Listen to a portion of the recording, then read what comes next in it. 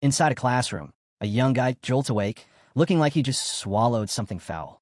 In that instant, it hits him he's gone back in time. Exactly 25 days before the college entrance exams in the Xia Kingdom. More specifically, he's back in Anqing number 1 high school, 3rd year, 7th class. Around him, everyone's buried in their assignments. Suddenly, he jumps to his feet, screaming like a banshee on fire. Grabbing his wild hair, he curses his rotten fate. If he had to be reborn, couldn't it have been after the exams? Why throw him back into the nightmare of high school, right before the most critical moment of his life? Whoever's messing with his fate, seriously, what kind of plot armor is this? On this world, Blue Star, humanity's long been tormented by an ongoing disaster, secret realm invasions. These mysterious realms act as gateways to other worlds, ones crawling with monsters. And sometimes, those monsters find a way through the rifts and invade. Some are weak, others, strong enough to flatten entire nations. A real threat to all of humanity. To fight back, humans created the beast gene system. By injecting beast genes, people awaken monster templates and unlock powerful genetic talents. These gene warriors are the last line of defense, and as a result, they're treated like royalty. In this world, strength is everything. If you can't fight, you're just background noise. At that moment, the system chimes in. World traversal complete. He has been selected as the host. Memory implantation begins. Still dizzy from it all, he clutches his head, trying to make sense of it. The students around him burst out laughing. Typical. A known class beauty, Huang Tong Tong, throws him a sharp glare and scoffs. Someone like you still thinks you can take the college entrance exams? Why haven't you just dropped out and started some dead-end job? He stares back, unimpressed. Of course, every bullied main character has that one girl who just has to make their life hell. Clearly, the guy who originally owned this body wasn't exactly popular. Turns out, his parents were in an accident back in 2nd year. Since then, his grades tanked. He stopped training. His performance nosedived, dragging the whole class down with him. Now everyone treats him like trash. Huang Tong Tong narrows her eyes, irritated by the way he's looking in her direction. This is a martial arts class, she warns. You trying to start something? He is completely baffled. He was just lost in thought. How was that picking a fight? So now, not only is he stuck in a weakling's body, he also has to deal with the fallout of someone else's screw-ups. Once again, he wonders who the hell rewrote his plotline and dropped him into this train wreck. Just then, the teacher steps forward, reminding the students to prepare. It's time to begin the genetic modification serum injections. This is it, the moment they've been working toward for 3 long years. Time to show what they're made of. Years of hard training, physical conditioning, and building up their martial energy, all of it had led to this moment. But for those who never took it seriously, the teacher didn't even bother finishing that sentence. He simply adjusted his worn-out glasses and shot a glare straight at Ihi. He just smiled, pretending not to notice. Seriously, what's with the attitude? It's not like he was the one slacking off. That was the original guy. He's just stuck cleaning up the mess. Fine. Since he's been handed this train wreck of a life, he might as well fix it right. Soon, the scene shifts to the gene injection hall, where all the students have gathered for the much-hyped genetic awakening ceremony. The room buzzes with excitement. Everyone's talking about which power they hope to unlock. Some brag about wanting a Tier 3 mountain splitter. Others dream big with a Tier 4 sea bridge dragon. One guy even joked about awakening a Tier 1 but beast. Amid the chatter, a huge machine roars to life. Cold air blasts from it as the doors slide open, revealing rows of test tubes, each one containing a glowing serum. These aren't just any serums. They hold the primal essence of magical beasts, collected and synthesized by generations of elite warriors. Once injected, each student would randomly bond with one of these beast genes. And as always, the stronger your body, the better your chances at awakening something powerful. Their exhausted-looking class teacher stepped up again, urging them not to panic. When the serum kicks in, stay calm. Let the power flow through you, he said. Easy for him to say. Names began to get called. One by one, students stepped forward, injected the serum, and instantly started screaming. Whether it was pain or pleasure, who knew? It sounded like a weird mix of both. He watched it all unfold. Yeah, he wasn't exactly thrilled about what was coming, but he didn't hesitate. He grabbed the injector, jabbed it into his arm, and braced himself for whatever madness came next. Except, nothing happened. Eyes wide, he stood frozen. No surge of power. No screaming. No transformation. Just silence. The teacher walked over, clearly confused. You don't seem any different. Shrugged. Maybe I got a fake dose? Of course, that's when Huang Tong Tong strutted over, laughing like she'd been waiting all day for this. Wow, so you really didn't awaken anything. Figures. A loser like you being a warrior? Please. She poked at his face, mocking him. You're like a bird with no wings. Totally useless. Guess this is the end of the road. Huh. He clenched his jaw. She just wouldn't shut up. Always the loudest voice in the bullying crowd. But suddenly, something inside him snapped. A strange surge swelled from deep within, a wild emotion erupting without warning. The system chimed in. Template identified. Infinite monster. A full status panel appeared before him. Host. Physique. Grady. Martial skills. 9th student basic chi technique. Blocking palm. Iron body technique. Huang Tong Tong narrowed her eyes. What's with the weird pose, loser? Still pretending you awakened something? He warned her to back off, but she didn't listen. Blockhead. That girl never listened. And now? Too late. Ihi's body suddenly convulsed. His eyes lit up, glowing with raw, untamed power. Then it happened. That power exploded outward like a wild beast unleashed. A monstrous force surged from within him, blasting everything around. Huang Tong Tong, standing way too close, got launched across the room like a rag doll. But she wasn't the only one. Even though she took the brunt of it, the surrounding students were all thrown back by the sheer pressure. The entire room reeled from the unexpected eruption. That display didn't go unnoticed. 2 elite awakeners, Miss Liu and Lin Wan, immediately turned their attention toward the chaos. The system chimed in. Awakening complete. Template. Mad Flame Demora, a rank. Abilities unlocked. Scorching Breath. Molten Pulse. Spore Absorption. Advanced Form. Flame Lord Demora, locked. 100% compatibility required. Current compatibility, 3%. As he processed all this, one thought crossed his mind. Could this be the golden finger power granted by the system? Whatever it was, the change in the room was immediate. The so-called loser of the class now radiated an overwhelming aura, one that silenced everyone and made even the cockiest students take a step back. Huang Tong Tong, who had just awakened a Tier 2 beast, the flaming lizard, was now unconscious, knocked out cold with drool running down her chin. He scratched his head awkwardly. My bad, guys. Got a little carried away.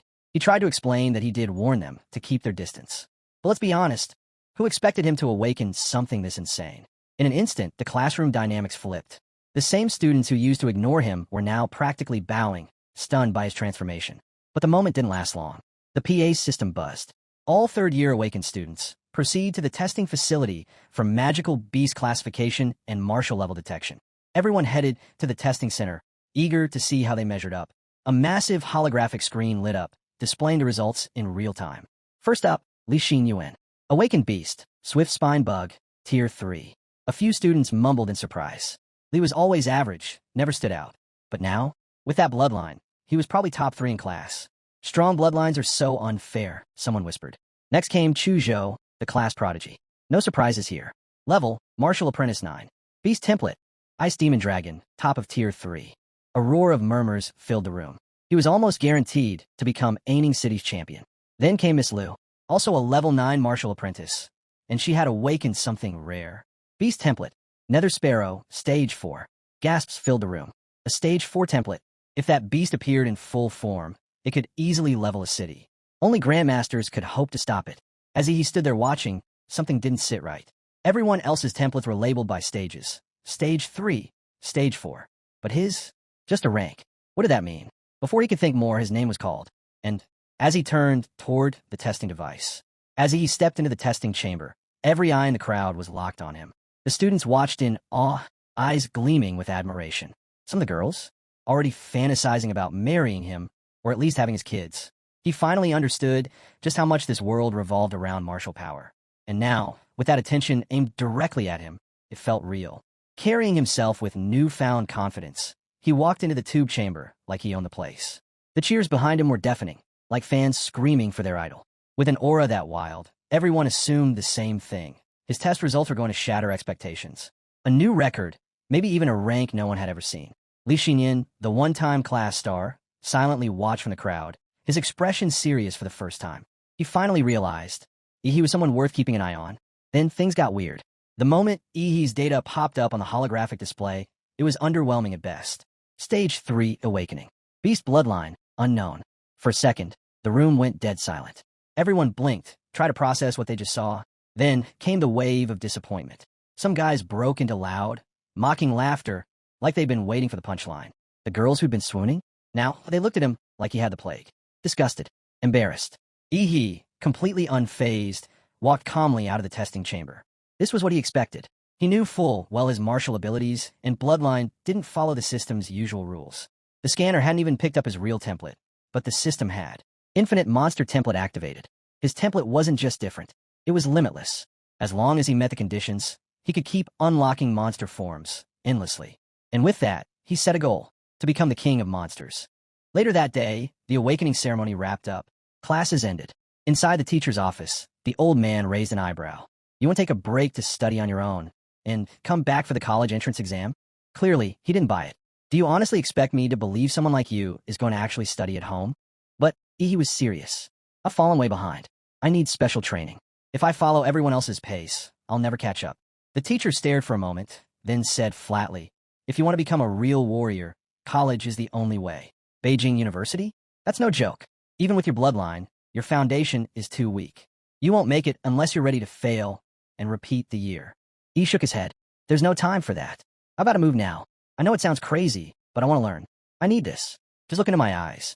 You'll see I mean it. The teacher paused, then sighed. Those eyes, they weren't the eyes of slacker anymore. They were sharp, determined. Fine, he said. But if you fail, you're coming back here next year. No excuses. A while later, he arrived at the Aining Warrior Center. He already knew his family's home had been mortgaged for 600,000 yen, and after the accident, the compensation totaled over $1 million. Now, he finally had the funds to head for the capital. But first, he had to get stronger. Now that Ihi had awakened his power, he was faced with two options. 1. Follow the traditional path and level up as a warrior. 2. Increase his compatibility with the Timura template. According to the Infinite Monster template data, every template starts with just 1 compatibility point. But Timura already had 3. That didn't add up. Where did the extra 2 come from? There was only one answer. Timura had absorbed energy from the gene awakening serum, boosting its compatibility, which meant something huge. Those expensive serums weren't just for awakening. They actually enhanced the model's abilities. If that was true, then grinding endlessly as a warrior might not be the smartest path. Instead, throwing money at compatibility upgrades? That might be the better move. And honestly, that plan suited Ihi just fine. He decided to head straight to the shop and get his hands on some genetic enhancement serum. But the moment he passed through the ID checkpoint and stepped into the building, his jaw dropped. His eyes widened in pure disbelief. All around him stood warriors, each one radiating power. Their awakened bloodlines were impossible to miss. The energy in the room was heavy, alive. But that wasn't what caught him off guard. Ever since awakening Mad Flame Demora, he had unlocked a unique sensory skill, magnetic field of life. Through this, Timura could detect living creatures by tracking their vital energy fields. Now, he could feel it, really feel it. The warriors in front of him were blazing with life force. He could sense their chi and blood, each body burning like a furnace. He could even hear the faint roars of the beast bloodlines within them. The power, the tension, the raw desire to dominate. It triggered something deep inside him. The blood of Mad Demora wasn't meant to stay quiet. That beast was a conqueror in its world, born to rule. But right now, he was still too weak. He could only hold that desire back for now. Still, he made a silent promise. Once he was strong enough, the world would know what it meant to face the king of beasts. Suddenly, a hand landed on his shoulder. Startled, he turned to see a young woman behind him. Don't stare at people like that, she said, casually. You're gonna make it seem like you want to fight. He blinked, a little embarrassed. Sorry, I didn't mean to. She laughed. It's fine. You must have just awakened. Huh? It's normal. Can't really control the instincts yet. Then she tilted her head. So, what brings you to the Warriors Center? I'm here to buy some genetic medicine, he replied. But this place is massive. I'm kind of lost. She smiled. I'll show you. But why are you looking for gene meds already? Is there something wrong with that? He asked. Not wrong, she said with a shrug. Just, gene medicine isn't cheap. Plus, if you use it too early, your body might build resistance. Most warriors wait until they hit a bottleneck to get the most out of it. That made him pause. How much does one cost anyway? At your level, she said, you're limited to the basic Solitai potion. That'll run you about 400,000 yen. He nearly choked. 400,000? For one, the Bro King of Beasts felt like passing out. Even with everything he had, he couldn't afford 5. But he needed it. Somehow, some way, he had to get that potion, hoping to save some cash.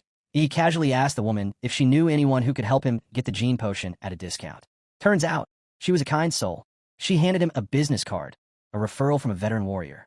If everything went well, he could get a solid discount. He thanked her and took off. Maybe fate would bring them together again. After draining his account, he headed straight to a warrior gear shop to grab the essentials. By the time he was done spending like a lunatic, night had already fallen. Back at his apartment, He was ready to upgrade. He prepped the injections, and the pain hit like a truck. His body trembled. Bones cracked. Blood boiled. But through it all, his compatibility percentage steadily climbed. From 3% to 4%, and then to 7%. At the same time, his stats spiked. From 8 to 10, then from 10 to 15. That officially put him at armed rank 7. When it was over, he collapsed onto the floor, drenched in sweat and gasping. So this is what leveling up feels like, he whispered. Each gene shot had enhanced his physique. But by the last one, the gains had already started slowing down. Clearly, as his body evolved, basic mutations became harder to trigger. Still, not bad at all. What took others 3 years, he pulled off in minutes.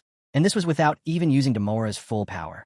If he tapped into the bloodline's strength, maybe, just maybe, he really could dominate the exams. If cheat mode can't crush the geniuses, then it's not much of a cheat, he muttered with a grin. Now, it was time for the next step, heading into a secret realm. For reference, secret realms are ranked from S-class to E-class. The higher the rank, the deadlier the beasts inside. S-class realms are pure nightmares. If one ever spilled in the real world, it'd be the end. Total apocalypse. But for now, he wasn't diving into an S-class. He was headed to an E-class rift, located at a third-rate site in Aining. When he arrived, he noticed the place was nearly empty. Made sense. The realm was old, already picked clean of valuable treasures. Only weak beasts remained, mostly for rookies to train with. At the checkpoint, he approached the front desk and asked about his reservation for the E-class realm. The lady behind the counter didn't even glance up from her TV show. She just slid over a death waiver and his entry ticket. Without hesitation, he signed the waiver and made his way toward the rift. The closer he got, the more amped up he felt. This wasn't just a dungeon. It was the first step toward his rise as the king of beasts. He took a running start, leapt into the air, and dove headfirst into the portal, landing with a full-on superhero pose. Because why not? Inside, the realm opened up before him. 3 stars floated across the sky. Conlin Star, Onway Star, and Taiyin Star. He'd studied all of this in textbooks, but seeing it up close? Totally different. The secret realm was breathtaking. Then, without warning, danger approached. A mutant rabbit crept up from behind. First-rank beast, Bladefang Rabbit. It was ready to strike. The beast struck fast from behind, but he was faster. He'd already sensed it coming. The moment the Bladefang Rabbit launched its sneak attack, he snatched it right out of the air by its ears. A slow, eerie grin spread across his face. Really? You thought I couldn't sense you? He activated Life Magnetic Field, and in the blink of an eye, crushed the rabbit's skull with a casual squeeze. Just like that, his first kill. The creature dropped a beast core. Average quality, probably worth a few thousand yen. Not bad for his first few minutes inside the dungeon. At this rate, he could easily rack up serious cash. To put things in perspective, most people would work themselves half to death all month to earn just 3 or 4 times that. But here he was, making it in minutes. That's the difference power makes. Still, hunting low-level beasts wasn't the plan. If he really wanted value, he needed to go after something tougher, at least second rank. As if the realm itself heard him, a new enemy appeared. Second-rank beast, Corpse Demon Bug. It crawled right into his path, practically asking to die. He wasn't about to refuse. Drawing his short sword, he moved in fast and slashed at the creature's lower abdomen. He'd studied the monster encyclopedia enough to know. The back was a steel wall, but the underside? Way softer. The bug curled into a tight coil and spun toward him like a deadly drill. He braced himself, slammed his sword into the ground, and activated Hyper Beam. A scorching blast shot out like a fire cannon, smashing the bug dead center in the gut. But it wasn't enough. In a flash, the creature countered, spitting out several spinning discs from its mouth. That attack caught Ihi off guard. Seriously? It can shoot. He dodged with swift, nimble steps, barely avoiding the barrage. But his outfit wasn't so lucky. One slash shredded his clothes. Do you know how expensive this was? He shouted, livid. But jokes aside, he was starting to realize something. His current martial level wasn't enough. Without solid martial techniques backing him up, even with strong chi and blood energy, he was barely using half his full potential. That was thanks to the body's original owner being such a bookworm failure. Time to cheat. He activated Mad, Demora's bloodline. In an instant, his physique exploded from 15 to 21. His arms transformed, beastly, powerful, layered with armored skin and razor-sharp claws. The corpse demon bug lunged, its mouth wide open, lined with teeth like daggers. He didn't back away. He leapt into its mouth. From the inside, he tore through muscle, bone, and tissue, ripping the beast apart from within. The monster let out a final, violent scream before Ihi burst out from its lower abdomen, ending it for good. Victory. Now, with his physique at level 21, he had just crushed a second-rank monster like it was nothing. Still, after deactivating his bloodline power, his body had to vent all the excess heat. He felt like a living furnace, ready to melt the ground he walked on. And that sword he just bought? Corroded by the bug's venom. A weapon that cost 250,000 yen, trashed by one tier 2 monster. What a ripoff. He stared at the melted remains of his expensive sword and shook his head. Garbage quality. Total scam. Whoever sold this needs a 1-star review minimum. And if things couldn't get worse, his stomach started growling. The energy drained from his first real monster fight had left him starving. And of course, he didn't bring a single bite to eat. Then it hit him. A smell. Something fragrant. His eyes drifted to the green core sitting in the corpse of the demon bug. It shimmered slightly, giving off a faint scent. Was it tempting? Yes. Yes, it was. To hell with it, he muttered, throwing caution to the wind. He opened his mouth and swallowed the giant green core in one big gulp. Almost instantly, he felt the core dissolve inside him. And a new system prompt popped up. Compatibility increased. 7%, 7.3%. He froze. What? He had spent hundreds of thousands on gene potions to gain just 1% compatibility. But a single green core had boosted him by 0.3%. Doing the math in his head, he realized just 3 or 4 of these would equal an entire potion. Even the white cores from Bladefang rabbits should be good for at least 1%. Tears welled up in his eyes. He'd gone full pay to win and lost miserably. Well, no point crying over wasted money now. Time to turn that frustration into fuel. He touched 2 fingers to his forehead and activated Life Magnetic Field. A magnetic pulse rippled outward, scanning for life in every direction. He hunted nonstop through the night. By the next afternoon, his compatibility hit 9%, and his physique had reached 15.8. But once he crossed the 9% threshold, white magic cores stopped working. No more gains, only a full stomach and some spare cash. He packed up his loot, 20 white magic cores. For green magic cores. At the checkpoint, he casually dropped them on the desk. The receptionist's eyes widened. You're a high school student? She looked at the pile of cores like it was a miracle. According to government policy, martial artists had to turn over 1/10 of their haul. For every green core, he needed to trade in 5 whites. After doing the math, he still walked away with 200,000 Sea Kingdom credits. Not a bad haul for a rookie, but the clock was ticking. Only 9 days left until the college entrance exams.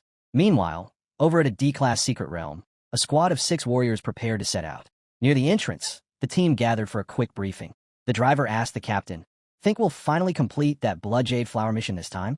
Captain Lin, a Tier 2 martial artist, replied calmly, "We already found the flower's general location last time. But with old Sheen injured, we're short a man." A young woman frowned. "So what now? We going in with 5? Another teammate chimed in. "The rules say we need 6 to enter a D-class realm. Are we just ignoring that?" Lin nodded behind him. "No worries. I contacted an agency. They sent us someone new." All eyes turned to Ihi, who casually picked his nose and said, "Sup.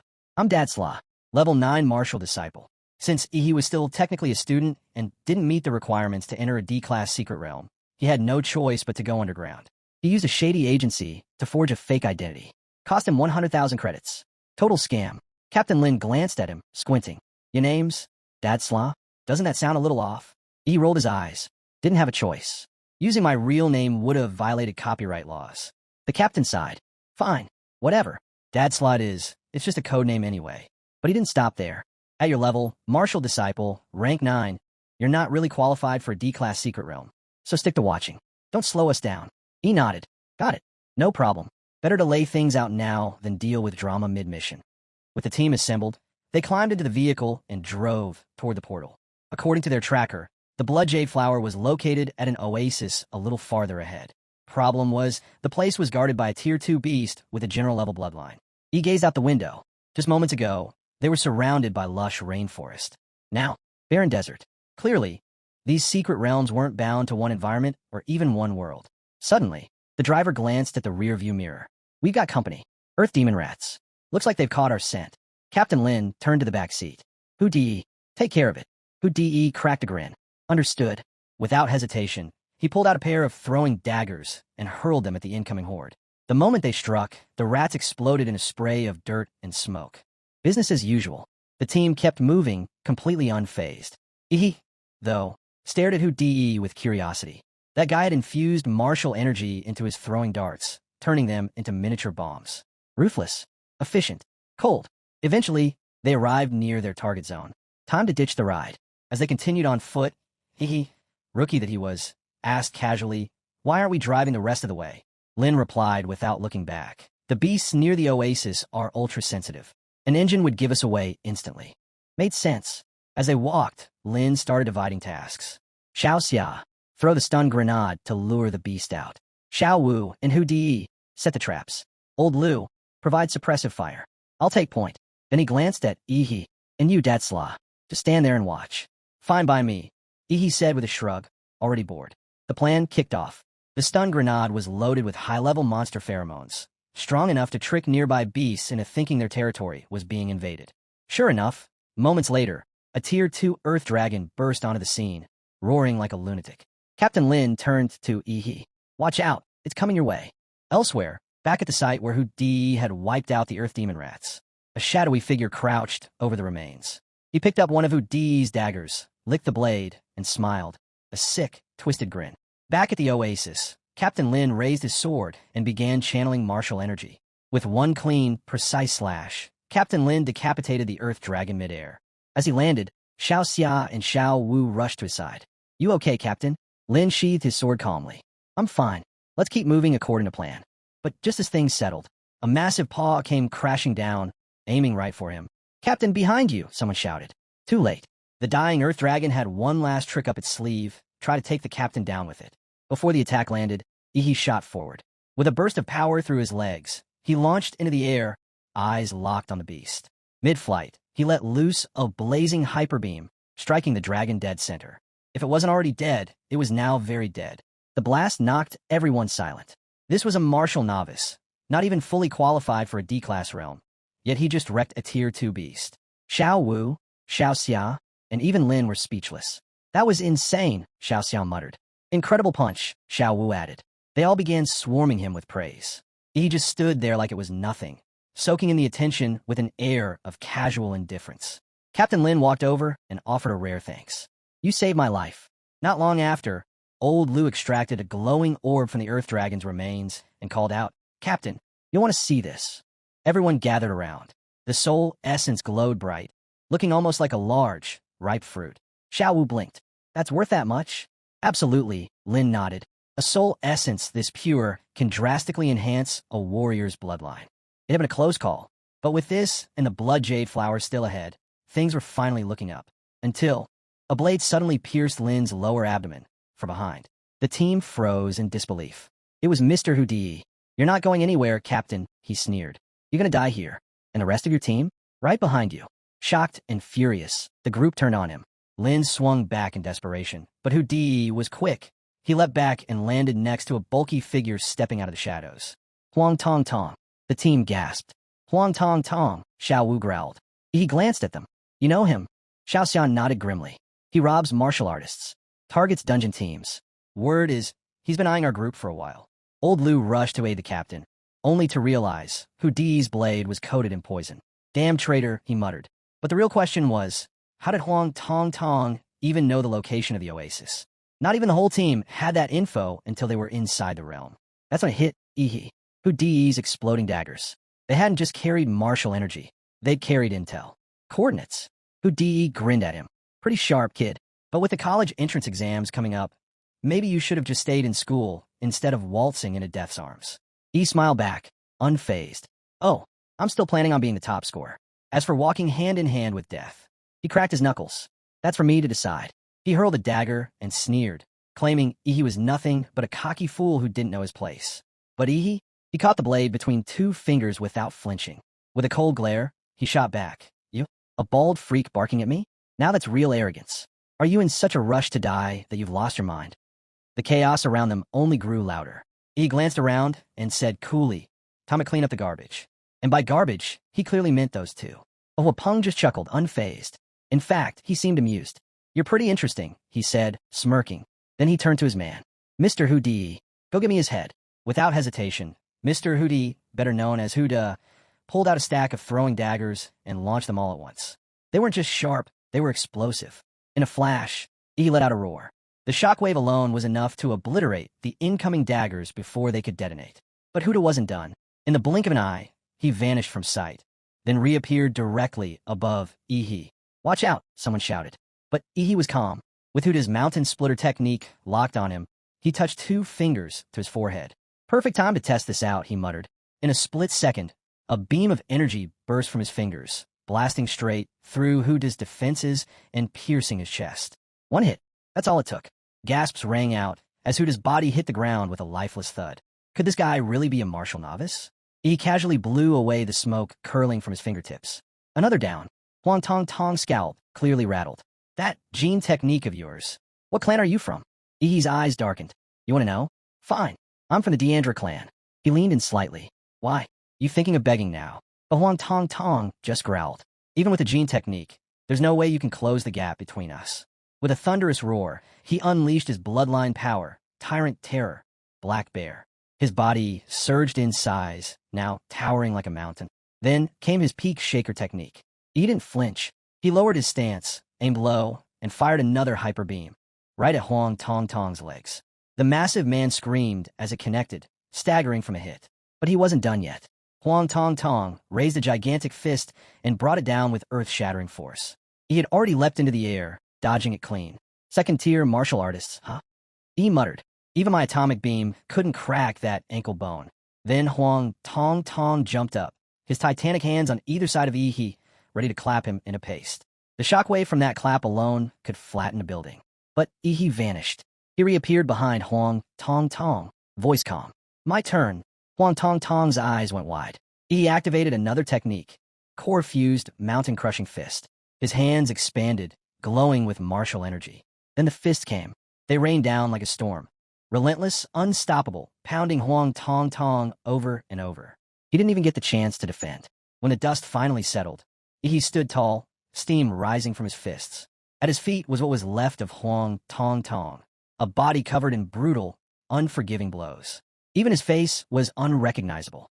The others could only stare, speechless. From the wreckage, Huang Tong Tong groaned.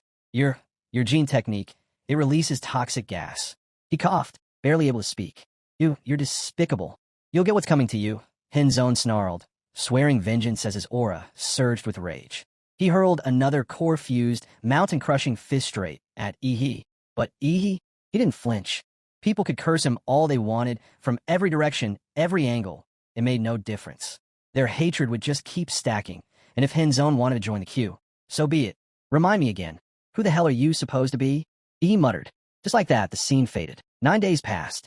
The long-awaited college entrance exams were now in full swing, and the Central Sports Stadium of Ant City buzzed with excitement.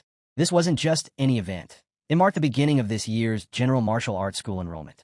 Standing on stage, the host greeted the crowd, especially the students. Good luck, he said warmly. Let the competition begin. The entrance exam followed a knockout format. Students would face off in one-on-one battles, and only the winners would move forward. The event was set to last 3 days. The first 2 days focused on qualifying rounds. Each student had to fight 3 matches. Only those who advanced would get the chance to battle it out for the title of this year's top scorer. To every candidate here, the host said, your potential carries the future of all humanity. So give it everything you've got, not just for yourselves, but for the world. With that, the exam officially began. Arena 1, a match between 2 male fighters. Arena 4, a male versus female showdown. But over at Arena 6, there was a problem. Only one student stood in the ring. The other hadn't arrived. The host checked the roster. Arena 6 was supposed to feature a match between Huang Tong Tong and Ihi, both from Ant City No. 1 Middle School. But Ihi was nowhere to be seen. As per the rules, if he didn't show before the match started, it would count as a forfeit.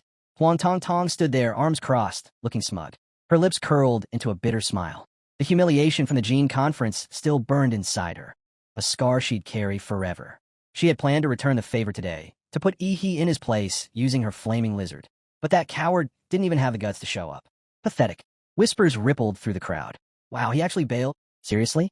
He's scared. Cowards like him don't belong in high school. He should be out cleaning the streets or something. The referee raised his whistle and blew. Time's up, he began. Candidate, Ihi from Ant City's first high school. Suddenly, a powerful aura cut through the stadium like a knife. Everyone froze. Heads turned to the sky. Something was falling fast, like a meteor blazing toward Arena 6. Wait, was that a person? Gasps erupted. How could someone fly like that? The figure crashed into the arena with explosive force. The entire platform trembled under the impact. Dust filled the air. Huang Tong Tong squinted, confused. And before she could react, a foot came flying straight at her face. Boom! She flew off the arena like a rag doll, knocked out cold in an instant. He stepped forward, brushing off his clothes. Tisk, he muttered, watching her crumpled body. That was too close. Almost didn't make it. Come back next year. He muttered as Huang Tong Tong lay knocked out cold outside the arena. The host didn't waste a second. He is the winner, he announced loudly. He scoffed. That was the same girl who once bullied him? What a joke. The crowd erupted in cheers. They couldn't believe what they'd just witnessed. One kick, and it was over. And that entrance from the sky? Insane. Is that what they call a heavenly kick? Someone yelled. Right then, the system updated. He's total physique, 226. Compatibility, 20%. Not bad at all. A smug grin crept across his face. This boost was all thanks to Captain Lin and that blood jade fruit. Sure, it took time to refine, but now he could finally enjoy the ride. With Huang Tong Tong down, he wasn't done yet.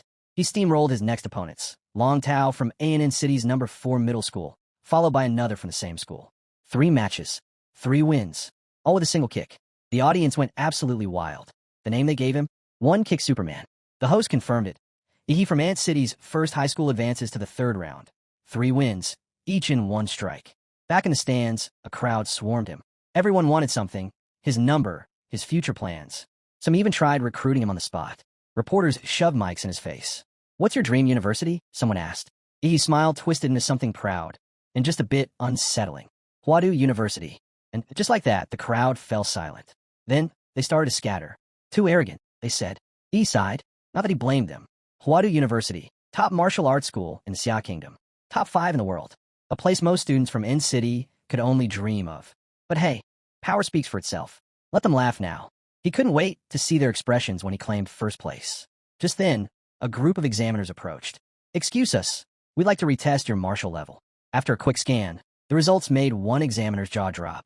Half a month ago, you were just a level 3 martial disciple. Now, level 9. Digging deeper, they discovered he had been sneaking into Itir's secret realms after school. Why risk that kind of danger before your exams? One of them asked. He shrugged. To find myself. He went quiet for a second. Before he died, my father left me a message. If I want to surpass humanity, I need to stop fearing death. I need to be brave and strong. Those words hung heavy. But what truly shook the examiners was what came next. He had been breaking through his genetic locks. They froze. This needed to be reported immediately. As they hurried off, he couldn't shake the feeling that all eyes were now on him, for better or worse. Inside the waiting room, he pulled out his phone. Dozens of live streams popped up, interviews with friends and families cheering on the examinees. He kept scrolling. No one was there for him. Not a single one. To Ihi, it was nothing new, being alone. Just an orphan no one cared about. Or so he thought. What he didn't know was that, back at home, his class teacher was watching the broadcast, fists clenched and cheering with everything he had. Back in the arena, Ihi stepped in for his next match. His opponent, Luo Xian, a level 8 martial disciple from the city's 3rd high, born of warrior parents, gifted with the bloodline of a rare 2nd-tier beast. On paper, a serious threat. He barely looked at him. Go on, he said, lazily motioning with his hand. You start. That casual tone? It hit Luo Xian like a slap. He snarled, rage building, and without hesitation, activated his bloodline. Dashing lightning claw. His body surged forward, blurring with speed, heartbeat thundering like a high-performance engine. Sparks flew behind him as the force of his martial technique broke the sound barrier. His claws were aimed straight for Ihi's throat, a blow that could take down even a level 9 disciple if it landed. But it didn't. Right as Luo Xian's arm reached him, Ihi calmly caught it midair. Not bad, Ihi said flatly. You've got speed, but are nowhere near Hong's level. Luo Xian's confidence shattered. Sweat poured down his face. Please have mercy. But Ihi didn't hesitate. He raised a palm and brought it down with thunderous force on Luo Xian's head. One hit. How cold. He looked around and scoffed. Is this it? Is there no one here who can actually fight? The host's voice echoed across the arena. Another win for Ihi. One strike again, this time against the seated player, Luo Xian. Dozens of cameras locked on Ihi, capturing every angle of his dominance. The live stream went wild. He made it look so easy. Luo Xian was strong, but he didn't even break a sweat. His strength, it's on another level. Even the women in the audience couldn't help but scream his name. Some joked they'd given their babies right there if he asked. In the crowd, Shun Guan stared as Luo Xian was carried off the field by medics. But instead of fear, his eyes burned with determination. He's the one I've been waiting for, Shun Guan whispered to himself. When we meet in the finals, I'll crush him. Elsewhere, inside the admissions office of Huada University, the head of enrollment had been watching closely. After seeing Ihi's performance, he snapped his fingers and ordered, "Get me everything on this student within the next 30 minutes." Meanwhile, the second group of qualifiers had begun. This match was intense and flashy. Two top-tier female fighters were facing off, and the crowd was eating it up. One of them, Kai Xiaoling, hailed from Anqing's second high. Petite frame, dangerous curves, and golden pigtails that she flipped with attitude. She shot a sharp look at her opponent, Lu Qingzhu. "I can't stand that deadpan face of yours." But Lu Qingzhu didn't flinch. She gave a polite bow, expression unreadable. She didn't need to talk. Her silence said it all. The whistle blew.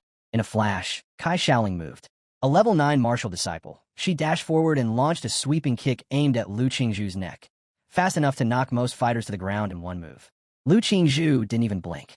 She gently waved a hand, and the air around her seemed to warp, growing heavy and still. The air around Lu Qingzhu thickened, becoming dense and sticky, almost swamp-like. It was her martial technique in play, slowing everything down.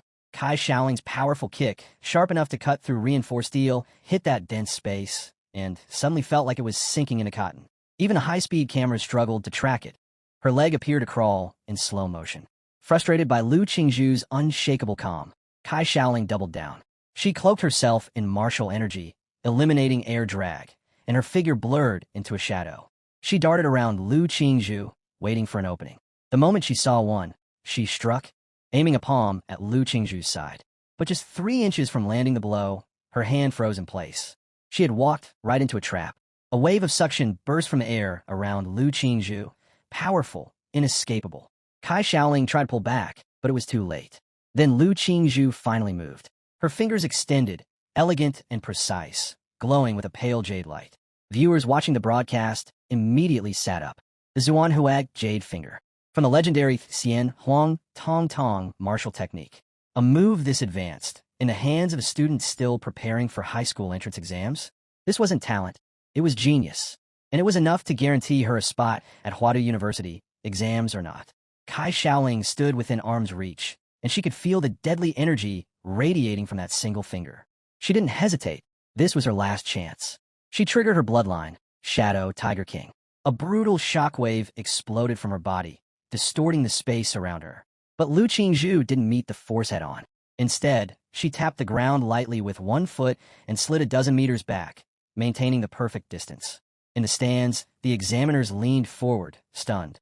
A king-level bloodline, the Shadow Tiger King. Not only rare, but incredibly hard to control. Kai Xiaoling's body trembled from the strain.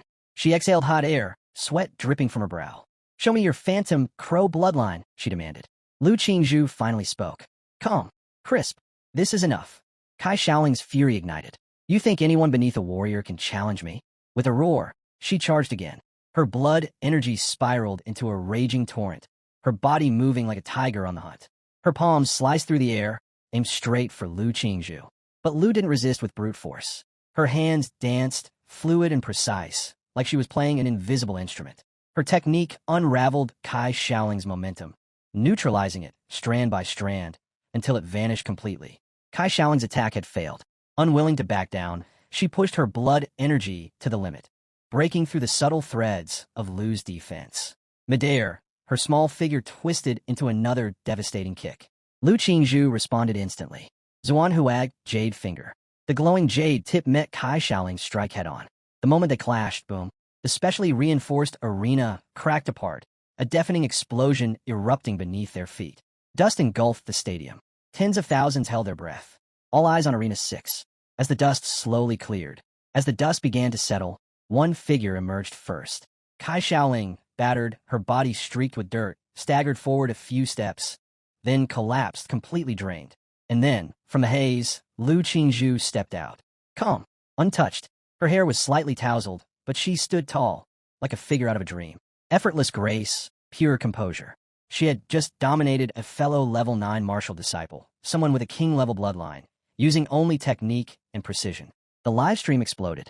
Comments flooded in, praise, awe, disbelief. Who is this girl? She's got to be the top scorer from Anqing.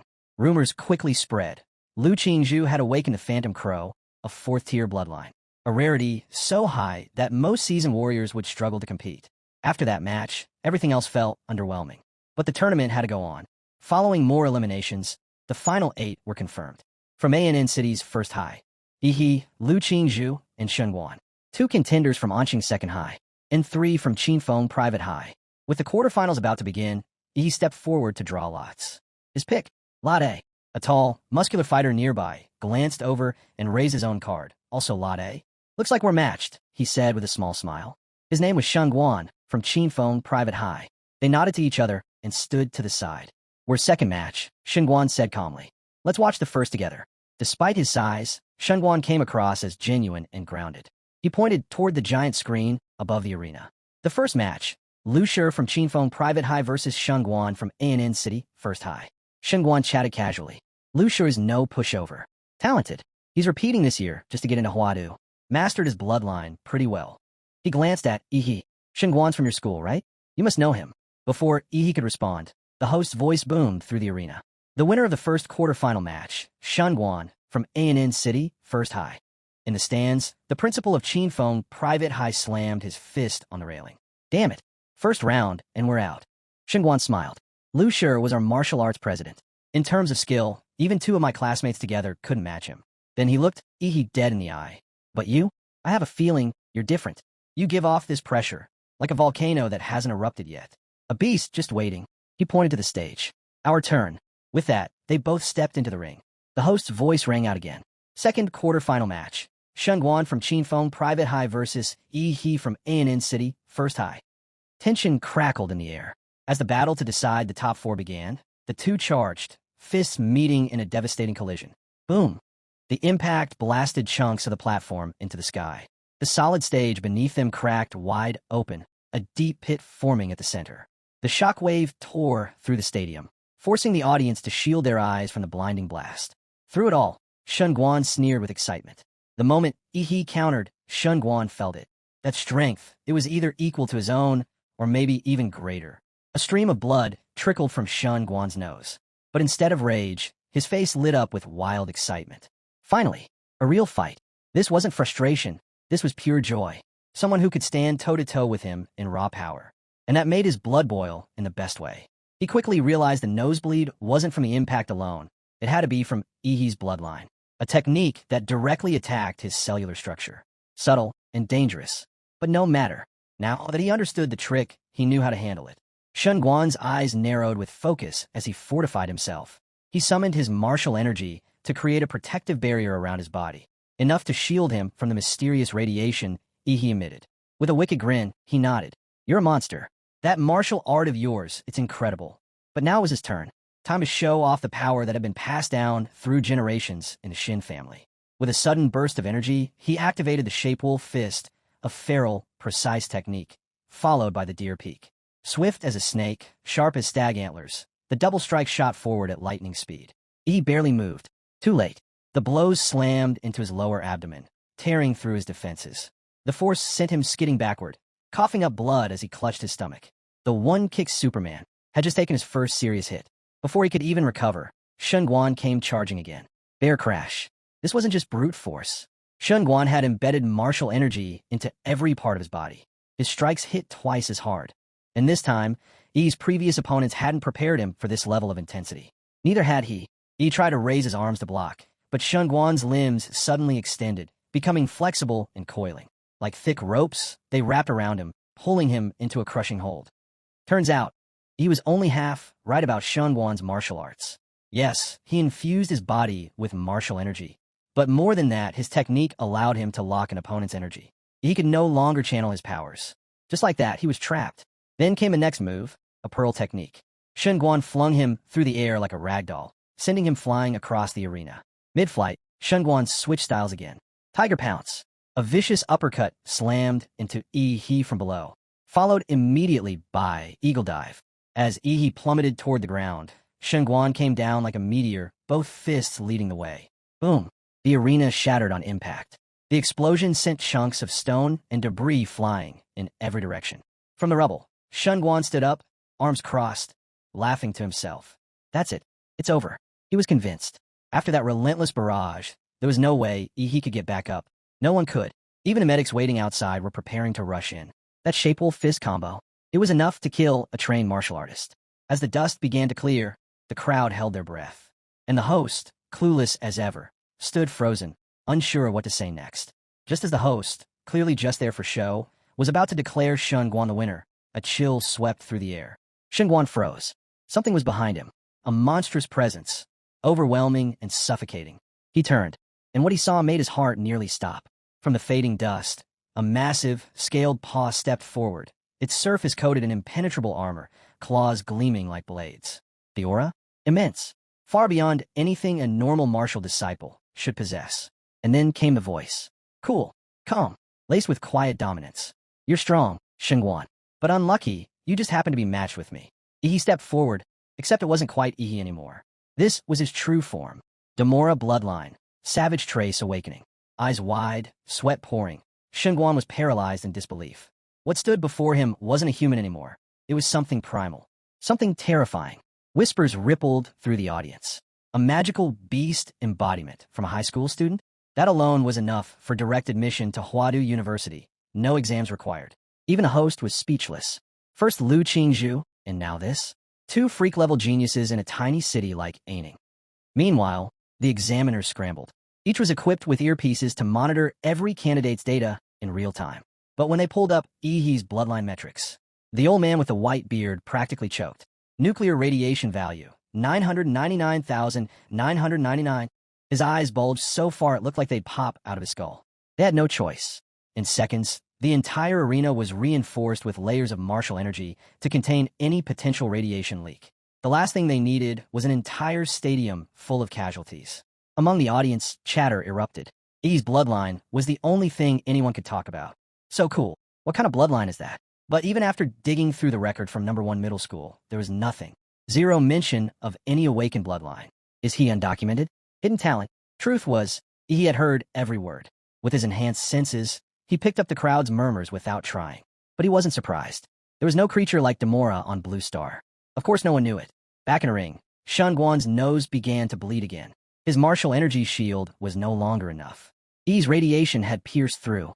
Shun Guan knew this couldn't drag on. He needed to end it fast. Gritting his teeth, he activated his own bloodline, Golden Star Ape Demon. His body expanded, glowing with energy. Strength, speed, and durability all surged upward. Then came his formulous technique, Snake Strike, a high-speed, precision blow designed to finish things in a flash. But he was ready. He met it head-on with a devastating counterattack. Mountain Arresting Fist. It roared forward like a quake, an evolved version of his earlier Hyper Beam. Power condensed into a single, earth-splitting strike. The impact disabled Shun Guan's entire left arm. Had he not released his power in time, it would have been completely obliterated. Breathing hard, Shun Guan could only laugh bitterly to himself. So this is what it meant to go all out. And Ihi? He was no longer holding back. Eyes sharp, body radiating terrifying energy, he said to Shun Guan, calm and clear. You're impressive.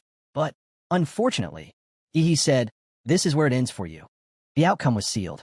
No matter what Shun Guan tried now, nothing could turn this around. Meanwhile, the host, thrilled by the sheer level of talent on display, made his announcement loud and clear. In the second match of this year's top 8 qualifiers, a Third Order King bloodline has appeared. And not just that.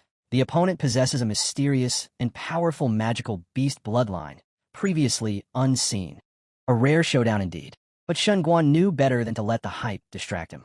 He exhaled slowly, calming his mind. Charging straight wasn't an option anymore. Ever since Ihi's bloodline awakened, his power had become unmeasurable. A head-on clash would be suicide. Shun Guan needed to rethink. Shift.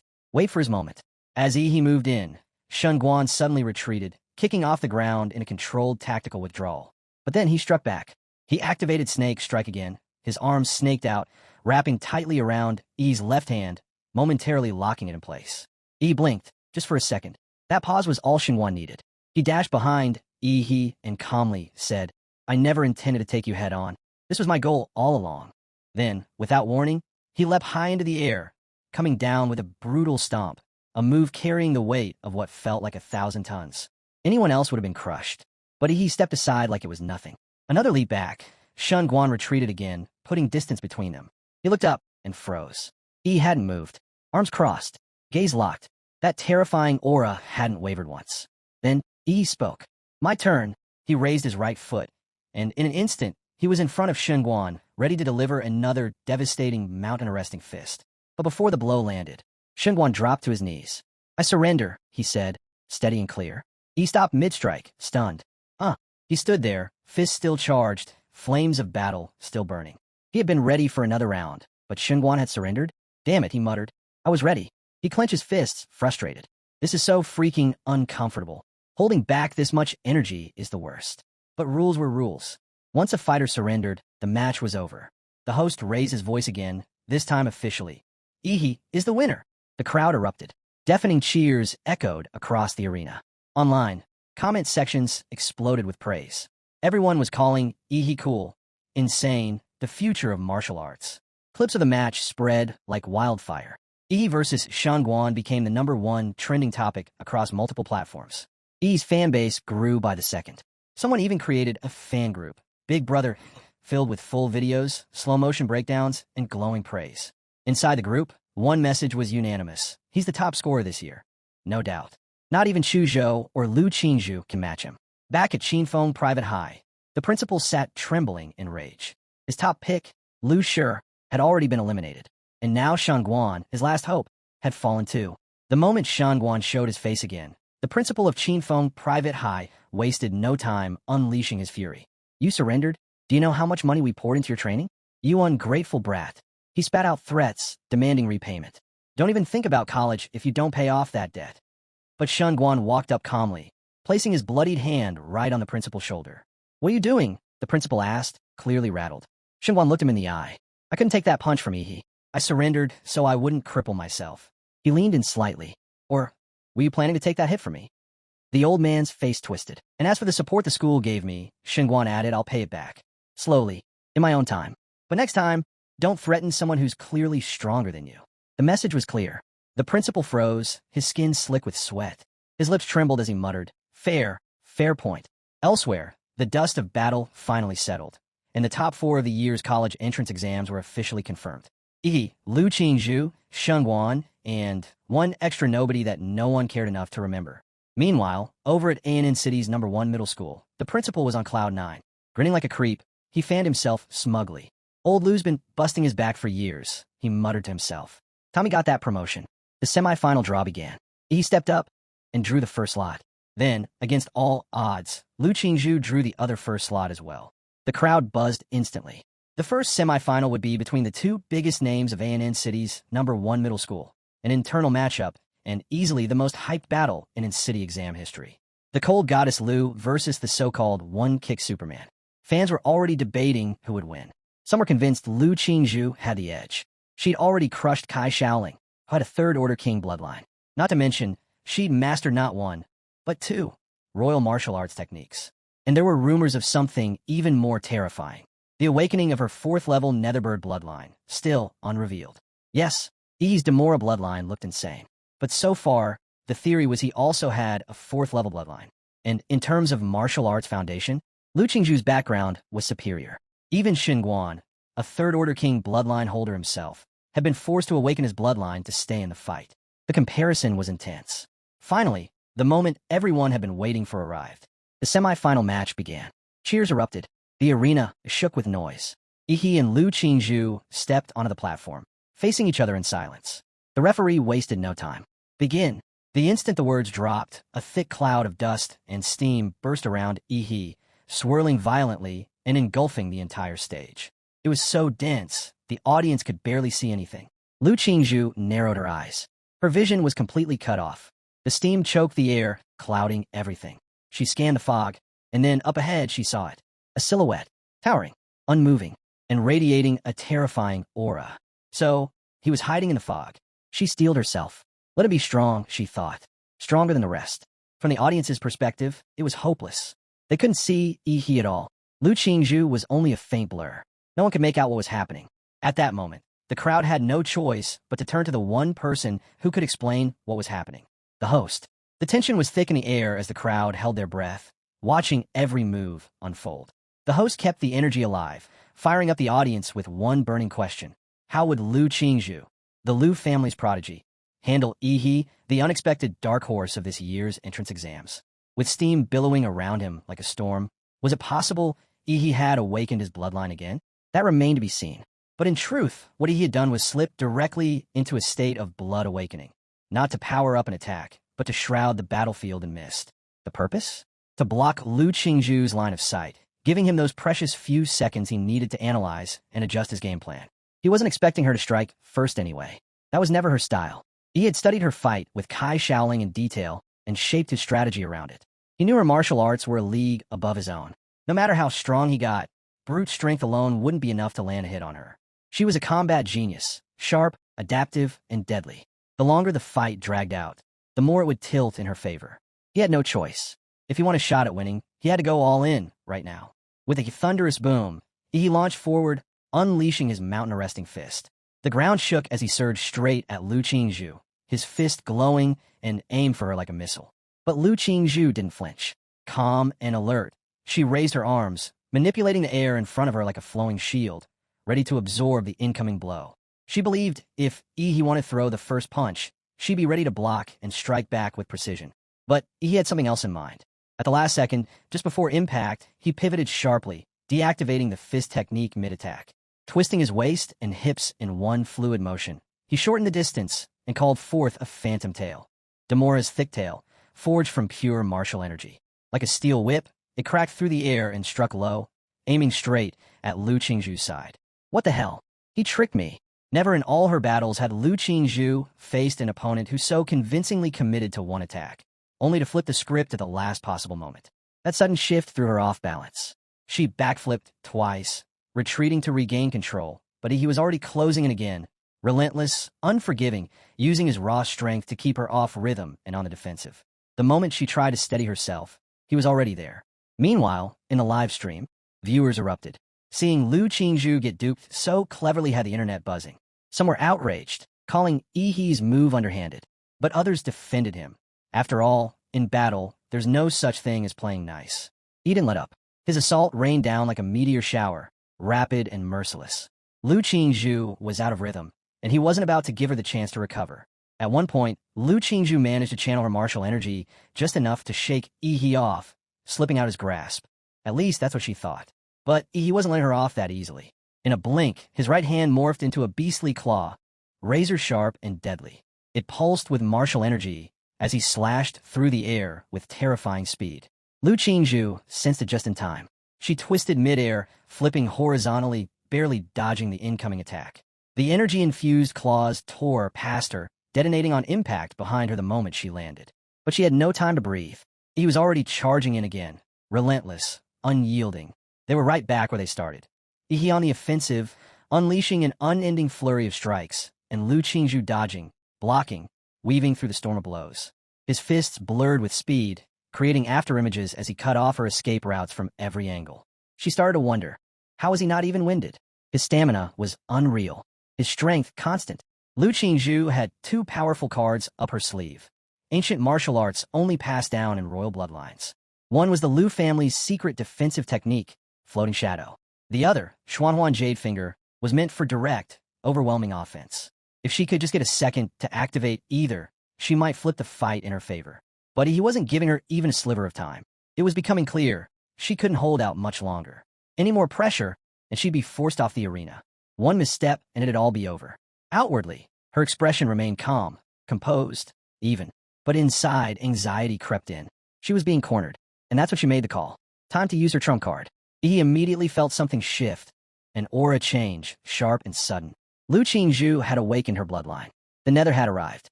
Just as he was about to strike again, he pulled back. Fast, dark purple sparks exploded from her body, lighting up the arena. A high-pitched cry echoed, piercing and otherworldly. Before anyone could react, Lu Qingzhu soared into the air, lifted by the force of her awakening. In Yi's chest, Demora's blood surged wildly. It was as if some ancient part of him recognized the arrival of a rival creature, a superior life form. And then he saw it. Those wings, dark purple and gleaming under the arena lights. Her wings shimmered with multicolored brilliance. They didn't even need to flap. The wind itself carried her upward, like she belonged in the sky. High above, her amethyst eyes locked onto the shadowy figure below. The air itself seemed to tremble with the clash of wills. The host's voice roared through the arena, barely able to contain the excitement. She hasn't mastered the full form yet, he announced. But Lu Qingzhu has successfully manifested the core of her bloodline, the Netherbird's wings. Behold, everyone, the first full reveal of the Netherbird, and it's none other than our brilliant rising star, Lu Qingzhu. The livestream platform exploded. Comments flooded in like a tsunami. As her transformation settled, Lu Qingzhu raised one hand. Her slender jade finger pointed straight at Yi. A cold shimmer ran down Lu Qingzhu's fingertips as they turned translucent jade, sharp and elegant. From above, her voice rang out calmly. Yi, you'd better be careful. In this form, I can't fully control my power. Far from intimidated, Yi grinned from below. Glad to hear that, he called back. Because so far, I've only been using about 50% of my strength. Looks like it's time I cut loose. Don't let me down. The arena shook with a sudden gust of wind, and in a flash, Lu Qingzhu vanished from sight. Before Yi could register what happened, she was behind him. A trace of fragrance brushed past him, light and fleeting, just before impact. Without warning, Lu Qingzhu unleashed one of her most powerful royal techniques, the Xuanhuan Jade Finger. Yi spun around instantly, activating his signature move, the Atomic Blast Fist. A brilliant crystal blue glow wrapped around his hand, the result of fusing Demora's atomic reaction powers with his martial skills. Then collision. Her radiant jade strike clashed with his glowing blue fist, triggering a surge of overwhelming energy. The moment they made contact, the arena erupted. Light and heat exploded outward, blinding the audience and blasting wind through every corner of the stadium. Both fighters were sent flying by the shockwave. But Lu Qingzhu quickly recovered. Her dark purple wings flared, pulling the wind around her like a shield. Using that momentum, she cut through the swirling dust and debris, heading straight for Yi, ready to finish it. But just as she charged in, her eyes widened. Something was wrong. A chilling pressure swept over her. Her pupils narrowed as her instincts screamed, danger. Across the arena, something horrifying was happening. Yi's back had changed. Protruding vertebrae jutted out, one by one, lighting up in a blinding sequence. Each glowing segment marked the rise of another atomic reaction. And all of that deadly energy, it wasn't leaking aimlessly like before. It was focused, controlled, and gathering. At one single point, his mouth. The air around him sizzled with blue lightning. Atomic energy surged across his spine like a living current, filling the stadium with an eerie electric glow. Lu Qingzhu froze. The pressure was suffocating. This was no ordinary attack. This was something far beyond. There was nowhere to run. Getting close was suicide. The radiation levels were spiking so high that the air around him was untouchable. And if she flew too far up, that would mean leaving the arena, automatic loss. In the stands, the audience was on edge. The host's voice cut through the tension. Everyone, it looks like Yi is entering his magical beast form. That spine structure, it's channeling all of his atomic energy straight to his mouth. He's charging something massive. One by one, every vertebra on Yi's back flared blue. Then his mouth opened wide, glowing, crackling, brimming with destruction. A swirling breath of pure nuclear power formed at his throat. This was Demora's atomic breath. In the next instant, a searing blue beam erupted from Yi's mouth. A monstrous torrent of energy blasted across the arena, consuming everything in its path. And right in its sights was Lu Qingzhu. But even faced with that overwhelming force, Lu Qingzhu didn't back down. Instead, she braced herself and did the unthinkable. She folded her wings tightly around her body, locking herself in with steely resolve. In that instant, she triggered a deep, hidden awakening, one tied to the ancient bloodline flowing through her veins. The Netherbird responded. As death closed in, her blood surged, igniting the dormant power of her lineage. Her wings erupted in a dazzling display, countless dark purple feathers shimmering like crystal shards under the light. This was the Netherbird's feather deflection. The blue atomic beam struck her shield of feathers head-on. And then, something incredible happened. The destructive blast, instead of tearing through her, refracted. Like light hitting a prism, the deadly beam was split into dozens of smaller rays, scattering in all directions. The core beam, thick and condensed, bent around her defense, while the splintered rays shot out from the center. Lu Qingzhu's body glowing like a dark, ethereal sun. The reflected beams streaked outward, piercing the stadium skies. The examiners leapt to intervene, but they were too late. The audience screamed as the rays arced toward them, convinced they were doomed. But then, salvation. A golden wave of martial energy rippled across the arena, forming an invisible wall of protection. The rogue beams vanished on contact, devoured before they could reach the stands. That divine shield? It came from one man, Mayor Hang Qing of An City. Powerful, calm, and watching silently from the shadows, he stepped in at the last second to neutralize the catastrophe. The crowd turned to thank him, but he silenced them with a look, firm, commanding. "Watch carefully," he said, eyes locked on the arena. "Today, the strongest champion in the history of City will be born." The host jumped at the chance, his voice ringing with passion. "Ladies and gentlemen, you are witnessing history, and with Mayor Hang watching over us, we can promise there'll be no more surprises like that one." Down in the arena, the blast finally stopped. After nearly 15 seconds, Ihi's atomic breath sputtered to an end. Smoke billowed from his mouth and spine, like a living furnace winding down. His eyes stayed fixed on the figure before him. Lu Qingzhu stood her ground, barely. Her body trembled. She spat out a mouthful of fresh blood. The dark purple wings that had protected her were now melted and gone, having reached their absolute limit, deflecting the beam. If she hadn't summoned Vanity and Shadow at the last second to absorb the final wave of energy, she might have been completely annihilated. But she endured. Still, her power was far from complete. She had yet to unlock the core abilities of the Netherbird's true form. And that was her greatest weakness. If only she had full control, that attack wouldn't have left her in this state. Since birth, the Lu family had pinned all their hopes on her. As the eldest daughter, Lu Qingzhu fought one battle after another, not for herself, but for her family's expectations. Everyone praised her as a genius, a rising star. But the truth? She never cared for the titles, never even knew what she was fighting for. She didn't fight out of ambition or to be the best. She fought because her mother expected her to. Outsiders thought she was cold, distant, untouchable. But really, Lu Qingzhu was just socially anxious. That blank, stoic expression was nothing more than a mask, her way of surviving in a world that never gave her room to breathe. Inside, she was exhausted, her mind and body pushed to their limits. And yet, despite it all, from the looks of things, this battle was far from over. This might be her limit, Lu Qingzhu thought. If she played her cards right, no one would question it. With an opponent this powerful, it'd be natural for her to lose. That was the plan. She quietly braced herself, deciding to fake a final push before pretending to admit defeat. A few more exchanges, then she'd concede. It would look convincing. She stepped up to Yi and struck his chest with a gentle palm, silently pleading for him to take the win and end it. Surely, he'd recognize the opening she was giving him. But to her surprise, he didn't react at all. Yi stood firm, taking the hit directly. No evasion. No counter. Lu Qingzhu's wide eyes filled with confusion. Why didn't he dodge? Why just stare? He lowered his gaze, calm and unreadable. "You've been distracted this whole time," he said flatly. "Where's your fighting spirit?" His voice was cool but pointed. She hadn't expected him to reject her silent surrender so bluntly. "Lu Qingzhu," he continued, "have you ever really looked at me?" His tone sharpened. "If you had just once, you would have known. I've always intended to win this title the right way." Without warning, Yi's fist came crashing down, wrapped in surging martial energy. The air around them howled from the force. Lu Qingzhu raised her arms, blocking her face as best she could, bending the airflow in a last-ditch effort to soften the blow. But it was useless. Her control shattered instantly under his power. Though she shielded her face, the punch landed squarely against her lower jaw. Yi's voice cut through again, cold and unwavering. "If you want to save your face, then stop holding back."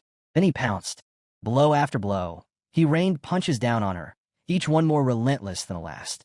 Lu Qingzhu could only curl up and defend, her arms covering her face as humiliation surged through her. She felt utterly wronged. She'd never been hit like this, not once since childhood. And now, here she was, getting hammered in front of hundreds of thousands of live viewers, fists pounding her head while she tried to give him the win. Why? Why was he doing this? She just wanted to end the fight with dignity, and he was doing everything he could to drag her into it. But everyone has a breaking point, and Lu Qingzhu had just reached hers. The moment another fist flew toward her, she snapped. With a scream like a phoenix reborn, she unleashed a surge of raw energy. "You!" she shouted, her voice echoing through the arena. "You actually hit a girl in the face."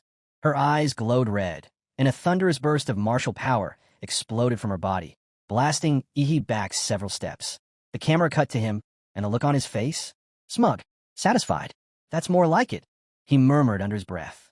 His eyes burned with excitement, full of untamed battle lust. "If the eldest daughter of the Lu family doesn't want to get hit again," he said darkly, "then she better fight like she means it." The fire in his gaze was unmistakable. This was the desire of a born conqueror, a monster who thrived on challenging and breaking other monsters. To Yi, this wasn't just a fight. It was a declaration. No matter how strong the others were, they would all fall beneath his strength. Lu Qingzhu's eyes blazed as her energy rose, and the battle was far from over. Lu Qingzhu had done it. She activated the Lu family's forbidden technique, blood ignition. This secret art, dangerous and rarely used, forcefully purified her bloodline in a short burst, drawing out every ounce of latent power she had. The cost: severe side effects. It was a last resort move, used only when there was no other choice. And now, Lu Qingzhu was fighting for her life. Ash swirled in the air as a colossal pair of dark purple wings unfurled from her back, whipping up a storm. Strange glowing patterns etched themselves across her face, and her tail feathers swept behind her like a royal mantle. All around her, the shrill cry of the netherbird echoed. Piercing, chilling, absolute. She had stepped into her full, awakened form. This was the true netherbird. Hovering in the sky, radiant and resolute, Lu Qingzhu stared down at Yi. "Classmate Yi," she said clearly, "I'll defeat you, with everything I've got." This was it. At last, both sides had cast off all pretense. Every hidden motive, every unspoken restraint, gone. Lu Qingzhu no longer cared about her family's expectations, her image as the Lu family's eldest daughter, or the need to uphold her place as the top student of this year's entrance exams. None of it mattered anymore.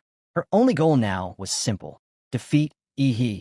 Below, Yi stood grinning, finally satisfied. He had done it. He had forced Lu Qingzhu to fight seriously. And now, seeing her in her complete magical beast form, the glorious and formidable netherbird, he couldn't help but feel thrilled. Now the real battle could begin, and he wasn't about to hold back either. With a deep rumble, Yi's entire body lit up. His martial energy surged, fusing seamlessly with Demora's atomic reaction. Thunder sparked, blue fire burned. His body was now wrapped in armor, thick, glowing scales that pulsed with radioactive force. This was his ultimate form, nuclear light combat body, a fusion of Demora's monstrous might and his own martial cultivation. With a deafening boom, the ground under his feet cracked and shattered. That explosion of energy launched Yi into the air like a missile, aimed straight at Lu Qingzhu. But she didn't move. She didn't even flinch. She watched with calm, unblinking focus. Then, she flapped her wings. Wind roared to life around her, spinning into a monstrous cyclone. This wasn't just any gust of air. This was the tearing hurricane, infused with netherworld energy, an energy that didn't just damage, it devoured. The hurricane exploded across the arena, ripping the foundation to pieces. But he didn't slow down. With no hesitation, he dove into the storm headfirst, like a warhead tearing through space. To anyone watching, it was madness. Charging into the tearing hurricane was suicide for most martial artists. That energy would tear apart flesh and bone, soul and spirit. But he wasn't like the others. The moment he pierced the heart of the hurricane, he activated his atomic fist. Boom! A massive explosion of blue energy tore through the storm, punching a hole through the whirlwind of death. The blast shot forward with unstoppable force, straight at Lu Qingzhu. And then, she made her move. Lu Qingzhu tapped into the deepest core of her netherworld bloodline and unleashed its raw, explosive power. She activated the cry of the netherbird. The strange markings on her face instantly flared red and purple, burning like searing iron against her skin. She clenched her jaw, braving the pain, and then opened her mouth. A devastating sonic wave erupted. The air around her twisted and cracked as the visible sound waves swept toward Yi. The shock ripped through him, and the atomic energy in his body flickered violently, like a candle caught in a storm. Had Yi's Demora bloodline been even slightly weaker, his organs would have been torn apart on the spot by the netherbird's roar. This attack could have killed him. But Yi, ever unfazed, chuckled. "You think you're the only one who can scream?" His atomic-charged eyes gleamed. Then, he roared back. One by one, the vertebrae on his back lit up with blinding blue light. Atomic energy surged through him like wildfire.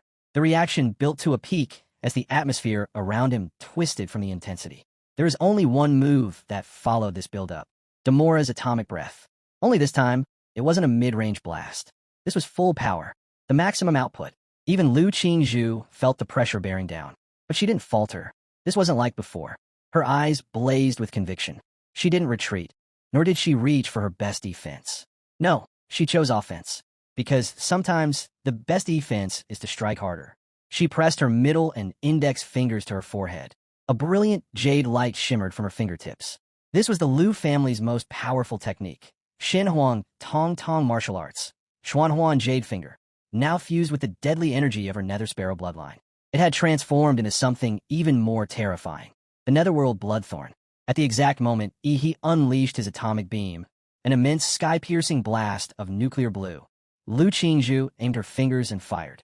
The purple-red energy at her fingertips burned intensely as her dark wings pushed her forward, amplifying the impact. Two titanic forces, atomic destruction and netherworld fury, collided head-on. The arena trembled. The sky split apart. From the outside, the crowd held its collective breath. The host shouted over the roar. This is beyond the control of even the fighters themselves. Examiners leapt into action, pouring their martial energy into the barrier surrounding the stage, reinforcing it to the absolute max. Even then, it might not be enough.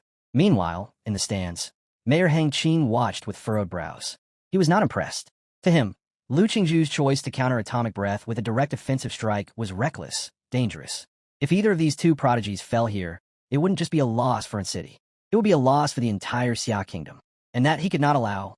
So he acted, not to stop the battle, but to guarantee their survival.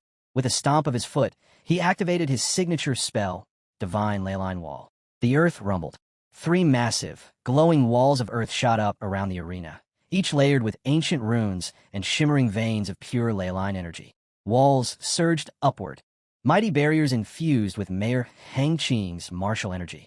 In the blink of an eye, they blocked the oncoming collision.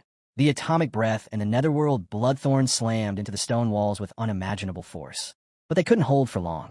With a thunderous crack, the walls buckled and crumbled. Then came the light. Blinding, dazzling, chaotic. A colorful explosion of energy engulfed the entire arena, swallowing everything in its path. The shields cast by the examiners shattered one after another, breaking under the relentless force of the dual attacks. Dust and debris surged through the stadium like a tidal wave, blanketing everything in a smoky haze. The crowd went silent. Only now did they realize, if the mayor hadn't stepped in when he did, they would have been obliterated along with the arena. Mayor Hang stood firm, eyes locked on the smoke-filled battlefield, his face grim. Even though he'd summoned 3 divine leyline walls, they hadn't been at full strength. He hadn't had the time. And so, one by one, the walls were torn apart by the combined force of Yi He and Lu Qingzhu's strongest abilities. Their attacks finally collided, unfiltered and explosive. If either of them had been seriously harmed, no apology or resignation could save the mayor from public outrage. Because in the eyes of the people, a martial arts genius was no less treasured than a national icon. Back in the arena, a single hand emerged through the smoke, slender and blood-stained. Blood dripped steadily to the ground. It was Lu Qingzhu. She was still alive, but just barely. Her entire left arm was scorched, her body crouched low. Her wings were gone, burned away. The last remnants of her magical beast form had vanished, her energy completely spent. She couldn't transform again, not for a while. Yet even in that state, she refused to give in. She pushed herself, trembling as she tried to stand. But before she could rise, a figure stepped out of the smoke, towering over her. He stood over her, his presence solid and unwavering. If you don't purge that nuclear radiation, he said bluntly, you'll be crippled for life. Lu Qingzhu stayed silent. She remembered clearly. Her final strike had landed. So why was he still standing? Why didn't it affect him the way it should have? Still crouched, she looked up and finally asked the question that had been weighing on her heart. Why did you push me this far? I never wanted to fight like this, she whispered. I was ready to give up. So why did you force me to go all out? He knelt beside her, locking eyes. Are you sure you didn't want to fight? He asked. Or were you just too stubborn to admit you needed it? When you struck at me earlier, he continued, I felt it. You were fighting to win. Lu Qingzhu was stunned into silence. She thought back, replaying every moment of the battle, and the truth hit her like a wave. He was right. Somewhere along the line, she had stopped holding back. She had gone all in, because she wanted to, even when her body screamed in pain. Even when she should have surrendered, she kept pushing, not for her family, not for status, just for herself. But why? She hated fighting, didn't she? When she'd gone all out just now, it felt different. It felt real. For the first time, it wasn't about proving anything to anyone. It was just her in the fight. Her thoughts were interrupted by the unexpected warmth of a hand resting gently on her shoulder. She froze. And suddenly, her cheeks flared red. A deep crimson blush rushed across her face like wildfire. He leaned in slightly and said, He gently reminded her why she lost, clear and direct. You had too many distractions, he said. That's all it takes to fall behind when facing someone strong. Without another word, he reached out and absorbed the lingering nuclear radiation from Lu Qingzhu's body. The energy around her shifted, and she watched in stunned silence as her damaged arm slowly healed. She stared at it, still in disbelief. Then came his parting remark. You're still the strongest opponent I've ever faced. So next time, if fate lets us cross paths again, fight me seriously from start. Her face flushed a deeper shade of red. That simple statement, filled with both honesty and respect, changed something in the way she looked at him. In that moment, Lu Qingzhu saw Yi in a completely new light. The dust and smoke finally cleared. All eyes, and every camera, zoomed in on the center of the arena. There, under the vast stadium lights and the watchful gaze of tens of thousands, Yi stood tall and proud. The referee gave it a moment, assessing Lu Qingzhu's condition. Then, with a firm voice, declared, "Winner, Yi." The first semifinal match had come to a close. And in the next match, without much surprise or suspense, Chu Zhou secured a swift victory and advanced to the final as well. Now, the grand finale of ANN City's college entrance exams had been set. The last battle, the biggest climax. Yi, the dark horse from ANN City's #1 middle school, versus Chu Zhou, the refined apex of the very same school. It was an all ANN showdown, and the biggest winner, without a doubt, was ANN City's #1 middle school itself. Both finalists were its students. The live broadcast exploded. Hundreds of thousands watching earlier had now grown into tens of millions. Although the final didn't carry the same dramatic edge as the showdown between Yi and Lu Qingzhu, the hype hadn't slowed down at all. Not because Chu Zhou wasn't worthy, but because Yi had simply proven too overwhelming. He defeated Lu Qingzhu, the one many believed to be untouchable. No one expected Chu Zhou to win, but Chu Zhou didn't care. He wasn't fazed by the odds. He wasn't rattled by the attention, or the lack of it. From the beginning, he had always been a pure warrior. When he first awakened, people called him a prodigy. Crowds worshipped him, but he never let it cloud his mind. Now, with the spotlight gone, and Yi as the obvious favorite, Chu Zhou remained composed. In his heart, his will was unwavering. He believed, no, he knew, that when it came to mental strength, he surpassed Lu Qingzhu, and that was enough to believe he could stand toe-to-toe with Yi. The referee raised his hand, and the final match officially began. Yi grinned wide, teeth showing, his eyes gleaming with excitement. "Come at me with everything you've got." Even though he'd crushed Lu Qingzhu, he had no intention of underestimating Chu Zhou. If anything, he respected him more, because based on what he'd seen, Chu Zhou's combat IQ might just be the highest of any fighter this year. Chu Zhou responded with calm confidence. "Please enlighten me." He pressed his hands together, then slowly pulled them apart. A sword formed in his palms. Not just any sword, an ice sword cold and gleaming. It was the manifestation of his bloodline ability. Ice sculpture. Frost spread across his body, a thin layer of glacial martial energy sealing him in a barrier that blocked out nuclear radiation. He had studied Yi's fighting style carefully. He had come prepared. Eyes locked, Chu Zhou took the 7-star steps, and in an instant his body fractured into countless afterimages, zigzagging unpredictably across the battlefield. Then came the whoosh. A deafening sweep of motion. Hundreds of icy blades rained down toward Yi. From every direction, Chu Zhou's afterimages surged toward Yi like a swarm. But Yi, he didn't move. He just stood there, still, lazy, completely unbothered. He had no interest in playing a guessing game to find the real Chu Zhou among the clones. He had his own method to cut through illusions. With a deep breath, he clenched his fists. The muscles in his arms bulged, solid and rippling like steel. Then came the glow, crystal blue light pulsing across his skin, veins glowing under the sheer pressure of atomic and martial energy. And then, he struck. With explosive force, he slammed his fist into the ground. Boom! A nuclear shockwave burst outward in all directions, the floor beneath him erupting as blue energy engulfed a 10-meter radius. The entire arena quaked as though struck by artillery. Chu Zhou had no choice but to retreat. He looked at the ground in front of him, cratered, torn, like it had been pounded by a barrage of cannonballs. What kind of monster is this guy? There was no way he could take Yi head-on. Even Xinguan, the powerhouse of Qinfeng Private High, known for overwhelming physical strength, had surrendered when Yi's awakened bloodline came into play. That settled it. Chu Zhou knew what he had to do. Close combat was suicide. Time to strike from a distance. With a deep inhale, Chu Zhou activated his bloodline awakening. Ice element dragon energy erupted from within. Crystalline dragon scales coated his body, shimmering with frost. His eyes turned golden, slit like a beast's, and 2 black horns curved from his head like polished obsidian. The air dropped. His power surged. Ice pulse. A frigid wind howled across the arena. Massive spikes of ice burst from the ground, forming into a towering tsunami, dozens of meters tall, rushing straight at Yi with unstoppable momentum. The audience gasped. Even the examiners were stunned. The ice dragon might be a 3rd-tier magical beast, lower than king-level bloodlines like the Shadow Tiger King or Venus Ape Demon, but in Chu Zhou's hands, it was devastating. Stronger even than Kai Shaoling's bloodline. Stronger than Shengwan's. The icy wave crashed over the arena, drowning it in white. The blazing summer stadium dropped to sub-zero in seconds. The live stream, once filled with non-stop praise for Yi, fell silent. Then came a different voice, the haters. Chu Zhou is too cool. Yi's done for. Down with that devil. Chu Zhou exhaled, his breath misting in the freezing air. The sheer release of energy had drained him more than expected, but he kept his guard up. He wasn't foolish enough to think he would go down just like that. And he was right. Suddenly, the live feed comments exploded again. The iceberg began to melt. A glow formed deep within. Then from inside the frozen mass, Yi's mouth opened wide, blue atomic light burning in his throat. And the next instant, boom, a blazing blue beam erupted from the ice, piercing through it like paper and heading straight for Chu Zhou. His eyes widened in disbelief. How? There was no time to think.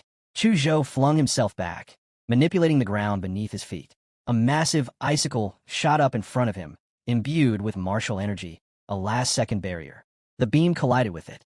Crack, boom. A massive explosion shook the area, but thankfully, he unleashed his atomic breath just in time. It wasn't nearly as powerful as before, though. He'd only used it to break free from the iceberg, trapping him. Still, the display was overwhelming. His abilities were beyond terrifying. Radiation, nuclear blasts, atomic lasers. Was a high schooler even supposed to have this kind of power? The ice surrounding him instantly evaporated under the scorching energy radiating from his body. As he stepped forward, cloaked in that signature nuclear glow, the reactions inside him intensified. Flames of blinding blue clung to him, burning so hot that even mist turned to nothing within 5 meters. I've been holding back more than I should, he said, walking straight toward Chu Zhou. With each step, the ground hissed and sizzled beneath his feet. Chu Zhou launched every ice attack he had, his bloodline power fully activated, but nothing worked. The gap between them was simply too vast. So far, only Lu Qingyu had managed to go toe-to-toe with Yi in this form. Even Shengguan had surrendered without a fight. Still, Chu Zhou refused to back down. His golden dragon eyes locked on Yi. This is my final move, he said, a technique he had originally saved for Lu Qingyu. Chu Zhou closed his eyes, cut off all his senses, and pointed his ice sword skyward. Frost climbed over his body, and the dragon scale crystals shimmered brighter than ever. This was the full force of his bloodline, soul-cutting sword intent. The first to react was the mayor, stunned as if witnessing a miracle. Sword intent? At his age? It was on par with the legendary Xuanhuan techniques Lu Qingyu had used before. A chilling wind swept across the arena. Then came the roar, a deafening clash of dragon and blade. Chu Zhou's strike landed. Drops of searing blood fell from Yi's hand, burning holes into the ground. There was a clean sword cut across Yi's hand. But even that wound began to squirm and close up, glowing faintly with that same eerie blue light. You'll need a better sword next time, Yi said calmly. Maybe then you'll actually manage to break my skin. Chu Zhou stood frozen, staring at the shattered remains of his sword. He'd lost. That much was clear. But he had to ask, how close was I? Yi smirked, a bit better than begging like a dog. Chu Zhou sighed, raised his hand, and turned to the referee. I surrender. And with that, Yi was declared the champion of the city's college entrance exam finals. The crowd went wild. Every live stream lit up with cheers, and social media exploded. The so-called dark horse of the year had defied every expectation, right to the very end. Now, Yi's name and face were everywhere. Billboards, news, streams. He had become a legend overnight, and the city was ready to celebrate. Champion. Everyone knew it now. The level of competition in XIN City's college entrance exam had reached new heights this year. And the one who came out on top, he wasn't just the strongest of this batch. He was the highest scorer in the exam's entire history. A record breaker no one would surpass anytime soon. Back at the stadium, the crowd roared his name over and over. The mayor stepped up to the stage to join him, while the host quickly followed, barely able to contain his excitement as he addressed the audience and the viewers watching from home. After 3 days of intense battles, our city's college entrance exam has crowned its champion, XIN City's #1 scorer, Yi, from the city's first middle school. The host turned to him with a smile. Yi, we've heard your strength came from years of perseverance and steady progress. Now that you've taken the top spot, do you have any words to share? He was momentarily stunned. This host really knows how to dress things up. He even managed to make all my cheating sound poetic. He quickly gathered himself. First of all, I want to thank my teacher. He never gave up on me, even when I was at my worst. His support gave me the strength to fight on. Elsewhere, watching the speech through a live stream, E's teacher was already in tears. I don't deserve this praise, he thought. I didn't even notice this monster of a student until the exams were about to begin. Just as he was about to continue, a skinny middle-aged man in the crowd began waving wildly at him. But when didn't respond, the man threw both hands in the air, flashing a clear hand signal, 2 fingers. 2 million. He mouthed the words silently. It was the principal of City's first middle school, hoping he would toss in a shout-out to help promote the school. The promise? A 2 million yuan scholarship. That was all it took. The money-hungry beast flipped his script immediately. Oh, right. And of course I want to thank my alma mater and our principal. His wise leadership brought us here today. He had no idea what to say at first, but the principal's not-so-subtle gesture cleared that up real quick. And finally, I want to thank myself. If it weren't for my own hard work and brilliance, I wouldn't be standing here right now. Not a trace of shame in his voice as he dropped that line. None. The crowd might have thought it was confidence, but anyone who knew him would call it exactly what it was. And then, right at that moment, the system's voice echoed in his head. Congratulations. You've earned the title of champion. A random template ability will now be awarded. His eyes widened. Wait, this template has an achievement system too. He wanted to check the new ability right away, but with tens of thousands of people watching, there was no chance. He'd have to wait. The mayor stepped forward to wrap up the ceremony, praising how smoothly the entire exam had gone and officially announcing its conclusion. But as soon as he left the arena, making his way through the corridor toward the exit, a mob of reporters burst through the doors like hungry hyenas, shoving cameras, microphones, anything they could get in front of him. And the moment he stepped out, Student do you feel any pressure now that you're the champion? The first prize winner. How did you improve so fast in just 6 months? Are you headed to Huadu University? Reporters bombarded him from all sides. He tried yelling at them to back off. He seriously needed to pee, but they weren't giving up. That's when some sleazy-looking guy squeezed up beside him, holding a phone inches from his face with a smug grin. Student real quick, who's prettier, Lu Qingzhu or Kai Shaoling? Or are you more into Xingguan? Maybe even Xu Zhou? He didn't say a word. He just took off, sprinting even faster. He had zero time for whatever kind of fan service nonsense this was turning into. After finally ditching the media mob, he slipped into an empty basketball court. Alone at last, he was practically buzzing with excitement.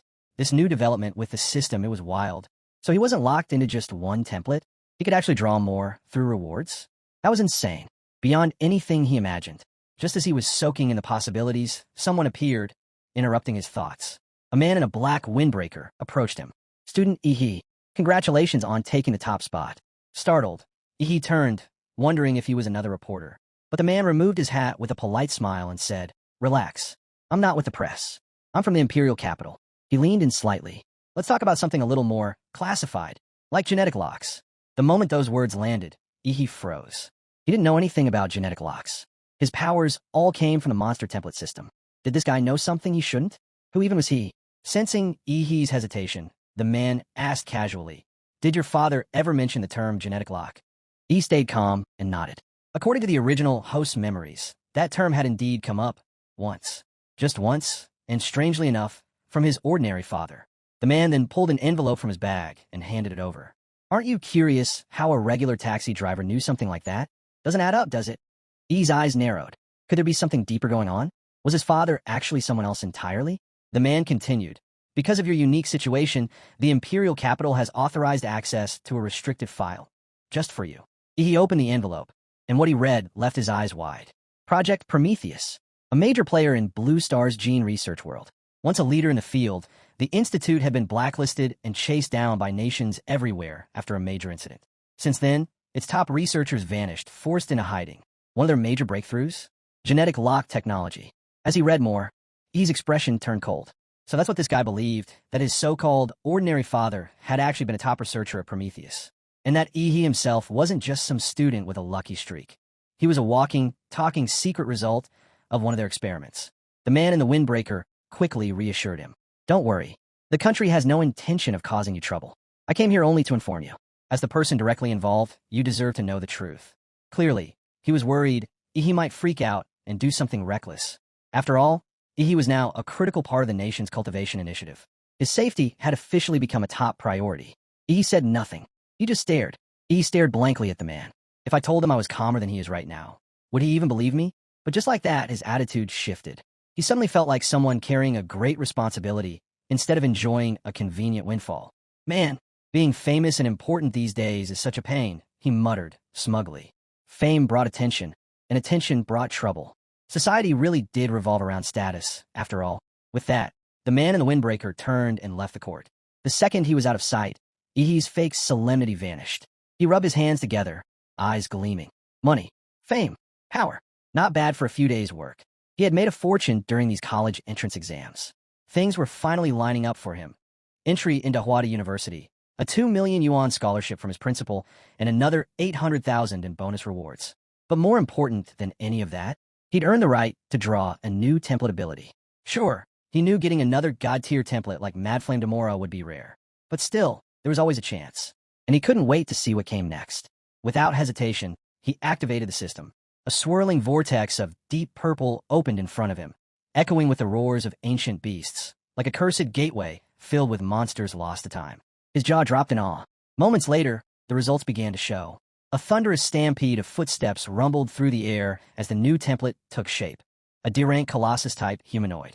Bloodline ability, Gigantomachia. A 60-meter titan, cloaked in ultra-heated steam. Its evolution path, a fixed humanoid behemoth. Current compatibility, just 1%. He didn't look impressed. Compared to Demora's I-rank power, this titan felt underwhelming. But then, something clicked. His eyes widened. What if the abilities from different templates could be stacked? If he could combine the titan's powers with Demora's? Holy, the potential was beyond insane. This wouldn't just put him at the top of the food chain. This could make him the one and only true hybrid, king of all monsters. The apex of every template combined. Meanwhile, elsewhere, inside a dimly lit villa with a hauntingly elegant atmosphere, a massive man sat at a carved redwood table. His name was Huolong. He was on the phone, speaking to a business associate. Yeah, I've got personal matters to take care of. Cancel everything. He ended the call and let out a long, deep breath, tapping his finger rhythmically on the wood. The room was silent, save for the faint hum of a television broadcast in the background. Tap, tap, tap. Each strike left a deeper mark, until a dent formed under his finger. You see, Huolong's younger brother had been missing for over 2 weeks. The search team had come back with nothing. No body, no trace, except a bit of residue where the signal from his brother's device had last been detected. The tests confirmed it. Faint nuclear radiation. That was all Huolong needed. As a seasoned hunter of forbidden realms, he didn't need a full report. No explanation. No evidence. He knew. His brother was gone. And worse, whoever did it had cleaned the scene flawlessly. No blood. No clues. No mistakes. Huolong's eyes stayed fixed on the television. The footage replayed again. Ihi's battle with Lu Qingyu. That specific moment when Ihi unleashed his atomic breath. Huolong didn't need confirmation. He just knew. His gut screamed it. And the fact that Ihi was the only known individual wielding nuclear radiation ability sealed it. He closed his eyes, weighed down by sorrow and guilt. He'd warned his younger brother countless times to leave the underground world behind. But the kid never listened. And now, he'd failed. He'd made a promise to their mother before she passed, that he'd protect his brother no matter what. When Huolong opened his eyes again, he wasn't the same man. His entire aura had shifted, cold, terrifying, grotesque. He stared at the image on screen. Ihi standing triumphant, hailed as N-City's rarest genius. Hwada University would no doubt fight tooth and nail to recruit him, but it didn't matter. They wouldn't get the chance to see him enroll. Early the next morning, Ihi was prepping for a secret realm expedition, eager to test out his new template and a few personal theories. That's when a courier arrived, handing him a letter. An actual handwritten letter. It was from Chuzhou. Apparently, the Huadu Central Research Bureau had detected a secret realm rift set to open at 3 p.m. that same day, right in N-City's Redwood Mountain. The estimated threat level? C rank? Maybe higher. Chuzhou wrote that he planned to join the team exploring the rift and asked if Ihi wanted to team up. Ihi blinked. His first reaction wasn't about the secret realm. It was about the absurdity of someone using a letter in this day and age. Seriously? What year does Chuzhou think this is? Could that guy be a time traveler too? 3 p.m., Redwood Mountain. Once quiet and barely visited, the area was now overflowing with life. Thousands had gathered. Warriors, mercenaries, veterans from powerful organizations. Some came by foot, others by chopper. Military personnel had already set up base to prevent conflict. New secret realms meant danger, but they also meant untapped opportunity, chances to strike gold or shoot up the ranks. At the base of the mountain, Ihi finally met up with Chuzhou, now with a sword strapped to his side. Chuzhou took one look at him and raised a brow. You got stronger again. Ihi flinched. That creepy smile of Chuzhou's made it even more unsettling. Still, he was impressed. Chuzhou had a good eye. After all, he had just used part of his prize money to buy several gene serums. boosting his compatibility with the colossal humanoid template to 35%. Sure, it was a low-tier template, but its rapid growth made it highly efficient. Sometimes speed beat raw power.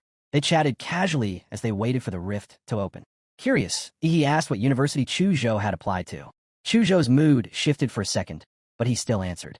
Huadu University. He noticed, but didn't press. Maybe we'll end up classmates. Just then, the crowd erupted. The rift had begun to open, splitting wide into a glowing gap several dozen meters across. A rift shimmered open on the mountainside of Redwood Mountain, swirling like liquid stardust. Then, an ear-piercing screech ripped through the air. From within the rift, a massive three-headed bird burst halfway out, its feathers dark and laced with deep purple. Clearly a high-tier beast, it relied on its airborne dominance to try and seize the lead, forcing its way through the dimensional crack first. Too bad it picked the wrong crowd to show off to. Waiting outside were thousands of armed warriors, and the second they saw the bird, they roared in unison, a sound so thunderous it shook the entire mountain. The bird froze in panic. It turned to retreat, but it was already stuck, jammed halfway through the rift. Before it could even flap once more, a wave of warriors crashed into it like a flood. The poor thing was stomped into the ground within seconds, reduced to a pulp of feathers and shattered core. Ihi and Chuzhou followed the wave of warriors and stepped into the rift themselves. By the time they passed through, what was left of the three-headed beast had already been hacked to scraps. A pitiful end. Inside the Redwood Mountain secret realm, the scenery was surreal. Towering rainbow-hued trees stretched into the sky, each over 100 meters tall. It would take a dozen people just to wrap around one. Beneath them, the warriors looked like ants, insignificant in the shadow of giants. The air was thick with a metallic, bloody scent. Ahead of the rift, a small-scale beast tide had already formed, blocking the path forward. The space near the entrance had clearly become the first battlefield between the incoming warriors and the monsters defending the realm. And without a moment's pause, the warriors charged forward again, their cries blending into a brutal and deafening war anthem. You see, the reason none of them scattered in search of treasure right away was because of a state-enforced rule. Warriors were allowed to explore secret realms freely, but they were also bound by duty. If a beast hide was left unchecked and spilled into the real world, resulting in civilian deaths, the responsible warrior would be stripped of their title and brought before a military tribunal. On Blue Star, great power came with real consequences. Ihi and Chuzhou didn't hang back. They dove straight into the front lines. Chuzhou unleashed his bloodline power, releasing waves of ice that froze the monster's feet, halting their advance. The ice didn't last long. The beast shattered it and broke free. But even a few seconds of delay was enough for the warriors to strike hard and fast. Then, out of nowhere, a beast lunged at Chuzhou from behind. In the blink of an eye, it was obliterated. Ihi's atomic fist melted it into paste before it even landed. Chuzhou turned, nodding in gratitude. "Watch your back," he said dryly, completely unfazed. Then he added, bored, "None of these things are even worth fighting." And he wasn't wrong. A smoking trail of ruined monsters lay behind him, charred, disfigured, and motionless. Chuzhou just stood there, stunned. The scene was monstrous.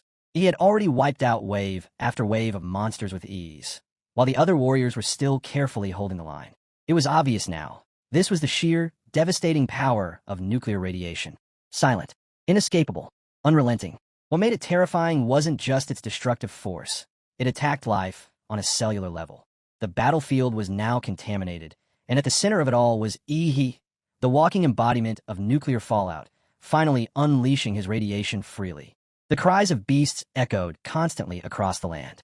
Bloody-mouthed monsters tried desperately to lunge at him, but as they approached, their flesh peeled, bones dissolved, and they collapsed into twitching piles of rot, melting before they could even touch him. Those few monsters that did manage to force their way through his radiation barrier were immediately met with a brutal atomic punch, obliterated on impact.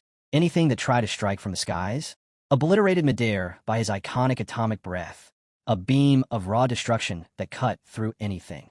The only real difference between dying to his breath or his radiation field was this. One was instant, the other a slow, agonizing decay. Either way, the result was the same. He was terrifying, a literal death god on the battlefield. Wherever Ihi walked, life faded. The air itself grew toxic. His presence alone was enough to wilt monsters before they even realized what was happening. Even the warriors fighting beside him felt a deep, instinctual fear, thankful that he was on their side. Ihi, meanwhile, wasn't thinking about any of that. He simply stared at the pouches of harvested magic cores by his side, grinning like a farmer admiring a season's perfect harvest. That smile, disturbingly calm and satisfied, sent shivers through the warriors nearby. Their skin prickled with goosebumps. Honestly, he didn't even need his arsenal of atomic techniques. Just his nuclear field was enough to make most warriors think twice about ever standing against him. Elsewhere, on a nearby battlefield, several warriors struggling against waves of beasts looked back in confusion. Behind them, a large group of fighters appeared to be taking a break. One warrior scowled. What the hell? Why is it already quiet back there? Do they have a high-level fighter on their side? Nope, someone replied casually. They've gotten city's top scorer from the entrance exams. The top scorer? You mean a student? What's a student doing in this war zone? The warrior hadn't watched the exams. Thought it was just high schoolers sparring. Nothing worth seeing. The response was sharp. You idiot. That student could take down 10 of you without breaking a sweat. A beast tide isn't random. It's led by lord-level monsters at the core. Kill the lords, and the tide falls apart. Right now, a team of 10 top-tier warriors had pushed deep into the swarm to track down those leaders and take them out. Meanwhile, the rest of the horde, while weaker on average, was endless in number. And as the fighting dragged on, the warriors began to wear down. Then someone had an idea. Why not herd the beast straight toward their nuclear ace? No one knew who came up with it first, but soon a strategy formed. Warriors coordinated to redirect more and more monsters toward Ihi, essentially using his radiation zone as a living fortress. Even high-tier magical beasts began appearing near his position. He didn't have to lift a finger. With the warriors shielding him from direct assault, all he needed to do was stand still, quietly, steadily, releasing death into the air. He continued to unleash lethal waves of nuclear radiation into the oncoming beast tide, turning the battlefield into a radioactive graveyard. Any excess radiation that happened to breach the martial energy shields of surrounding warriors, he effortlessly absorbed it back into himself. No harm done. With he acting as the heart of the battlefront, warriors instinctively clustered around him. Together, they pushed back against the invading wave of monsters. Some of the higher intelligence beasts noticed something was off about him. They sensed the danger, but unable to confront him directly, all they could do was rally more and more monsters to charge, hoping to overwhelm him through sheer numbers. The battlefield grew more intense by the second. Chaos roared from every direction. It was impossible to say how long the brutal clash raged on, until, suddenly, a flare lit up the sky. The signal. The decapitation mission had succeeded. Somewhere deep in the beast tide, the lord-level monsters had been slain. Across the battlefield, bloodied warriors looked up. Eyes dulled from the endless slaughter suddenly sparked back to life. The beast tide was breaking. They'd won. On the other side of the field, Chu Zhou, who'd been moments from collapse earlier, finally wiped the sweat from his brow. He exhaled hard, relief flooding his exhausted body. The first wave of beasts in the Redwood Mountains secret realm had been defeated. The victory came at a cost. Of the thousands who had entered, only a little over 800 remained. Many of the fallen were dead. Others were crippled. Their warrior journeys ended forever. Such is the life of a warrior, standing between glory and death, never knowing which will strike first. From the smoke and ruin, he walked over to Chu Zhou, hauling several large sacks on his back. He stood out like a sore thumb, far too relaxed after a battle like this. Hey, he asked casually, you got any idea how I'm supposed to carry all this stuff back? Turns out, during the retreat of the beast tide, he had strolled past the carcasses of every monster that died under his radiation and harvested their magic cores. One by one, while other warriors were too wary to even go near a nuclear-contaminated beast, he was casually looting the field. Helpless, he dropped the heavy sacks at Chu Zhou's feet. Without a word, Chu Zhou handed him a silver-black ring. A space ring. E's eyes lit up.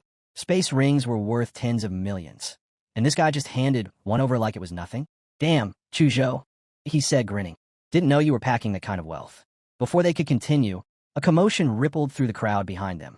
The buzz of voices drew their attention. They looked up to see a large group parting like a wave. At the center of the formation, a tall man strode forward with deliberate purpose. The name was Wu Sun. He walked straight up to Yi. This was the man who, along with his elite group, had led the charge that brought down the Beast Tide's core. He was the leader of the famed Silver Wolf Martial Arts Group, one of the most powerful organizations in Aining. I heard about your performance from my team, Wu Sun said. You interested in joining us? He explained that joining Silver Wolf wouldn't interfere with Ihi's college studies. In fact, it would come with all kinds of benefits, subsidies, resources, even protection. To sweeten the deal, Wu Sun offered him an S-rank group contract on the spot. The surrounding warriors could hardly contain their envy. On Blue Star, few opportunities matched what Ihi had just been offered. On Blue Star, registering a martial arts group meant unlocking a world of opportunity.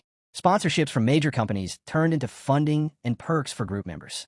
Without backing from a powerful martial arts group, even the most skilled warrior would struggle to afford the crushing costs of their profession.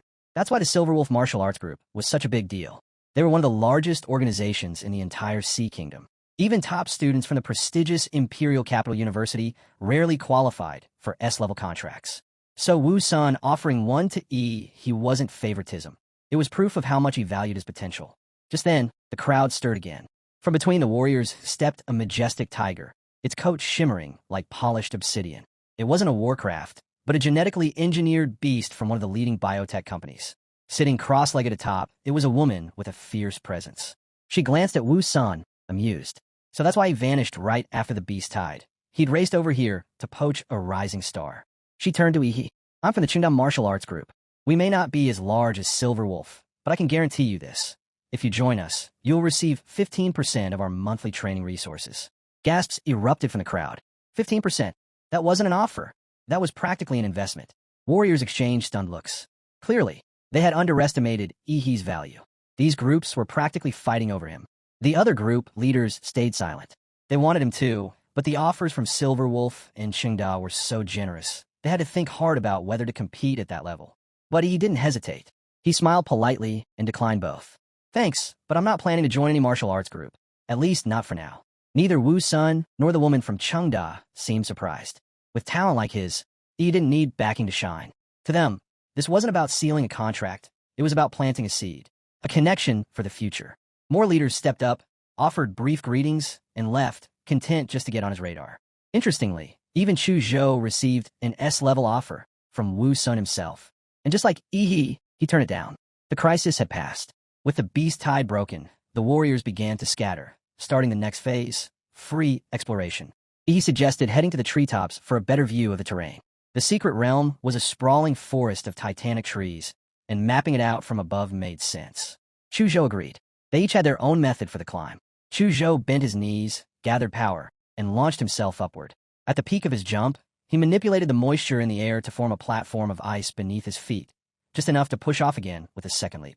Yi's method was far more direct. He activated his nuclear light combat mode, concentrated energy beneath his feet, and blasted off like a missile, rocketing to the treetop in seconds. He reached the canopy first, with Chu Zhou arriving right behind him. What they saw made Chu Zhou's jaw drop. What the hell is that? In the distance, slowly moving across the forest floor, was a group of black humanoid creatures. Massive, mountain-sized figures. Towering so high, they were visible even from here. Even from hundreds of kilometers away, the sheer scale of the black humanoid figures was staggering. Each one had to be over 1,000 meters tall. It was almost impossible to comprehend. Not really, he said, casually brushing it off. They're probably still young. In a few years, who knows, we might be able to take them down and maybe even uncover the secrets behind this place. Chu Zhou turned to him, silent. In his heart, he knew that if he were facing something that massive and unknown, he'd be afraid. But he was already thinking about conquering it. That was the difference between them. It wasn't just skill. He had an unshakable will. That's what made him a real warrior. Chu Zhou couldn't help but feel a little small in comparison. Meanwhile, he had no idea his offhand comment had triggered a 1,000-word self-reflection monologue in Chu Zhou's mind. In the poor guy's eyes, he was basically a life coach now. But he wasn't just sightseeing. While scanning the area from the treetop, he was also maintaining his life magnetic field to sense the distribution of living things across the secret realm. That's when he noticed something strange. There was a lake, and yet it registered as completely blank. No life signatures. A void, like a dead zone in the middle of a living ecosystem. That was definitely not normal. Where there's no signal, there's usually something big hiding. Where there's smoke, there's fire. In a place like this, the bigger the mystery, the greater the reward. He pointed southeast. There's a lake there. Let's check it out. Without hesitation, the two of them took off through the towering forest, quickly reaching the lake's edge. When they arrived, 3 others were already there. To Yi's surprise, one of them was someone he recognized, Sister Yuli. Well, she chuckled, spotting him. If it isn't our top scorer. She hadn't expected the high schooler she helped out weeks ago to turn out to be this powerful. Back then, she'd given him a discounted warrior business card. Not a huge favor, but one he had never forgotten. Her teammate, a bald guy covered in tattoos, smirked. You know the little top scorer from its city? Hurry up and introduce us. The third member, a man with glasses, added, he was pretty incredible back there during the beast tide. You picked a good one. Yuli gave a quick recap of how she first met Yi at the Warrior Center. The story left her teammates amazed at how casually fate had played out.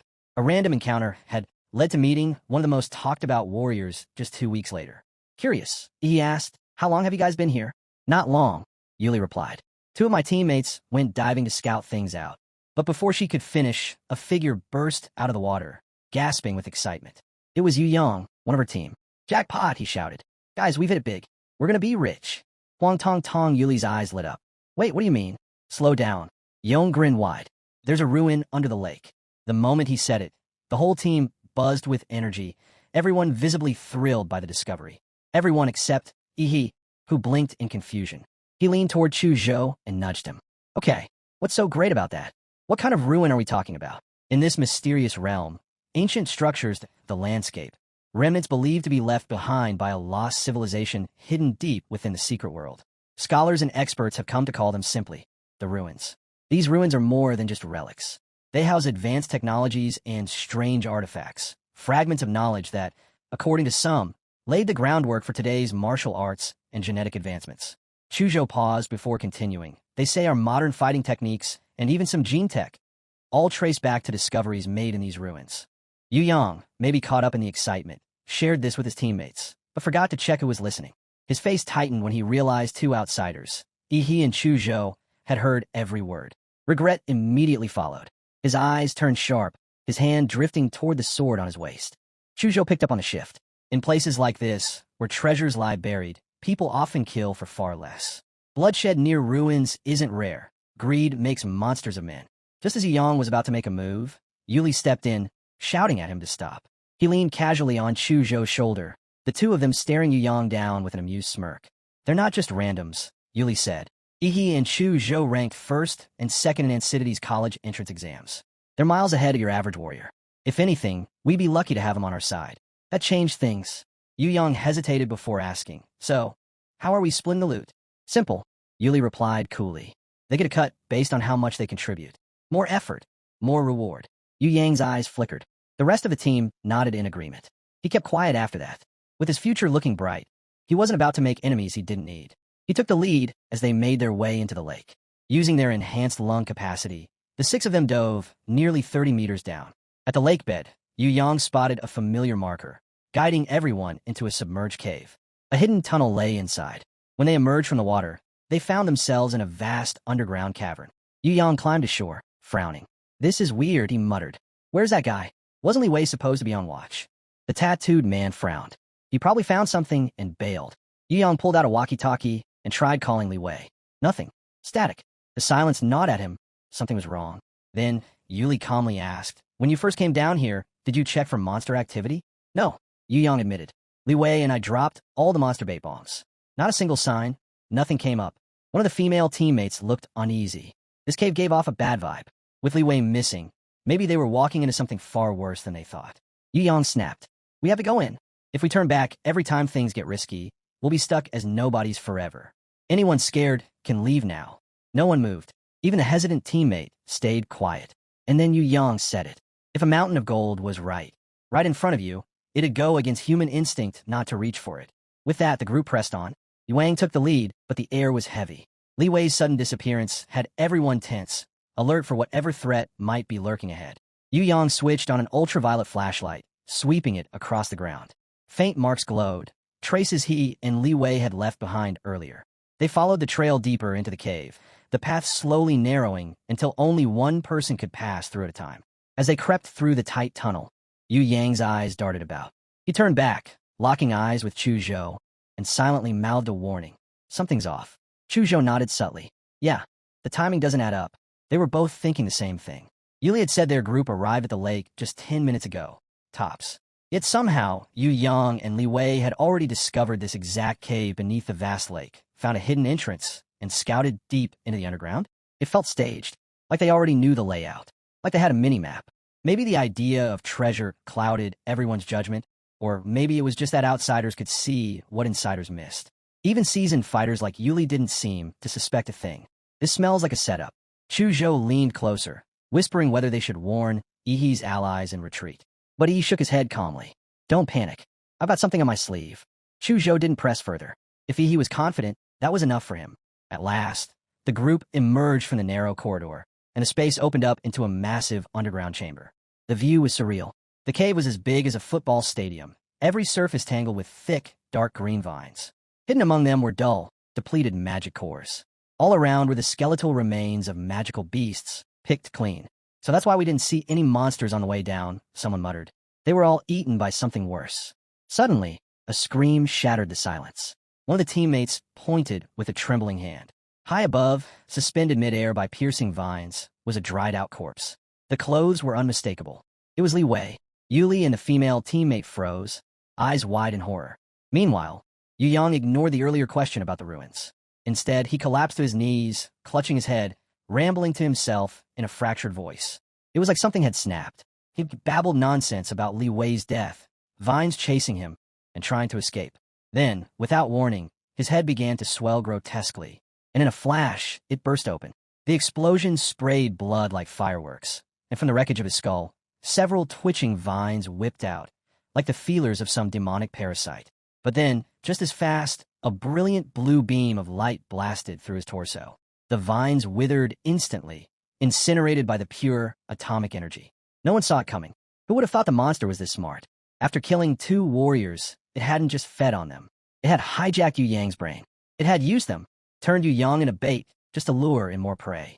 Yi's eyes swept across the cave, locking onto the slowly writhing vines now creeping along every surface. His gaze was cold, calculating.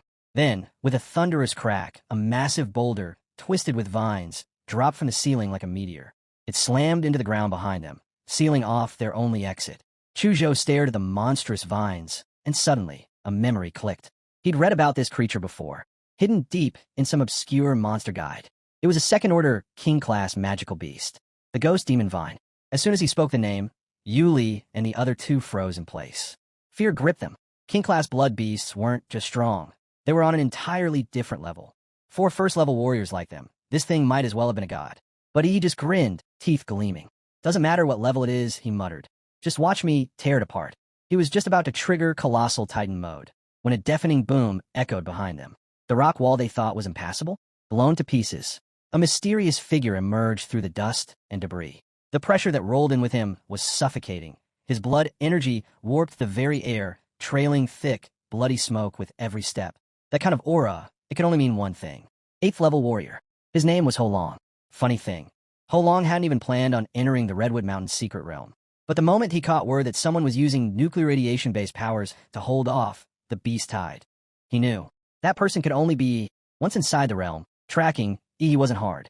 Tiny traces of lingering radiation marked the way, breadcrumbs only someone like Ho Long could follow. And just as Yang emerged from the lake, Ho Long had found them. From a distance, he heard the mention of ruins. His breath caught. So he waited, watching the shadows, as he and the rest dug beneath the lake. He didn't need to rush. He let them uncover whatever treasures lay hidden down there. In this world, murder among warriors wasn't rare. It was barely even prosecuted. Evidence was hard to come by, and authorities rarely interfered, which made this the perfect opportunity. He'd finally kill the man who murdered his brother. And if he could swipe some relics from the ruins on the way out, even better. With the right artifacts, he could flee the Sea Kingdom altogether, vanish into a country strong enough to shield him from consequences. Ho Long had followed silently, masking his blood flow, halting his breathing. He even entered a suspended animation state to remain undetected. But then, the group collapsed the tunnel, and Ho Long's heart sank. Had he been discovered? He couldn't be sure. He'd erased every trace of his presence. But still, something about he made him nervous. He knew, even without seeing him, Ho Long could feel it. He had sensed him. He was certain of it. And he was just as confused. Who was this 8th level freak chasing after him? He didn't even know the guy. One second, they were exploring ruins, and the next, some lunatic uncle was crashing through explosions and bloody smoke like a boss from hell. Ho Long started muttering strange things, as if he had some kind of past. He frowned. None of it made sense. Still, for a moment, it felt like that mysterious warrior had glared at him with hatred. No, that had to be his imagination, right? With a sudden explosion of power, Ho Long erupted. 8th level blood, energy, surged around him as he bulldozed through the collapsed tunnel like it was paper. He charged forward, his voice echoing like thunder through the cave. Prepare to die. Ho Long roared as he launched straight for Ihi, but his momentum came to a grinding halt. Something was off. The so-called ruins ahead? They weren't ruins at all. It was a monster's nest. The ghost demon Vine didn't hunt like ordinary predators. It went after the strongest life force it could sense. And right now, Holong's blood aura was the brightest beacon in the whole cave. A rumble shook the cavern. The earth groaned like it might split apart. Vines exploded out from the stone in all directions, swarming straight toward Holong. Holong's eyes widened. He turned to Yi, cursing. Was this your trap? But his path was cut off. The vines were everywhere. He had no choice but to fight. The vines lashed out again and again, but Holong wasn't going down easy. His fists struck like cannons, his kicks shattered the air. Every strike exploded with force, tearing vines to pieces and splashing their fluids across the ground. But something was wrong. The longer he fought, the worse he felt. The demon vine was adapting, draining his chi, absorbing his martial power, poisoning him with neurotoxins. Holong was strong, but this beast, it was evolving with every second. The cave trembled violently now. Yuli, clearly panicked, shouted, "The cave's going to collapse." Before she could even finish, he stepped forward. "Move." Dark blue, armor-like skin began to form over his body, glowing with streaks of crystal blue light. The vertebrae along his back lit up, one by one, until he looked like a living reactor. And then, boom, a massive wave of atomic breath shot from his mouth. A roaring torrent of energy blew through the rock ceiling above, blasting open a path all the way to the lake's surface. Water came crashing down into the cave through the new gap, rushing like a flood. He turned to Yuli and the others. "Go. Now." They didn't hesitate.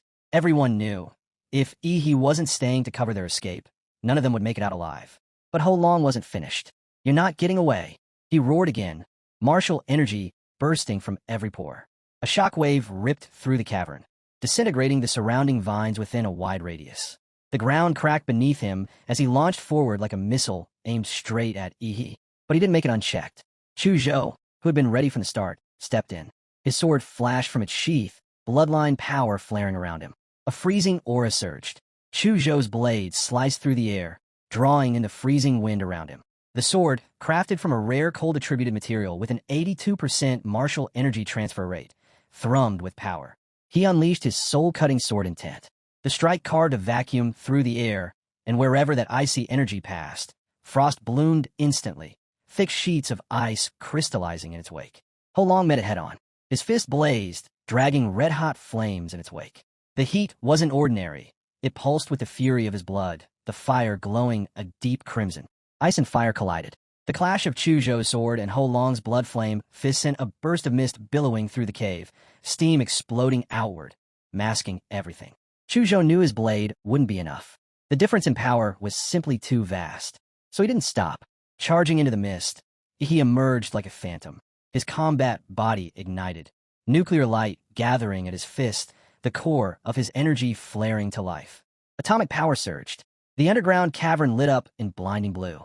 With no time to dodge, Holong took the full force of Yi's atomic explosive fist. The impact sent him flying like a cannonball into the stone wall with a sickening crash. He spat blood but still stood. Even after taking Chu Zhou's strongest strike and Yi's devastating blow, Holong's body radiated power. His skin was scorched, but his presence remained overwhelming.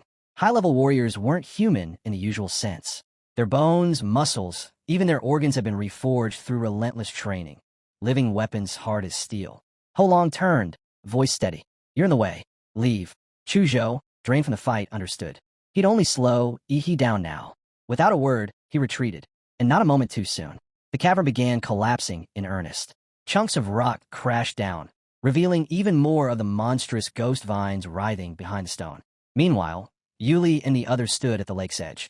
The water had turned cloudy, debris and bubbles breaking the surface as the entire lake bed shook beneath their feet. The monster had gone berserk. Then, Chu Zhou emerged, dripping and breathless. Yuli rushed to him. "Where's Yi?" Chu Zhou stared into the water, silent. Suddenly, a flash, brilliant blue lightning arced across the lake, lighting up the entire surface like day. At the bottom, Yi bit into his palm. Crackling streaks of electric blue current burst from the wound. Holong sensed danger instantly. He lunged forward, desperate to stop what was coming. Too late. A thunderous explosion of light erupted from Yi's body. Bolts of lightning surged out in every direction, engulfing Holong in a storm of energy. His alloy-like muscles began to blacken, carbonizing on contact with the lightning. It was just like a Titan transformation. Each Titan in those stories transformed by biting their palm, unleashing massive energy, usually in a burst of lightning. But the colossal Titan? Its transformation was more than just dramatic. It was tactical, a walking nuclear explosion. And now, he roared. His body erupted into a sphere of blazing blue light. The resulting blast swallowed the cave in a storm of thunder and radiation. From the shore, Chu Zhou and the rest could only watch in shock as the lake itself exploded in a blinding surge of atomic blue. The water erupted violently from the lake's center, and the group scrambled back, putting distance between themselves and the chaos to avoid getting caught in the aftermath. Steam hissed upward in thick waves, clouds rising as the fierce blue lightning finally died down. Half the lake had evaporated before the storm ceased. As the mist slowly thinned, they thought they saw something. An enormous shadow, shifting behind the fog. It was huge, towering, but just as quickly as it appeared, it vanished. "Did you see that?" someone asked. But no one could be sure if it was real or just an illusion. Then, from the haze, a figure came sprinting toward shore. It was Yi, completely unclothed and unbothered. Chu Zhou clothes. Now, without a word, Chu Zhou pulled a pair of dark leather pants and a tank top from his space ring and tossed them over. Once dressed, he adjusted his gear as Chu Zhou stepped closer. "What was that blast just now?" he asked. He exhaled casually. "That guy. He was carrying a plasma bomb. Took the demon vine down with him." Chu Zhou blinked. "A plasma bomb? That's military-grade stuff. Totally illegal. Who even has access to that?" He hesitated. "Also, no offense, but that didn't look like a plasma bomb. That lightning storm, the giant silhouette." He cut him off, eyes calm. "You saw it wrong. It was just a plasma bomb." Chu Zhou stared at him for a moment, then nodded slowly. "Right. I must have been mistaken." He wasn't, of course, but he understood. Everyone had their secrets, and if he wanted to keep this one buried, Chu Zhou wasn't going to dig. After all, he had secrets of his own. Still, the truth was, he had gone overboard. Holong's body was gone, atomized, but at least the ghost demon vine's magic core had been recovered. The mission hadn't been a total loss. Meanwhile, Yuli and her team, exhausted from the chaos, had decided it was time to leave. She turned to Yi with a sheepish expression. "Sorry, we followed you here and ended up needing to be rescued. We'll repay you once we're out of this place." Yi waved her off. "No need. We'll call it even for that favor you did me. But if I pay you back," she smiled, "then you'll owe me again." With a laugh and a quick wave, she left with her teammates. Over the next 2 days, Yi and Chu Zhou continued exploring the secret realm. With Yi's life magnetic field perception, they tracked down all kinds of valuable spiritual herbs. While they didn't find anything as rare as the blood jade fruit, it was still a solid haul. By the 3rd day, they decided they'd collected enough. Time to leave the Redwood Mountain's secret realm. But as they exited the rift, both of them froze, staring in disbelief. The mangrove mountain they once knew, gone. What used to be a barren stretch of wilderness was now transformed into a fortress of civilization. The trees and rocks had been cleared, replaced by a steel jungle of towers and reinforced structures. A hospital, an auction house, an armory, even a hot spring hotel. Off in the distance, a temporary airport buzzed with activity. And as night fell, the entire mountain shimmered under a sky full of artificial lights. The dazzling lights of Mangrove Mountain now stretched so far and bright, it felt like they could be seen from orbit. The sheer scale of ZA country's infrastructure left both Yi and Chu Zhou speechless. They could only marvel at how fast everything had changed. Sometime later, he made his way to the secret realm appraisal office to get his loot assessed. As required, he prepared to hand over 1/10 of his harvest as tax. Without hesitation, he summoned a large sack from his space ring and dropped it onto the table with a heavy thud. The staff behind the counter flinched. "Careful," one of them snapped. "If you damage anything in here, you'll be the one paying for it." Scratching his head, he offered an awkward apology. "Sorry, just have a lot of stuff. Figured I'd better hurry, or you won't finish by noon." The staff member gave him a cold look, but motioned for him to continue. He took out a second sack, this time more gently, and placed it beside the first. Then came a third, a fourth, a fifth. By the time the 6th bag dropped, the lady behind the counter had turned pale. Was this guy trying to move the entire Redwood secret realm? After nearly 3 straight minutes of hauling, she couldn't take it anymore. "Are you done?" He gave a small smile. "With the sacks?" "Yeah." She sighed in relief. "Still got a bunch of spiritual medicine, though," he added casually. Her soul left her body. She immediately transferred Yi to the Spiritual Medicine Appraisal Center. Compared to magic cores, identifying rare herbs took way more time. And now, her entire department was facing an overtime nightmare. When he arrived, the appraisers stared in stunned silence at the spiritual medicines spread across the table. It looked less like a collection and more like a wholesale market dump. One of them muttered, "Since when were rare elixirs sold like cabbages?" With so many high-grade items, the entire appraisal team dropped what they were doing to prioritize Ihi's haul. And while everyone around him was losing their minds over the treasure trove, Ihi, completely unbothered. He barely even looked interested. The green and white quality magic cores? Useless to him now. He planned to sell them all. As for the 5 blue magic cores from third-level monsters he'd picked up during the Beast Tide, and the emerald green core with gold veining from the Ghost Demon Vine, those were staying with him. By the time he exited the magic core recycling station, his bank account had ballooned, over 27 million in ZA currency. Yet, staring at the long string of zeros didn't bring him any excitement. Maybe it was the sheer size of the number. It didn't feel real anymore. Or maybe his perspective had changed. At this point, he'd trade all that money just to boost his template compatibility by another 10%. Just as he was heading to collect the assessed elixirs from the center, a sleek luxury business car rolled up beside him. The door opened, and out stepped a smiling, well-dressed middle-aged man. He greeted Ihi warmly and introduced himself. "Li Yutian," he said, "owner of Pingy Pharmacy. I've heard quite a bit about you." He had walked away from the secret realm with a massive haul of spiritual medicines. He was already thinking about how to offload them when a sleek voice interrupted his thoughts. Li Yutian, the owner of Pingy Pharmacy, stepped forward with a smile. "I heard you picked up quite the collection from Redwood Mountain. Mind selling them to me?" He didn't beat around the bush, offering to buy everything at a rate 1 point higher than market price. He said nothing, just stared. So much for privacy. As expected, those old foxes at the appraisal center had leaked the details. Still, it didn't bother him. In fact, this saved him the hassle of hunting down buyers himself. If someone wanted to come to him with money in hand, he wasn't going to complain. The deal was quick and easy. Yushin even looked like he was the one begging to make the purchase. And honestly, that wasn't far from the truth. Despite taking a financial hit, Yushin was grinning ear to ear as he handed over the contract. The reason was simple. He could see talent when it walked into a room. He had managed to find more high-grade elixirs in one trip than most teams could in a year. For a businessman like Yushin, this was an opportunity to build a long-term relationship. One good deal now might open the door to exclusive access in the future. As the funds landed in his account, he stared at the balance. Another mountain of money, but it didn't move him. No amount of cash could compare to increasing his power by even 10%. The truth was frustrating. Basic genetic potions, white and green magic cores, they were all meaningless to him now. They did nothing to push his template compatibility forward. He let out a quiet sigh. It turned out his template had a more demanding appetite than he did. What he really needed was high-tier genetic medicine, but that came with restrictions. Access was locked behind status and privilege, neither of which he had enough of. Money alone couldn't buy what he needed. That left one other path.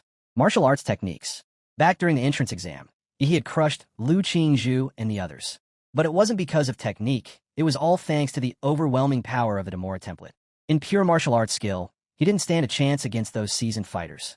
Now that he realized it, he knew exactly who to turn to. Someone with deep connections, someone who could get their hands on the best martial techniques out there. Principal Old Deng. Without a second thought, he sprinted toward the city's #1 middle school. When he arrived, the principal welcomed him like family. Old Deng poured a cup of hot tea, even gave Ihi's shoulders a friendly massage. Didn't expect the top scorer to pay a visit to his old school, he chuckled. Of course, with his experience, the old man could tell right away. Ihi was here with a request. Chuckling to himself, Old Deng pulled out a bottle of white medicinal wine. Inside, floating gently, was a rare ginseng elixir. "Got this just recently," he said proudly. From none other than Li Yushin, the boss of Pingy Pharmacy. Who could say no to a gift like this? A bottle that could strengthen the body, invigorate circulation, and boost vitality, especially when soaked with a rare medicinal ginseng. Principal Old Deng's eyes lit up the moment he saw it. Well, he grinned. Our top scorer isn't just smart and capable, but also knows how to respect his elders. He smiled, humble as ever. "Just doing my duty. It's a traditional virtue of our Xia country, after all." Touched by the gesture, the principal stopped playing polite. The gift was delivered. Now, it was time to talk business. He leaned in and got straight to the point. "I want to learn real martial arts." The principal's expression shifted, more serious now. He explained further. While the market was flooded with countless so-called martial arts techniques, most were low-tier knockoffs. True high-level martial skills were rare and tightly guarded. There were really only 2 legitimate ways to get them. First, through university. Students could earn access to top-tier martial arts via contribution points. Second, through legacy. Inherited techniques passed down in elite warrior families. For example, the Liu family's signature style, which only core members or specially recognized outsiders could learn. This was the reason why top talents like Lu Qingzhu, Chu Zhou, and even Yi He himself, despite being peak-level martial apprentices, hadn't yet broken through to warrior level. It wasn't about talent or physical limits. It was about access. The truth was all official methods to advance to warrior rank were restricted to college students. The government didn't allow civilians to possess or train with such knowledge outside the education system. That's why Yi He had come here, to Principal Old Deng, a man with enough connections to open locked doors. The principal raised a brow. Why not just wait?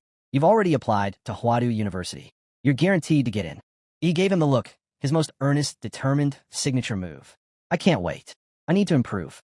Seeing that burning determination, Old Deng sighed. This boy was different. Fine, he thought.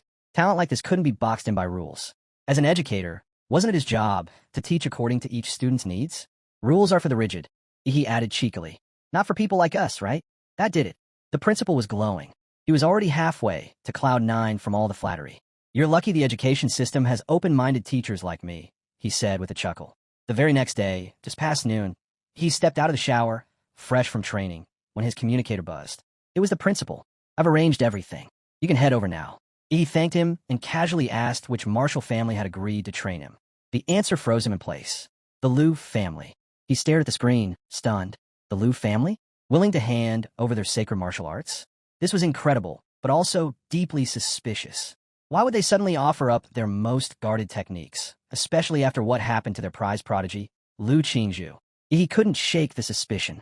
After all, he'd humiliated Lu Qingzhu, their pride and joy, in front of hundreds of thousands of spectators. And now, the Liu family was just handing over their secret techniques?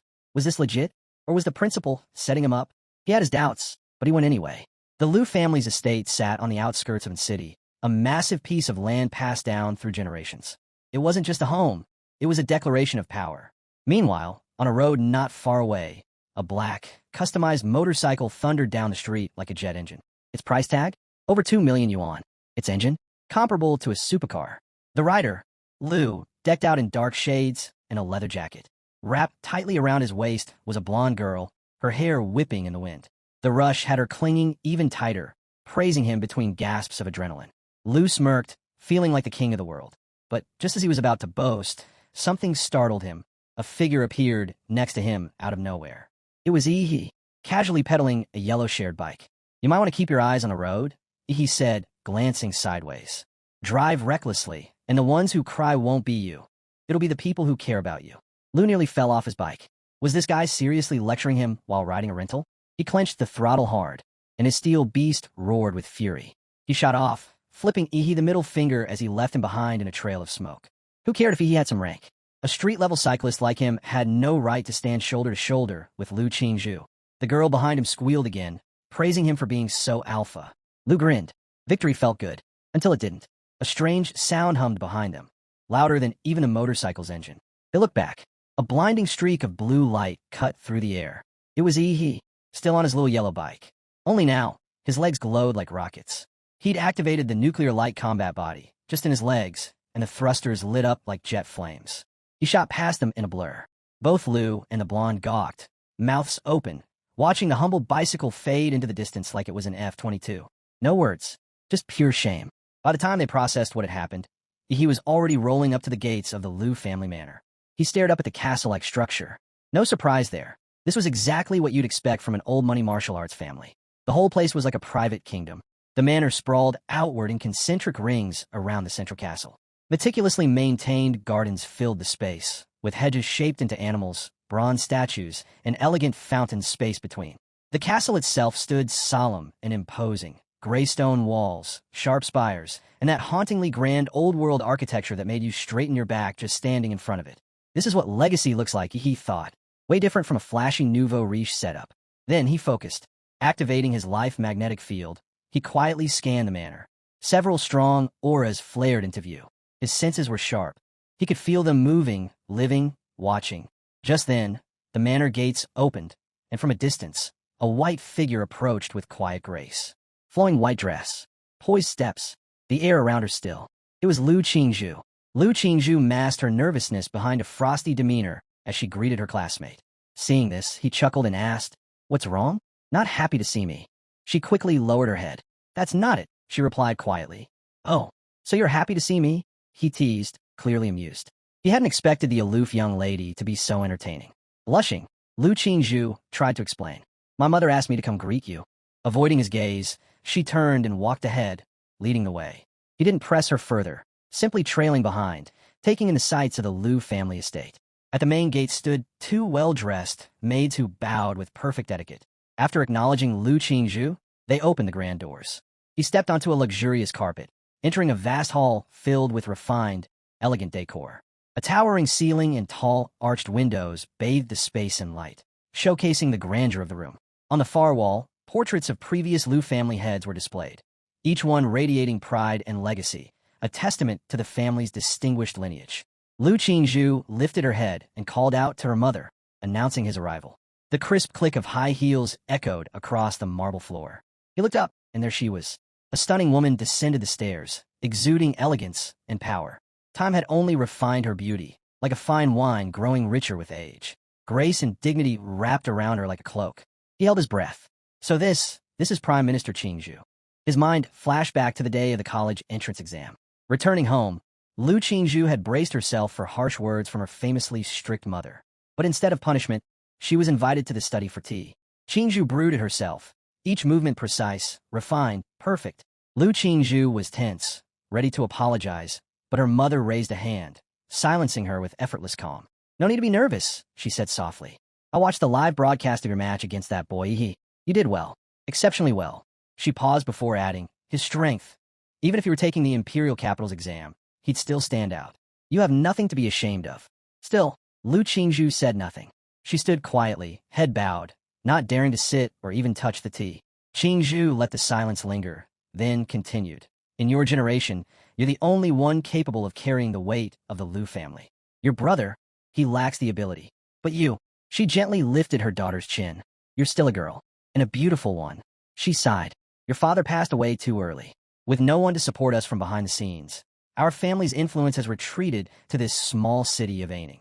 If a major family proposes a marriage alliance, we don't have the strength to refuse. That also means, annexed, and everything the Lu family has built over the past century will fall into someone else's hands. Qingzhu's voice was calm, but every word struck with weight. He seems like a good boy, talented, with a clean background and a bright future. From what I can tell, he's not the type to chase power for its own sake. I want to see the two of you together. What do you think? Lu Qingzhu's eyes widened at her mother's sudden declaration. But before she could utter a word, Qingzhu's sharp gaze, those fierce phoenix eyes, locked onto hers. You don't need to answer now, she added.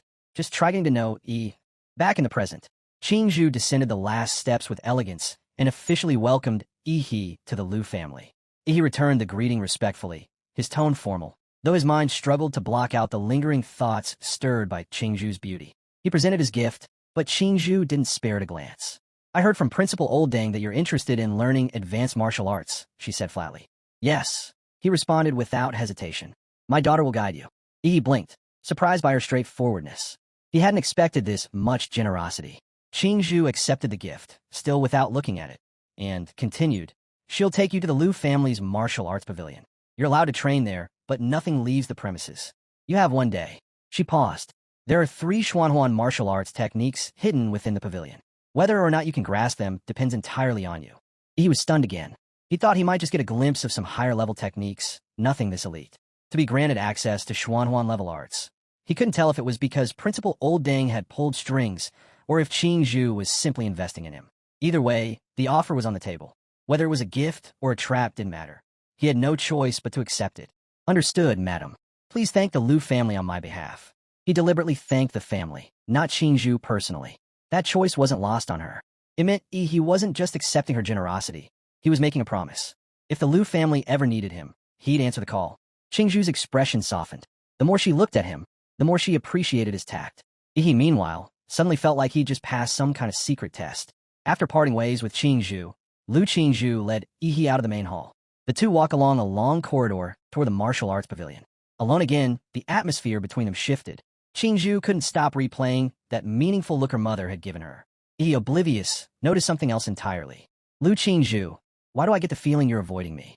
I'm not, she said quickly, eyes darting away. But when he suddenly stepped closer, closing the gap between them and catching her gaze, she flinched. Like a startled deer, she stumbled back a half step. Lu Qingzhu had never been this close to a boy before. In that fleeting moment, she could feel the warmth of his breath brush against her right cheek. And just like that, her face flushed red. The usual icy aura of the untouchable mountain flower? Gone. She quickly stepped back and asked, flustered, "Why are you standing so close?" Without answering, Yi followed her through the manor until they reached a hidden underground chamber. Before them stood a massive stone door, ancient, rough, and clearly no ordinary rock. Yi's curiosity was instantly piqued. Lu Qingzhu spoke up, offering an explanation. "This door is made from power transformation stone. It was mined from a secret realm. Even a strike from a Xuanwu-level master wouldn't break it. It absorbs attack energy instead." "Can I punch it?" he asked seriously. She blinked, caught off guard. After all, most people would marvel at the material, not immediately want to smash it. Still, she nodded.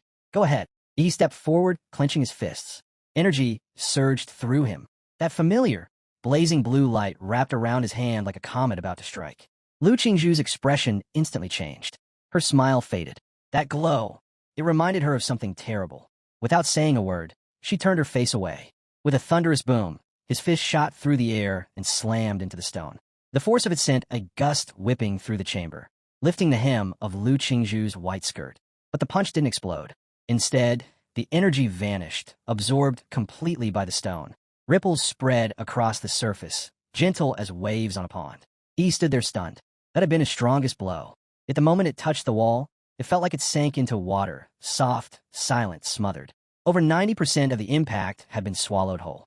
It was rare to see him taste failure, and Lu Qingzhu found it oddly amusing.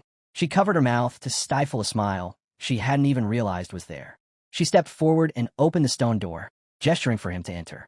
Inside was the Lu family's martial arts pavilion. Shelves stretched across the chamber, lined with technique scrolls and manuals. Everything was organized by category, neatly and impressively. "All martial arts here are stored as copies," she explained. "They're categorized by movement, defense, internal force, swordsmanship, a lot more. If you want to learn something, just swipe this." She handed him a sleek black and gold card. "What about the Xuanhuan techniques?" he asked. "They're stored deeper inside, in a smaller stone chamber," she answered. "You'll need this card to access them, too. But even if you go in, you won't master anything in a day. At best, you'll get a taste of the basics." She paused, then pointed to another shelf. "Honestly, I think my mother giving you access to Xuanhuan martial arts might not be a good thing. I can recommend some techniques that are just a tier below, but much more suitable for you." He glanced at her, amused. "Are you worried about me?" That teasing tone again. Annoyed, Lu Qingzhu turned her face, deciding she was done talking to him for now. He raised his hands in mock surrender. All right, I get it. No need to worry." Lu Qingzhu tilted her pretty head slightly, but said nothing more. She could tell he knew exactly what he wanted. If he was going to learn, he'd go for the strongest technique available. That was just how he was. If the Xuanhuan martial arts were right there in front of him, and he didn't have the guts to try, well, maybe he should just go home and focus on improving his compatibility stats instead. Besides, Qingzhu had opened this path for him. It was both a rare opportunity and a test. If he backed down now, or failed to rise to the challenge, he might never be invited into the Lu family's inner circle again. Seeing his determination, Lu Qingzhu fell silent. The chamber housing the Xuanhuan techniques was even more heavily fortified than the rest of the pavilion.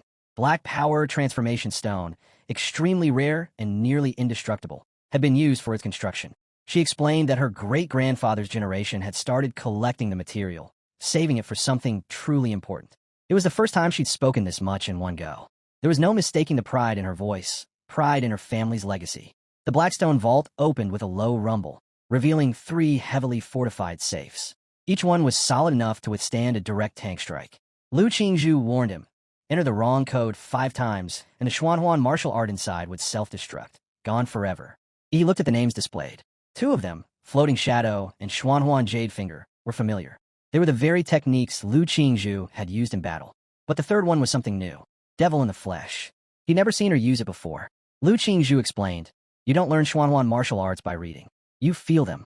The creators embedded their martial rhythm into each one. If you can't resonate with that rhythm, or if your martial attributes clash, you won't even be able to begin training. In other words, the Xuanhuan martial arts weren't passive techniques waiting to be learned. They were alive. It wasn't about choosing a technique.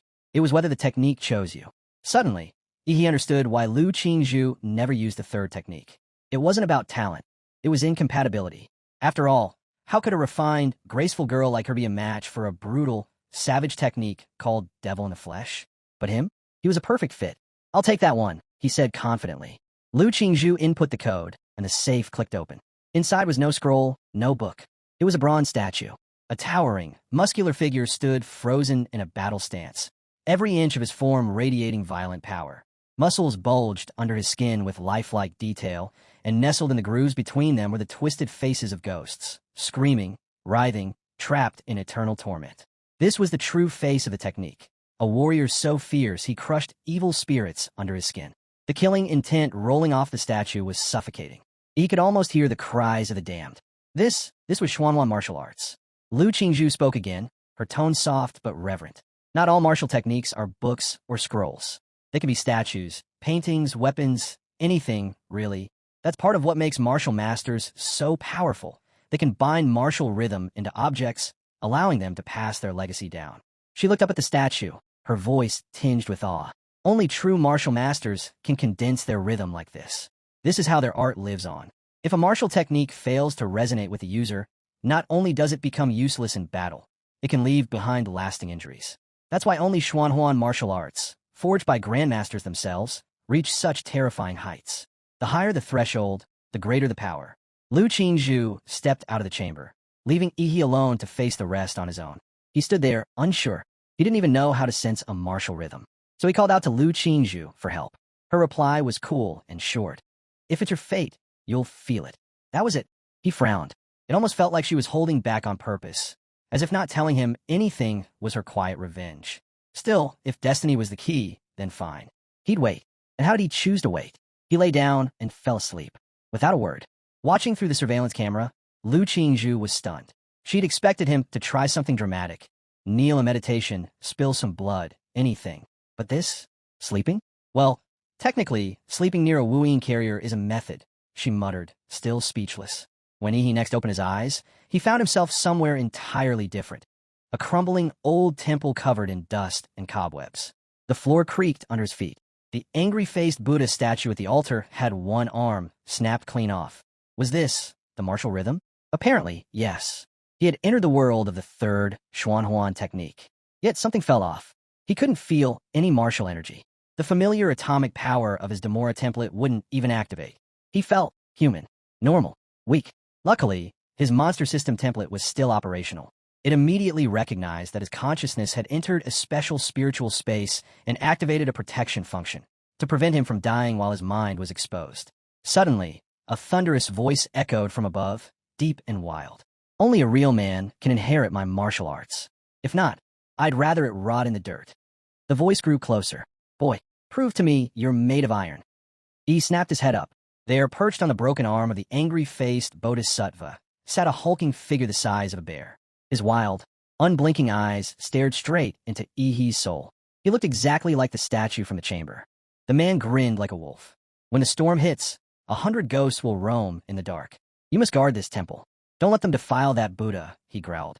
If you make it through, I'll grant you the power to guard what matters. But if you fail, the man's tone darkened. They'll tear apart your spirit. You'll lose your mind, and you'll never cultivate martial arts again. He leaned in slightly. If you're a coward, now's your chance to run. A cold droplet slipped through the cracked ceiling and landed on Yi's cheek. The trial had begun. The man was gone, vanished, and outside the storm had come.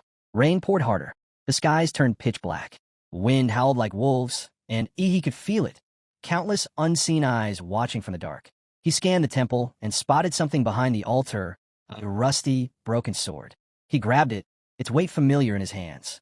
Then, with sword raised, he stood guard at the temple's ruined entrance, facing the night alone. Lightning cracked across the sky, casting a stark light on Yi's face. That thunder wasn't just weather, it was the signal. The world outside roared to life, and the night parade of 100 demons began. From the shadows, a dark figure lunged at him. Without hesitation, Yi swung his sword, aiming straight for its head. The moment the rusty blade connected, a golden light exploded from its surface. The ghost shrieked and disintegrated into ashes on the spot. So, it was true. The trial wouldn't leave him defenseless. The sword wasn't ordinary. There were hidden tools after all. His blood surged with excitement. No longer clinging to the safety of the ruined temple, he charged straight into the darkness, sword raised high. Unseen in the background, the burly man reappeared atop the statue's arm, watching the scene unfold. His eyes narrowed in scorn. Oomph. This brat actually ran out of the temple with a sword? Does he have a death wish? He scoffed, arms crossed. These spirits, all born from my evil energy. A little martial artist dares to challenge them head-on? Another idiot. Martial artists these days get more pathetic by the generation. He sighed and prepared to retrieve what he assumed would be Ihi's broken body. But then, he froze. Eyes widened in disbelief. What? Why aren't the ghosts touching him? Ihi, who barely knew the first thing about swordsmanship, was just swinging wildly. Every time a ghost approached, he'd lash out, and it would vanish in a flash of golden light. No form, no defense, no strategy. And yet, every slash landed. One ghost shrieked and lunged at him, claws extended, but its attack phased right through his body, as if he wasn't even there. He turned around and cut the creature clean in half. It became clear his system, still active in the spiritual realm, had given him complete immunity. He was untouchable, an invincible golden body. Grinning, he kept moving, the battered sword dancing clumsily in his hands. But even under his amateur swings, the ghosts fell one by one, like weeds before a storm. The burly man was speechless. When did this trial get so easy? Rain lashed the temple ruins, wind howling like the spirits themselves.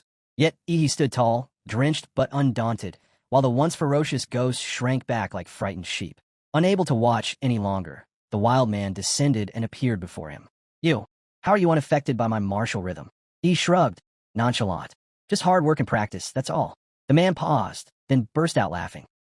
What a convenient little answer. But rules were rules. You've subdued the ghosts.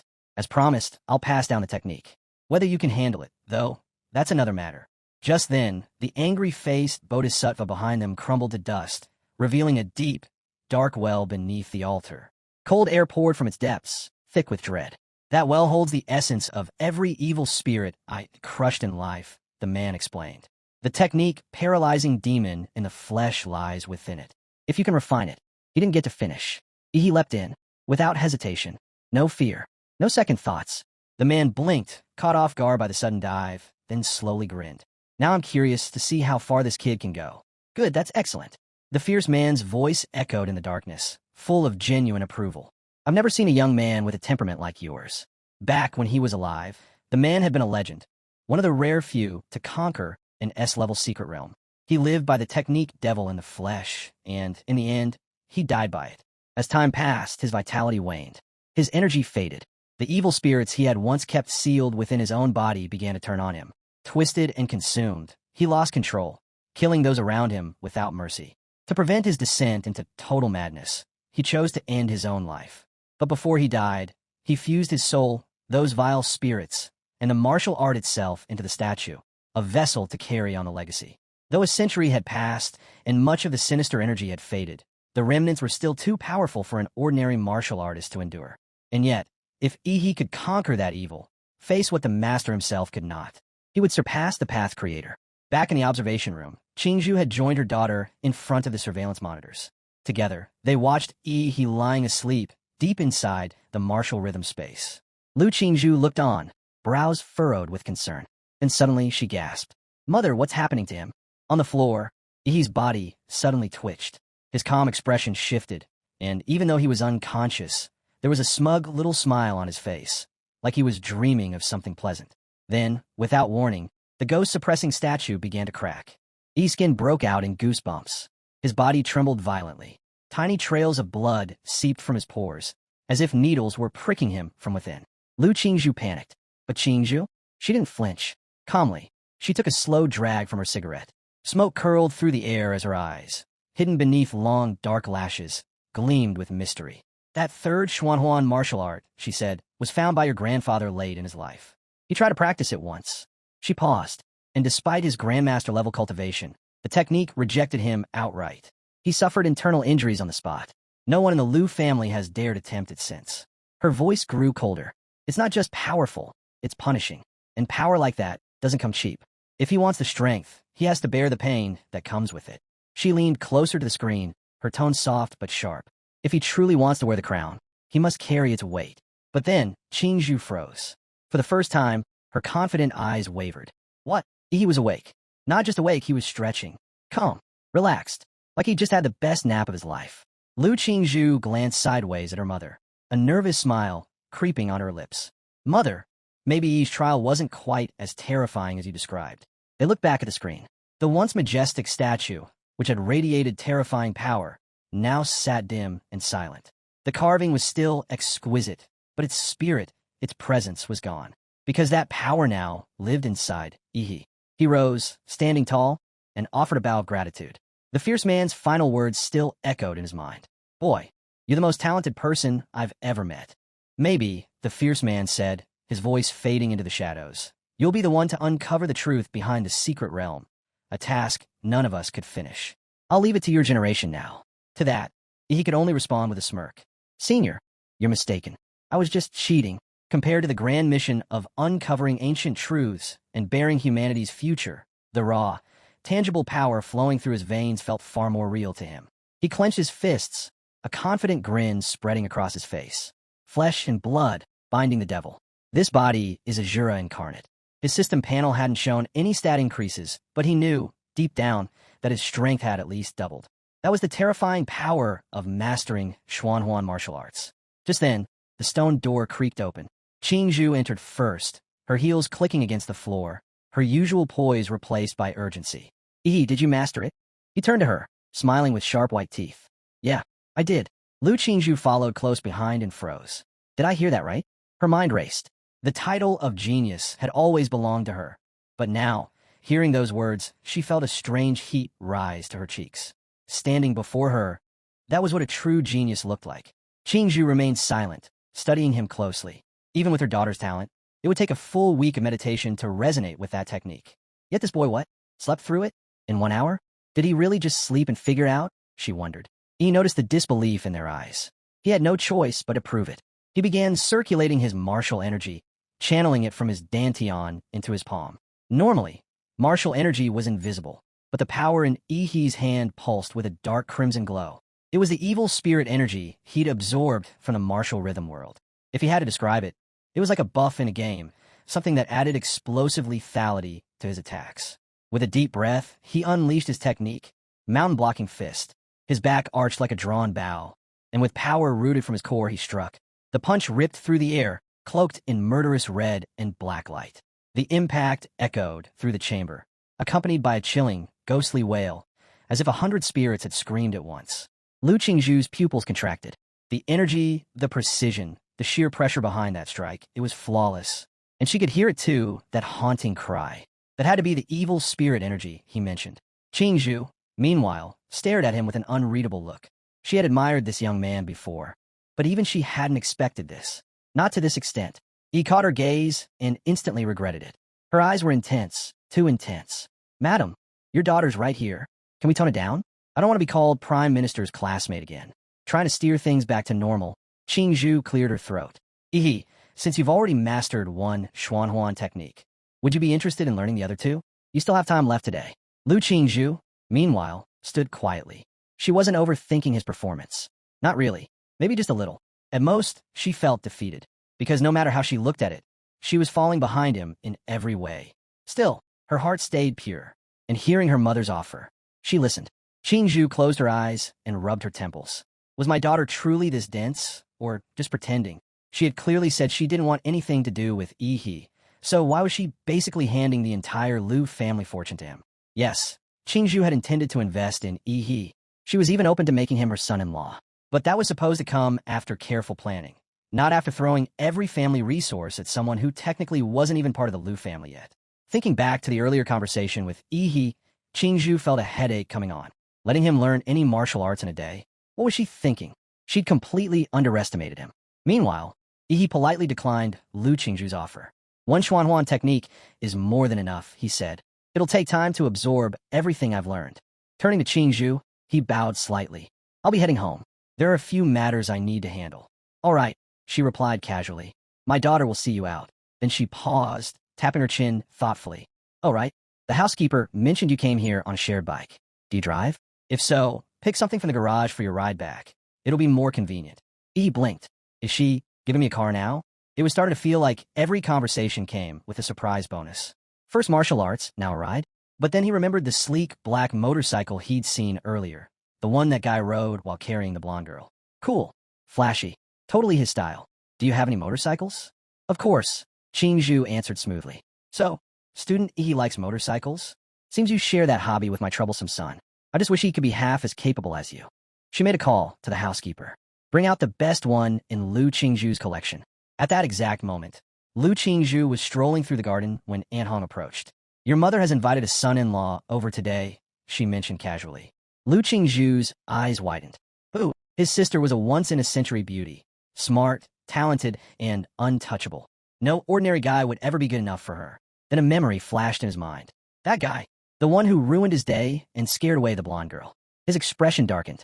It better not be him. Then, vroom, something tore through the garden, fast as lightning. Lu Qingzhu blinked. He recognized the rider instantly. That guy. The one who showed up on a shared bike. What the hell is he doing? Riding my motorcycle. Back at E's apartment, the lights were dim and the windows fogged up from the heat inside. He picked up a glowing monster core and dipped it in sauce. Last time, he'd eaten one straight, and it tasted awful. This time, he was going in prepared, with flavor. He popped it in. Heat surged through his veins. The power exploded inside his limbs and bones. He could feel it working instantly. Then he summoned his system. Inside the Redwood Mountain secret realm, he activated the superimposed, colossal humanoid template alongside the legendary Demora's template.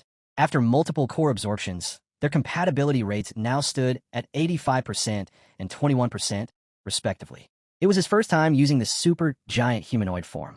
50 meters tall, massive by normal standards. But in Redwood Mountain, where beasts moved like walking mountains, he was still small. Still, he was just getting started. Still not satisfied. He decided he needed to go bigger. He dumped all his available points into the Colossal Titan template, then grabbed a glowing green magic core etched with golden patterns. Dipping it in sauce like before, he tossed it into his mouth and swallowed without hesitation. This one was meant to boost the Demora template, a special enhancement he had been saving. The moment it entered his system, a violent surge of energy erupted inside him. Lightning crackled across his entire body, wrapping him in a blinding storm of pain and power. But just as the agony peaked, something unexpected happened. A prompt flashed in his vision. Warning. After absorbing the genetic sequence of a rare plant-based life form, the Demora template is exhibiting signs of mutation. Do you wish to allow mutation to proceed? E froze. A mutation? That meant the template would evolve, but into what? If it gained new abilities, great.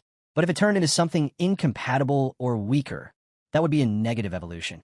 The risk was real. Still, after a moment of thought, he clenched his teeth and chose.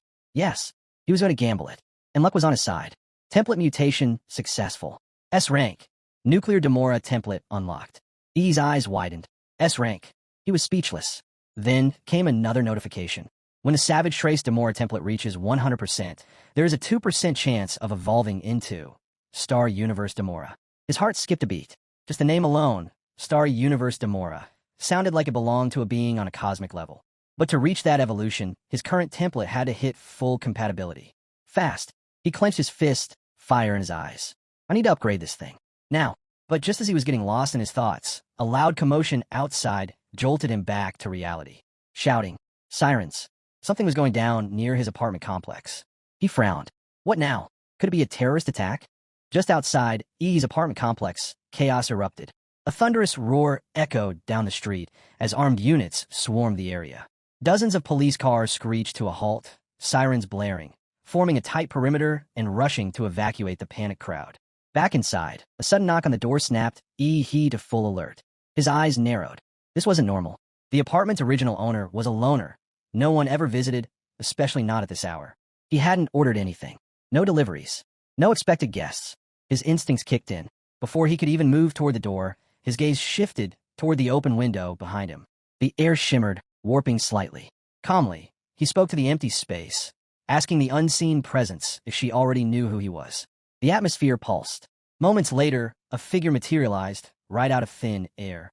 She stood there confidently, curves outlined by a sleek, white nano battlesuit clinging tightly to her body. A black reflective mask covered her face, hiding any hint of her identity. But despite her bold entrance, she seemed genuinely caught off guard. He clearly wasn't just some random guy. Originally, she had planned to stash something inside his place, then wipe his memory. Quick, easy. But now that he'd seen through her illusion, well, now he'd have to pay the price. He wasn't fazed. In a low voice, he asked who she was and why she had broken into his apartment. No answer came. Only the shadow on the floor shifted, energy crackling, snaking toward him like a venomous serpent. In that instant, he understood he couldn't move. The space around him was locked down. Fine, let burn. He had enough saved up anyway. If this place got wrecked, he'd just buy another. The masked intruder, slightly confused, asked what kind of nonsense he was babbling. With a dramatic pause, he stared her down and calmly declared she was already a dead woman walking. Meanwhile, down in the streets below, a vicious fight had broken out. Dozens of elite fighters in training gear surrounded a lone man, Zhou. Despite being outnumbered, he held his ground, dishing out brutal blows with precision. But then he slipped. One of the special operatives struck him hard in the gut. The impact drove martial energy straight in his core, sending waves of pain ripping through his body. Clutching his side, Zhou staggered. "Don't let up," one officer barked. "Wait for an opening, then take him down." They moved in sync, trained to fight as one. They pounced the moment he showed weakness. Zhou, he had no choice but to fall back, step by step. But this was his plan all along. He wasn't here to win. He was buying time. Time for Yaoi Mei to get away with the golden gene. Realizing his distraction was working, Zhou, he let out a mad, triumphant laugh and activated the forbidden blood-burning technique. Flames exploded around him, lighting up the streets in a hellish glow. He fought like a man possessed, pushing his limits against the incoming storm of armored police. Then, just as the battle reached its breaking point, a flash of bright blue light split the sky overhead. A dark figure dropped from above, slamming into the pavement beside Zhou Yi with earth-shattering force. The ground cracked beneath them. Zhou Yi turned and instantly recognized the figure. Yaoi Mei had arrived. Her silhouette was unmistakable. But wasn't her nano battle suit white just a moment ago? Now it looked pitch black, scorched like charcoal. Zhou Yi had risked everything just to get her out with the item. So why had she come back? Yaoi Mei pulled herself out of the shallow crater, visibly shaken. She hadn't expected he to be that powerful. That beam he unleashed, straight from his throat, hit her dead on.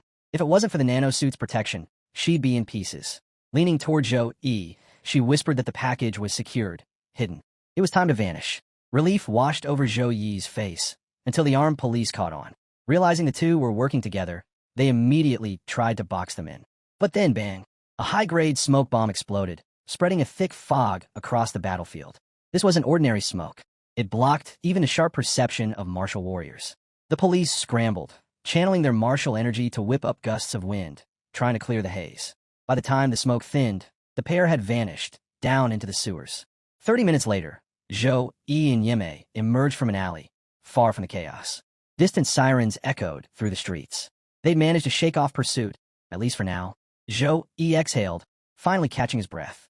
As he admired how fast the nanosuit had repaired itself, a chilling voice sliced through the quiet night. "Still haven't explained why you broke into my home." Yaoi Mei froze. Her eyes widened in shock. She'd made a massive miscalculation. Picking a random apartment had seemed like the perfect plan. But of all people, she had to pick the final boss in disguise. And now, he wasn't going to let this go. Zhou Yi's eyes blazed with fury. He glared at Yi. "How the hell did you find us when the cops couldn't?" He didn't bother answering.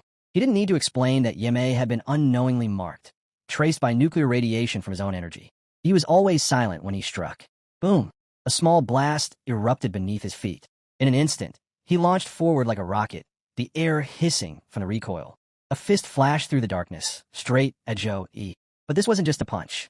Fueled by dark red energy and malevolent spiritual force, a violent cellular reaction surged inside Yi's arm. His mountain-blocking fist unleashed at full power. Zhou Yi crossed his arms to defend, but it didn't matter. The punch ripped through his guard, the energy exploding on impact. It felt like getting hit by a freight train. Zhou Yi flew backward, smashing into a concrete wall with a deafening crack. Dust filled the air. Yaoi Mei gasped.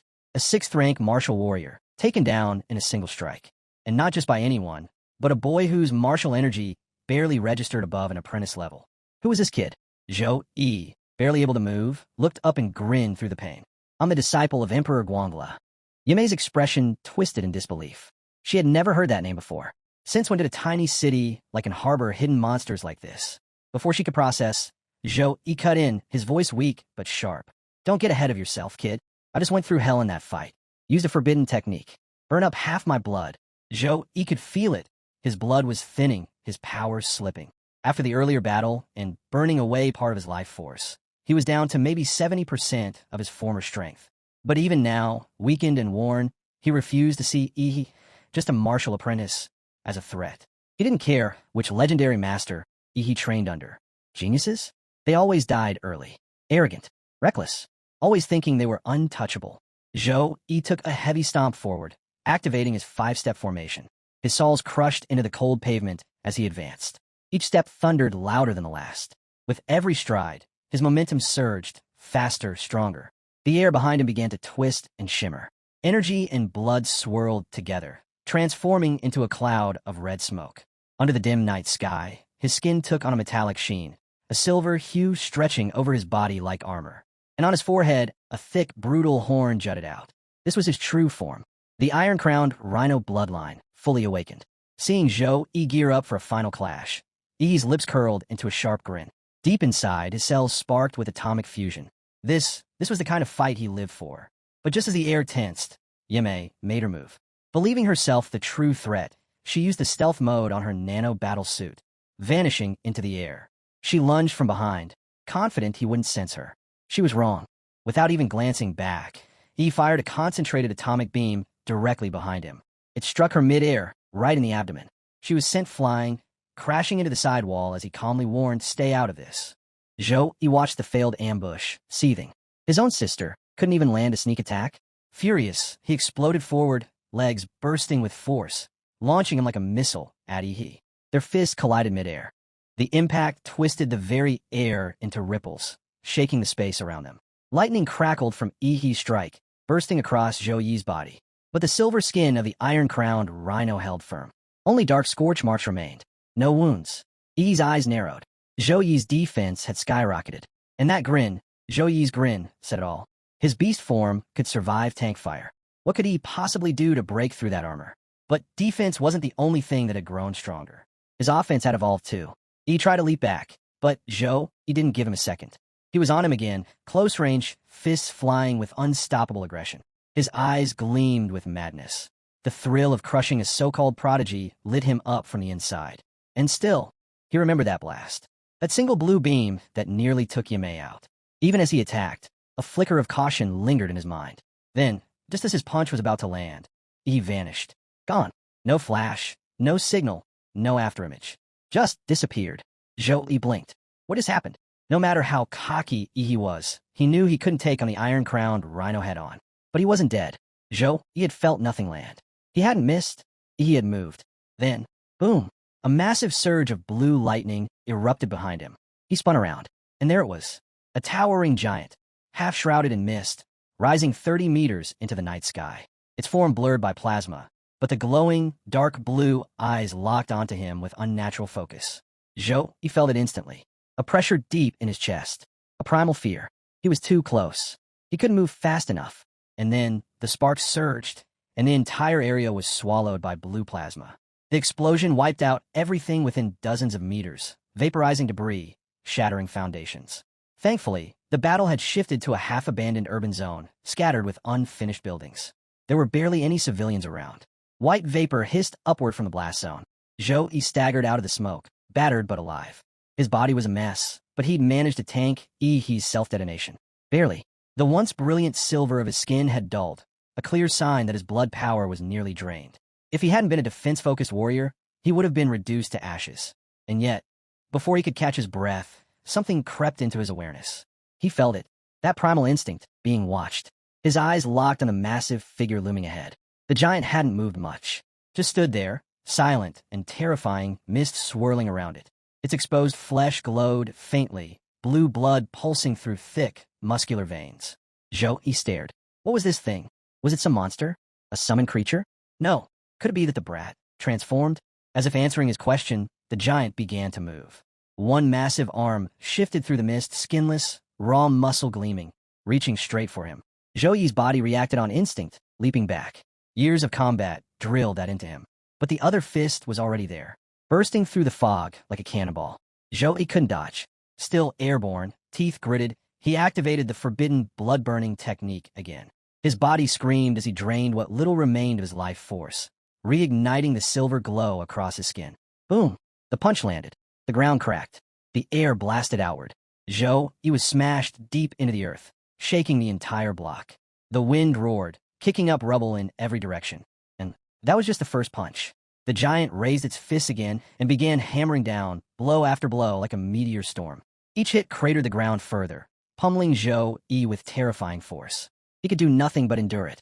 His armor, though incredibly tough, transferred every bit of the shock straight to his insides. He felt his bones shatter, his organs twist. Even his soul felt like it was being rattled out of his body. If this keeps going, I'm dead. Meanwhile, Ihi's system panel lit up with real-time data. One line pulsed to the top. Colossal giant physical power, 23.8, 29.4. Yamei, still struggling to stand, trembled at the sight below. Zhou Yi, her prideful, powerful sixth-rank brother, was being brutalized like a training dummy.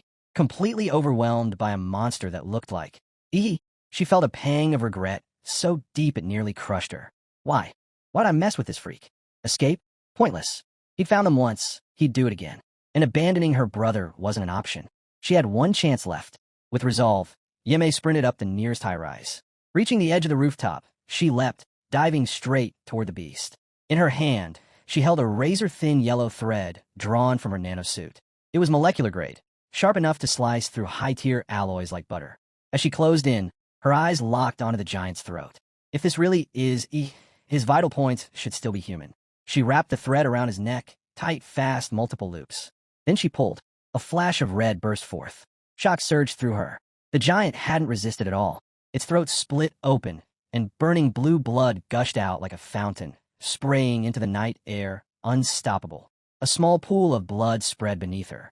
Yamei slowly stood, breathing heavily, thinking it was finally over. She looked up, locking eyes with the giant's massive dark blue pupils, each one as large as a lantern. But something was off. Were those mocking? Then, the giant opened its mouth. Inside, blue light began to swirl, condensing in its throat. A deep hum vibrated through the air, growing louder by the second. Yamei's eyes widened. In the last second before everything went white, all she saw was a wall of brilliant blue light rushing toward her. Boom! The atomic breath engulfed her. Her body vanished, vaporized, blown through the side of a building, leaving a trail of glowing destruction that lit up the skyline. The beam sliced through concrete like paper, branding a luminous scar into the night.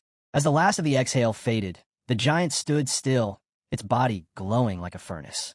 Steam hissed from exposed muscles and torn flesh as it began to evaporate, disappearing bit by bit in the rising heat.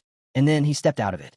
From inside the giant's fading skull, he emerged, threads of blood and muscle still clinging to him, releasing clouds of hot air.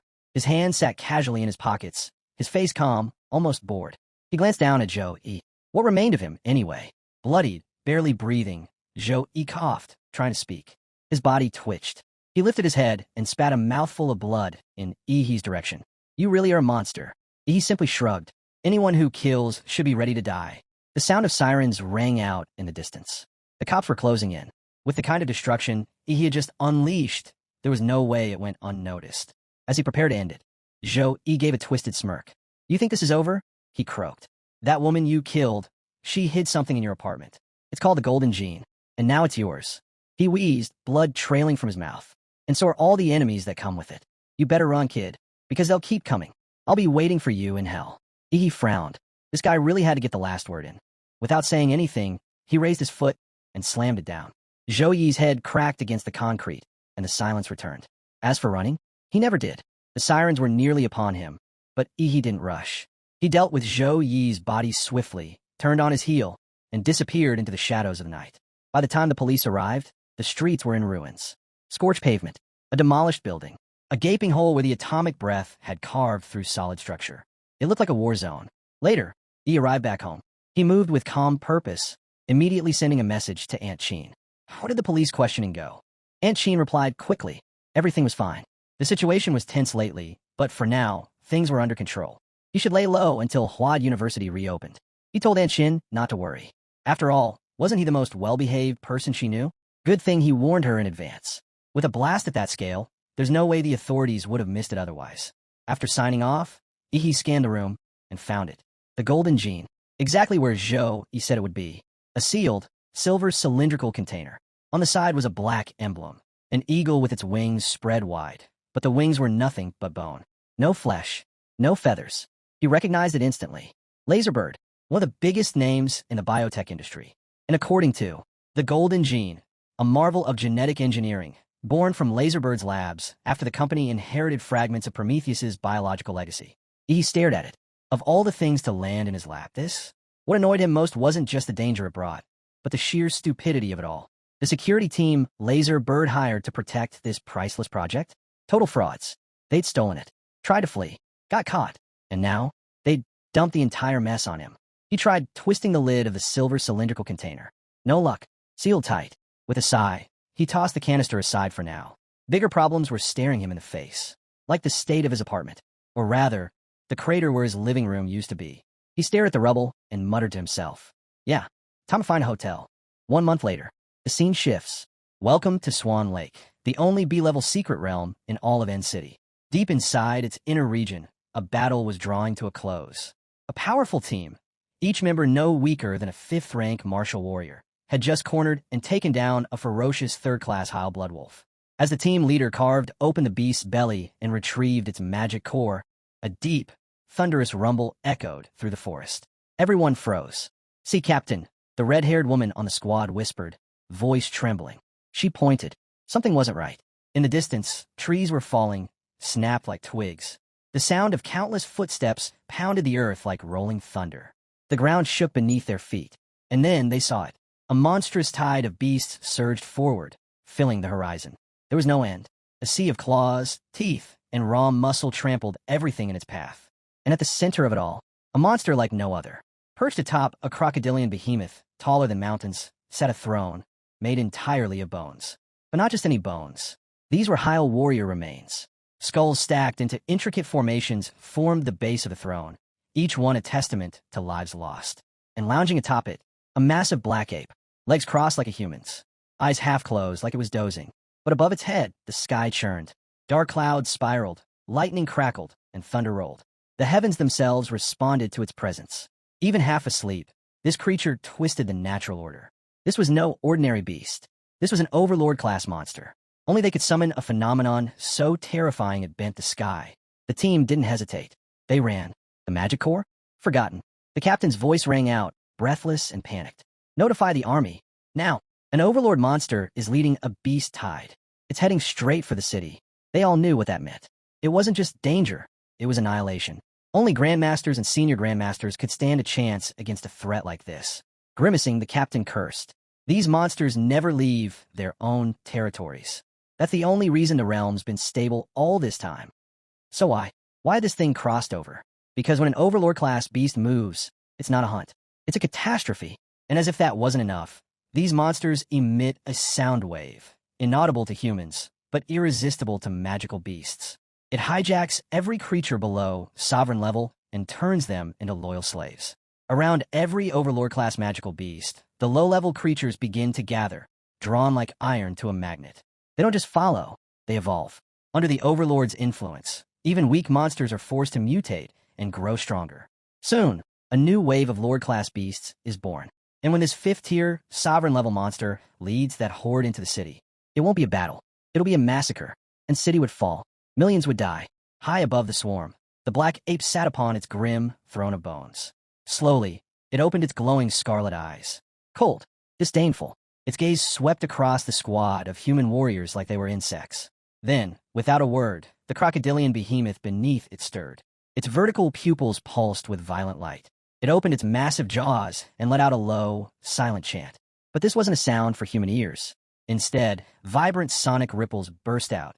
Huge, multicolored waves crashing through the forest like a tsunami. Mud, stone, and earth began to rise, whipping into the air, spinning violently. Within seconds, the churning mass compressed into a massive 10-meter long stone cone, sharpened like a missile. With a blast of pressure, it launched forward, splitting the sky. Boom! An entire mountaintop was obliterated, pierced straight through by the attack. The team of warriors had no time to react. They were swallowed by a rain of stone cones, the sky itself raining destruction. It was like a meteor shower. The land shook. When the dust finally settled, silence reigned. A single severed hand remained, still gripping a radio communicator. But the message had been sent. Overlord-level incursion detected. Far above the carnage, the black ape rose from its throne. For the first time, it spoke. In fluent, chilling human language. Advance. full speed. The monster horde howled in reply, a tidal wave of bloodlust. The earth itself trembled under their charge. At that exact moment, outside the Swan Lake's secret realm, alarms blared across the city. Piercing, high-pitched warnings rang through the streets. Beast tide incoming. People froze in place. They'd seen in the news, heard about invasions in far-off countries. But that was somewhere else. That wasn't their city. Now it was. Reality hit like ice water. Many stood in stunned disbelief, wondering if it was just a bad dream. Then, a voice came through the city's broadcast system, the mayor himself. Attention, all citizens. A large-scale beast tide has erupted from the Swan Lake secret realm. It is expected to breach in city's defenses within 20 minutes. The army has already been mobilized. All warriors in the city are called to action, now. The message shattered the stillness. Chaos broke loose. People scrambled to escape, packing highways, crowding train stations, desperate to flee. Cars jammed every road. Trains overloaded. Flights sold out in seconds. The city was in freefall. Armed police were deployed to maintain order. Government forces worked around the clock, trying to stabilize the situation. Citywide alerts blared over every screen, every radio. One message stood out above all. Evacuation priority goes to children and students. They were the future. If and fell, it would be their responsibility to remember, to rebuild, to carry their city's legacy, and avenge those who had fallen. Inside City Hall, old Jianqing was buried in calls. One after another, trying to buy just a little more time, trying to slow the wave crashing toward them. His secretary burst through the door with urgent updates. Without missing a beat, the mayor asked, "Have the reinforcement requests been sent? Which cities are responding? Which cities are willing to send reinforcements?" The mayor asked, his voice tight with urgency. The secretary hesitated, her face grim. "It's not just us," she said softly. "Beast invasions have been reported in multiple regions across the country. Most cities are overwhelmed. The few that haven't been attacked yet have already begun building defenses, preparing for the worst." The mayor's shoulders tensed. "Then what about the imperial capital?" he asked, almost pleading. "Even just one grandmaster. Just one." But even that was too much to hope for. The secretary's next words dropped like a stone. An S-level secret realm has appeared in Guanshan City, just next to the capital. All top-tier warriors from the imperial capital have been deployed there to contain it. Old Jianqing collapsed into his chair, defeated. But his sharp instincts screamed the truth louder than any report could. This wasn't a coincidence. This wasn't just some outbreak. The entire Sea Kingdom was caught in something larger, a carefully laid trap. A national-scale beast tide, coordinated, planned, but there was no more time to think. He stood again, straighter than before. Though nearing 50, that spark from his youth lit up his eyes again. They had no reinforcements, no support, only themselves. The defensive in city had already begun. Elsewhere, at the Chu family's private training grounds, the sounds of fists echoed through the air. Ihi and Chu Sensei were deep in a sparring match. By now, Chu Sensei understood. Try to test or provoke Ihi with words was pointless. If you wanted Ihi to take something seriously, you had to fight with everything you had. Even so, his all still wasn't enough. Ihi landed a heavy punch to Chu Sensei's chest. Chu Sensei quickly summoned an ice armor to defend, a thick layer of frost encasing him. But it shattered instantly. The punch tore through it with ease. Fused into Ihi's fist were jagged, magical fangs of pure, evil energy. They ripped the armor apart like paper. Chu Sensei was knocked back, but as he steadied himself, he couldn't help but smile. Didn't think you'd land that cleanly. He could feel it, the strange, dark power surrounding Ihi. It wasn't martial arts as he knew it. It was something deeper, something twisted. What style is that? Tortoise martial arts? Ihi shrugged. Yeah, picked it up about a month ago. Still working on the details. But what really mattered was this. He had grasped the core of its power. The demon in the flesh technique. A style that fed on evil spirits. Every time Ihi survived a brutal fight, every time he killed, his own evil spirit would absorb something from the fallen. Mimic them. Grow stronger. Before they could clash again, a sharp alarm tore through the quiet. Beast invasion. Both Ihi and Chu Sensei froze, instincts kicking in. A moment later, their phones buzzed. An emergency alert. All college prep students in the city were ordered to evacuate immediately. Flights B521 and B753 were scheduled at the city's main airport. High-speed train A423 was also ready for departure. They had priority. "Are you going?" he asked, eyes locked on Chu Sensei. Chu Sensei looked at him and hesitated. "With your talent, maybe you should," he said. "Leave the defense to others. You got too much to lose." But he clearly didn't know Ihi at all. That smile, that eerie grin, the same grin he wore right before a kill. Was he excited? He was. He smirked and replied flatly, "You talk too much." Since when did you get so sentimental? He cracked his knuckles. If I'm staying, then there's no reason for you to run, either. There was only one thing left to focus on. The scene shifts to the Liu family manor.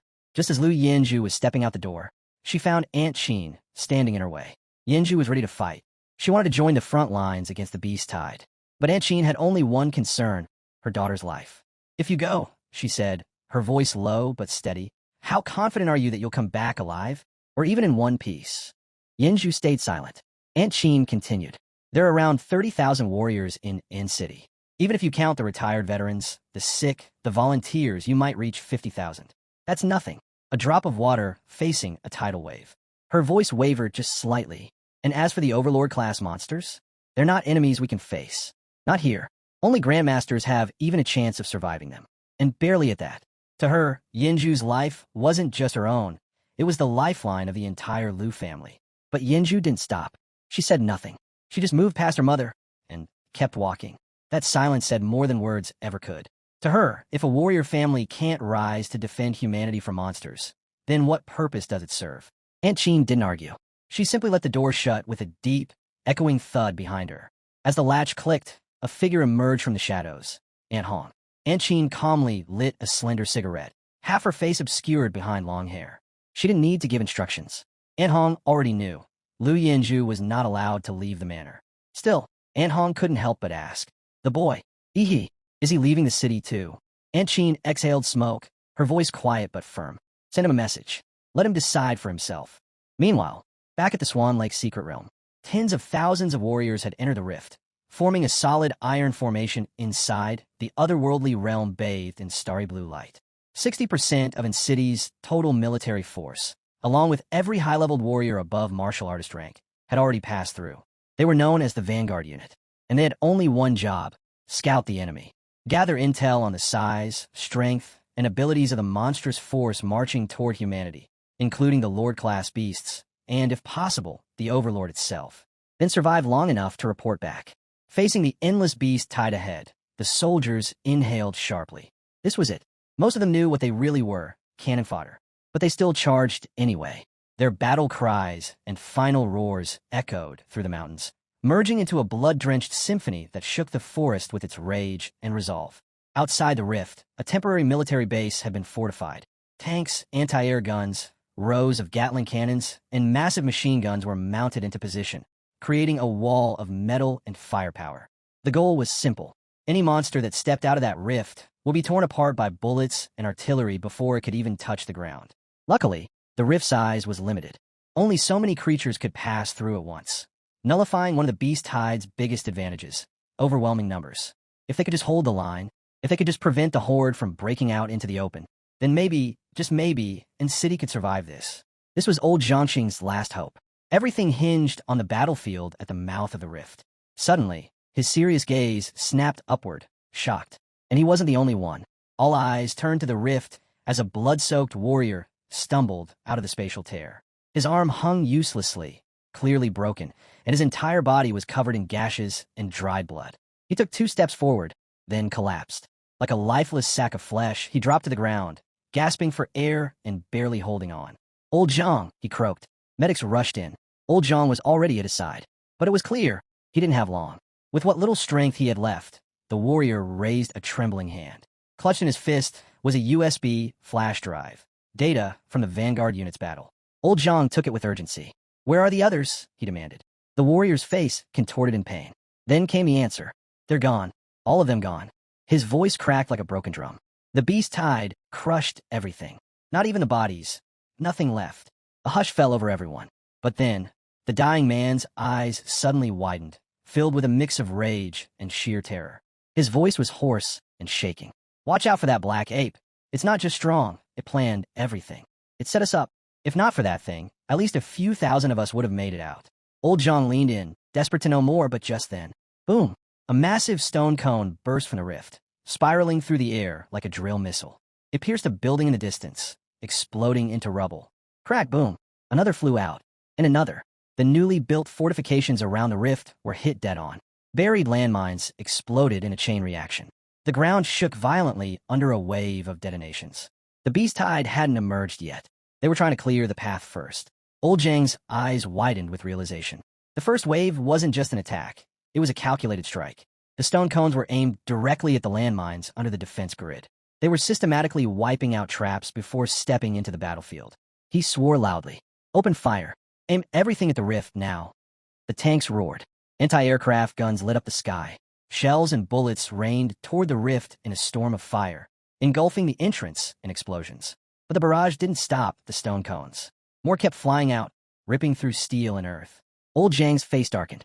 These monsters, they're using long-range suppression tactics. They weren't rushing out blindly. They were softening up the battlefield first, like seasoned tacticians. Since when do magical beasts fight like humans? The fallen warrior's last words echoed in his mind. The overlord planned it all. It was a trap. Huang clenched his fists, teeth grinding. Damn that black ape. Just then, another stone cone broke through the encirclement. This time, it didn't strike a structure. It slammed into the ground hard. Soldiers stepped back, weapons ready. Then a noise. A strange, high-pitched chittering came from the shattered fragments. A soldier turned toward the sound. Too late. A grotesque rat, massive, with membranous wings and fangs like daggers, erupted from the rubble and sank its teeth into the soldier's head, tearing it clean off. Blood sprayed across the ground. He fell without a sound. And this wasn't a one-off. Across the battlefield, the same scene played out. Everywhere the stone cones had landed, twisted creatures began to crawl out of the wreckage. It was a trick. The stone cones weren't just weapons. They were drop pods. Warcrafts, horrific, mutated beasts, had hitched a ride inside them, smuggled through the rift, launched over the front lines, and deployed behind the defenses. The monsters hadn't just broken through the gate. They'd already landed inside. The battlefield descended into chaos. Intercept those spikes before they hit. Old Zhang shouted through the comms. Don't let even one of them land. Stop them at all costs. The military scrambled. Missiles locked on and began taking down the incoming stone cones in midair. But redirecting firepower came at a cost. Artillery, once focused on the rift, now thinned out. The tanks faltered, forced to reposition. Infantry teams pushed forward to help, but the monsters weren't interested in fighting. They didn't engage, they dispersed, quickly vanishing into the smoke and debris. Their goal wasn't battle, it was sabotage. In minutes, they had already torn through key defense points, cutting into the gunpowder supply lines and crippling the network of traps that had been set up around the rift. Back inside the rift, the black ape's blood-red eyes gleamed. It wore an expression that was far too human, cold, cunning, and cruel. Smug and satisfied, it stood tall above the battlefield, watching the humans lose their grip on control. The tide was turning, and it knew it. Time was up. With a guttural voice, it issued the next command. Flatten them. Leave nothing standing. The ground trembled. Charging through the rift came a white-haired gorilla king, a lord-level beast the size of a building. Its howl shattered the air as it pounded its fists and tore through the front lines. Behind it, the rest of the beast horde surged forward. A deafening roar erupted from the rift as the white-haired ape led the charge, drawing firepower toward itself. Explosions rocked the area as artillery struck it head-on, but it didn't stop. It tanked every hit and kept going, giving cover to the other beasts pouring out. Dozens, then hundreds. Magical beasts used the distraction to slip through, scattering in all directions, past defenses, past barriers. The rift was breached. On the rooftop of a high-rise building, Ihi stood still, overlooking the chaos below. He saw the tide breaking through, the defenses collapsing, and a realization hit hard. Humans were losing control of the battlefield. He looked toward the heart of the city he had only lived in for a few short months. It had grown on him. Its streets, its people, its fragile, imperfect peace. No way, not like this. There was no time left to think. He let out a roar and leapt off the rooftop. His feet hit the wall, and he sprinted straight down the side of the building. Halfway down, his skin darkened, toughened. His body shifted. He charged in the battlefield in his Demora form, no hesitation in his stride. Elsewhere in the city, Luo Shun's leg flashed with energy as he activated his Thunderkick martial art. His foot slammed into the abdomen of a snarling beast, the impact so fierce it forced the creature's eyes out of its skull. 5 down already? Nice one, Luo Xan, another warrior called out. Taking the opportunity, the man darted forward and carved into the monster's corpse, ripping out its magic core before it could regenerate. Luo Xan smirked at the praise and gave a casual wave. No big deal. But just then, thud. A severed beast's head landed at his feet. A petite figure strolled over, one foot landing squarely on the monster's skull. Really showing off for taking out small fry, she said with a mocking grin. It was Xiao Xiaoling. She tilted her head, still smirking. If you're the number one at third high, this city's standards have really gone downhill. Luo Xen opened his mouth to fire back, but stopped. He knew it. She wasn't wrong. And if it came to a fight between them, he probably wouldn't win. To save face, he could only stew in his own frustration for a moment. Then, a chill swept through the air, sharp and sudden. Frost began to spread across the ground like a creeping veil. From the distance, a solitary figure walked in, his posture composed, his hair perfectly in place despite the chaos around him. Chuzhou had arrived. Xiao Xiaoling's eyes widened in disbelief when she spotted the blue magic core in his hand. He actually took down a third-tier beast on his own, but what shocked her even more was his presence here at all. She hadn't expected to see him on the battlefield. Why hadn't he evacuated? Chuzhou didn't bother answering. Flaunting a kill meant nothing to him, especially not when it paled in comparison to Ihi's feats. With an almost casual tone, he shrugged off the danger. Life and death didn't seem to weigh on him at all. After all, their parents were warriors.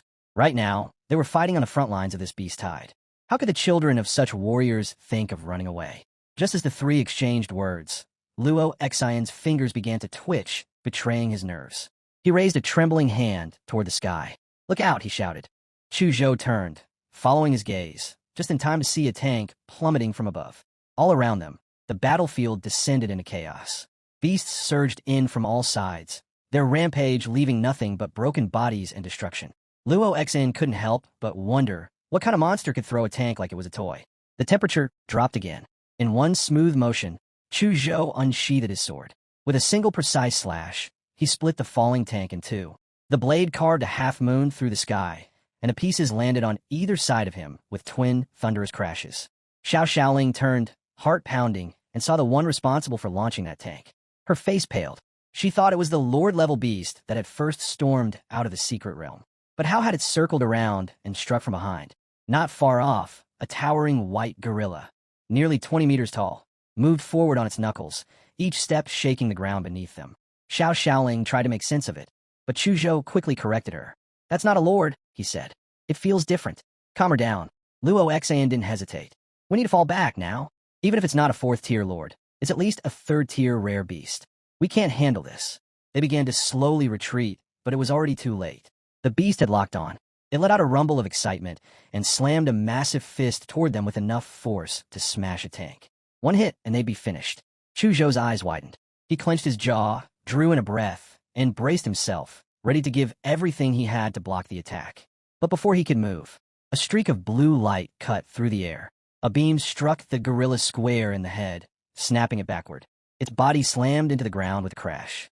The beast tried to fight back, raising a massive hand to swat away the new attacker, only to find its palm completely caught. A much smaller hand gripped it tightly, refusing to budge. The attacker leaned forward, voice cold. "Open up. Time for your dental check." It was Ihi. The white gorilla's scarlet eyes widened. Its menacing glare twisted into something else, realization. It was screwed. Ihi stomped onto its lower jaw, forced its mouth open with brute strength, and unleashed a searing torrent of blue energy straight from his core. A blast of atomic light shot out, blasting through the beast's vulnerable mouth. Black smoke rose instantly, filling the air with the acrid stench of burning flesh. The white gorilla thrashed in agony, but within seconds, its entire head and upper body began to meld away under the relentless force of Ihi's breath. Xiao Xiaoling and Luo Xen stared the glow, then turned to Chuzhou, as if silently asking, "Was that really him?" Chuzhou didn't look away from the figure standing atop the gorilla's smoldering corpse. "Yes," he said calmly. "That's Ihi. With him here, maybe, just maybe, this city had a fighting chance." He didn't stop to talk. He had no time for reunions. Other fronts needed backup. He triggered an atomic burst beneath his feet, knees bending just slightly before he shot skyward, launching into the air with explosive speed. As he soared through the sky, he scanned the battlefield below, searching for the worst of it. He focused, activating his life magnetic field, and his path shifted. The next flash of movement brought him to one of the most devastated strongholds near the secret realm's rift. The defensive line was barely holding. The outer walls had already crumbled. The martial warriors stationed there, some of the most powerful martial artists, had fallen from sheer exhaustion. But even so, no one was backing down. The remaining warriors, and even regular soldiers, dug in. If they were going to fall, they'd fall fighting. From the horizon, a mammoth-like monster barreled through artillery fire, untouched. It accelerated, charged straight through the barricades, and brought the last wall down like paper. Behind it, an endless tide of beasts followed. With no other choice, the soldiers dropped their rifles, pulled out their blades, and stood shoulder to shoulder with the warriors.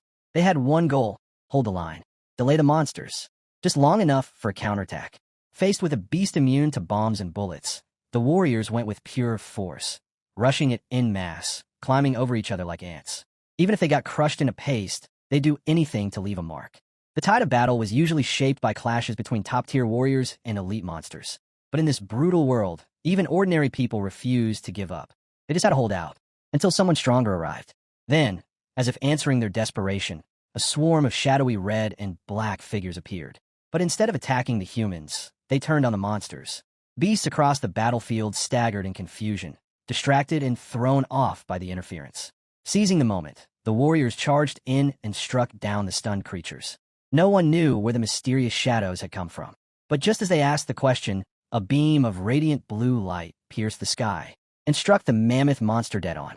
The beast, once untouched by any weapon, let out a deep, guttural howl for the first time. Then the breath faded, and the mammoth fell. Its massive body crashed to the earth. The hide that even artillery couldn't scratch was now burning and torn. The searing blast left a scorched crater in the mammoth's chest, a charred wound deep enough to expose bone. All around, the remaining low-tier beasts froze, eyes locked on Yi. They could do nothing but glare at the overwhelming force bearing down on them. Then, he moved again. He triggered a new skill, Thunderfang Cleave. A violent surge of blue energy erupted beneath his feet as he launched downward like a missile. The air cracked with a deafening sonic boom. In the blink of an eye, he crashed into the horde below, his descent carrying such devastating force that not a single monster in the blast radius survived. Elsewhere on the battlefield, warriors at other strongholds paused mid-fight, confused. Something strange was happening. The monsters were retreating. Instead of continuing their assault, they were shifting, turning and stampeding toward a single point. "What's going on?" someone shouted. A female warrior answered, breathless but clear. "It's Yi, the city's top scorer. He's entered the battlefield." The beasts were converging on his location. The realization hit hard. The monsters weren't retreating. They were calling for backup. Reinforcements. All aimed at taking him down. A man clenched his fists. Yes, he was strong. Unbelievably so. But at the end of the day, he was still just a kid. And their last hope. Without hesitation, the man turned and sprinted toward Yi's location. "We can't let him fall," he shouted. "Not like the others before him. We protect our top scorer, no matter what." As the scene shifted, a terrifying beast unleashed a sudden burst of blue energy from its eyes. The impact was devastating. Some were injured instantly, while others were killed outright. The surviving beasts sensed the danger and charged toward the source of the blue energy with frightening speed. At that moment, a boy who was rushing in to help froze in shock. He shouted for everyone to watch out, warning that a lower-class beast had locked onto Yi. His voice trembled with anger and grew louder as he declared that if the enemy wanted to kill, they would have to ride through the city and go through him first. Beside him, the girl who had accompanied him glanced around with teary eyes and muttered that they should kill the monsters, relieved that they were finally saved. The boy, now fully fired up, roared that humanity would win and the monsters could rot in hell. He urged everyone to hold the line, assuring them that reinforcements were almost there. The scene shifted again. Buildings were engulfed in flames, and the entire skyline glowed red with destruction. Amid the chaos, a deep voice echoed through a half-collapsed building. The speaker scolded another, calling him an old vest and accusing him of failing to protect a child. He warned not to wait until he was too busy to provide cover. If he had to go full force and the line broke, they would all be doomed. Without warning, a massive beast charged through the fire-scorched battlefield. Its sheer weight cracked the ground beneath its feet. Fire and energy erupted around it as it ran with terrifying speed.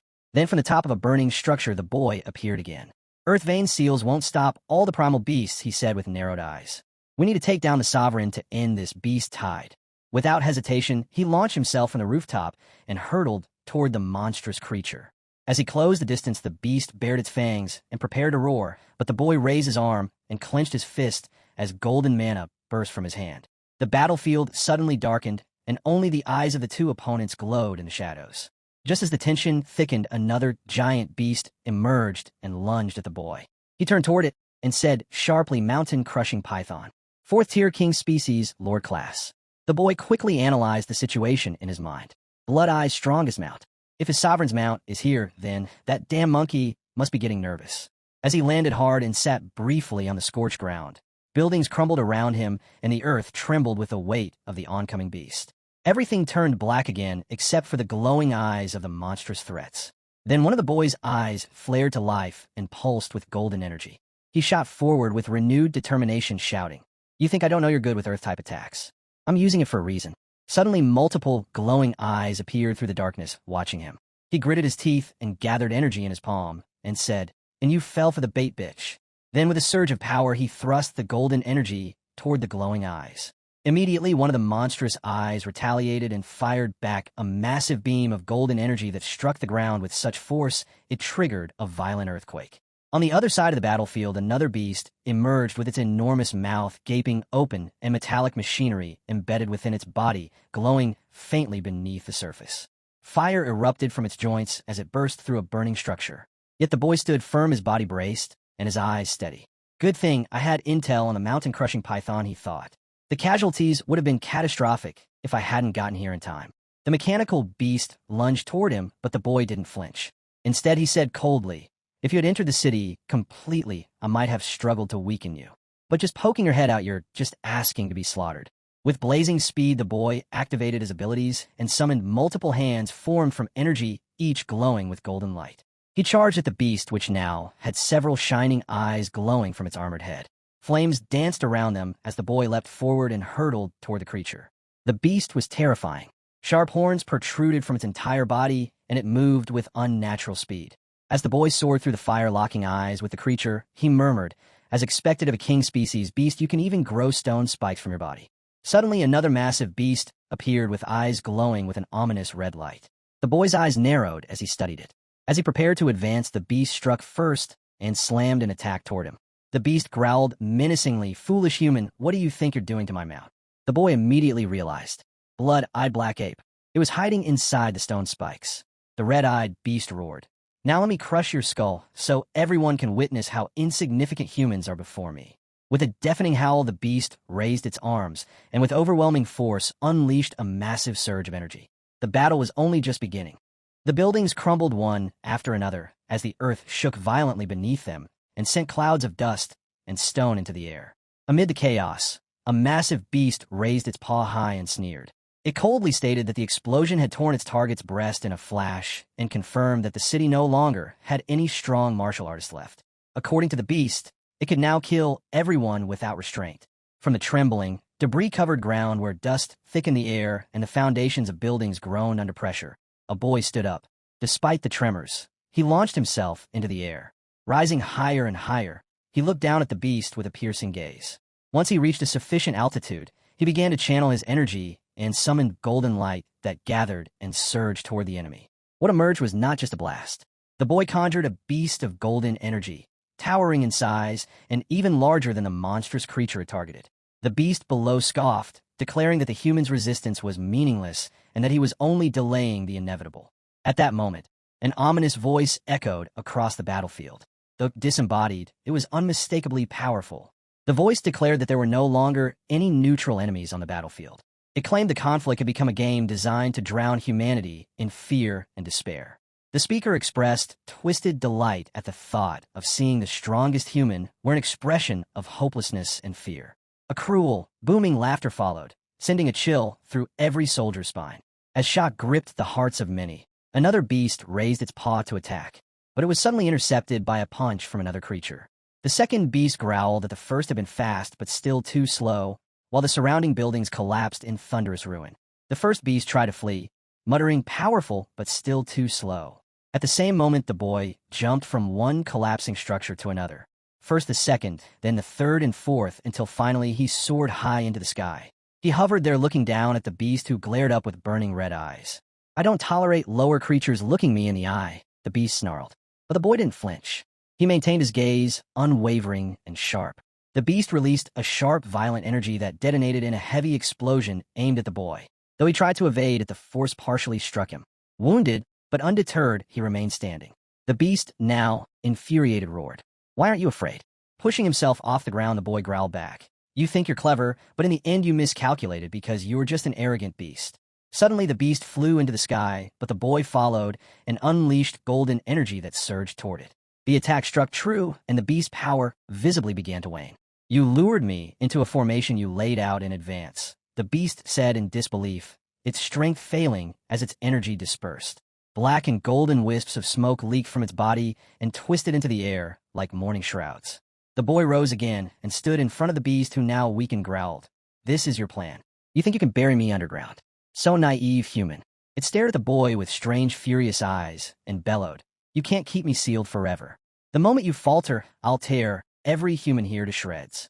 But the boy, furious and resolved, responded without hesitation, "This isn't a backup plan." He slowly opened his shirt, revealing a symbol of a star etched directly over his heart. Placing his hand on it, he spoke with grim determination, "It's a hymn to humanity, a hymn to courage." The beast, sensing something ominous, shouted, "What are you doing?" With resolve carved into his expression, the boy pressed his hand deeper into his chest and answered, "At the start of this war, I've buried in cities once an only strategic nuclear warhead beneath the battlefield. The trigger is implanted inside my heart. If my heart stops, the warhead detonates." The beast recoiled in disbelief. "You're bluffing. Who the hell would bet their life on something like that? You think I'll fall for this?" But the boy's expression didn't change. "I never planned to walk away from this city," he said. "I am Huang Qing, mayor of a city." In that moment, memories flashed in his mind. The day he stood before the people, making a vow. "I, Huang Qing, offer everything, my duty, my body, my life for its city and its people." With his eyes closed, he took one final breath and thought to himself, "I suppose I've finally done enough." Suddenly, the beast, in a last act of defiance, unleashed a massive golden blast that struck Huang Qing directly and smashed him into the rubble of a broken building.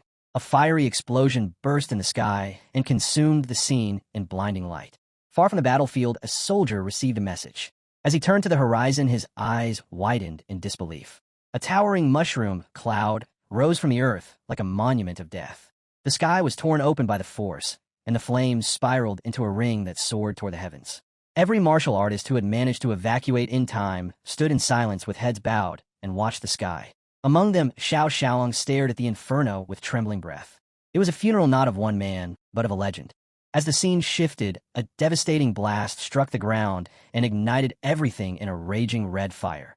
Amidst the inferno, a giant-faced skeleton wandered, roared, flew, and moved wildly. Above it, another skeleton stood with its mouth wide open while a ball covered in razor-sharp nails rotated ominously above its head. The skeletal figure raised its hand and waved, revealing its full arm in a threatening gesture.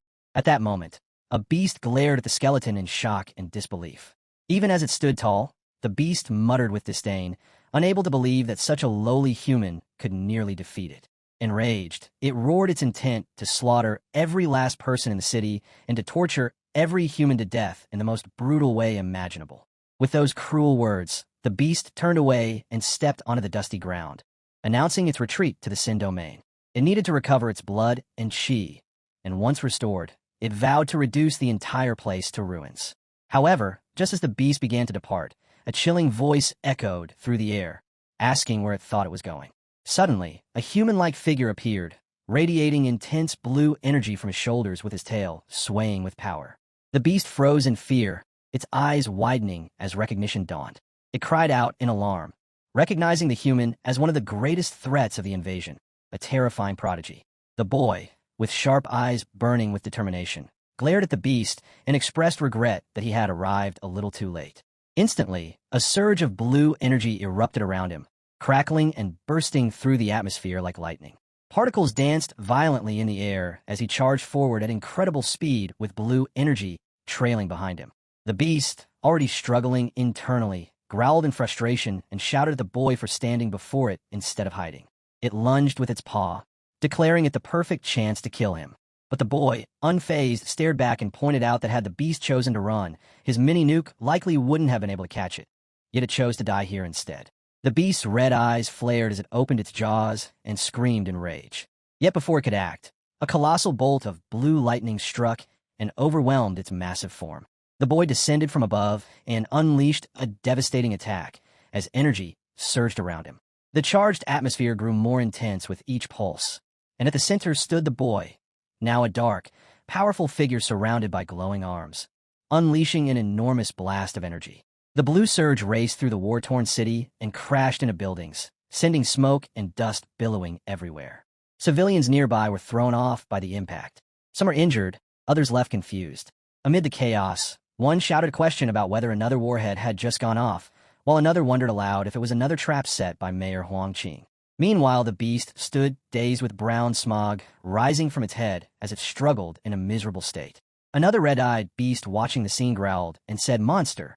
The injured beast turned its head, opened its massive jaws and roared, "You are more beastly than me. Even most king-rank beasts don't carry an aura like yours." In response, the furious beast shot back that it was not like those badly chimps. It slammed its paw into the ground, and an eruption of blue, black, and red energy burst upward. The boy, propelled by energy, soared from one building to another, rising high into the sky, encased in swirling power. Charging toward the beast, the boy shouted that it was no use to run and called it a little monkey. The monkey-like creature, dashing away, growled back, saying that their sovereignty should not be underestimated. But the boy was not fazed. With a powerful wave of energy, he cleared a destructive path and blasted through all obstacles. Advancing with determination, he scoffed at the beast, calling it a sovereign-class creature to the end and mocking its injured, twitchy formal as being nothing more than a monkey. He reflected that in Titan mode his physique had passed 30 points across the board. Yet he had not completely overpowered the beast, and it had somehow managed to damage his arm. But he knew it was not enough. On the other side, the battered beast lay on the ground with smoke pouring from its wounded body. Struggling to speak, it admitted using full force in its last strike, and was stunned that the boy had already healed from it. It stared at him in disbelief, whispering to itself that running would not beat this genius, and that it had no chance of victory. Desperate, the beast tried to leap away. But the boy struck again from behind, yelling that the beast was filthy and did not deserve to stain the sacrifice made by Mayor Huangqing.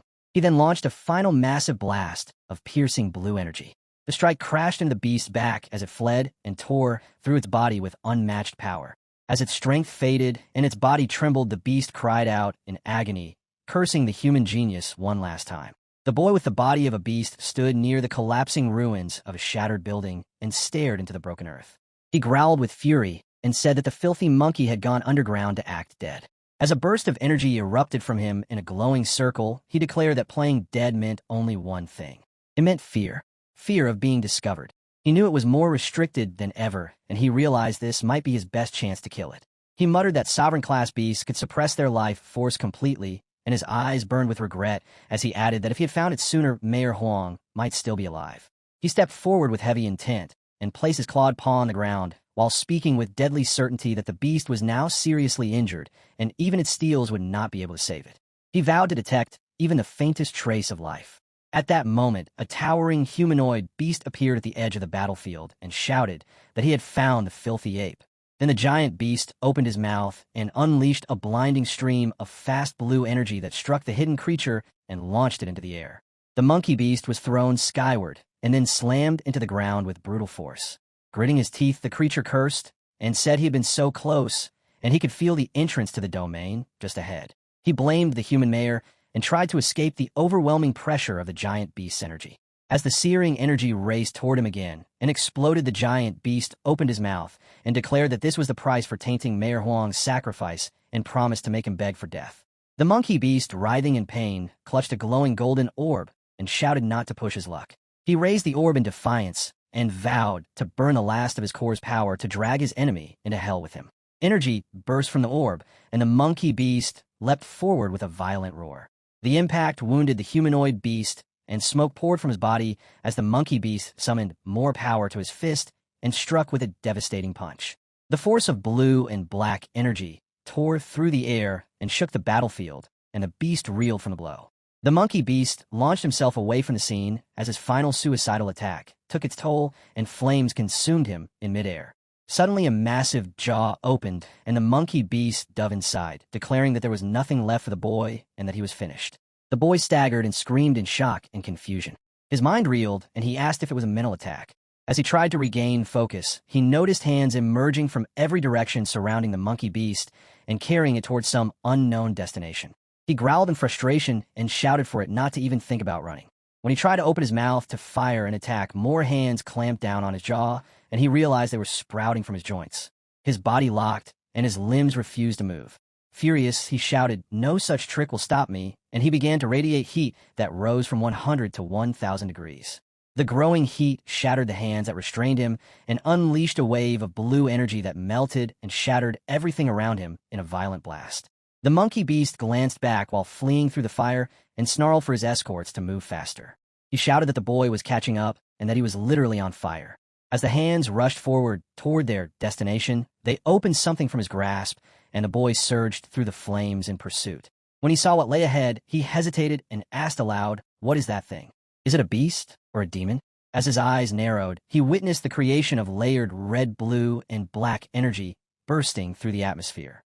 He gritted his teeth and said that kind of power is that a sovereign tool. If it is, I will be done for in a second. Suddenly, the scene shifted to a devastated city where buildings were collapsing, smoke filled the air, and chaos reigned.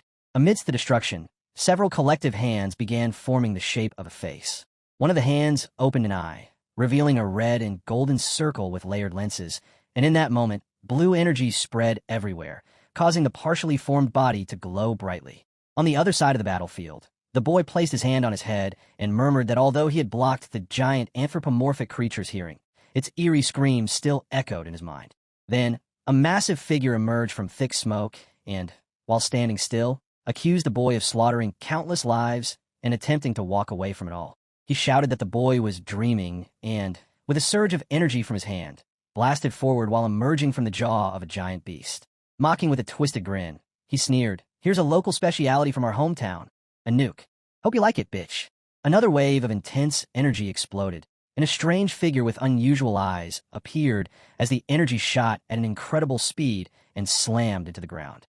Somewhere nearby, a group of people observed the chaos and noted that the rift in the secret realm had exploded. Concerned, they speculated whether Mayor Huang's plan had succeeded and warned each other to stay alert so his sacrifice wouldn't be in vain. They confirmed that the carcass of the blood-eyed black ape had finally been obliterated by the nuclear blast. Aid workers rushed to carry away Xiao Xiaolong, who had been injured in the battle. Meanwhile, Chu Zhou sat deep in thought, realizing that although the siege on the city had been won, it came at a devastating cost. Nearly 8% of fighters and soldiers had been killed or wounded. The scene shifted, and I found myself lying unconscious in the Swan Lake secret realm. As I slowly opened my eyes and sat up, my mind felt hazy. I wondered how long I had been out. I had poured every bit of my energy into activating the giant anthropomorphic nuclear template, yet the entire area was already soaked in radiation and leftover fission energy. In a strange way, I had ended up recharging myself just by lying there in the aftermath. The battle had been brutal, far more than I expected. Mayor Huang had sacrificed himself to lure the blood-eyed black ape into the blast zone, giving me the one chance I needed to turn the tide. Using the radiation zone's home field advantage, I self-destructed again and again, finally managing to obliterate that beast before it could be rescued. Even as I closed my eyes for a brief moment, I had to admit, my Infinity Monster template was powerful, but not enough to match an Overlord-class beast. Victory this time had come down to luck, opportunity, and a touch of fate. Still, deep down, I believed I could one day reach the pinnacle of martial power in Xia Nation. The problem was this secret realm left no room for slow, steady growth. It was chaos, and it was now or never. As I stood up, I couldn't help but wonder when I'd next have a chance to draw a rare template. If I could merge with the Comic Emperor template, that would be my fastest path to the top. But to do that, I had to act quickly. I needed to gather plant element magic cores and fuse them with my template. Beyond that, I knew I had to master the comic martial arts skill. My Infinity Monster template let me cheat a bit in the martial resonance space. But the comic martial arts came from an entirely different system, one that originated in a high martial cultivation world. Their growth might be slower than template abilities, but the potential was staggering. I looked back at the broken city. The sun rising behind the shattered buildings cast a strange warmth over the ruins. Maybe, just maybe, being transported here was part of something greater, part of my destiny. A month later, a statue was erected. Crowds gathered around it, taking pictures and remembering what had been lost and what had been won.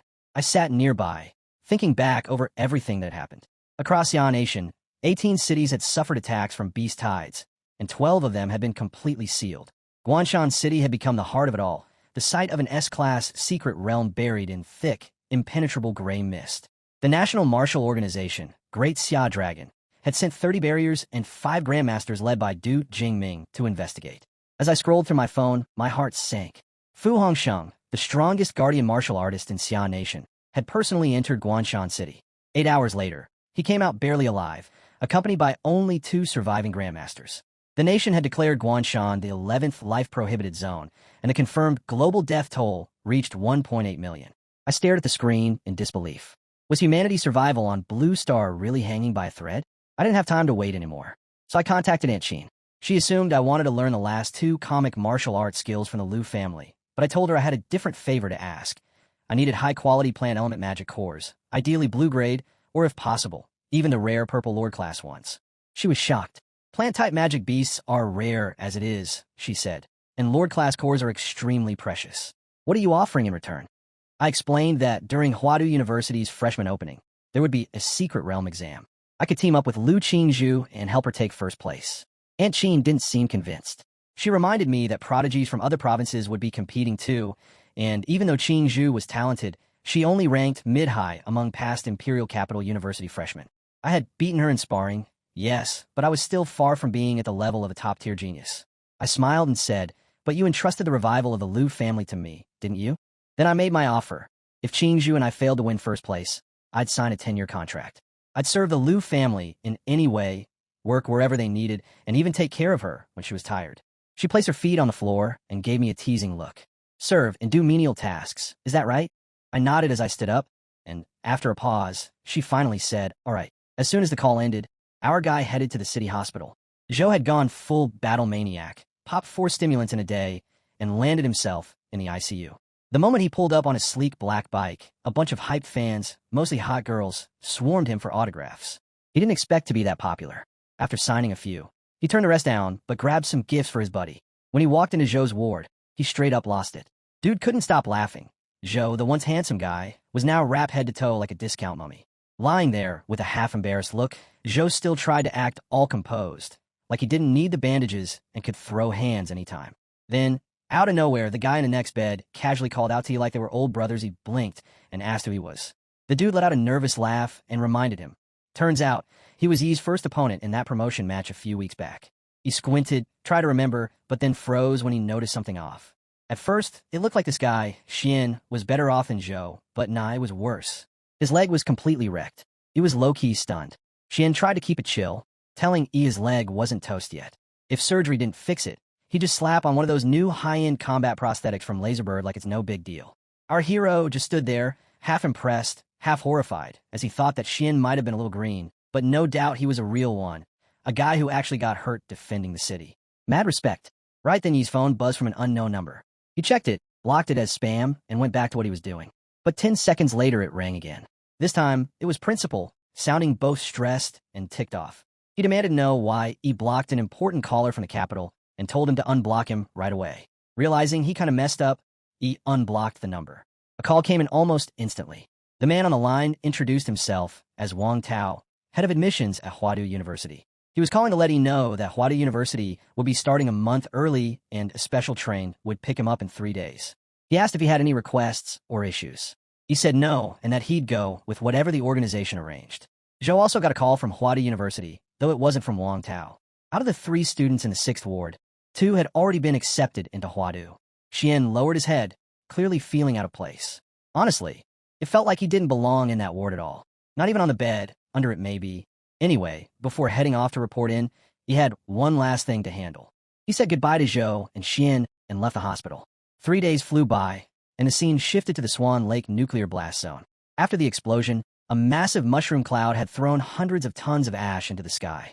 The whole area had been stuck in a fake night ever since. He had come here right after leaving the hospital.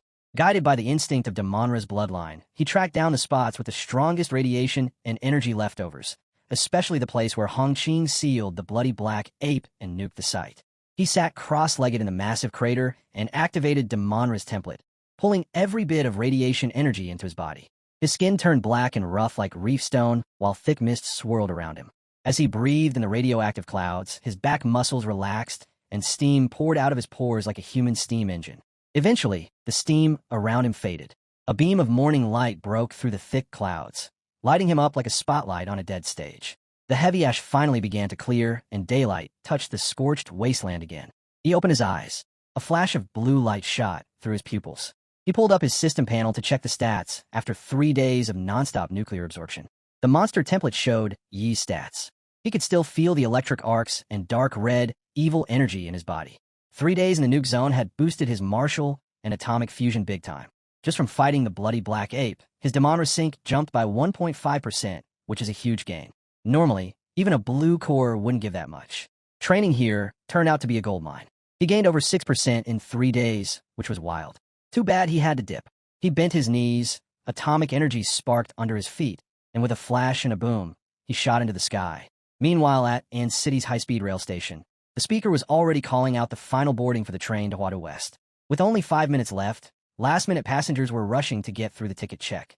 Zhou wasn't stressing, though. He knew he wouldn't be late. Right then, a loud sonic boom tore through the air. Something, or someone, was flying straight at them. The crowd instantly froze, their skin crawling. That pressure in the air felt like a monster was about to drop out of the sky. Except for Zhou. He just smirked, already knowing it was Z. When he landed, he looked like he'd just stepped out of an action flick. Dusty, calm, and sharp as hell. Warriors nearby started, low-key shaken. That crazy aura they just felt? Even some top-tier fighters couldn't match that. And City's golden boy had arrived. Zhou let out a small laugh. Dude got stronger again. No surprise there. Meanwhile, just took one last look at City. It was the place he first arrived in after crossing over, and now he was leaving it behind. Bittersweet, but it was time to move on. He and Zhou made their way to the train, and right on the 5-minute mark, the sleek red Huadu University Express pulled out of the station. Inside, he got curious about the strength of the other students riding with him. He asked Zhou, and the guy confirmed it. Yeah, these kids were legit.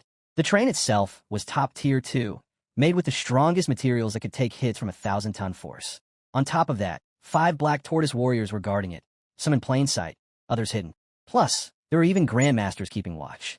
After all, this train was packed with the nation's top young talents, future protectors of Xia Kingdom. He smiled a little. Using his life magnetic field, he scanned the students nearby. Some were decently strong, sure, but only 5 of them could maybe last 3 moves against him. Just as he finally sat down to chill, a blaring alarm went off. Level 1 alert. The Huadu University train was under attack by some unknown enemy. The profs and faculty were already checking things out, but all other students were told to leave the carriage ASAP and not try to fight whoever's attacking. At first it was dead quiet, then the carriage exploded with noise. Some thought it was a drill, but others knew Xia Nation was weak right now, with top warriors gone and enemies probably ready to strike. The freshmen started panicking a bit, trying to decide if they should stay or leave. Zhou turned his head in Yi's direction and asked for his opinion. He had his eyes closed, and after training nonstop for 3 days straight, he just wanted to take a nap to recover when this annoying inconvenience happened. Nonetheless, he was still a practical person. He immediately stood up and prepared for action. He told Zhou that they needed to go see what was really going on.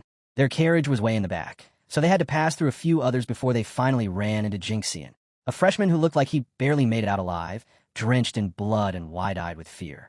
He shouted as the first 3 carriages were taken. The enemies used a domain that trapped people in another space, so the real world stayed untouched. The warrior teachers tried to protect them, but were killed or badly hurt. They worked together to push him out so he could warn the others. This wasn't a drill. His scream made several freshmen stop and rethink going forward. Just then, Yin showed up, this lion-haired dude with major boss energy.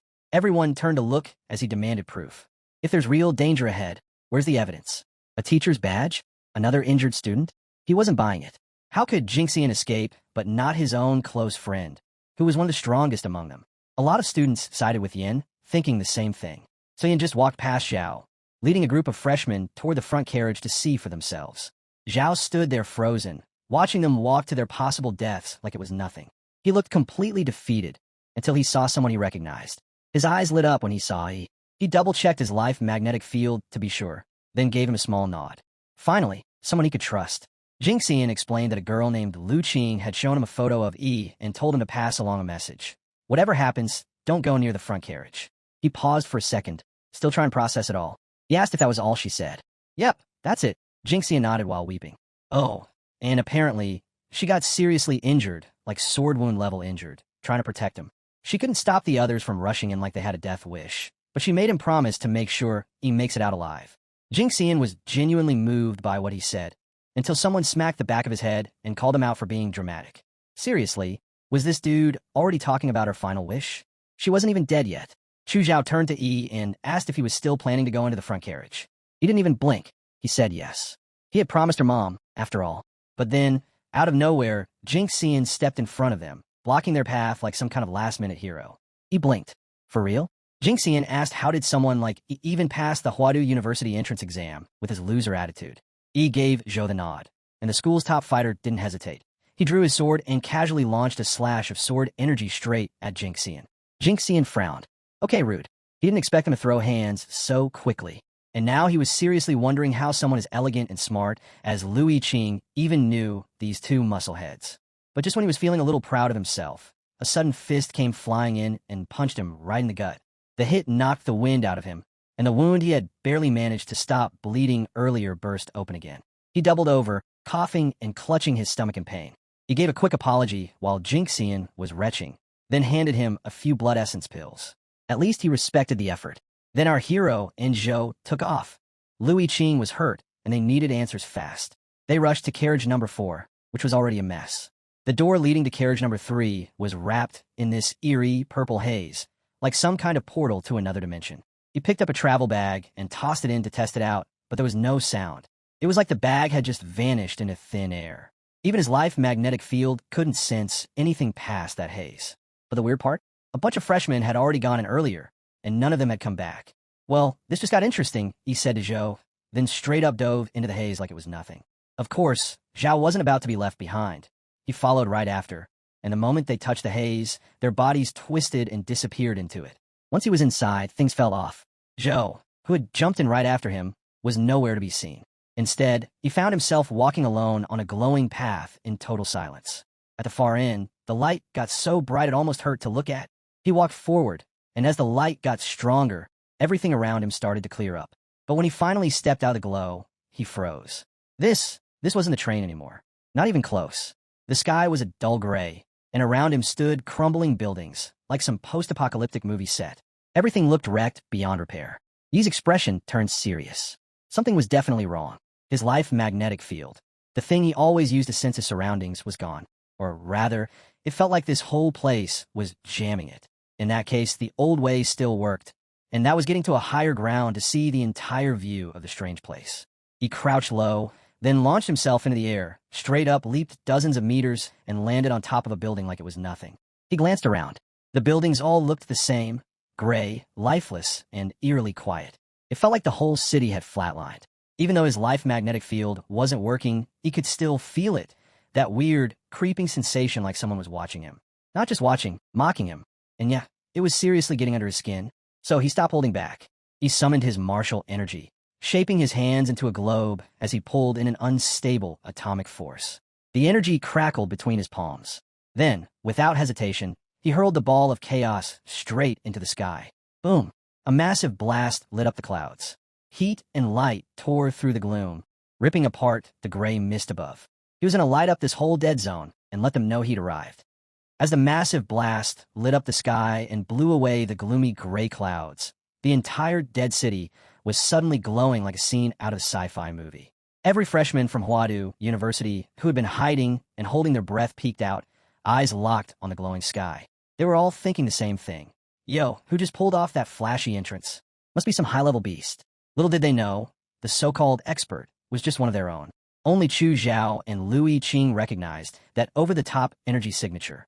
Now, speaking of those two, Louis Qing was holed up in a building somewhere, pale and clearly not in fighting shape. She saw the blue explosion through the window and instantly knew he had arrived. But unlike her, Zhou wasn't planning to sit still. Sword in hand, he was already making his way toward the blast zone, fully aware that he had just put himself in the center of every radar in the city.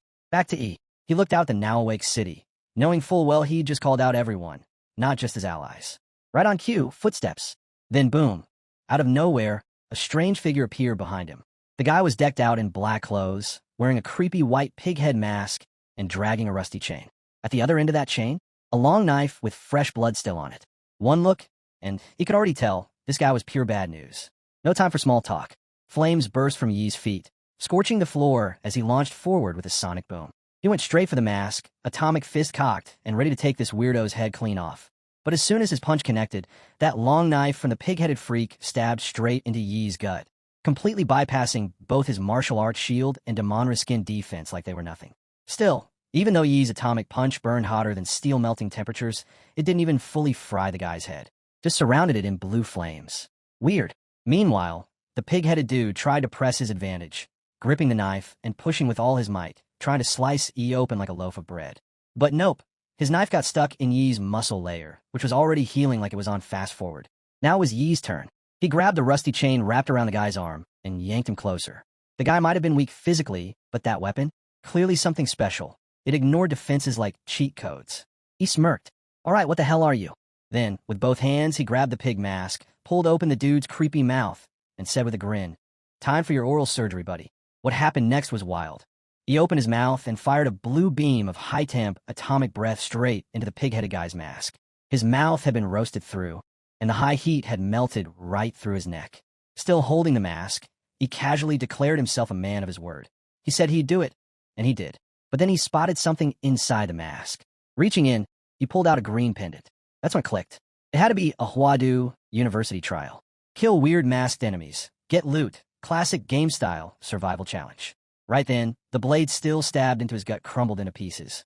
Apparently, the weapon had been temporarily boosted with some high-level martial energy, and once that energy wore off, it turned into scrap. Staring at the pendant in his hand, he started putting things together. Was this like a battle royale setup? Take down enemies, collect their pendants. Last one standing wins? But before he could overthink it, danger hit. He suddenly felt an arrow aimed at the back of his head.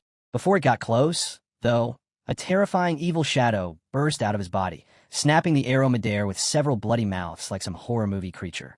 He turned toward where the shot came from and spotted another masked freak. This one holding dual crossbows.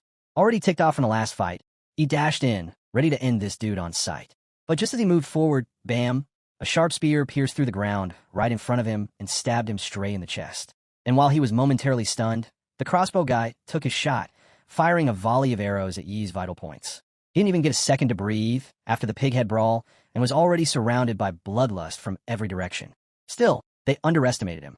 With a furious roar, he tapped into his monster template, summoning the raw power of his humanoid giant form.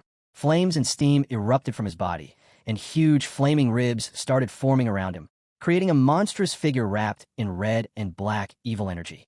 The masked crossbow guy froze in place, completely shook as a gigantic burning fist came crashing down on him like a meteor. Yi's punch smashed through the building they were in, reducing it to rubble and dust, and taking the masked guy with it. From a distance, other freshmen watched the chaos unfold, jaws dropped. A whole building just got annihilated. What was even happening out there? He stepped out of the smoke, still holding that spear that nearly kibabbed him. He wanted to see the one who tried to skewer him, and right on cue, the guy showed up. This one wore a red-eyed rabbit mask and a slick black suit. In his hand, a new spear. Seems like these masked weirdos had regenerating weapons, as long as their bodies weren't dead yet. The guy then launched himself like a missile, spear aimed dead at Yi. He went for a counter-kick midair, but the guy's body twisted unnaturally, dodging with some real martial arts flair. Mid-spin, he adjusted his path, still gunning for Yi. He was stunned. This rabbit head dude knows kung fu? Right as the spear came within inches of his face. Boom! A towering ice wall formed in front of Yi, stopping the spear cold. Beneath the shade of two crumbling buildings, Zhou announced his presence by encasing the rabbit-headed man within a towering ice wall. The masked figure, holding his spear tightly, looked around in confusion until he sensed an attack from above. It was Zhou. He struck without hesitation, calmly observing how close the rabbit had come to being impaled. The rabbit narrowly evaded the strike. As Zhou's sword pierced the ground where his target had stood, countless ice shards exploded upward. The rabbit leapt out of the icy prison, counter-attacking midair with his spear. Their weapons collided above the city ruins, sparks flashing in the dimness. Within moments, the two had exchanged dozens of blows. Although the rabbit had the advantage in reach and weapon type, Zhou's precise swordsmanship kept the fight balanced. During one fierce exchange, Zhou tapped into his ice power, freezing the spear in his opponent's hands. Caught off guard, the rabbit staggered. Zhou wasted no time, driving his open palm into the rabbit's chest and sending him flying. Even so, the rabbit absorbed much of the blow through his frozen weapon. As he attempted to escape, an enormous hand emerged from the darkness and seized him. Yi, having returned to his colossal humanoid form.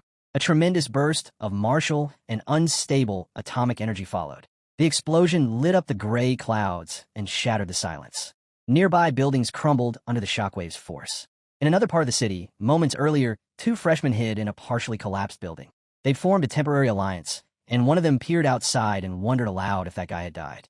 The blonde stayed calm because she figured that he was probably one of the guys who went up against the masked freaks. She dismissed the flashy arrival of the loud, confident student as nothing more than arrogance. In her view, he was likely someone from a small town who had gotten into the university by luck. In contrast, she pointed out that true elites from major cities were already hunting the masked enemies. She knew them as Zheng and Yang from Magic City. Shindu from Deep Blue City, and Xian Shun from Lioli Island. The girl had no idea how they started hunting masked ones. The boy beside her asked if one of them would become the freshman champion. She shook her head and reminded him that the top spot always went to someone from the imperial capital. No one else stood a chance against those monsters. They had been raised with elite martial resources. Everyone else, she concluded, was merely an onlooker. Before she could continue, a massive blue beam split the sky. Both students were stunned. The light cut through the gray clouds like a blade, and they exchanged confused glances. What the hell was that? One of them finally muttered. They wondered if it was some kind of electromagnetic cannon and how a weapon like that could exist in the city. In another location, Zhang drove his massive broadsword into the chest of a horse-masked man. Zhang turned toward Zhe, Magic City's top scholar. Zhang stood nearby, watching as well. He voiced his suspicion that it did not seem like the work of the masked man. Zhe agreed. The attack didn't match their usual methods. He guessed it came from freshmen. Zhang found it hard to believe. A new student? The idea felt absurd. No one outside the imperial capital should possess such power. Still, they decided to investigate. They had already secured the rat, dog, monkey, and horse pendants. Xinlu from Deep Blue City likely had the goat pendant. Zinchan from Lioli Island held the snake pendant. And Lu Qinggu, a freshman girl, had reportedly killed Miner and taken the ox pendant. If the enemy operated under the logic of the Chinese zodiac, only 5 remained: pig, rabbit, chicken, tiger, and dragon. Of these, the dragon was surely the most dangerous, a boss-level threat, impossible to defeat head-on. Survival alone would be a challenge. The others, most likely, were near the epicenter of the blue beam. Zhe expected that both Xinlu and Zinchan would be drawn to the site. He turned to Zheng, his expression unreadable beneath the shadow of his hood. A glint of ambition flickered in his eye. The final round had begun. If they wanted to win, they would need to take action. Meanwhile, Yi and Zhou had claimed the rabbit pendant. The rabbit-headed man was struck by the atomic breath at close range and disintegrated, leaving behind only the intact pendant. Zhou picked it up, turning it over in his hand with a furrowed brow. This survived. Even after that, he glanced at Yi, puzzled. What does it mean? He thought for a moment and explained that he had killed a pig-headed man earlier and recovered a pig-shaped pendant from the mask. It seemed likely that this entire trial centered around collecting the zodiac pendants hidden within each animal mask. Zhou asked if that meant they needed to hunt down the rest. He confirmed it with a nod. But before they could move, another masked figure launched an arrow from a nearby rooftop. Apparently, the crossbow user had survived the chaos and escaped. But now that he had been struck, he could track the attacker. They followed the trail through the wrecked city and arrived at a scorched battleground. The area showed signs of intense combat with melted ground and fresh burn marks. Zhou crouched and touched the earth. The enemy hadn't gone far. At that moment, Zhou's Ice Demon Dragon bloodline surged. A dark energy flared through his body. Instinct took over. With a mighty swing, he slashed toward a seemingly empty spot. A massive ice wall shot into the sky. From thin air, a scream rang out. A calm voice followed. Xinlu acknowledged that her optical camouflage had been detected. Beside her stood Lan Yusifeng. With delicate features and violet-blue eyeshadow, she looked far too innocent to harbor ill intent. But appearances, as always, could be deceiving. Despite being caught sneaking around, Lan Yusi didn't seem the least bit threatened when Zhou struck her directly with his ice element. He coldly remarked that people who hid in the shadows were rarely up to anything good. Before she could reply, another freshman appeared out of thin air. He was a sharp-looking young man in exquisite clothing with gray middle-parted hair. The temperature spiked immediately upon his arrival, and red flames flickered around his hands. He told Lan Yusi to step aside, his voice calm but commanding. As his palms glowed red like branding irons, he activated a genetic technique known as the Flame Demon Battle Body and slammed his hand against the ice wall. Flames danced through the structure, shattering it instantly. A massive burst of steam erupted, quickly blanketing the entire area. With a laid-back, arrogant air, the newcomer Xian Shun pulled out a pack of cigarettes and mocked Lan Yusi's weak optical camouflage. He saw no need for pleasantries and went straight to the point, asking whether they were trying to set up an ambush. Is this your idea of an ambush? Lan Yusi cut in smoothly before he could say more, keeping her cool the whole time. She claimed it was all just misunderstanding. They'd just taken down some guy in a chicken mask and were lying low to draw out anyone else who might show up. Xian made no comment. He calmly took out a cigarette and lit it with a tiny flame at his fingertip. Then he asked her what exactly she meant by all this. At that moment, he reached to the side and grabbed someone or something from thin air. It was a woman identical to Lan Yusi. Without hesitation, he lifted her by the throat. As she struggled, a poisoned dagger fell from her hand. Xian Shun crushed the clone's neck casually, prompting the real Lan Yusi's face to darken with fury. Xin Shun smiled in amusement, clearly never expecting her sneak attack to succeed in the first place. That would have been far too boring. After inhaling the entire cigarette in a single drag, he stepped forward. He grotesquely puffed out his cheeks and exhaled a large cloud of black fog toward Zhou and Yi. They managed to retreat just in time, but hadn't expected Lan Yusi to pull out a yellow fan marked with glowing runes. She waved it violently, and the powerful wind pushed the black fog right into their direction, engulfing both of them. Xin Shin casually conjured a massive fireball at his fingertips and hurled it into the mist to ignite it. The resulting explosion turned the fog into a swirling inferno. The air twisted with heat. Lan Yusi smiled behind her fan, believing that their enemies, strong as they might be, were still no match for them. "They're strong," she murmured behind her fan, "but not enough to stop us." But her satisfaction was short-lived. A thunderous clap echoed from within the firestorm, and the force of it extinguished the flames entirely. Xin Chun froze in disbelief. A single clap had unraveled his blazing cloud. Confusion filled his face just as a fist appeared inches from it. He saw it, but too late. Compared to that speed, he couldn't even begin to react. He had launched himself forward using mountain-blocking fist. His strike landed with crushing force, contorting half of Xin Chen's face and sending him flying like a ragdoll. Lan Yusi was stunned. She hadn't expected Yi's speed and strength to be that monstrous. His power left her feeling helpless. Most freshmen, herself and Xin Chun included, had yet to reach the warrior rank. Their cultivation remained stuck at the martial artist apprentice level, and their strength was limited by a membrane. Even with the Imperial University's higher standards, freshmen still had a cap. But he was something else entirely.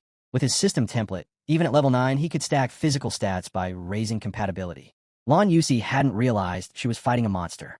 Even together, she and Xin Chun stood no chance. The pressure alone crushed her spirit. She turned to flee only to feel cold suddenly creeping around her feet. She froze. In focusing on Yi, she had forgotten Zhou. He had silently encased her feet in ice. "You forgot about me." Desperation filled her as she swung her fan and summoned sharp wind blades, shattering the ice. Using the momentum, her body lifted into the air. But as she rose, a hand clamped around her ankle. He had grabbed her. He slammed her into the ground, forming a shallow crater. Her fan slipped from her grasp. Without hesitation, he raised his fist again. Panicking, Lan Yusi burned a large amount of martial energy. A jade-colored burst erupted, and dozens of her clones shot out in every direction. The real Lan Yusi blended in and thought she was safe. But he only grinned, unbothered and wild-eyed. He activated his Shun Huang martial arts by combining imprisoning the devil in the flesh with demonic illusions. Dozens of blood-red shadows surged from him, transforming into demonic beasts that swarmed the fleeing clones. Lan Yusi's illusions didn't stand a chance. Her clones couldn't suppress so many at once. She had no idea what these creatures were, and fear froze her more than any ice ever could. He laughed, his expression twisted in madness. Lan Yusi could no longer fight. She could no longer run. There was nothing left to do except surrender to fate. Faced with Yi's overwhelming pressure, Lan Yusi surrendered and obediently handed over both the sheep and chicken pendants. When he further demanded information, she didn't hesitate to betray her ally. She revealed that Xin Chun possessed the snake and tiger pendants and explained the abilities he had demonstrated in combat. She continued by providing additional intel and speculations regarding Zai Zai and Zheng in Magic City. Lan Yusi emphasized that if he wanted to win the trial, he would need to collect all 12 pendants. "If you want to win, you'll need all 12, she warned. With the trial entering its final phase, the remaining participants were unlikely to wait and would soon strike on their own. If he didn't act first, others would come after him. Hesitate now, and they'll come for you. Knowing she had no real chance of winning, Lan Yusi figured she might as well stir the pot, create chaos, and let both sides destroy each other. With a bright yet cunning smile, she offered to guide Yi and Zhou to Zai Zai and Zheng. But he immediately declined, which didn't surprise her. After all, they had been enemies just moments ago. It made sense he wouldn't trust her. What did surprise her, however, was the way he smiled with his eyes fixed on her fan. And when he casually remarked that he liked it, Lan Yusi felt a bad premonition crawl down her spine. Meanwhile, in another part of the city, Zheng and Zai Zai were making their way toward the explosion site they had seen earlier. Along the way, they had encountered a group of arrogant freshmen attempting to team up and steal their pendants. Though the attackers were weak, it still took some effort to deal with them. Zai and Zheng suspected that by now, Xin Chun and Lan Yusi had likely made their move. But that didn't concern them. Whoever emerged victorious would only be holding the pendants temporarily, since Zhe and Zheng would take them later. As Zhe voiced this overconfident view, Zheng didn't disagree. In his mind, it was only logical. Suddenly, his pupils constricted. He shouted in shock, pointing towards something ahead. Zhe stopped walking and narrowed his eyes as they both stared at the horrific scene. Xian Chen's corpse lay sprawled on the street, cleanly severed in half, thrown aside like a dead dog.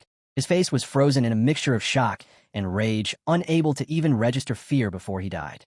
The sword that killed him had been too fast, too clean. Just minutes earlier, Xian Chen had escaped the scuffle between Lan Yusi and Yi, cursing Yi's terrifying strength. He hadn't expected to encounter such a monster before even reaching the imperial capital. Still, he found comfort in knowing that he had at least defeated Lan Yusi. Yet, he couldn't shake the eerie feeling that he had somehow marked him and would eventually come for him. Xian Chen decided it was best to find an ally with Zhe and Zheng. That was when he heard it as a blade scraped along the pavement behind him. Turning around, he saw a figure in the distance. The man wore a cold black Iron Dragon mask and gripped a long tang sword. He stood over 2 meters tall, gaunt yet menacing, dressed in ragged grand black robes that swayed in the breeze. But the most terrifying feature was his eyes with double pupils, both blood red crammed into each eyeball. They radiated a cold, eerie aura that made Xian Chen instinctively understand. This was no ordinary opponent. This was the first time Xian Chen had seen someone wearing the dragon mask. Unlike the other zodiac masked figures who felt like lifeless puppets, this man felt alive. The flickering streetlights between them glitched and dimmed, as if the very current was disturbed by his presence. Xian Chen blinked. The dragon-masked man instantly appeared 10 meters closer, the lights behind him going dark with a sizzling sound. For a brief moment, the street was pitch black. Then the lights returned only to reveal Xian Chen's body already split in two. Blood sprayed like a fountain as the dragon-masked man snatched the snake and tiger pendants, then vanished into the silent, dark streets. Back in the present, Zhang stared at the corpse, confused as to why Xian Chen had been killed so ruthlessly in the middle of the street. Zane knelt beside the body, examining the wound, and confirmed that it was the work of the dragon-masked man. The slash was clean and merciless. There had been no contest. He added that only the dragon mask among the 12 zodiac masks was capable of such a feat. Zheng was puzzled. Wasn't the dragon-masked man supposed to be confined to the underground parking lot? He and Zay had first encountered him after killing the dog-masked man. Back then, they were leading 20 freshmen. To win their loyalty, Zay, as the leader, guided them to the southern underground garage, where the dragon-masked man was rumored to appear. Only Zay and Zheng had made it out alive. Zay vividly remembered watching the dragon-masked man cut down 2 students as if he were slicing vegetables. He couldn't believe it at the time because this was supposed to be a trial, not real combat. But the smell of blood had been real. The pain had been real. Now, seeing Xian Chen's corpse stirred those dark memories. Zheng's voice snapped Zay out of his thoughts. With Xian Chen's penance taken, what was their next move? After considering it, Zay guessed that the dragon-masked man had been freed from his initial restriction. Perhaps all the other Zodiac mask figures had already been defeated, triggering a change in the rules. Now the final boss could roam freely, just like the others had once hunted freshmen. Zay concluded that the dragon-masked man was now actively hunting anyone with a Zodiac pendant. They couldn't afford a direct confrontation. Their only chance was to act quickly and find the remaining pendant holders and take their pendants before the dragon-masked man could. Determined, Zay activated his 4th Order King Bloodline Awakening, the Golden Winged Dragon. Awaken, Golden Winged Dragon. His body erupted in radiant golden light. Feathers sprouted from his cheeks. Platinum dragon horns curled from his forehead. A pair of massive golden wings over 4 meters wide and laced with dragon scales unfurled from his back. Come, then, face the true form of a sovereign. With one powerful flap, Zay soared into the sky and released a provocative cry that echoed throughout the city, broadcasting his challenge with golden martial energy. Elsewhere in the ruined city, Qingzhu, one of the first freshmen drawn into this strange world, was hiding in a crumbling building with her wounds still unhealed. After helping 2 others slay the Minotaur-masked man, they had stumbled into the underground garage and encountered the dragon-masked man. One of her teammates died instantly. If not for the arrival of a group of over 20 other freshmen, she would have been next. Though she survived, she had been badly wounded by the dragon-masked man's sword aura. Luckily, she and a fellow survivor encountered a faculty member from the Imperial University. The man claimed the train had been attacked, and the professors were missing, but he had a way to help someone escape and deliver a warning. Qingzhu chose to stay behind, using her injuries as an excuse, and sent the other freshmen instead. Before they left, she unexpectedly asked them to deliver a warning to him not to enter the city. She even handed them a photo of him. She stayed hidden, quietly recovering. Then she saw the blue explosion in the sky and immediately understood that he had come. This was bad. She lacked the strength to go find him. Still, she had. Just then, explosions echo from the surrounding buildings. A wave of panic hits her. She knows they found her. In her current condition, there's no way to outrun them. They've already locked onto her energy. They're here for the pendant. She doesn't care about it anymore, but something deep inside tells her that he'll need it. She knows she can't face them directly, so she makes her choice. She'll lead them there. But she has no idea that her worst nightmare is already watching from above. The dragon mask freak stands on top of a nearby building, eyes fixed on her. He remembers noticing her back during the college entrance exam, the moment she awakened the ghost sparrow bloodline, an extremely rare avian type. Now she's also carrying the ox pendant. Luck seems to be on his side. He watches as she moves through the streets and immediately figures out her plan. She's trying to lure him to the dragon's lair beneath the parking garage. He finds it laughable. The dragon has already been set loose. That place is empty now. He grins and steps away. Zhang is told to stay put. He's going to get someone. Then, without hesitation, he bolts. A massive assault, or perhaps a powerful burst of energy, erupted from Ouyangze. Hovering mid-air above the city, he watched the chaos below with sharp eagle wings spread wide and fierce eyes calm. Lu Qingzhu's voice reached him, declaring that he couldn't run. Zay's eyes widened. Sweat dripped as he froze mid-air. That voice was the dragon. It didn't make sense. The dragon should have gone after the others. But there was the red sharp-eyed beast staring directly at him. Fear crept in. Shock gripped his chest. A realization slammed into him. What if the ones he was chasing were actually the pendant carriers? His thoughts spiraled. He had 4 pendants on him. It was obvious now the dragon would go to the place holding the most pendants. He had gotten too confident, and now the tables had turned. His pupils glowed in panic as sweat streamed down his face. Zay drifted backward, wings extended, eyes locked ahead. The dragon was closing in. Hovering in midair, Zay narrowed his eyes. It had to be a domain. The dragon could use it too. Pressure tightened around his chest. Sweat ran down his neck as he realized this was a technique that dragged victims into a sealed space with a single glance. The only exit was to defeat the caster. Somehow, he had been forced into it. Without warning, a monstrous figure lunged at him with blinding speed. Its body burned with flames, a lightning-infused sword in hand, crackling with fury. Zay pulled his wings in close and braced himself to take the full force of the strike. Elsewhere in the city, Zheng Xiong intercepted a sharp beam of blue energy with his sword. The power nearly overwhelmed him. He released immense energy. Faint fumes rose from his skin as he stood unfazed. He questioned what kind of stunt was being pulled using global chat just to provoke them. Zhou drew his sword, raw energy rippling along its edge. He asked to take this one, wanted to test his strength. He gave him a calm and unreadable look. Suddenly, Zheng Xiong stormed in, yellow energy crackling wildly around his blade as he moved like a thunderstorm tearing through the sky. So this is the pride you're so desperate to protect? He barked, mocking their arrogance with a fierce glare. Zhou's expression sharpened. He focused and triggered Ice Vein. Then I'll bury it in ice. Zheng Xiong's sword surged with power and clashed thunderously with Zay's. The shockwave trembled through the air. He clenched his jaw, locking eyes with his target and vowing he wouldn't let him escape. Charging once more, Zheng Xiong unleashed roaring energy. Zhou stepped in, meeting the strike. Their swords clashed, grinding violently. Zay intercepted with a wind-soul blade, stopping the blow with swirling force. Zhou's rage flared. He moved in perfect unity with his weapon. Up above, the dragon hovered like it was just waiting for things to explode. It watched everything below, quiet but intense, sensing the energy build up. Meanwhile, Zheng Xiong rushed forward, every step packed with serious power. He and his opponent collided, pouring force into each strike until the air between them cracked. He sat nearby, elbow resting on his knee, watching the battle like it was just another slow show. Suddenly, Zheng Xiong stiffened. Sweat rolled down his face. Ouyangze was broadcasting a distress signal. That signal, it's him. Zhou's sword blazed forward with immense force. Zheng Xiong barely dodged it. What the hell are you trying to pull? He gritted out a threat, warning that if he weren't so busy, someone's bones would be broken. Zhou questioned whether he was done talking tough. He never gave permission to leave. Then he launched forward, cloaked in a surge of blue energy. His mystic eyes cut through the air like daggers. Zheng Xiong froze. His throat tightened. A single word escaped in disbelief. A rain of punches landed before he could defend. He took a crushing blow and was flung backward by the sheer force. Blood dripped from his lips as he staggered. He muttered a curse. Had he really just been struck by a beast? He accused his attackers of ambushing him. He responded with amusement. That was no beast, it was him. He claimed the scream was so awful he had hit harder than intended.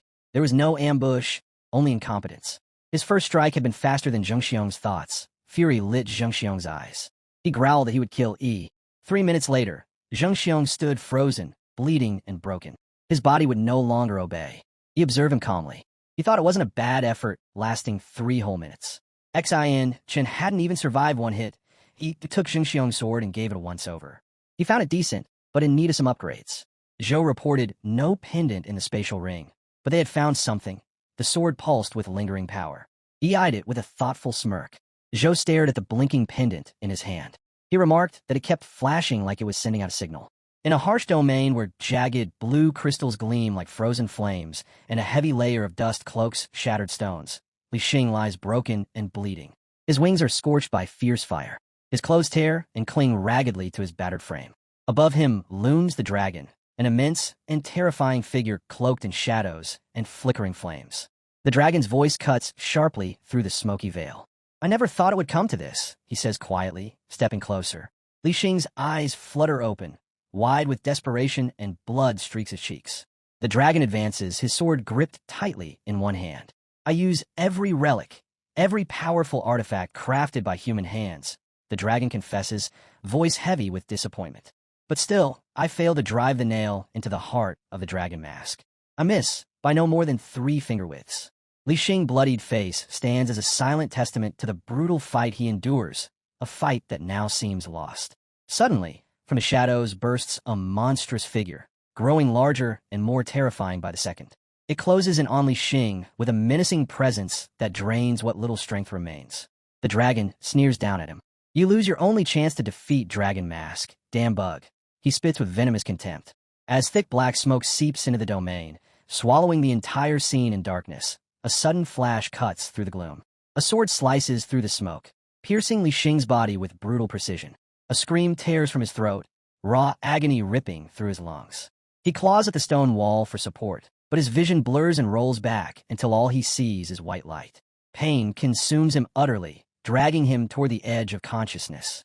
Far from the chaos of that shattered domain, elsewhere in the city, a young woman climbs the stairs of a tall building. Her steps are slow and trembling, fear weighing heavily on her heart, but she forces herself upward. This is Qing Zhou, and she knows she's close, just a few more flights to the rooftop where Dragon Mask waits. Each step feels heavier than the last, every breath a battle. She wraps her arms around herself, trying to steady the trembling that threatens to overtake her. In her mind, she compares the dragon to the ugly OX, a brutish figure who pales in comparison to Dragon Mask's terrifying presence. Her heart pounds wildly in her chest. She worries desperately for young Shi, who is locked in a fierce battle with the relentless foe below, and she fears he will not last much longer. Now, Dragon Mask's attention turns toward her. Reaching the rooftop, she closes one eye tightly, the other pupil flashing with a strange, glowing purple light. Her mind races, searching for a way out, a way to send a message. She needs to signal Ihi, someone she trusts, someone who can help. This building, the tallest in the city, is her only hope. From here, Ihi's signal flare will be unmistakable. Without hesitation, Qing Zhou fires her own flare into the dark sky. It is a desperate call, a beacon in the night. The signal awakens something deep within her, a dormant bloodline pulsing with ominous power. Beneath her skin, a strange energy stirs. Nether Sparrow's essence ripples beneath her flesh, an eerie purple light flickers across her eyes. Suddenly, she sparks bridal flames, swirling, intense circles of purple energy that dance around her like living signals. Wings of dark, ethereal light erupt from her back, shimmering and twisting with raw power. But the power overwhelms her. With a pained grunt, she collapses hard onto the rooftop, gasping for breath. It's hurting me like hell, she whispers through clenched teeth, hoping desperately that Ihi has seen her signal. Then comes a strange sensation, a shiver running through her spine. Her eyes widen as they change, a haunting blend of white and glowing purple. She leans over the edge, clutching the ledge, and whispers, the sound, it's familiar. Her gaze pierces the shadows below, and then freezes. The dragon approaches. Panic surges through her veins, cold and sharp. She can hardly believe how quickly he finds her. Fear clenches her heart like iron shackles, squeezing tighter with every passing moment. Desperation pushes her to act. She needs to send another signal. Faster, stronger. Gathering every ounce of her power, she summons a new layer of energy. Twisting it fiercely, she releases two brilliant blasts of purple light that explode from the rooftop. The entire building hums with raw energy, glowing fiercely as sparks crackle in the air. Silence falls over the city like a suffocating blanket, thick and ominous. With terrifying presence, the dragon steps onto the rooftop. He is battered, his limbs bruised and bleeding, and a deep wound gapes on his leg. His sword gleams wickedly in his hand, dripping with lethal intent. Qingzhou's breath catches in her throat, terror wrapping around her heart like iron chains. The dragon laughs, a dark, evil sound that echoes off the stone walls. Raising his sword high, energy crackles along its razor edge. Qingzhou's eyes widen in paralyzing fear. She fixates on the blade, the image of her death flashing vividly before her. Tears prick the corners of her eyes as she whispers through trembling lips, "There's no time to escape." Then, in an unexpected burst, brilliant blue light explodes from every corner of the building. It swirls and gathers around the purple energy circle beneath her feet. With a powerful leap, he lands on the rooftop, sword raised high and blazing with energy. "I promise him," he declares fiercely, eyes blazing with determination. "And I'm a man of my word." The dragon's eyes widen in shock at Ihi's sudden arrival. Qingzhou gasps, cheeks flushing as she calls his name softly. The dragon's pupils constrict with fury, rage burning like wildfire in his gaze. He lets out a wild battle cry, his eyes aflame with power. "You're nothing to me," he roars, charging forward, sword swinging in a deadly arc. The dragon raises his own blade to block the strike. Muscles tense as their swords collide with a thunderous roar. Sparks fly and waves of energy pulse outward with every furious clash. I's powerful blow sends the dragon hurtling backward, crashing down the side of the building with a shattering impact. Stone cracks, glass explodes, and the dragon slams hard onto the ground below. Turning quickly to Qingzhou, Yi says sharply, "The new little brother I just take in. He's waiting in the eastern alley. Take him there first." Qingzhou nods anxiously. "What about you?" she asks, worry sharp in her voice. "I have to deal with the guy wearing the dragon mask." He replies grimly. Without another word, he soars upward again through the thickening smoke and choking fumes, sword ready and energy blazing like a comet's tail. Flames lick at nearby buildings, smoke curling and choking the air. He lands firmly on the ground, sword gripped tightly, his gaze fierce and determined. The man behind the dragon mask steps out from the shadows, shirtless and tense, muscles flexing as his sword gleams in the dim light. He eyes Ihi carefully, calculating. "When I receive the distress signal," Ihi says, narrowing his eyes, "I know something is off about this place." His gaze falls to a nail embedded deep in the mask wearer's body. Is this some plan to deal with Dragon Mask? Ihi wonders aloud, suspicion sharpening his tone. Before he can consider it further, a violent blast shakes the air, filling everything with thick smoke. The masked man lunges forward at incredible speed, sword raised high. Steel meets steel with a deafening clang. Both warriors swing their swords with fierce intensity, blades crossing in a deadly, precise dance. Energy surges outward in violent waves, lighting the space around them. Their eyes lock, cold, sharp, unyielding. "I'm really onto this," Ihi says with a wild grin, the thrill of battle lighting his spirit. His heart races with anticipation, ready for the fight that could change everything. The next scene begins with buildings already wrecked from earlier battles. Rubble litters the ground and cracks run through every wall. But before the dust can even settle, two massive sword slashes cut straight through the ruins, slicing one of the towers clean in half. The tower collapses with a loud rumble, and thick smoke blasts into the air like a volcanic burst. From deep inside, that smoke, two powerful forces shoot upward like rockets. It's our hero and the dragon mask locked in a brutal head-on fight. The dragon mask isn't just decoration. This guy fights like a real beast, every swing packed with deadly force. He's no less terrifying than an actual dragon. Our hero isn't clenching his jaw in anger. It's pressure. He's getting pushed back and fast. A powerful strike from the dragon's glowing head slams into him and sends him crashing through the clouds, disappearing into the world below. Another blast of smoke rises from where he landed, but something strange starts happening. The smoke begins to glow blue, and streams of wild mana start swirling in the air. The dragon hovers high above, watching every flicker closely. His sharp eyes never blink. Then, without warning, a massive blue beam shoots out from the glowing cloud. It cuts through multiple buildings in one shot, leaving only broken stone and fire behind. Everything in its way is erased. Now our hero rises from the crater completely transformed. His entire body is covered in a deadly armor made from dragon scales. A massive tail swings behind him, and energy pulses through the sharp blades around his arms. In his head, a voice speaks up, recognizing how strong the enemy truly is. This is the first real test he's had since arriving in this world. But even now, retreat isn't an option. He rockets back up into the sky, ready to face the dragon again. The enemy's aura is burning hotter than ever. Red energy pulses around that twisted face like lava about to erupt. But our hero only smirks. This is exactly the kind of fight he's been waiting for. A boss like Shenlong wouldn't go down that easy. In an instant, the dragon vanishes and appears right in front of him. There's almost no time to react, but our hero throws up his defense just in time. The dragon strikes with a furious combo, each hit faster than the last, forcing our hero to block and dodge with everything he has.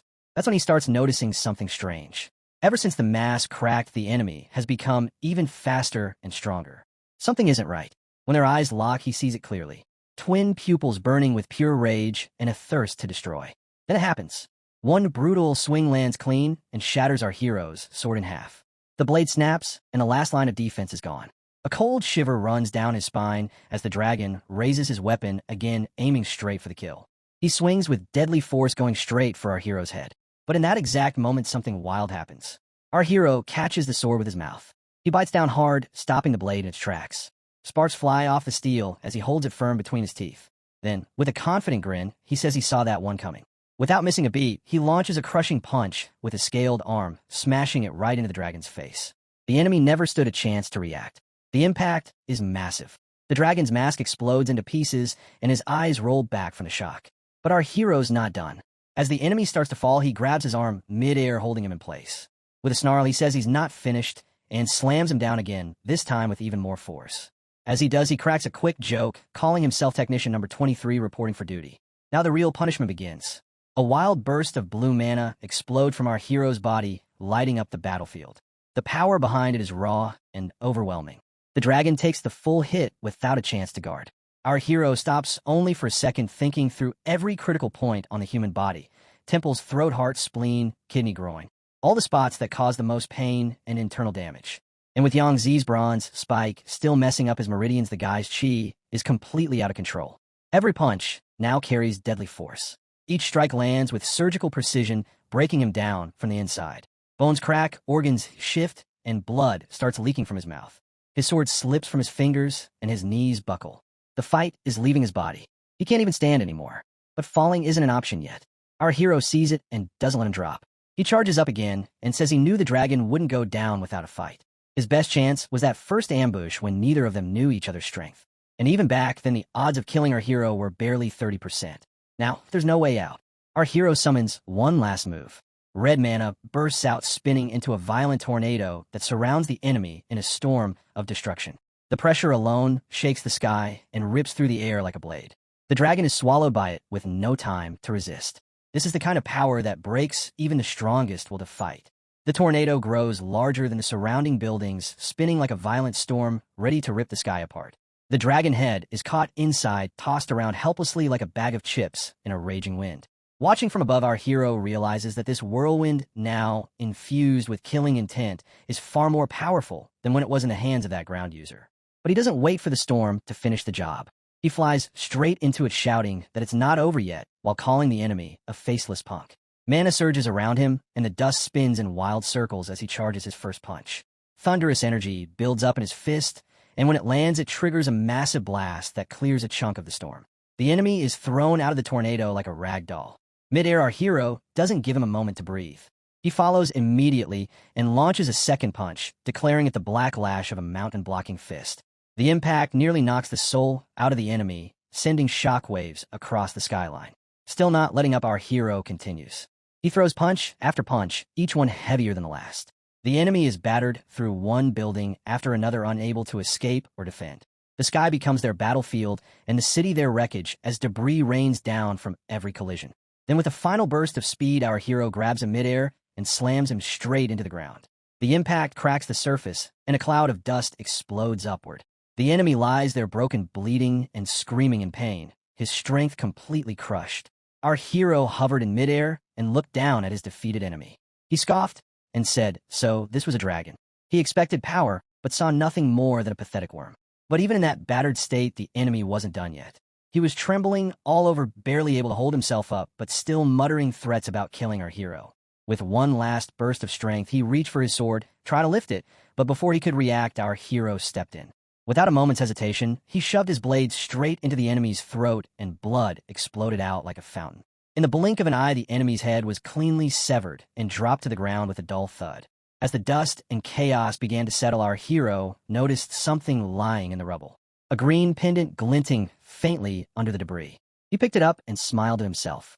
That was the dragon pendant. Now it was finally in his hands. With a steady voice, he said the game was finally over. Down on the ground, Zay stood like a statue, completely frozen and unable to say a word. His friends around him were just as stunned. No one could process what they had just witnessed. The air was thick with shock. Not far from them, Lu finally regained consciousness. She sat up suddenly and yelled that he should never have gone to fight that dragon-masked freak all alone. But Chuzhou looked at her calmly and replied that if anyone else had gone with him, they would have only held him back. Lu fell quiet, her expression shifting. Deep down, she knew he was right. Her injuries were so bad, she could barely move, let alone fight. If she had gone with she would have slowed him down. He would have been forced to protect her instead of focusing on the fight. She clenched her fists, thinking to herself that if only she was stronger, maybe she wouldn't be dragging you down all the time. Right then, out of nowhere, our hero suddenly appeared right in front of her, startling her as he casually asked what she was thinking about. She was stunned for a second, not expecting to see him, but quickly covered up her surprise by pretending to be annoyed. He smiled and asked if he could borrow the ox pendant for a while. She nodded and handed it over. With that, they now had multiple ox pendants along with all the others. Standing in front of the group, our hero said they should try placing the pendants in the order of the 12 zodiac signs, starting from rat and ending at pig. One by one, he carefully lined them up exactly as the zodiac order. Chuzhou leaned in and pointed out that nothing was happening. Maybe they messed up the arrangement? Our hero let out a sigh of frustration, but before he could respond, Zay stepped in and explained. The dragon pendant wasn't just another part of the regular hunter pendants. It was created for something else. A special kind of hunter designed to take down pendant holders. That means it probably wasn't even meant to be used to pass this trial in the first place. But just then, the final pendant was placed, and something strange happened. A soft pulse of energy spread across the area. The girl who had placed it froze wide-eyed. It worked. Everyone looked around confused and tense. Had they activated something? As they turned their eyes to the sky, they saw the clouds changing. A thick blanket of them had gathered, now glowing bright yellow in the center. That glowing energy started to drip downward like liquid spilling over the tops of buildings. Our hero stared in disbelief. He raised his voice and told everyone to look up. What is that thing? Right in the middle of the yellow energy, a massive eye slowly opened. It looked alive. That single eye locked directly onto him. It felt like it could see straight through him. He didn't know what it was, but it made his body freeze with tension. Then his feet began to lift off the ground. A strange force was pulling him upward, slowly drawing him into that yellow light. He tried to resist, but it was no use. Bit by bit, he was being dragged straight toward the eye. And then the scene abruptly shifted. They were all back on a bus. Someone looked around and said, "This is the university train. We're back. We're alive." Others spoke up, confused. One said they were just in that strange city. Another remembered being killed by a dragon-faced masked man. More voices joined in, all sharing similar memories. Everyone murmured in disbelief. It couldn't have been a dream. But how could so many people have the exact same dream? Yes, then suddenly, a notification popped up across the entire bus. All students, please remain calm. You were just drawn into a magical illusion realm created by the artifact known as the Mirage Eye. This was the freshman trial for Imperial Capital University. Please relax and take a moment to adjust your mindset. A special notice followed. In this year's freshman trial, Ephraim and City, along with Chuzhou and Lu's team, successfully gathered all 12 zodiac pendants and ranked first overall. Yi's performance was especially outstanding, and he will receive a special reward upon enrollment. Everyone on the bus erupted in surprise and confusion.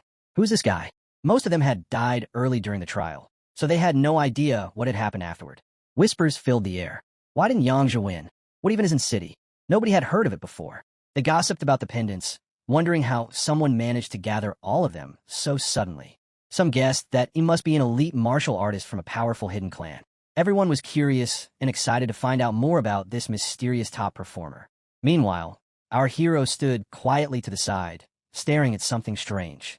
A new screen appeared before him, and he muttered that it was finally here. It looked like fulfilling special conditions had unlocked a hidden reward. A new notification flashed. Congratulations. You have outperformed all freshmen in the Mirage Eye trial. You are rewarded with 1 template draw. Sweating slightly, our hero looked serious and called out to Chujo. He needed a wet wipe to clean his hands properly. This was going to be important. Now a detailed and glowing interface buzzed to life in front of him, swirling with blue and purple energy. Our hero raised his voice, saying that this time, no dirty tricks would be allowed. He focused as a raw demonic figure appeared before him on the screen. Another notification popped up, revealing the result of the template draw. It was a Class D template named Manhuarecap. Its bloodline ability was Corpse Infection, and its skill was Crimson Calamity. Our hero stared at the screen in disbelief, his eyes wide with shock. He couldn't believe what he was seeing. As the train moved toward Huadu City, he grumbled to himself about the vampire template being SR tier with broken bloodline stats.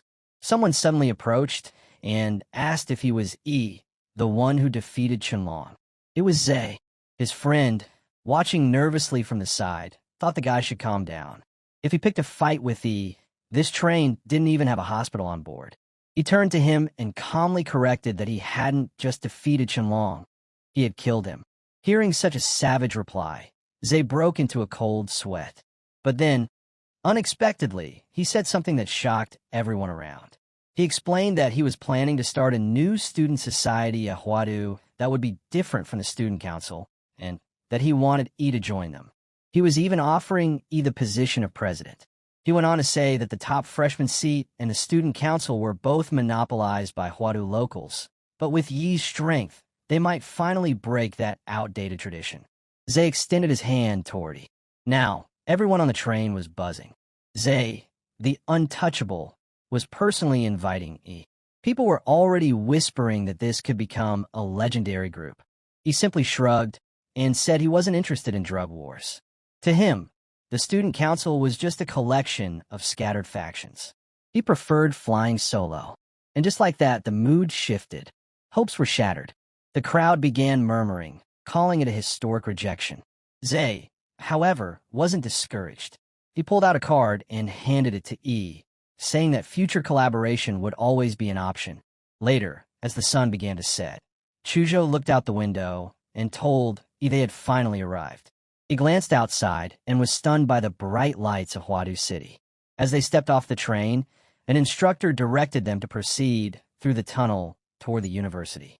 Everyone moved ahead, marveling at the advanced machinery and weaponry around them. An enormous aircraft stood before them, its engines puffing clouds of smoke. A loudspeaker announcement echoed through the area, instructing all students to board in order, using the same seat numbers as on the train, and to maintain order while boarding. Amid the bustle, he playfully smacked Qing Zhu on the backside. She immediately remembered her mother's warning that even though she was engaged, she wasn't married yet. She was supposed to behave properly in public and not let him take advantage of her.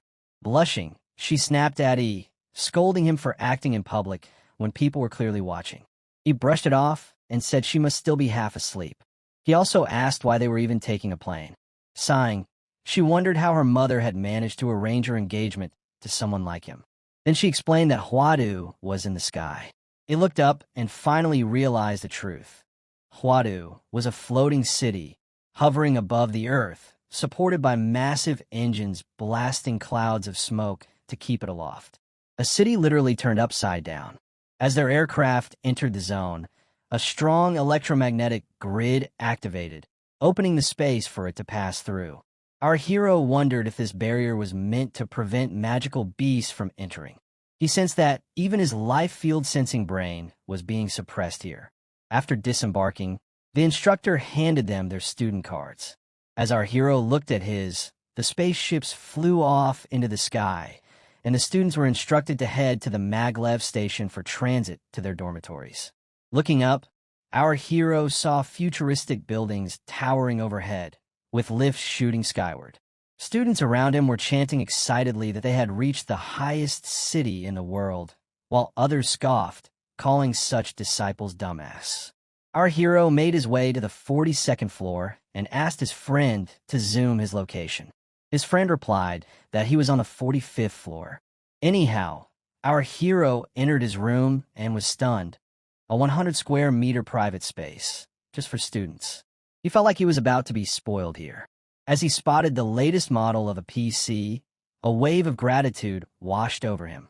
Then he entered the bath, which featured a full bathtub and everything one could wish for. Finally, he threw himself onto the bed in excitement and thought to himself that this felt like the life of a five-star hotel. He grinned and muttered, it was time to get serious.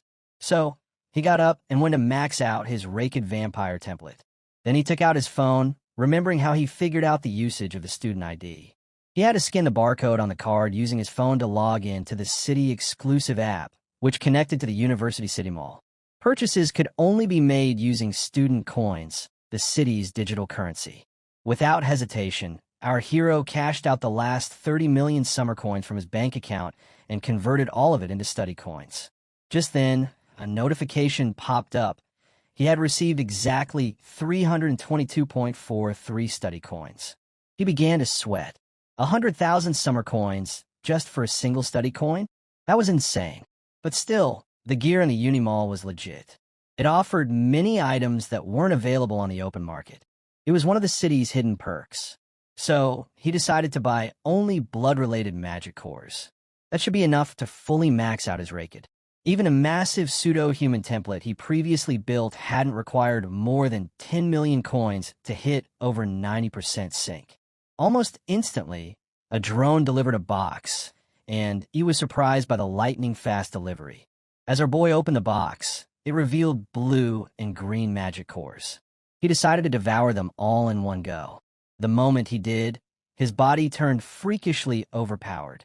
A system interface flashed before him, informing him that a beast had just been unlocked. Its name is Zawarudo, and its host is none other than E. Even though his numerical stats were still relatively low, he could feel the raw results. His fangs had become deadly sharp, and a literal blood gauge had appeared on his back. That meant if he bit into someone, drinking would be as effortless as sipping bubble tea. Then his hands transformed into sharp, deadly monster claws. His eyes turned ever red, and he knew he had just come up with a crazy idea. Without hesitation, our insane boy drove those sharp claws into his own neck, and a torrent of blood burst out. Our hero was standing in the bathroom with blood pouring down his body. The floor was slick with it, and his vision blurred for a moment. But then something started to stir deep inside him, like a furnace slowly coming alive. Warmth spread through his chest and limbs. Within seconds, the bleeding slowed. To his shock, the massive cut across his neck began sealing itself. Flesh pulled together, and the wound vanished as if it had never existed. He stared at his hand as it returned to normal and muttered to himself. His healing was much faster than before. The vampire regeneration was no joke. But he knew physical recovery wasn't the real prize. What mattered more was the new power coursing through him. A moment later, he stepped into a special training room built like a soft cushioned arena with glowing lights and reinforced walls. It looked like a futuristic dojo and had the perfect environment for pushing limits. He already had a feeling about the strange power his opponent carried. The energy was reversed, twisted, but powerful. Our boy now stood still with red energy crackling around him like sparks off a burning wire. As he opened his bright blue eyes, he laughed at the sight of the most terrifying vampire standing before him. Our hero grinned and told him to hit with everything he had. The demon didn't hesitate. Power exploded around him in a wave of heat and pressure. A strange white creature began to form at his side. Its body twisted unnaturally as it took the shape of another monster covered in roses. It smiled at the hero with a twisted expression. The monster punched the air. The strike was so fast it seemed to slice through space itself. Our hero barely had time to react. He raised his arms in defense, knowing there was no way to dodge. The punch didn't miss. It hit him dead on. His entire arm shattered. Bones cracked like glass. His body was sent flying across the room and slammed into the padded wall with force that shook the structure. Still, he stood back up with his injured arm dangling and blood trailing down his side. He smiled again and said this was exactly what he wanted. Raw and real. He took a breath and decided it was time to test the ability he had only just awakened. He activated the time stop. Everything went still. Now we saw the scene from the perspective of Zaruto. The vampire monster was frozen in place, but his mind remained active. Our hero gave the internal command to pause. He counted the seconds. 1, 2, 3. At 5, the frozen reality began to crack. He noticed it. The host could only maintain the freeze for 5 seconds. It wasn't long, but he pushed it further. He told the time not to stop yet. At 5.3 seconds, a strain began to show. His eyes bulged and his breath caught. At 5.5, the host vampire moved again and lunged at him. But in a flash, the body, shattered shards of the creature scattered through the air like broken glass. The hero stood in silence and thought about what he had learned. The original limit was 5 seconds, but that limit didn't belong to him. The next morning, outside the city was buzzing with disciples. Our hero noticed that the sun felt a bit sharp, though Chuzhou disagreed. But the hero figured it out. Ever since he fused with the vampire template, he had started hating sunlight. Not to the point that it would burn him alive, but still, it bothered him. Chuzhou then asked if he had seen the University Academy reform plan for this year. The hero admitted he hadn't, since he'd spent the whole night wrestling with the host and hadn't paid attention to anything else. So Chuzhou explained that this year, every student in small group mentorships would follow a primary mentor for the year. They could also take on assistant mentors if they wished. Our boy asked, so they were going mentor hunting? Chuzhou clarified that no, they weren't, but he was. If he didn't want to, he didn't have to. But then our boy asked him to wait and checked out the new student group chat and the announcement from the previous night. It stated that, due to freshmen collecting all the zodiac pendants, the university was awarding him the privilege to freely select any mentor, and the mentor must accept. Refusal was not allowed. Our hero commented that publicly announcing such a thing felt a bit too flashy. Just then, in a massive building hall, everyone gathered for mentor hunting. The hero noticed that 3 people had come forward for the test, and the mentors had turned on the lights to pick their choices. He told his friend to go ahead, saying he'd wander for a bit, since he could choose any mentor he wanted anyway, so it didn't matter when he entered. Right outside, he thought that picking a mentor was a boring task, but suddenly he smelled something. His mind screamed. It was the smell of blood. He ran toward the source, thinking that if it were just normal blood, he wouldn't care. But this scent reeked of something deeper, hidden yet fierce. It churned like a deadly undercurrent beneath calm waters, thick with killing intent and sin.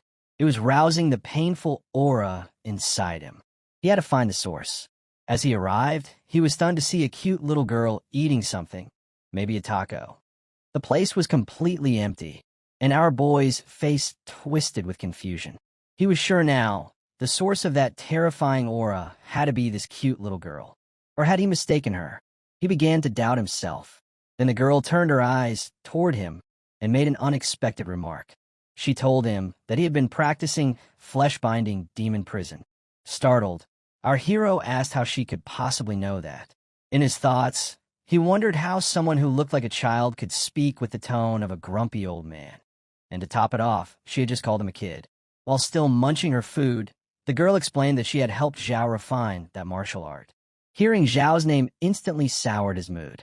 The girl went on, casually adding that Chingu had been her disciple 90 years ago. The hero blinked and muttered under his breath, questioning if she was playing games with him.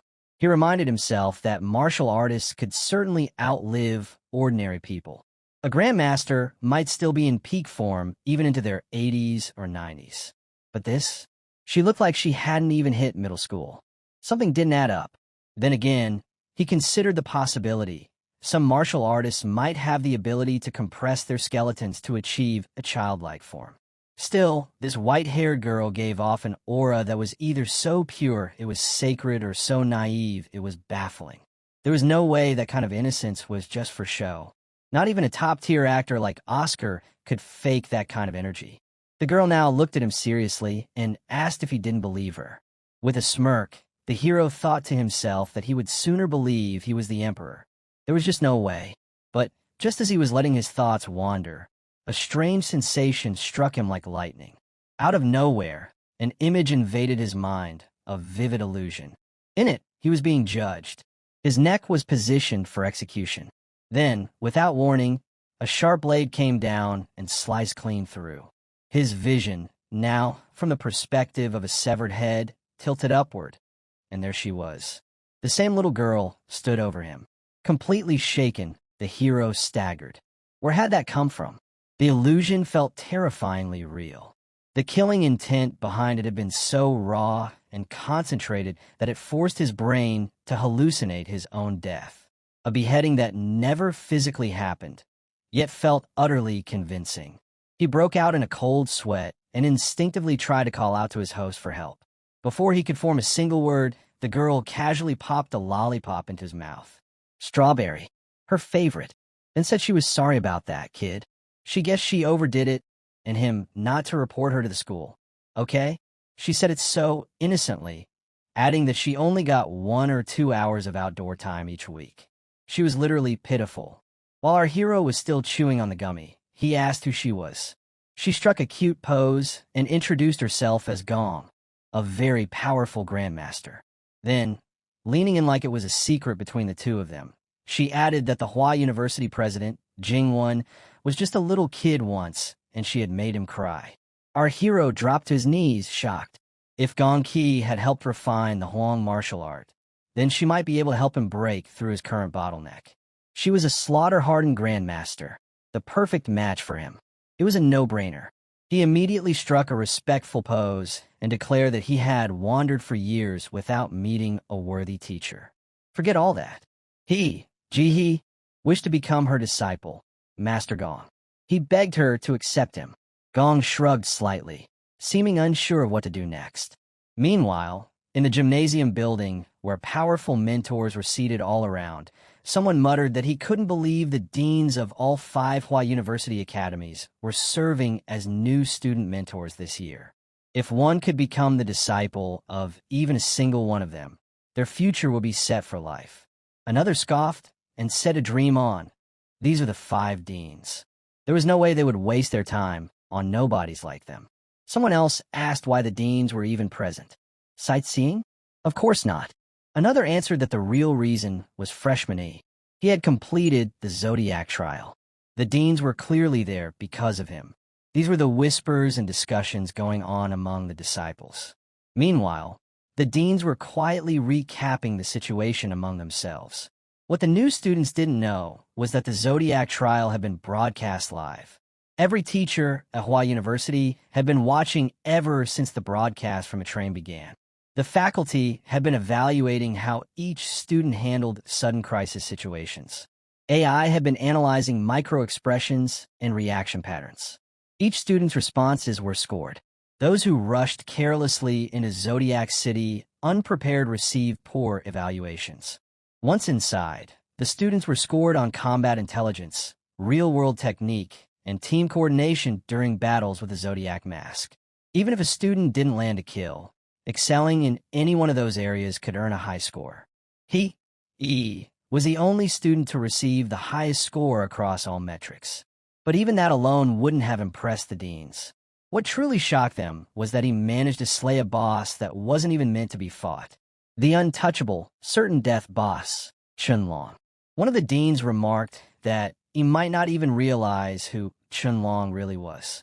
Chunlong was a battle model created by a national-level supercomputer, trained using data left behind by a national-level martial artist. Not all of that martial artist's divine abilities, like his god-grade eyes, could be perfectly replicated in the Mirage realm, but the model was based on the strongest martial artist in the history of Zodiac Country, or perhaps the world. His name was Hong Sheng. His university records hadn't been broken in 100 years. For E to slay a model based on him, even if it wasn't a perfect replica, was already proof of monstrous talent. As long as nothing derailed him, he was guaranteed to become a grandmaster, and he might even reach the Arc Master level.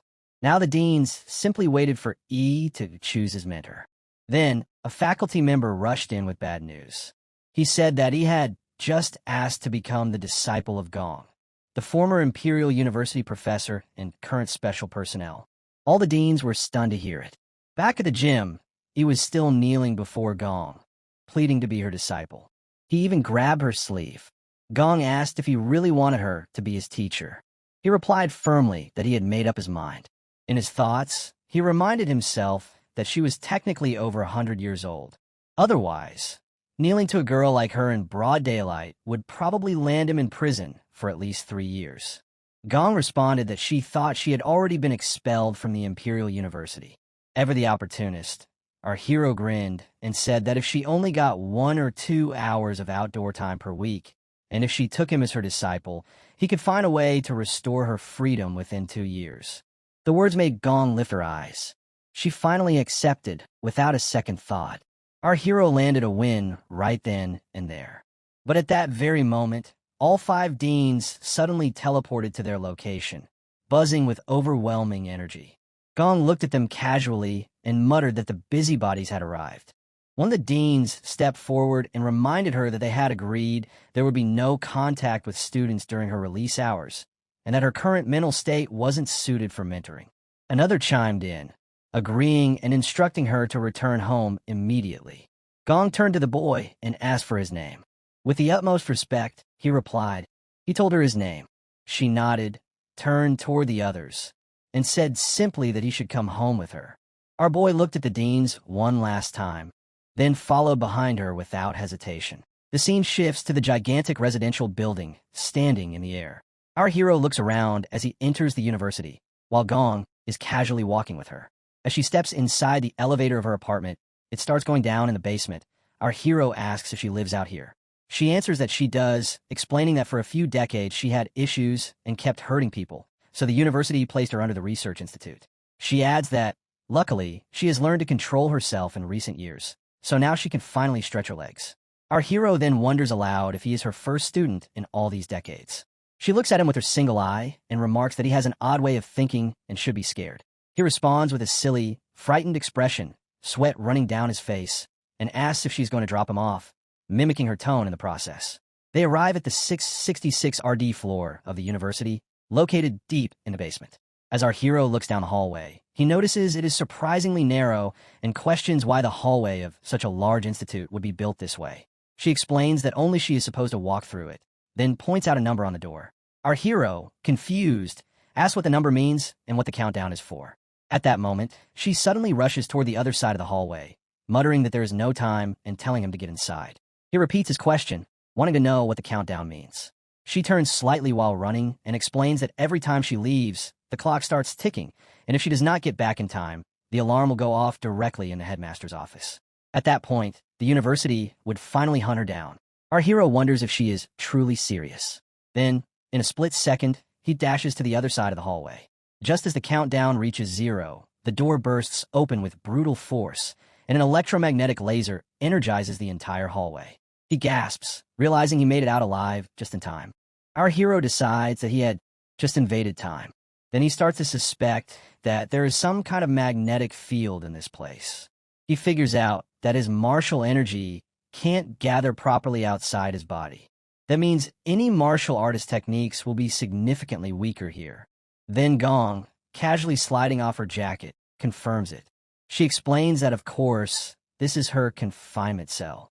To stop her from escaping, Jing-won and his little crew built her this massive 3-level house. It contains almost everything.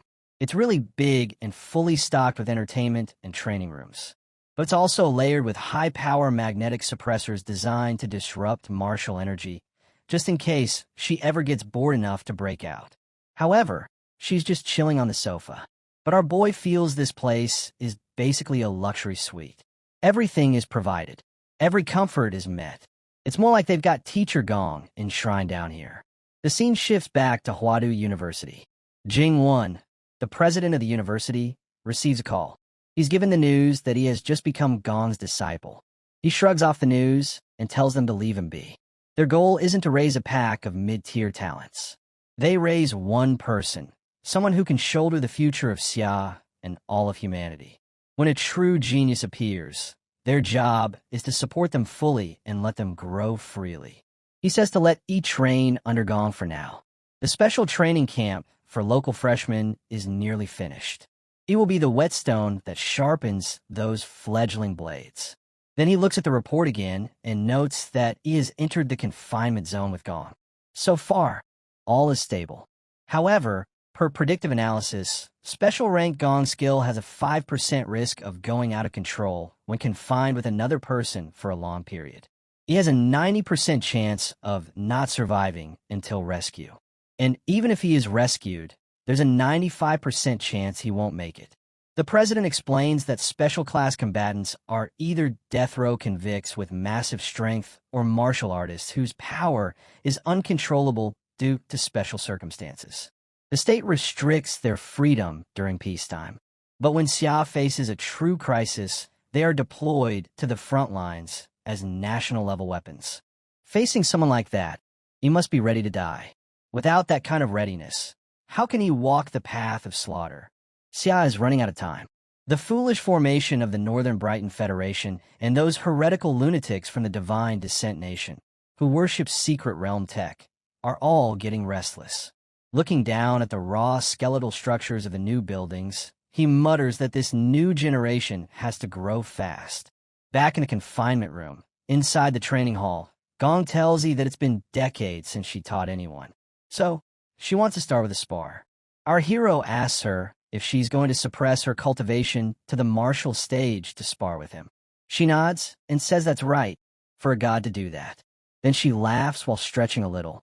Our boy says he's ready to face his teacher. Taking an excited stance, he thinks that he really doesn't want to relive that guillotine illusion from earlier.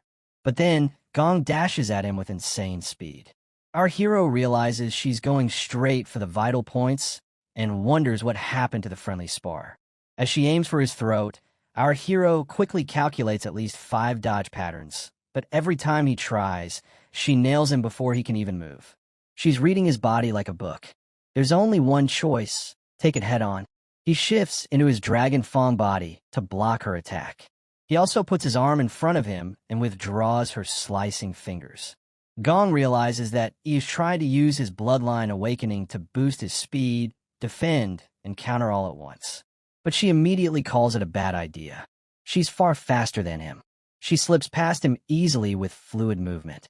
She turns his body elastic, rolls his arm around her own, then jumps behind him. With a sharp pull, she nearly breaks his arm or possibly fixes his back in the process. Whatever she does, it sends such an overwhelming wave of pain through him that our hero cries out louder than he ever has before. Just then, in one swift motion, she hopped back, leaving our hero drenched in blood. Yet, he grinned and admitted that his teacher wasn't holding back at all, saying his bloodline awakening had just been knocked back to 0. Wiping the blood from her face, the teacher chuckled, enjoying the taste of blood after so long.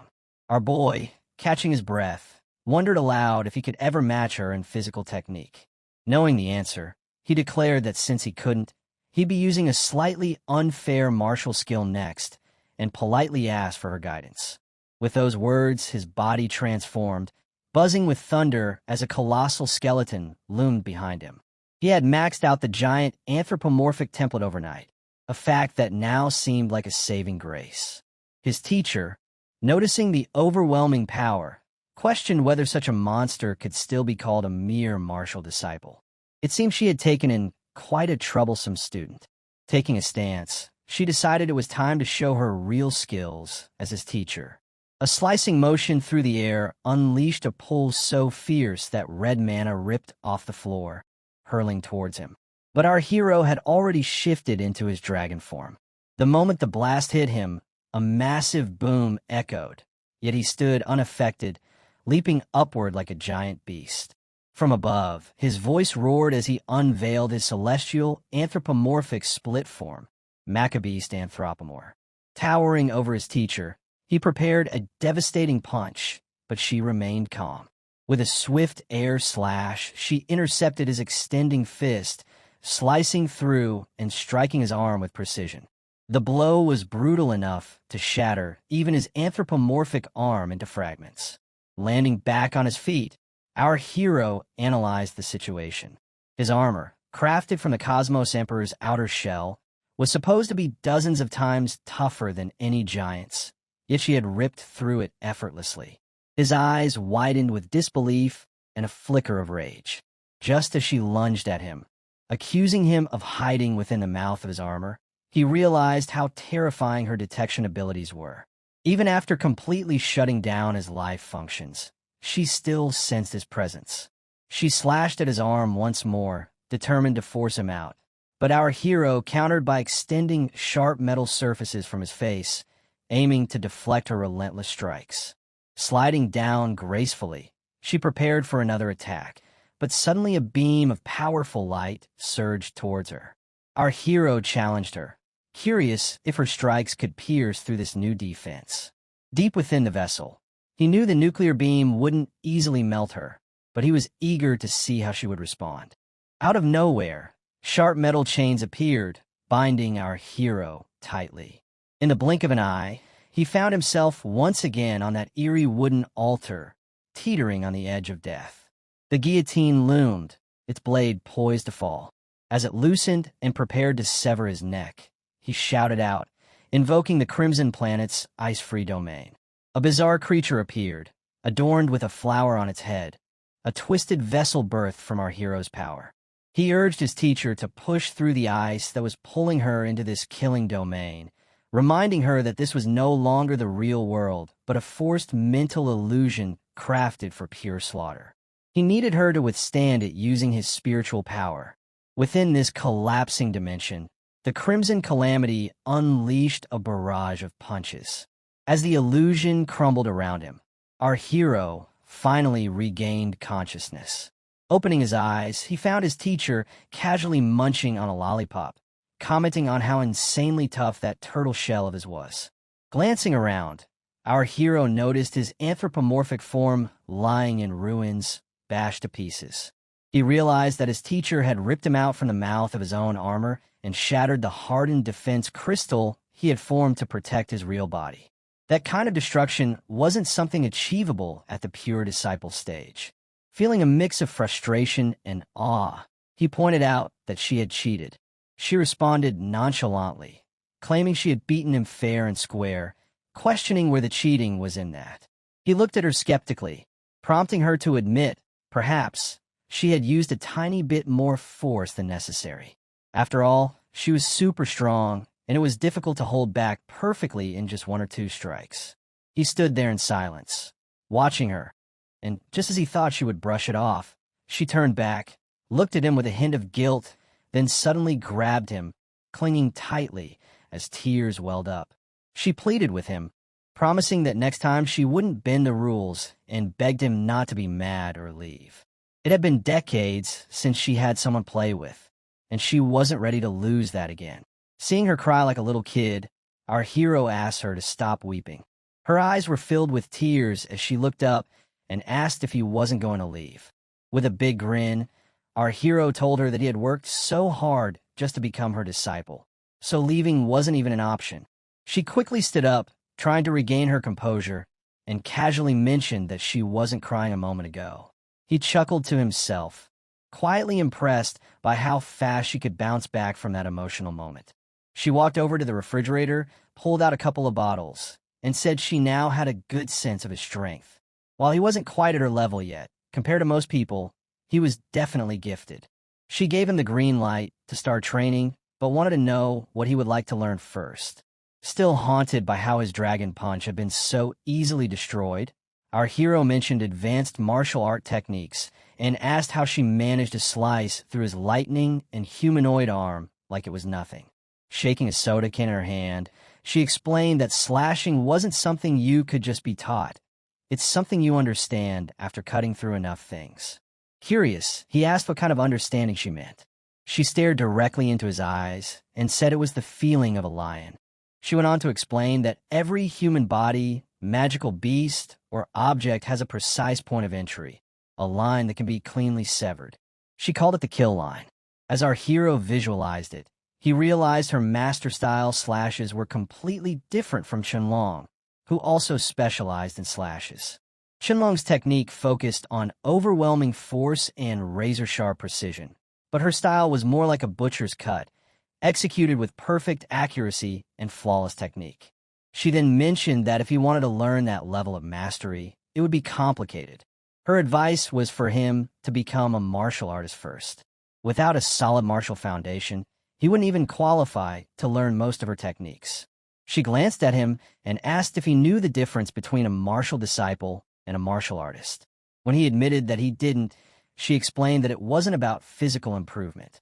The key difference was the mind.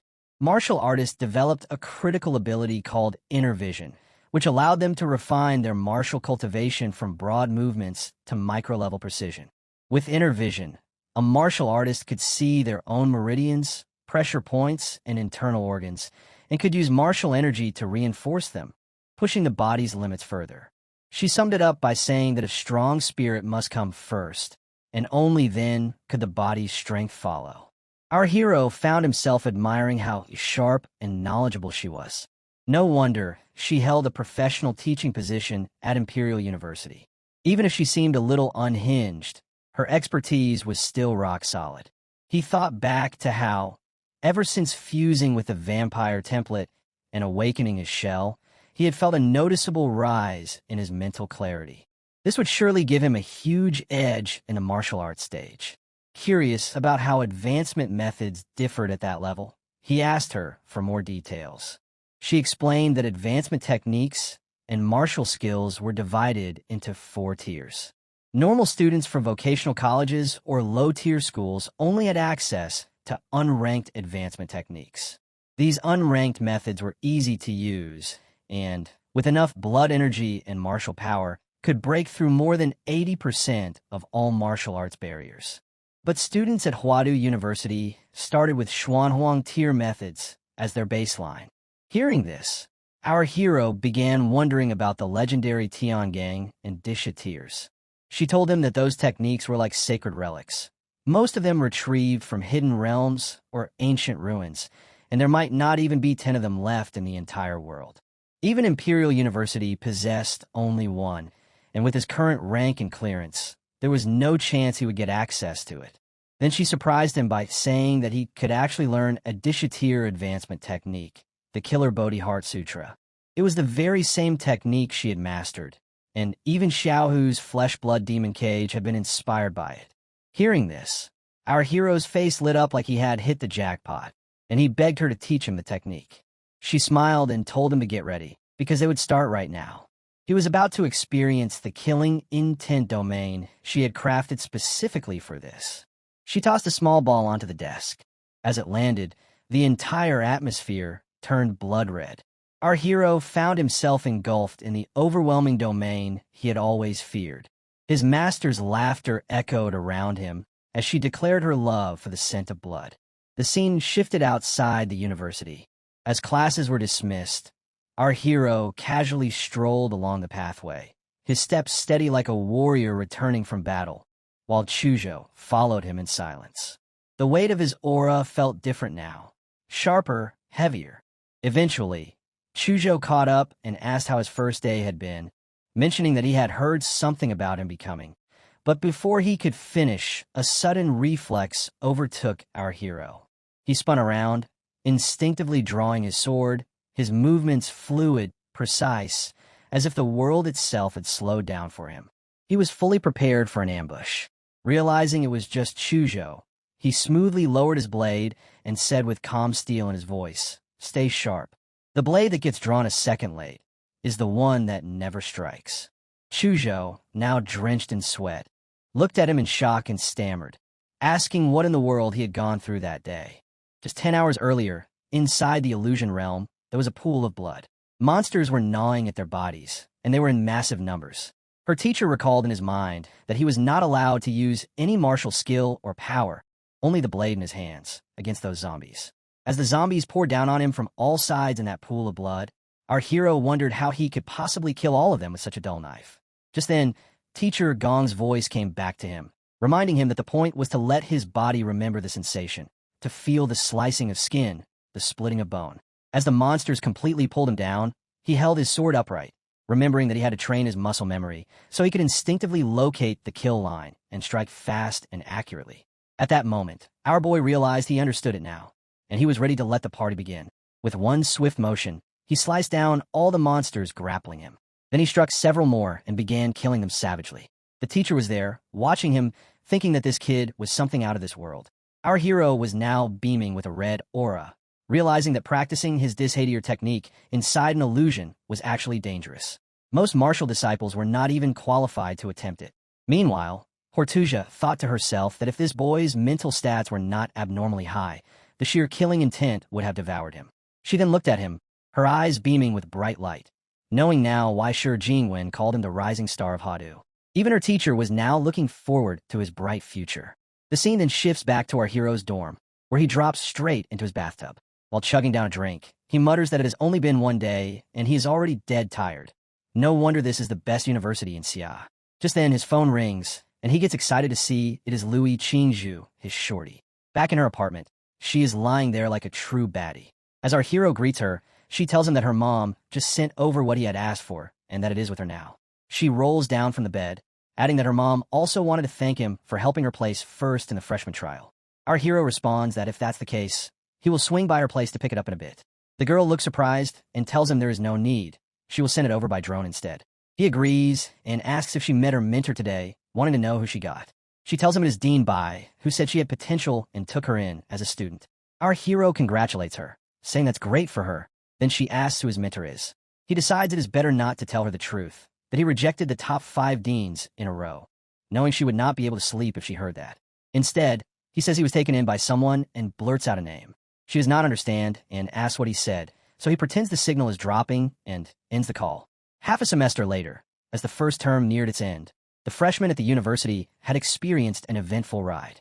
At the start of the semester, Yang Zhe had formed the Dragonblood Society by gathering elites from various provinces, and they quickly gained influence among the first years. Unsurprisingly, after the university students returned from their summer training camp, they clashed with Dragonblood.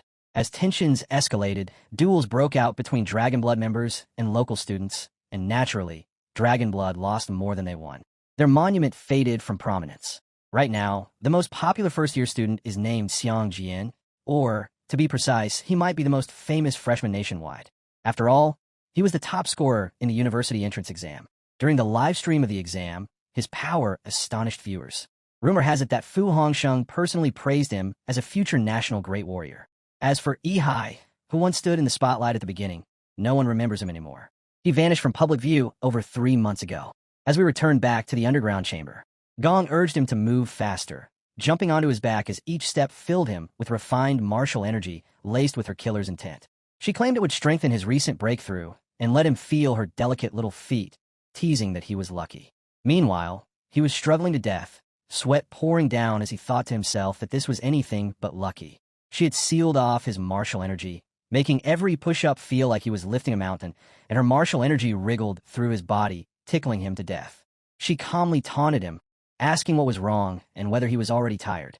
She pointed out he hadn't even hit 1,000 yet. Annoyed, our hero gritted his teeth and demanded to know who she was calling a scrub, declaring that he would show her and pick up the pace. Just as he regained his energy, Gong drove him even harder, urging him to go faster and faster, to push himself. Our hero roared in determination, pushing like a berserk monster. Then a massive, catastrophic boom shook the place. Gong leapt into the air, and when she looked down, his body was completely shredded. He explained that the surge of body energy had torn apart his old, worn-out muscles and replaced them with brand new ones charged with martial power. Gong tried to avert her gaze, but couldn't help looking. His form was simply too majestic. Still, she mocked him, pointing out that his shirt was gone and asking what his problem was. Our hero covered himself, telling her that if she was going to cover her eyes, she should also close her fingers and not peek. Turning away, he announced it was time to end this retreat. Gong asked if he was leaving. He replied that, of course, he was. After being holed up with her for 3 months, he needed to see the sun again. Gong began to cry like a child, asking if he would come back. He answered calmly that he would, but told her to work on her video game skills because she was terrible at them. She shrugged him off, asking who told him to play with her anyway. Finally, our hero stepped out of that hell and looked up at the gigantic building, thinking that it had been 3 months since he had last seen the sun. Even though he no longer loved sunlight, he still missed it. As he walked toward a public station, it truly felt like a lifetime had passed. But he reminded himself that he hadn't come out of retreat just to stroll around. There was work to do at the university. Grades there included a key component involving campus missions, which meant hunting down wanted martial arts fugitives, investigating secret realms, assisting in beast defenses, or even fighting criminal groups and foreign forces. His first stop would be the University Activity Center to grab a mission, and while he was at it, it was time to see an old friend. He went to find Chongzu, greeting him with a long time no see. Chongzu told him he had been kept waiting for far too long and was glad. He asked him how the power-up is going, and Chuzhou simply replies that he broke through the martial artist 2 months ago. Meanwhile, he thinks to himself that this is the first time he has seen E in 3 months. On the surface, there is no obvious change in our hero, but in his mind, he feels that might be the most terrifying change of all, leaving him to wonder just how far his strength has grown. He recalls that 3 days ago, he was invited to watch a private ring match between a freshman named Xiang and the Dragon Blood Society's vice chairman, Yang Zi. As expected, Yang Zi was defeated in just 10 minutes, and from the flow of the fight, Xiang clearly was not even going all out. Chuzhou wonders whether Yi could have fought Xiang at all, and he starts to suspect that Xiang might not even be Yi's match anymore. At that moment, Qingzhu runs up to them and apologizes for making them wait. My boy looked at him to complete her sentence, but she was clueless. The thought of her mother comes to her mind, reminding her that even though they are a couple, they should openly act like one. She was sweating as she tried to figure out what to do next. Suddenly, she leans in to kiss Yi. He asks her what she is doing, pointing out that they have not seen each other for 3 months, and she has not even greeted him yet. Since our boy does not kiss her back, she becomes annoyed and declares that she hates him.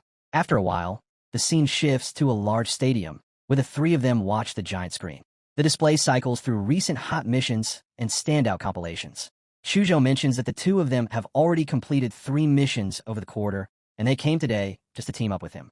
Qingzhu lists 3 missions she considers most suitable for them: the Hangcheng serial killer, the Liancheng beast-eyed anomaly, and Liangshu's country counties of abnormality. All were once Tier 2, but Liangshu's is now Tier 3. Off-campus missions range from Tier 1 to 5, with higher tiers being more dangerous. First years usually take Tier 1, and his only Tier 2 mission had a 10% team success rate, so approval for Tier 2 is rare for a squad with only 3% completion. At that point, our hero flips out a special card that Gong had given him and says it is fine because he has a privilege card. He remembers Gong, saying he could match first and second tiers and fight strong opponents, but needed harder missions to improve. Gong warned the card let him take any tier, yet he should avoid Tier 4 and 5 as they had too many variables and even Xuanwu-class warriors had fallen in them. His girl asks where he got the privilege card, while our hero sweats, trying not to reveal the truth. Just then, Chuzhou asks his view on the missions, and our hero says risk and reward go together, silently grateful for the change of subject. The first is a manhunt where the Criminal Investigation Department has failed for months, the challenge being tracking, not killing. The second is auxiliary work with the Great Dragon Finch unit, which would leave them doing trivial tasks away from combat and intel. The third puts everything in their hands with high risk and high reward. He questions why anyone afraid of danger would be a martial artist, and says he prefers the third. Chuzhou immediately agrees, and Yi's chick eventually agrees as well. When they head to the reception, the receptionist dismisses them, saying this is nonsense, pointing out that a second-year squad was already wiped out in Lingshu. She remarks that 3 first years daring to take on a Tier 3 mission are overestimating themselves. Our hero then presents his privileged card, which only makes the receptionist more annoyed. She accuses him of lying and threatens to call the director to expose him immediately. She actually calls the director right away, but then, her tone changes dramatically. She turns back to them with a big smile and wishes them victorious fortune. As they leave, he steps a little ahead, saying that he is picking something up before they proceed further. The scene shifts to the College of Mech and Magi Tech Foundation, a quite weird-looking building. Our hero stands before a door, scanning his identity for verification. As the door opens, he steps inside to find himself in a highly advanced lab. He approaches the dean and says he is here to claim his weapon, the first-place reward from the Pendant War. The dean acknowledges him, noting that our hero has skipped the dish a tier skill in favor of choosing a weapon. Then he cuts off this talk and unveils an incredibly formidable sword. The dean explains that while the weapon lacks elemental attributes, it channels martial arts energy at 95% efficiency and is forged from a legendary ultra-tough special alloy. The blade's quality surpasses even store-bought gold and ranks alongside the Great Red Divine Blades.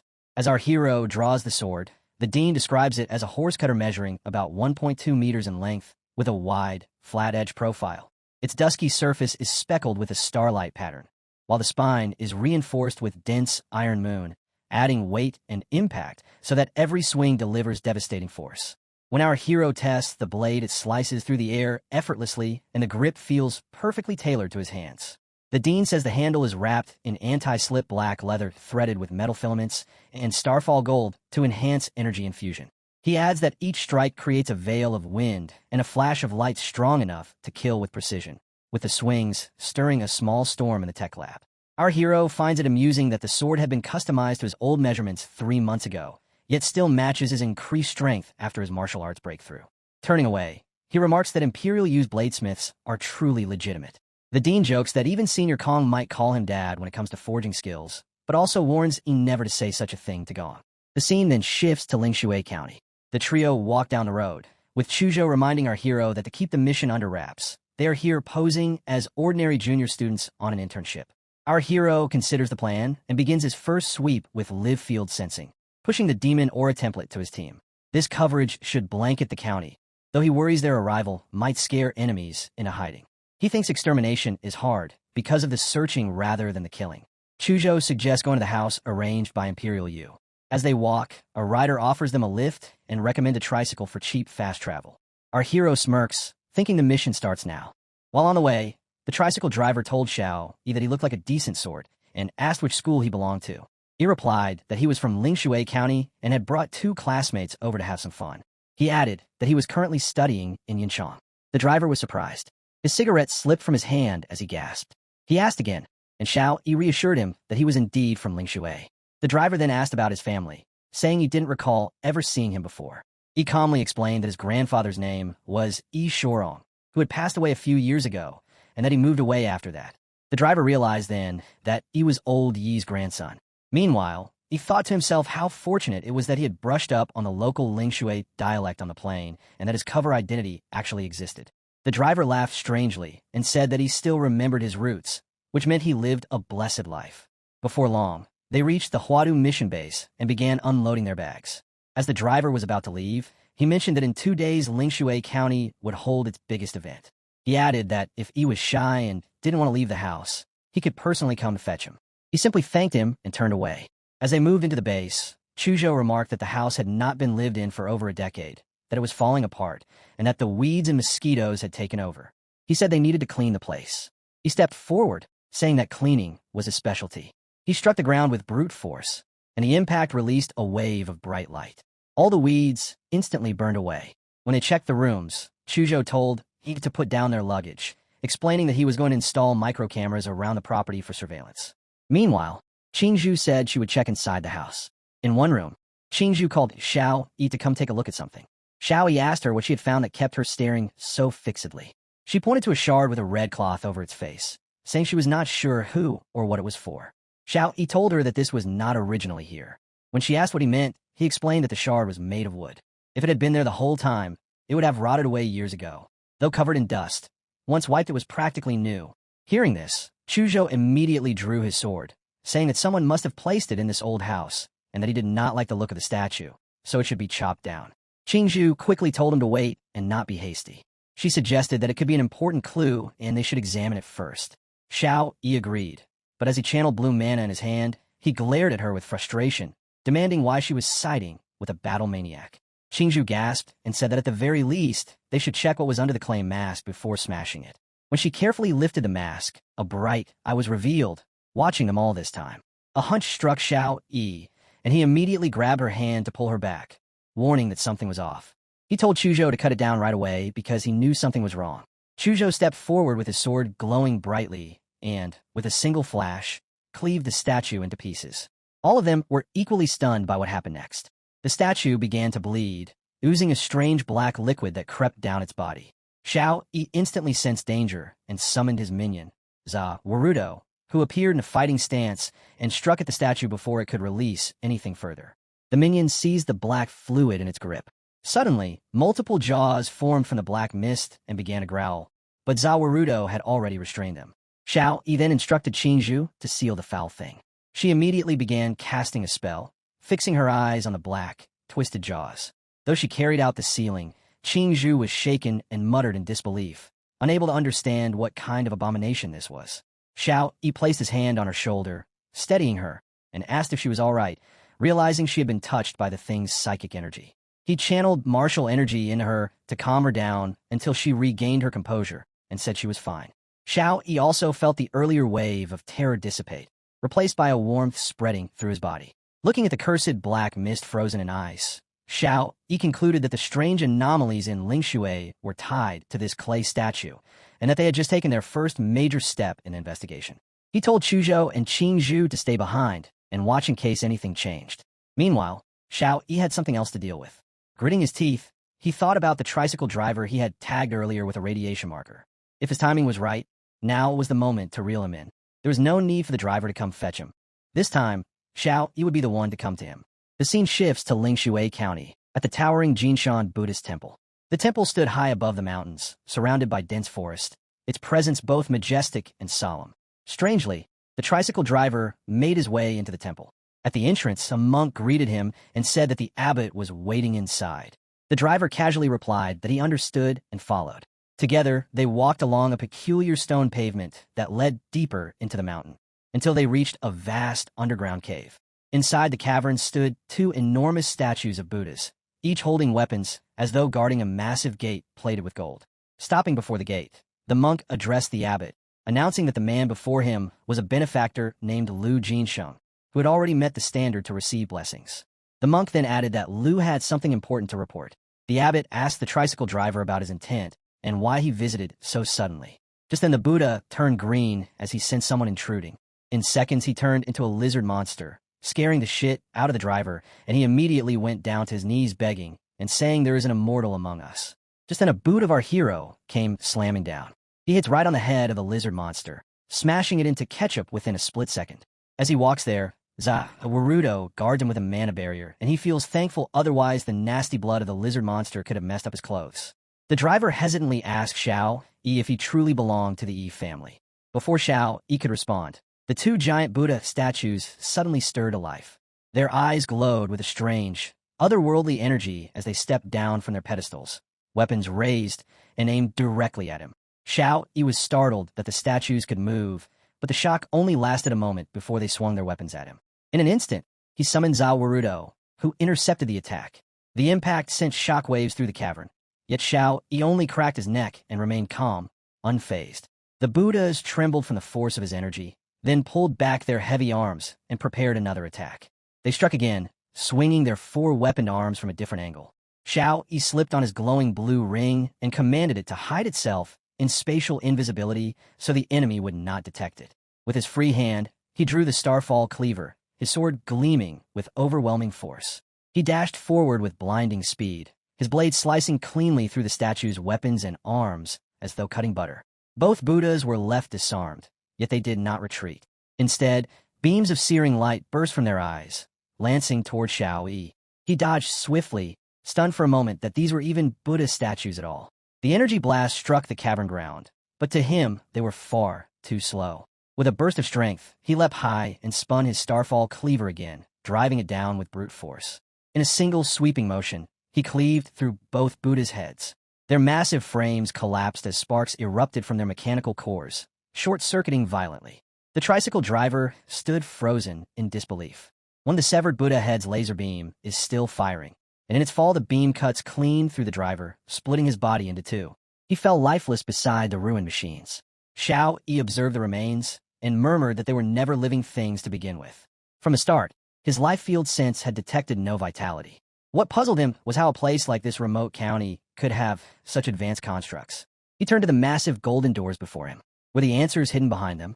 He ordered Warudo to handle the entrance, remarking wryly that as a university student he ought to have proper door-knocking etiquette.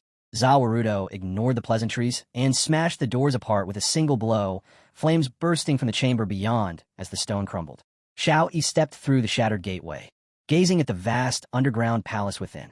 At its center stood a colossal Buddha statue, blood seeping from its head and mouth. He called out mockingly, asking whether its host would continue to hide like a frightened mouse even when guests had already arrived. At that moment, a figure emerged. It was another Buddha, who spoke in a calm but solemn tone. He said that the temple bore Xiao Yi no grudge, so why had he come here to profane it? Our hero tells the monk that, by the way, you robot, you must be addicted to playing a suit actor now. He then draws his sword and cuts the monk in half with a single slash. Suddenly, another monk appears behind him and calmly says that the benefactor's blood karma is truly heavy. Annoyed, our hero snaps back and tells him just to shut the fuck up. He prepares his stance, but suddenly the ground gives way beneath him, and he falls inside. Yet he lands perfectly balanced down on his knees. Rising to his feet, he looks around and sees many doorways. He wonders aloud that this place looks like a sewer with 18 doors. As he questions whether these are sliding gates, multiple green eyes begin to gaze at him. Suddenly, countless beasts swarm out of those gates. Our hero mutters that there are more lizard things, and a lot of them this time. Each one radiates Tier 1 to Tier 2 martial fluctuations, and their life signatures are almost identical. It looks like mass production. Artificial bioandroids trying to Zerg rush me. The weeds on the graves of the last guy who tried that are already a meter high. A Zerg rush means flooding the opponent with many weak, easily produced units. With that thought, he decides to unleash his Yuan Wang blade art. Extending his blade, he performs the first form, cut 1,000 leaves. Its deadly effect drenches the entire place in red. His slash leaves a trail of crimson impact behind, and the monsters freeze in place. He smirks and remarks to himself what kind of good temple keeps this many ugly monsters under its floor. Yet, even as the monsters roar, he stands tall atop a mountain of their corpses, clutching the severed, twisted head of the monk. The monk's eyes water as he endlessly repeats that the benefactor's blood karma is truly heavy, over and over again. Our hero scoffs, thinking that these are brain-dead bio-units, its head torn clean off and still coping with a pre-recorded line. He then wonders whether the puppet behind the curtain is finally going to come out. Just then someone laughs, the sound sharp and provoking. The ground trembles as a giant statue of Mecha Titan begins to move. Smoke bursts out in heavy waves, and the figure reveals itself as a machine. Rocket fuel burns from its arms to drive its movements with unnatural speed. The Mecha Titan declares that the benefactor is beyond salvation. It steps forward, and to our hero's surprise, the statue begins to transform. The massive figure raises its foot and tries to crush him, booming that he must return to the wheel of rebirth. Engines roar and exhaust blasts in the opposite direction to push down with even greater force. The foot slams toward him like a falling mountain. Yet our hero still stands unbroken. Mana pours from his eyes, and his glare burns like fire. He accepts the challenge and tells himself to bring it.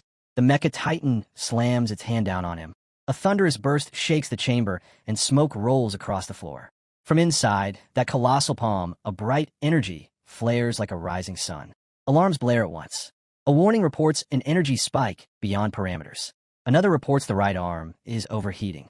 A third screams high temperature alert. The machine freezes for a moment as if it cannot understand what it is facing. Its hand is then smashed back as a gigantic Godzilla-like beast erupts from beneath the armored palm. The creature chants Namo Amitba as it lashes out with raw force at the Mecha Titan. The Mecha Titan throws a heavy punch, but the strike is caught in midair as if it were nothing. The monster grips the fist with ease and holds it still. Inside that towering beast, our hero shows a manic grin. His eyes are wild as he snarls that he is not finished yet. He promises the Mecha Titan will taste his jet black iron-hard knee. With brutal strength, he slams the knee into the Mecha Titan's arm. Metal cracks like stone under thunder, and the plating bursts apart to expose the inner parts. The alarms scream louder. A new warning confirms multiple damages detected in the cranial unit. Sparks fly as gears grind, and the machine staggers back. Now both giants, the Mecha Titan and the Godzilla, stand face to face. The Buddha activates its nanotech and shoots beams at Godzilla, calling them prayer bead flow cannons. The summoned cannons unleash fire, and a cloud of red smoke bursts out on impact. The Mecha Titan does not stop there. It orders every battery to fire again. Flames roar as heavy blasts strike Godzilla, and a huge wave of smoke covers the chamber.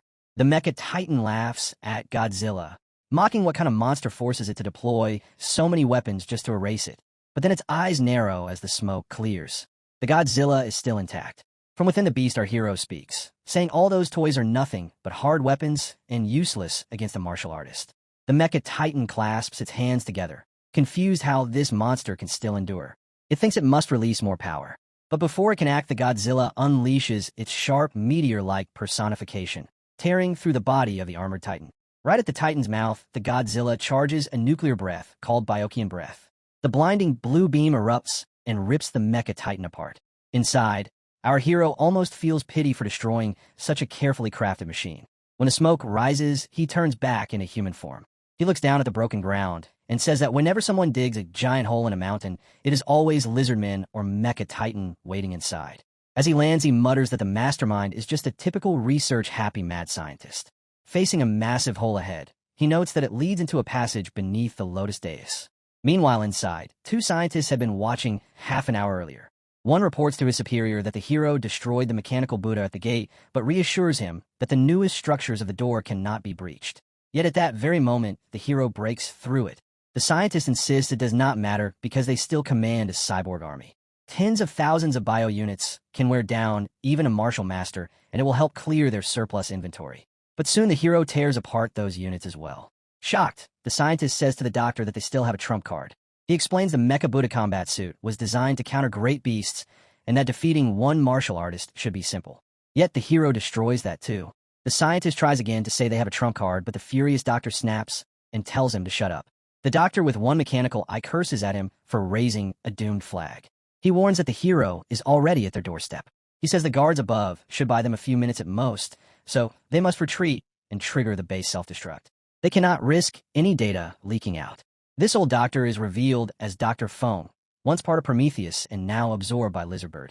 10 years ago, Lizardbird set its sights on this county. After secretly replacing the monks in the temples, they twisted the locals' faith and began brainwashing. Under the promise of blessings, the people were lured into human modification and turned into test subjects. The data and material all fed Lizardbird's biotech. Our hero feels pity for the victims, but knows the base must be destroyed. He shatters the ground with immense force, and a blue beam rips the floor apart. He leaps down with a wide grin, calling out to the abbot and demanding to know where he is running. The scientists cover the doctor as guards rush in, but the hero cuts through them in a heartbeat. He stands before the doctor. The old man trembles and asks what he wants, saying they can talk it out. He secretly holds a self-destruct watch that can blow the base in one press. Lizardbird has also implanted micro-bombs in every researcher and manager, while keeping their families under surveillance to ensure silence. Before the doctor can press it, the hero grabs his hand. The doctor cries helplessly, but the hero grips his jaw and lifts him off the ground. The old man struggles, his eyes rolling back as the pressure builds. Then the hero slams him hard into the floor. He leans down, deadly serious, and demands that the doctor confess everything he has done in the city. The old man gasps in terror. They're in the underground laboratory. The hero demands to know if the doctor was the one who murdered the 3 young martial artists and what they're doing down here. The doctor shouts in rage that he cannot reveal anything about the experiments. He explains there is a monitor inside his brain, and if he speaks forbidden words, the bomb in his body will detonate. As he speaks, the hero notices green smoke rising from him. The doctor says that if he's going to die either way, he will make it quick. The smoke pours out of his face, and his body begins to shrink. Pain twists him as the hero grabs hold. The hero feels pity and mutters that Lizardbird always turns its people into death seekers. A poison capsule was hidden in the doctor's mouth. An alarm blares. The hero checks and sees that the doctor's heartbeat has stopped. The auto self-destruct has been triggered. Behind him, a dreadful minion rises. The hero says that death itself is too much of a mercy for him. The arm of Zerudo pierces the doctor, and red aura bursts out as his body begins to revive. The doctor transforms, explaining that vampires can turn corpses into corpseborn. Most of them are little more than zombies with no regeneration and dulled intellect, rotting bodies with no will. But he boasts that he carries ancestral humanoid power fused with the gift of the vampire. Before he can say more, one of his eyes bursts from his skull. He falls to his knees and calls the hero his master, bowing deeply as his form shifts to that of a younger man. The hero declares that he can create retainers whose memories and talents remain intact, who do not fear sunlight, who regenerate endlessly, and who obey him absolutely in both mind and flesh. He tells the doctor that he cannot die now, and the self-destruction should be negated. From this moment forward, his past is meaningless. His only name is Mad Doctor, and his only duty is to serve. The Mad Doctor bows again and swears to serve his lord as master. The hero explains that since the doctor has accepted the ancestral power, a mental link now binds them. The old monitors cannot touch him anymore. Mana blazes from the hero's eyes and surges into the doctor's vision. The hero commands him to show when this city was first infiltrated. In the doctor's memories, he sees a scientist gnawing on a human arm. He calls out to him, asking if he is sneaking food before the lunch break and whether the data comparison is finished. The scientist apologizes, saying he is just too hungry. The doctor also bites into human flesh and mutters that today's menu is still raw meat. He complains that chewing with his teeth is a chore. The scientist answers that these were offerings from the county, 3 young outsiders brought for the Buddha, tender and fresh. The doctor feels something is wrong. Later, he dozes in the prayer hall and notices others falling asleep while kneeling. A scientist whispers that this is perfect. They can move the county's people straight to the lab while they sleep. Storage made it easy. The doctor frowns. They came to pray for blessings, yet suddenly fell unconscious. Why? The scientist shrugs and says sleep is normal, is it not? But the doctor's unease grows. He looks at the shrine of divine descent and notices strange numbers carved on his own arm. He wonders what they are and why he engraved them there. The scientist says it looks like a puzzle. The doctor realizes it is a file code, an internal format. He enters it on his computer, and the truth shakes him. His memories and cognition have been altered. He asks who did this, who turned him into a lab beast. The files reveal the truth.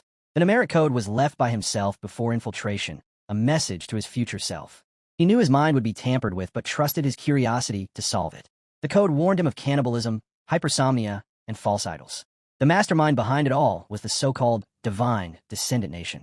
The hero watches these memories and says the raw meat was human flesh and that the divine descendant nation is nothing but a cult. The young doctor admits this base once belonged to Lizardbird, but the cult infiltrated and seized control just as they rewrote the recognition of the townsfolk, turning them into puppets. The hero asks about the three martial artists. The doctor lowers his head and admits they were eaten as well.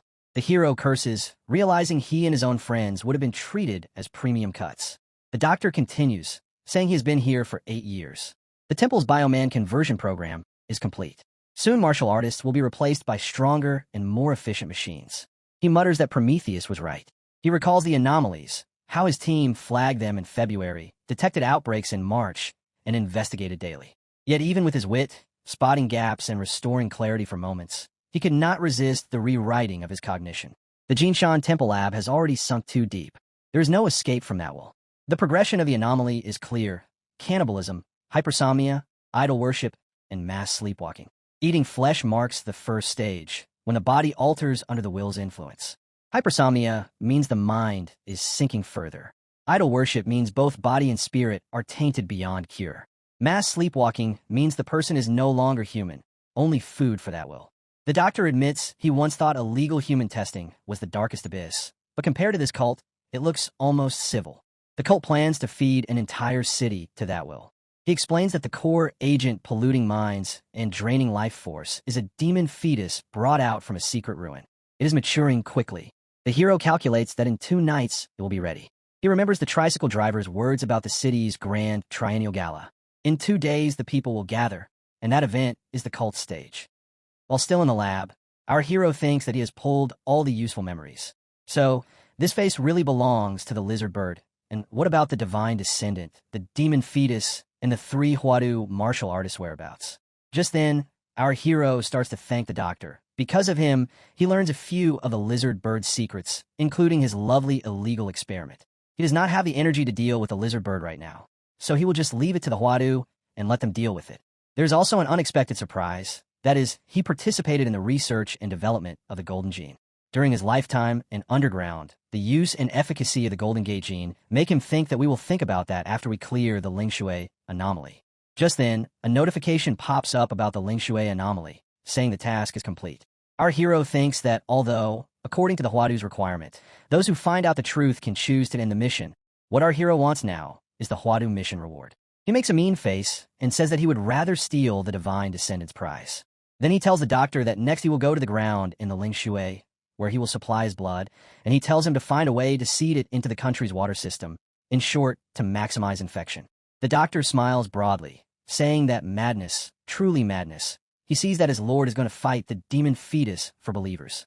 As our hero thinks about that, pathetic creatures, the doctor continues by saying that by now, the Lingshui's residents are already in a state of contamination, that there is no going back, that converting them is selfish, sure, but when this ends, he will try to send them back to their old life, and that at the very least, under his control, they will not hurt society. However, the scene shifts to the old house base, where 2 of his friends are resting.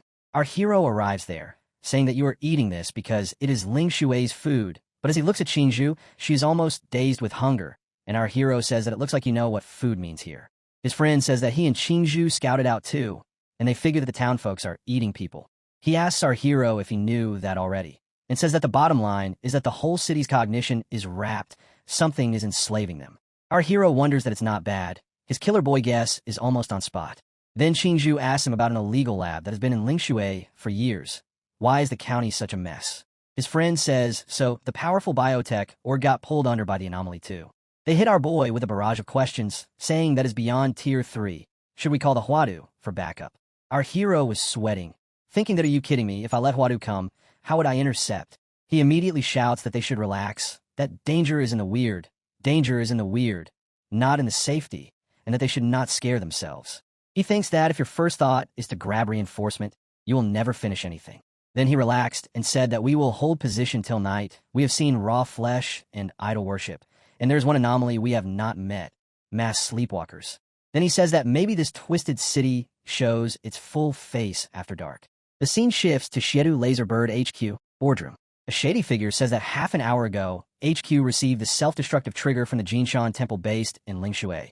Then it was canceled after a few dozen seconds. Something is wrong. We cannot reach that base. Today's board is to decide our response. Today's board is to decide our response. Then he says that's simple. Better to kill the wrong ones than leave the witness. Detonate every researcher's heart bomb to prevent living testimony. Then send a special squad to Lingshui immediately. The scene shifts to the Lingshui central water plant. A giant explosion occurs within the pipelines. The doctor's heart was gushing out blood, and he barely tells our hero that the Laserbird just tried to detonate a bomb in his body. The good thing is he removed it in time, and now he is recovering, and knowing them, a special squad will be in Lingshui any minute. Our hero says that it does not matter, he just needs to proceed, and he complies with his order. The scene opens at the Lingshui train station exit. The train stops at the empty station. A dude walks out the train. His name is Catfish, who says the station is quite a spot and admires the company for picking it as a black site. Behind him, a girl with a bag says that HQ confirmed Great Xia Dragonfinch was not involved with the Jinshan Temple raid. Her name is Aries, and she was carrying a baby with 2 more heavy loads. She says that whoever did it, the company has too many enemies. Then we see 2 more players come out of the train, one named Gold Snake and the other Bluebird. A guy behind them in glasses says to hit the base first. His name is Black Lion, and he says that anything that can be destroyed, gear, record, wipe it. As they walk, they chat that the captain should let them get food first since they had instant noodles all day. One says they need to find a place to nurse the baby, and the captain answers to just feed it since he will not look. He adds that they do not look like professionals at all, and the captain replies that the fearsome king of killers Captain Flizzardbird Squad 3 used to be an ordinary programmer.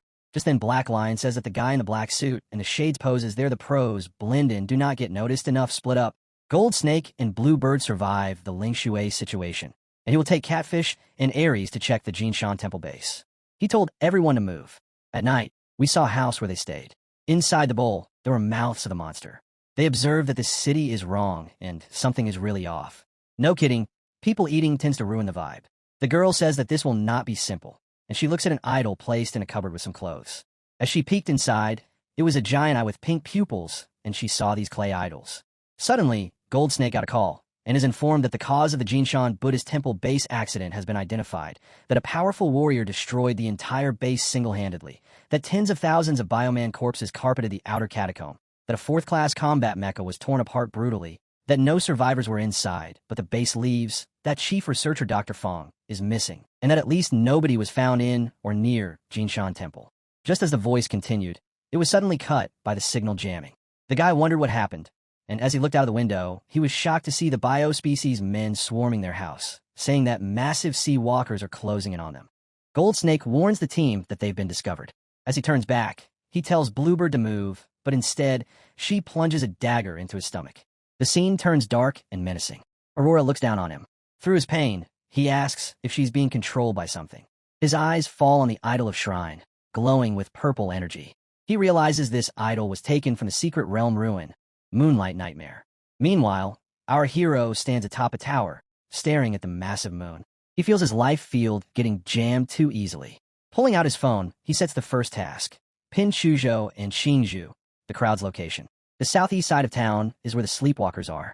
If these mass sleepwalkers are feeding, he wonders what that feeding even looks like, and guesses it won't take long to find out.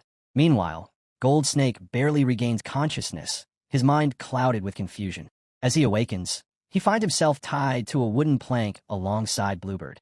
To his shock, many of the townsfolk they'd seen earlier are there as well, moving like puppets under some strange control. He tried to wake Bluebird, but she remains unconscious, even as death closes in. Desperate, Gold Snake turns to the townsfolk. He calls out, asking if they are with the Divine Descent Nation, offering to talk, warning them that the organization behind him is powerful. But his words fall on deaf ears. No answer comes. He curses under his breath, realizing they can't be reasoned with. They're brainwashed beyond humanity, beasts in human skin. No, worse than beasts. At least beasts fear pain and death. These cultists are lunatics. Nothing frightens them. Suddenly, a bell tolls, startling him. Who struck it?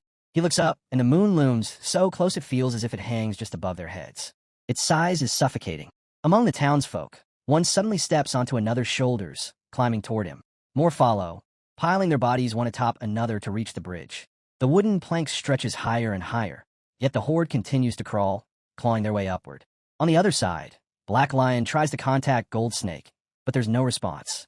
A heavy feeling sinks in. Something is wrong. He suspects the man who destroyed Jinshan Temple has made his move.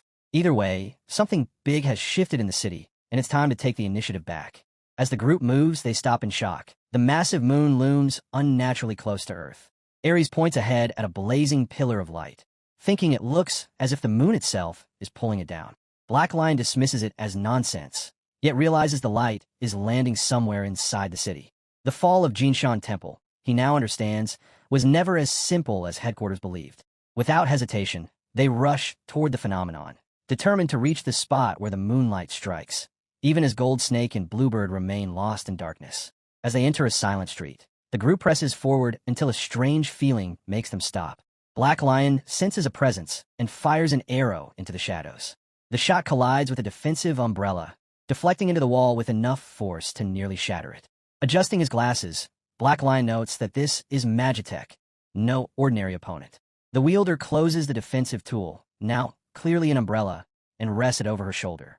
She steps into view, revealing herself as Qingzhu, demanding to know who they are and why they attacked. Black Lion chuckles at the sight of her attire. To him, it's clear she isn't a local. That means the one who wrecked Jinshan Temple must be her. He orders his companions to crush the two pests within 3 seconds. Without hesitation, they rush forward. As the clash begins, Catfish slams into Chuzhou with crushing pressure, mocking her as a beauty too precious to waste on death, promising instead to savor her corpse. Chuzhou grits her teeth and channels every ounce of strength to resist the assault. At the same time, Qingzhu conjures an ice wall, but a storm of rapid strikes from Black Lion pounds against it. The barrier shatters into shards under his bare hands, leaving Qingzhu stunned to how easily her defense was broken. He follows with a brutal explosion that engulfs the street in smoke and fire. Using the cover, Chuzhou and Qingzhu retreat, realizing these three are no ordinary foes. They are high-tier martial artists, far too dangerous to face head-on. But before they can escape, Black Lion flashes forward in the blink of an eye, materializes behind them, pressing 2 daggers to their throats. He counts down the last second, but his focus shifts upward as a massive sword hurtles toward him. He pulls back just in time, narrowly avoiding a clean decapitation. His eyes lock on a newcomer. Suspicion flashes across his face as he wonders if the stranger is with the others. But the figure makes his intent clear. He has come to kill Black Lion. Instead of fear, Black Lion laughs, unleashing his mastery of assassination arts. With the technique known as 12 Phantom Boldness, his body splits into multiple illusions, each one poised to strike from a different angle. The deadly chorus converges, all aimed at the newcomer's end. But the stranger is no ordinary foe. He is our hero. Crimson energy erupts from his body as he calls forth Zawarudu. He is a martial artist and bodyguard of terrifying skill, able to shrug off tank shells, yet still mortal. His clones spread out, surrounding the battlefield.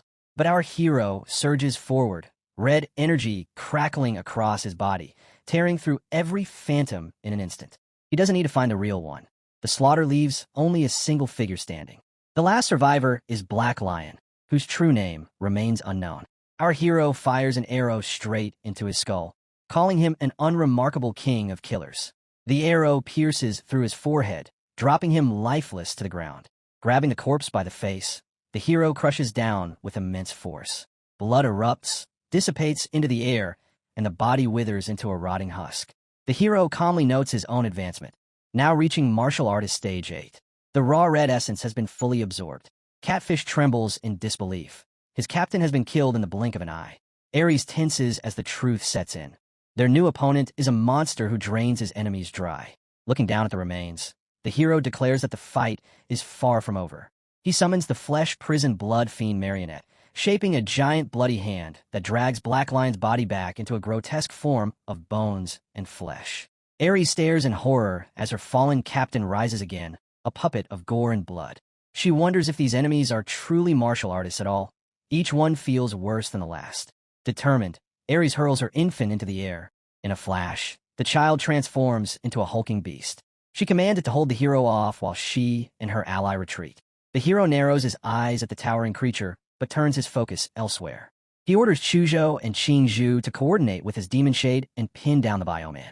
Both immediately obey. The hero announces that he will pursue the other two masters. Then, in a surge of power, Qingzhu reveals him true form, an awakened ice demon dragon. Yellow energy erupts and collides around her as she glares at the bioman. With a roar, she launches forward, meeting its colossal fist head-on. Chuzhou slams the martial prodigy weapon at the baby monster, but punches back with brute force as the crystal weapon crashes against him. A massive cloud of smoke erupts, yet the baby monster remains unharmed. Hidden in the icy surge was the real strike as the blade shot for the creature's throat. The muscled beast jerked aside just in time, but half its face froze and cracked away, revealing an alloy skull. Chuzhou was shocked that a monster that big could move so fast. So this really was a bioengineered human. But he wasn't fighting alone. The blood fiend's shadow split into 12 crimson phantoms, tearing through the brute with a storm of slashes that even its regeneration couldn't keep up with. Soon the thing was left drenched in its own blood. At the same time, Qingzhu had finished charging her power. Huge violet wings spread from her back as dark feathers gathered into her hands, compressing into a sphere of burning ash. The ash sphere grew to 5 meters before it ignited into a blazing violet sun. Qingzhu called it the purple nether sunflame. At that moment, Chuzhou froze the brute's legs while the blood fiend's shadow held it from the front. From above, Qingzhu hurled the burning sun down. A massive explosion shook the city as violet flames swallowed the monster whole. Its screams echoed through the night until it was reduced to ash. Silence fell over the city once again. Catfish fled through the sewers in pure panic, reminded of the times he'd run for his life on war-torn battlefields. Suddenly, a beam of azure light tore through the stone above, flooding the tunnels with moonlight. A mocking voice echoed that rats truly love to hide underground. Catfish felt no anger, only terror. Outside, the thick mommy ran in desperation. Then she saw a massive crescent blade aura cut into the sky. That killing intent could only belong to E. Her heart sank. Catfish was as good as dead, and she knew she was next. Golden Snake and Bluebird were already gone, and now even Catfish had fallen. She was the only one left, haunted by the thought of who those 3 kids really were. She told herself she couldn't die here. She had to survive, yet when her gaze rose to the grotesque human ladder stretching toward the moon, her gut twisted in dread. White Sheep was certain this had to be the work of the Divine Descent Kingdom. Her only chance to escape was to climb the moon-bound ladder, even if it meant giving her soul to a demon. But when she stood before it, she froze in horror. The bridge was made of naked, writhing human bodies. Yi's voice came from behind, asking if she really planned to go up. She turned to see him holding Catfish's severed head in one hand and his blade in the other. She scrambled onto the ladder, climbing faster than she thought possible. In moments, she found herself at the surface of the moon, staring at a grand gate of white jade. Dazed and trembling, she watched as the gate slowly began to open. Inside the gate, White Sheep thought she saw her parents waving, and she smiled with relief, believing she had reached heaven's bronze gates. Through the terrific sight of the moon, our hero finally enters the gate. He laughs as she looks ahead, but suddenly he dissolved into air because he had never been real. It was the moonlight twisting their fears, making the thick mommy see Yi's illusion. From a distance, our hero looks at the moon and thinks to himself that Heavenfall played well, turning her fear into an illusion of him to force her to ascend to the moon, which he finds quite interesting. Checking his phone, he notices that the lizard birds have sent a hit squad into Vartet, and as for the remaining 3, they're probably wishing there were a few grins like in him. He says that Heavenfall's people should arrive tomorrow. With the lizard bird having lost both a piece and a squad, they will likely sit tight, so no more outsiders interfere. After all this work, he feels the real show has begun. At that moment, the streaks of naked men towering up to the moon vanish, and the moon drifts farther away from the earth. Those men begin to wander aimlessly through the streets while our hero and his crew watch them. His girl notes that this mission is stranger than they imagined, yet they're determined to keep going. Our boy tells her to relax, confident that he has everything under control, and reminds her it's not just the 3 of them since they have a powerful ally assisting from the shadows, one who simply chooses to remain hidden. Chuzhou reflects on this ally, suspecting that after all this time, he cannot possibly come from an ordinary background as his file claims. Among martial artists, bloodlines differ, and those of higher rank live on another stratum. He could be the secret child of the powerhouse, or perhaps a young master from a great clan training incognito. And if it is the latter, then a guardian would be supporting him from behind, which would explain his mysterious ally. Our hero releases dark shadow energy from his body and tells his companions that he has an important task for them. The energy shoots far away, and from it multiple minions take shape. He instructs his companions to go, with his shadow avatars, and destroy every clay idol in the city. Chuzhou acknowledges the order and rushes forward with the shadow avatars, but Qingzhu remains silent and doesn't move right away. Just as she's about to act, Arhio calls out to her. She asks him why, and he looks at her calmly, telling her to trust him. She feels a bit uneasy because of Doll E's blank expression, but then she smiles and says she does trust him. Even so, he asks her to place more trust in their teammates, reminding her that she doesn't need to carry everything on her own. Later, at the county residential area, our hero meets his minion doctor. As soon as the doctor greets him, he brushes aside the formalities and orders him to prepare for war as quickly as possible. The doctor reports that the artificial humans he had previously cut down have been piled into a pit. Hearing this, our hero is pleased, believing there are more than enough for him to use. He then invokes the power of personification. A massive skull made of dense mana manifests behind him, its heart throbbing with gushing red blood pumping at the base. The blood pours down onto the artificial humans like a torrent from a turbine. With crushing pressure, it engulfs the twisted biohumans. Their eyes begin to glow red, and in an instant, he revives the bio-augmented corpses with the vampire virus. Calling upon the archetype authority of personification, he declares that he must grant them even greater strength. For when the moment arrives, these biohumans will transform into an undying giant legion that serves him alone. For when the moment arrives, these biohumans will transform into an undying giant legion that serves him alone. The doctor reports that the biomosquitoes have been released and are already flying toward the county. Our hero calls it excellent. Since each mosquito carries vampiric blood, they will slip into every house and spread warmth throughout the population. Once the infection begins to take hold, he instructs the doctor to repair the Machu Grand Buddha. Though it lies in pieces, they can strip its weapon and refit it for use. He asks if this can be done, and the doctor replies with full confidence that it can. Satisfied, our hero says it is good that all the pieces are now in motion, and wonders how many opponents that so-called Heavenfall will dare to send. The scene shifts to two buses speeding through the city. The story reveals that Heavenfall began as a doomsday cult during the first eruption of the Secret Realm incursion. A mysterious priest, wielding horrors drawn from that realm, helped the cult expand at a terrifying pace. Their creed is to nurture a demon embryo taken from the Secret Realm, feeding it flesh and souls until it matures into a vessel. Through it, their gods may briefly descend and lead humanity to what they call the true heaven. At this point, a new villain who is a bishop is introduced. He declares that this land has long been the hardest place for Heavenfall to breach, but now it is about to become part of their kingdom, and the divine embryo is on the verge of awakening.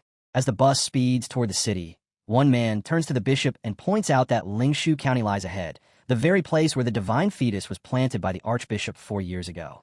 The archbishop gave so much for the church, yet in the end he was struck down by the ignorant dragon sparrow people. He never even had the chance to witness the divine fetus, which he had nurtured with such devotion, reach maturity.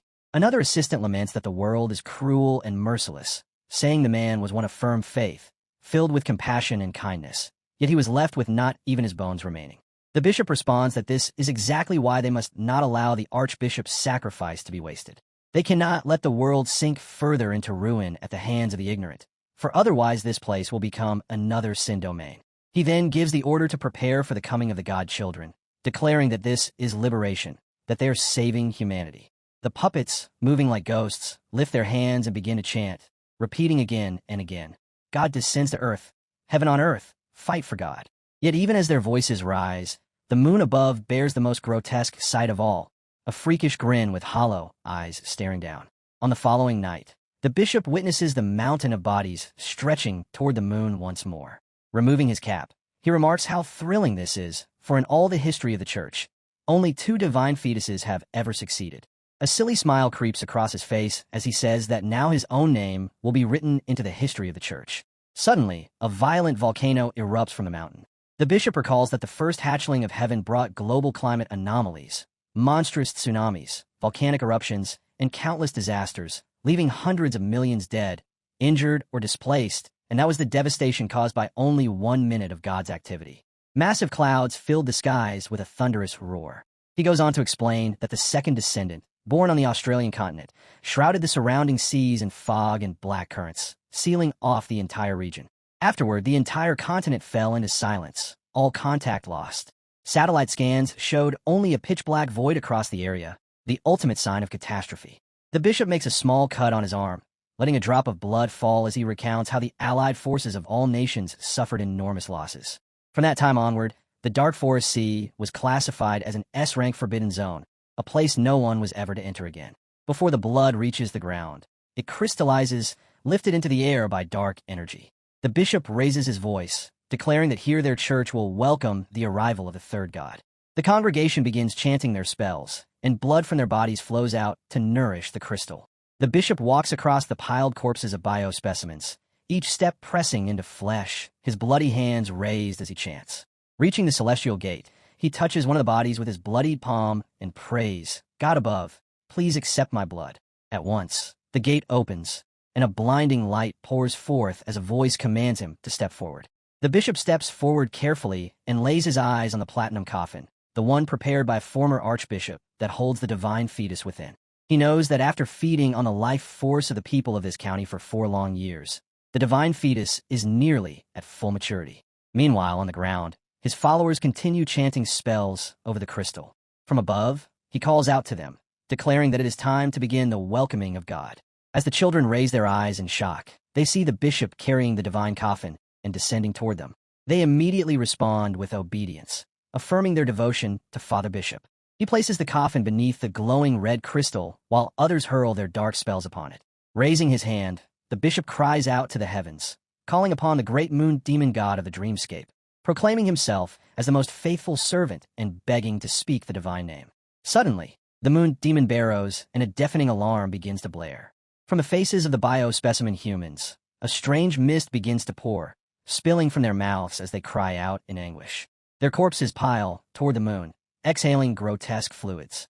Out of nowhere, a shriek echoes so loudly it can be heard for miles, and the transparent mist thickens, turning into a dark blue haze. One spellcaster, overwhelmed, cries out in shock as he witnesses the transformation, the pure white spirit now completely tainted blue. He wonders aloud how such a thing is even possible. The roar that he heard, could it have corrupted the divine spirit? But no, he tells himself it should be impossible. How could a spirit tied to the divine fetus be corrupted by some unknown roar? Who could possibly be behind this? The dark blue mist rushes toward the coffin, merging with the surrounding dark energy. As it surges forward, the spellcaster panics, realizing the ritual cannot be stopped. The tainted spirits are trying to corrupt the fetus. Then, without warning, our hero appears from the shadows behind him, offering a cold apology for keeping them waiting. Startled, the spellcaster demands to know who he is. But with unwavering determination in his eyes, our boy answers with sharp defiance, asking how in this situation the man still fails to recognize him. Activating his 3 life-saving magic artifacts, he moves in a blink, his blades slicing through the air. In an instant, he cuts through the spellcaster's body as though it were butter. As blood gushes out, our hero stands tall, declaring with finality that he is the demon. The bells clang even harder as the spellcaster can no longer endure, blood spilling from every part of his body. His eyes widen in horror as he sees the demon moon Barrows drenched entirely in red blood before collapsing lifelessly to the ground. Our hero stands over him and remarks that he is weak, and even with 3 life-saving magical artifacts, they were useless. But suddenly, an unbelievable surge of power rises. Our hero turns sharply to see another figure step forward. This time, it is the bishop himself. The man addresses him calmly, asking if he would like to join the divine church. Our hero stares at him silently as the figure reveals his face, introducing himself as Lin, the current highest leader of the Xia Kingdom Divine Church. He explains that the one just slain was only his deputy bishop. He goes on, saying that the church's members live lives of constant risk, and so having subordinates impersonate him from time to time is the only reasonable measure. Our hero glances back at the deputy bishop's corpse, realizing the truth. It had been a decoy. His thoughts race at having been fooled, and he instantly lunges toward the true bishop. Leaping through the air, he closes in, but the bishop extends his hand, releasing a grotesque fluid that spreads outward. He declares that this place is the holy ground for welcoming the divine, and no one can come and go as they please. At once, several writhing tentacles burst forth, binding our hero in midair. Gritting his teeth in disgust, he snarls at the sensation gripping him, wondering if this is telekinesis. Without hesitation, he summons Za Warudo. His strongest minion manifests behind him, and immediately the tentacles unravel and fall away. The bishop's eyes widened in shock at the sight. What the hell is this? He mutters, staring at the looming shadow behind our boy. He demands to know if our hero has also cultivated divine arts. In response, our hero raises his hand, and a weapon begins to form in crackling lightning. He scoffs at the idea, saying divine arts mean nothing to him, and that the only reason he had wanted to leave was because he didn't want to fight near the cursed coffin. As the lightning surges, the weapon takes shape, gradually forming the immense build of a giant dragon. Our hero smirks and declares that he was never afraid. The colossal dragon opens its jaws wide and lunges forward, striking at the bishop with devastating force. The bishop raises his hand defiantly, insisting that such wild things could never harm him. He braces himself to block the dragon, but the overwhelming pressure makes him tremble. The sheer force shakes him violently before hurling him backward. The dragon smashes him into the ground, sending up a massive cloud of smoke. The impact is so colossal that his body is dragged across the county's homes, tearing through multiple buildings before coming to a stop. The bishop lies bloodied and broken, his body riddled with wounds, blood pouring from every part of him. But suddenly, purple energy surges through his frame. His shattered arm ends, his muscles knit back together, and his body begins to restore instantly. With a cruel smile, he rises and declares that our hero cannot hurt him. He proclaims himself favored by the gods, his tone dripping with arrogance as his body finishes healing. Our hero, watching this, feels only disappointment. This arrogant man's incredible healing ability could become a troublesome obstacle. Someone suddenly walks across the blood, chanting over and over, "God descends upon the world, heaven on earth." Our hero turns to look and realizes he's surrounded. Multiple cult spellcasters closing in from every direction. He mutters that he almost forgot about these lunatics. The cultists draw bloody daggers and shout that they are all justice before stabbing themselves in the heart. Blood gushes everywhere as they collapse to the ground.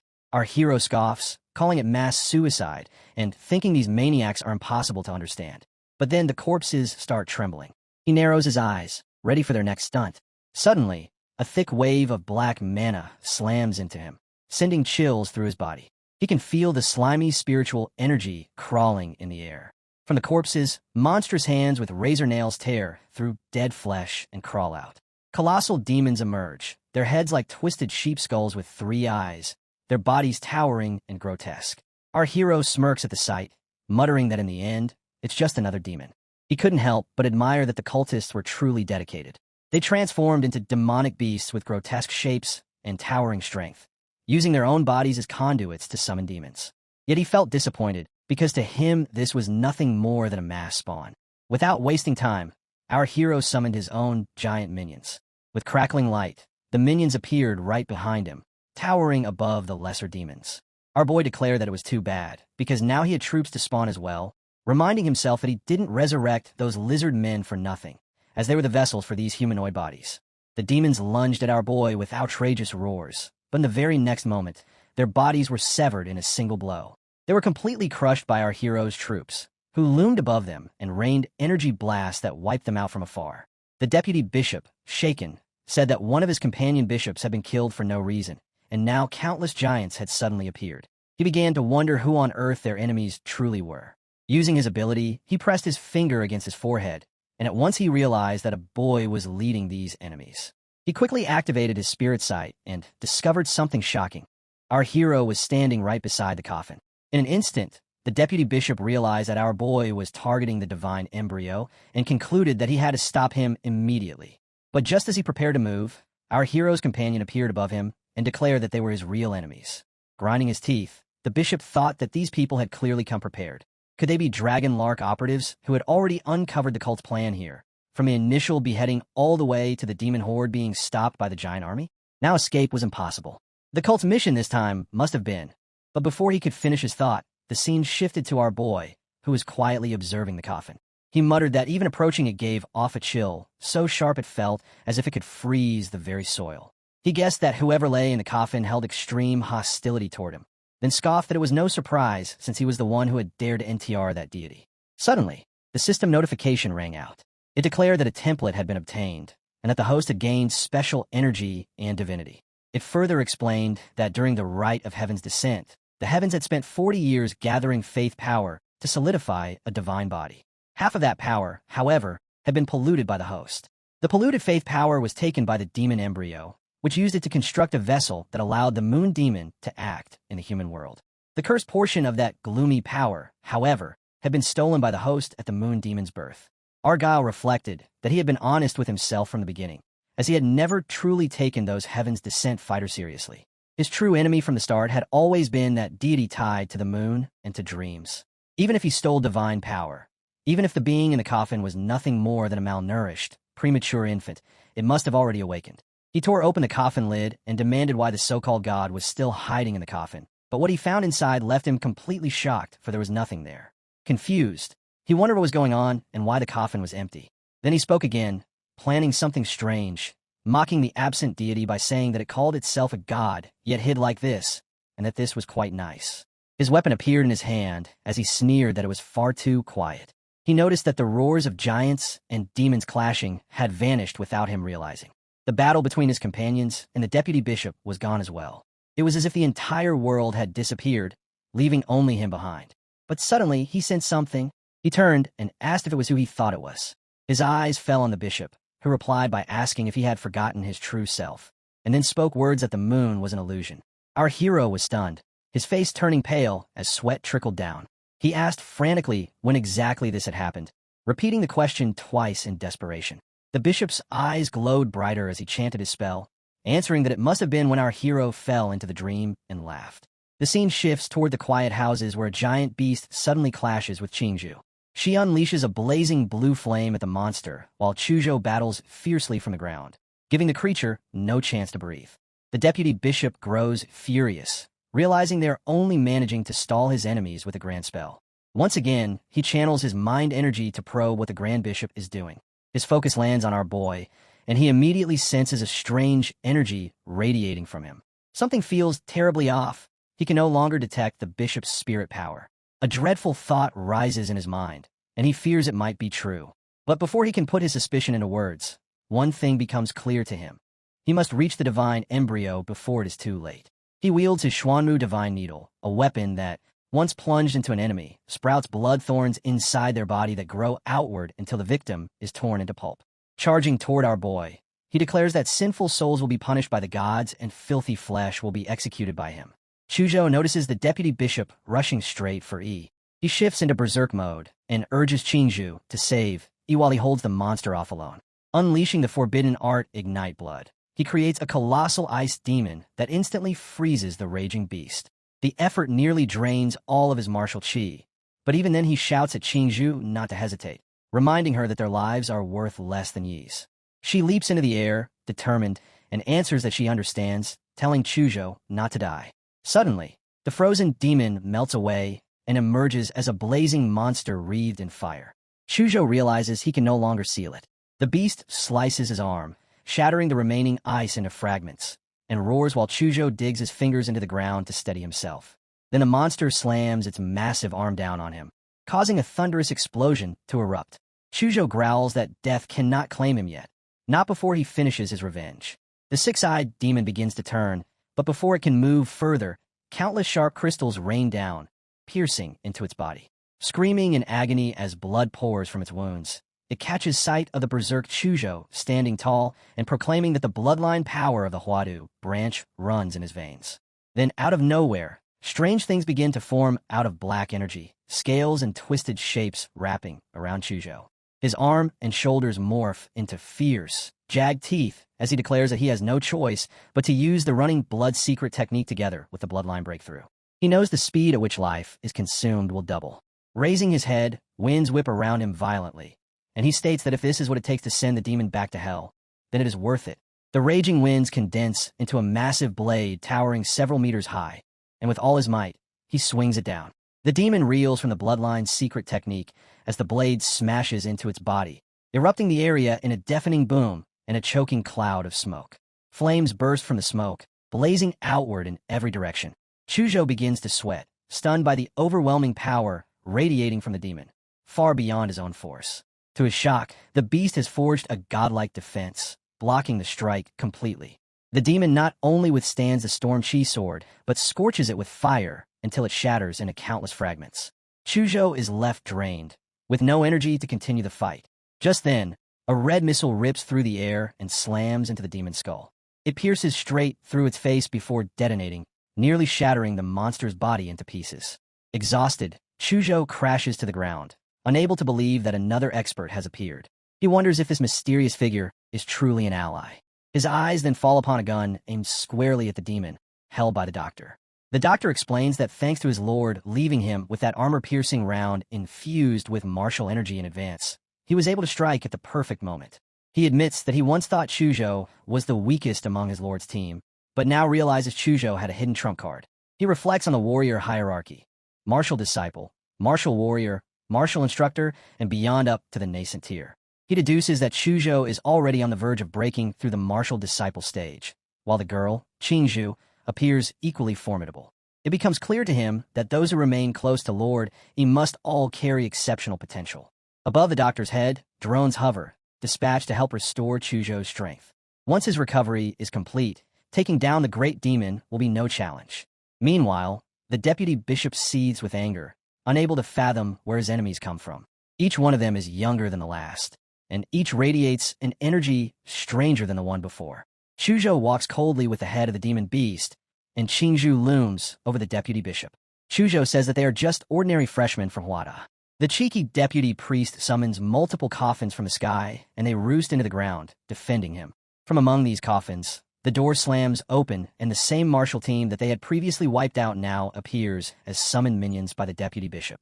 Qingzhu was shocked that these are the missing sophomore squad from Huada, and those three, the middle one, reminded him that he was one of the trio that they fought before. The deputy bishop laughs and says God is favoring me. From a distance, the doctor observes all the scene and says that the girl that his lord ordered to take special care of, she's facing 6 undead with the aura of martial instructors. She's surely doomed. Previously, I didn't send the giants to reinforce her and the other because the giants are too weak and lack intelligence. Sending them would only interfere with due fighting. But now, they must send support. If they fail his lord's order, he shall gladly accept 100 deaths. So he blows down his weapon, and giant minions appear just behind Qingzhu, right in front of the 6 undead martial instructors. She figures that these zines must be friendly troops that are trying to stall these corpses, so she must find a chance and rescue Yi first. As he flies behind, passing the giant monsters, the deputy orders his undead to stop her from approaching the divine seal. The undead shoots a laser and jumps towards him, leaping above the towering Titan troops. The initial attack was blocked by the Titans, and they even hauled some of the minions to their place, and Juzu successfully escaped. She was looking at our hero, who was just standing behind the coffin. She calls in a wait for him, but suddenly a green dagger strikes her midway, and it wounds her arm. She cries in pain, but still she is resolute that it's not over. With blood dripping with her arm, she barely maintained her posture, and right before she falls to the ground, she flies again towards our hero. While she was just behind our boy, there was a moment. There was just one moment she needed. The deputy priest was shocked that all of his plan is to fall into a pit as she hugs him tightly and leaps above with him, saying she has finally got him. While flying with him away, she feels the need to get our boy out of this mess as quickly as possible. The arm that was just injured on the blood thorns is now getting more painful. She feels that for now, she can use purple flame to suppress the spread of the blood thorns, which should prevent it from affecting their movement. As she looks down, she realizes that the giants from earlier that were rescuing her are now being savagely killed by the 6 undead instructors. She realizes that the 6 bodies are still alive, and she can't stay here any longer. She feels that she needs to leave immediately before they leap up because they were all eyeing on him. Suddenly, someone warns her to leave E, which shocked her. Her eyes widened. She asked who is it. The figure says that she has already done enough, and she won't blame her anymore. While standing against the white moon, the figure tells her to come on, give E to it. She spits out and says she will not give him at any cost. She even tells the figure to get lost and shouts, but suddenly something struck her and she got teased. She realized that she has been getting into a psychic attack. Her head hurts, so much pain as multiple spells almost invade her memories. She couldn't hold the laughter that continuously goes through her ears, making her cry in pain. But before start getting unconscious, she says she can't let he hurt, but then she starts to fall. The 6 undead on the ground look at their falling enemies. Suddenly their necks twist and start going upwards. They shoot up with brutal speed, and their heads turn to the sharp edge to attack their enemies. Suddenly, a sound summons Zawarudo. She faintly opens his eyes, and found Arhio finally gets his consciousness back. He apologizes to her that he wakes up a little late. Before getting unconscious, She was thankful and smiles faintly that it's a relief that he's not too late. Arhio was holding her midair and says her to rest, and for now on he will handle next whatever comes. From the ground, the deputy bishop was annoyed that how did this guy escape the god's illusion? But even so, he shouldn't be able to face 6 moon god apostles at once. The 6 undead leaps above and pulls out their move while the deputy also uses his spell to attack together and says there is no way his enemy can block 7 martial artists at the same time. Arhio just sent his girl to a safe place and says his minion has also been neutralized. Just the deputy general was about to say to kill our boy. He was shocked to look at a giant foot looming above their head. This would crush them into pulp as a red energy burst out and a cloud of smoke erupts. Arhio looks down on them and says, "What that noise you're making, dogs?" On the other hand, the bishop was also trembling with fear. He was sweating and says no. He says he was trying to stop the tormenting. Even though this was his illusion, he couldn't understand why can our boy kill him so freely. Every time he slaughtered him, he felt that tearing pain. Here we come to know that while our boy was in the illusion, he was fighting the head bishop and killing him savagely. The bishops couldn't understand how does he escape the dream, or is it the illusion has no effect on his enemy at all? He couldn't understand and came to a conclusion that his enemy is practically a demon god. Even the divine cannot punish him. Then he says, "Forgive me, moon god. I have no choice but to shut down the dream and kick him out." The moon says, "Lie down," and lied down the divine coffin. The guy started shivering in fear and says, "Moon god master." The moon says, "I can only complete the vessel using your weak mortal body." On the other hand, our hero's colossal titans have killed every single undead instructor. Our hero says even with this power, it is ultimately nothing more than a pile of corpses. The cultists of this heretical sect have all been eradicated. Suddenly, someone descends down. Our hero is surprised that there is still someone left behind. He looks at a creature covered in white dress, who looks like straight coming from heavens. As our hero looks at this guy, it has white hair, shining eyes, and looks more deadly than ever. Our hero smirks sillily and says it might be a moon demon or a moon god. He calls it a bastard, too, and says finally, the big shot reveals itself. The god who toys with countless lives and the vessel of the moon goddess herself. In that instant, invisible steps formed beneath Basmuth's feet as he walked across the empty air toward Ihi. A pale lunar glow followed him, casting a radiant spotlight that tracked his every move. Moonlight wrapped around him like a cloak. When Ihi blinked, the city was gone, replaced by an endless, silent void. The ground beneath him was grayish-white, pockmarked with countless craters. It looked like the moon, but it couldn't be real. There was no freezing cold, no suffocating lack of air. He quickly realized what this was, a domain, much like Gongku's killing intent field. Unlike illusions that only affected the mind and spirit, a domain shaped reality itself, and its damage was real. In this place, even Ihi's invincible golden body was meaningless. As he studied his surroundings, Basmuth descended from the void, stopping 20 meters away from Ihi's towering, giant-like form. Of course, that distance meant nothing between beings like them. Speaking fluently in Ihi's own tongue, Basmuth confessed his admiration. He called Ihi an extraordinary human, the only one bold enough to steal a fragment of his divine power and live. In fact, Basmuth said their compatibility exceeded 96%. Ihi was the perfect vessel to complete his human incarnation. Ihi's enormous form loomed silently, his mind racing. His plan to steal Basmuth's vessel had already succeeded. All he needed now was to stall for time. But Basmuth pressed on, his tone persuasive and serene. He promised Ihi that if he surrendered his body, he would be allowed to keep his consciousness. Together, they would transcend mortality itself.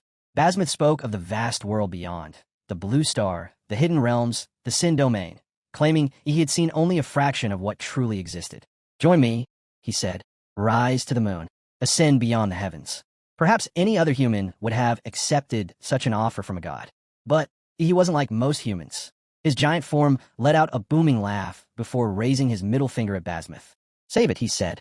"You gods act all mysterious, but in the end, you're just another breed of intelligent beings, no better than us." Basmuth's incomplete form posed no real threat, and Ihi knew it. The god could only rely on whatever scraps he could gather, and Ihi wasn't about to become one of them. Basmuth tried everything next. Threats, promises, bribes. The same tired tricks humans used when cornered. He let out a short laugh. "Really? That's all you've got? I expected more from a god." His words were sharp, laced with mockery. But Basmuth's expression didn't change. His face remained calm, cold and flawless, untouched by insult. In his eyes, Ihi's defiance was meaningless. Even if his vessel wasn't perfect, even if it held barely 20% compatibility, it would still be more than enough to crush a human like Ihi. In Basmitha's mind, Ihi wasn't a threat, just a meal waiting to be devoured. His offer earlier had been nothing but courtesy, a small gesture of admiration. The outcome, after all, would be the same. Basmith raised a pale hand and clenched it slowly. Instantly, an invisible force wrapped around Ihi's massive frame. The pressure was monstrous. Flesh tore, bone shattered. His giant body collapsed like a balloon pricked by a needle. With one sharp motion, Basmith ripped open the remains of Ihi's enormous body. A beam of moonlight speared through the wreckage, freezing Ihi in place. His limbs refused to move. Basmith, ever merciful to those he respected, decided to spare Ihi's mind. He would allow his consciousness to live on, even as part of his divine vessel. His glowing hand reached toward Ihi's forehead, ready to consume. Then, Basmith froze. A flicker of confusion broke through his calm. He couldn't sense Ihi's soul. He tried again. Once. Twice. Still nothing. Ihi's laughter echoed through the void. Finally figured out, huh? You can crush my body all you want, but my soul's out of your reach. He revealed the truth. His system panel had already accounted for this. Knowing Basmith would overpower his physical form, he had used his vampire template's extreme regeneration. Before the battle even began, he had split his body vertically, entrusting one half to the Mad Doctor. When this body fell, his consciousness would awaken in the other. Basmith stared, momentarily speechless. The realization hit too late, because in the next instant, the heavens above split open. From the rift, a colossal sword descended, tearing through the void and cleaving the lunar realm apart. The moon's light fractured, the entire domain shattering like glass. Hovering in the chaos stood a man wrapped in white bandages, wild dark green hair whipping in the wind. His eyes burned with unshakable resolve. He was the Grand Master of the Lonke Division, protector of the Xian Nation, guardian of humanity, Lonke himself. And he wasn't here to save anyone. He grinned down at Basmith, his voice steady and fearless. He'd already reported everything to the Dasha Federation. His goal was never to defeat Basmith, only to seize the divine power the god had brought into his mortal vessel. The moment that power was secured, the Mad Doctor, who had known of this plan all along, sent word straight to the Federation. They, of all people, understood how dangerous anything connected to demon hatchlings could become. And now, the real battle had just begun. Basmith looked up at the man hovering above, his silver eyes gleaming faintly like fragments of the moon. A flicker of curiosity passed through them. Could this truly be a human? He studied Long's form carefully. If this man was really of human origin, then perhaps humanity's potential had been drastically underestimated. For a few long seconds, the two simply observed each other in silence. Then Lonke spoke, his tone skeptical. You're Basmith? The so-called abomination? Hard to believe. Your body feels too impure, too mixed. His words carried weight. He wasn't guessing. He knew. Lonke had faced one of these creatures before. Back when the first abomination descended upon humanity, he was among the grandmasters who stood against it. That battle had taught him the true meaning of annihilation, what it felt like to stand at the edge of the world's end. And compared to that monster, the silver-haired being before him was nothing. For the first time, Basmith's composure cracked. Ihi's taunts hadn't stirred him, but being looked down upon by this human did. And Lonke was right. The truth stung. Using a weak vessel like Lin Shui's body to complete his divine form was the ultimate humiliation. To Basmith, it was filth, contamination. With a sharp motion of his hand, Basmith flicked Ihi's unconscious body aside, tossing him out of the battlefield like a discarded feather. Lonke blinked, momentarily thrown off. Didn't expect that. The abomination actually cares about the kid. He frowned, then shrugged. No matter. I'll find him once this is over. He muttered the name he'd heard before. The moment his thoughts settled, Lonke raised his arms. The air around him roared as he summoned the true form of the Azure Dragon. Divine energy erupted from the heavens, shaking the void itself. Basmith responded in kind. His aura swelled, monstrous and divine, twisting the space around him as the two titans collided.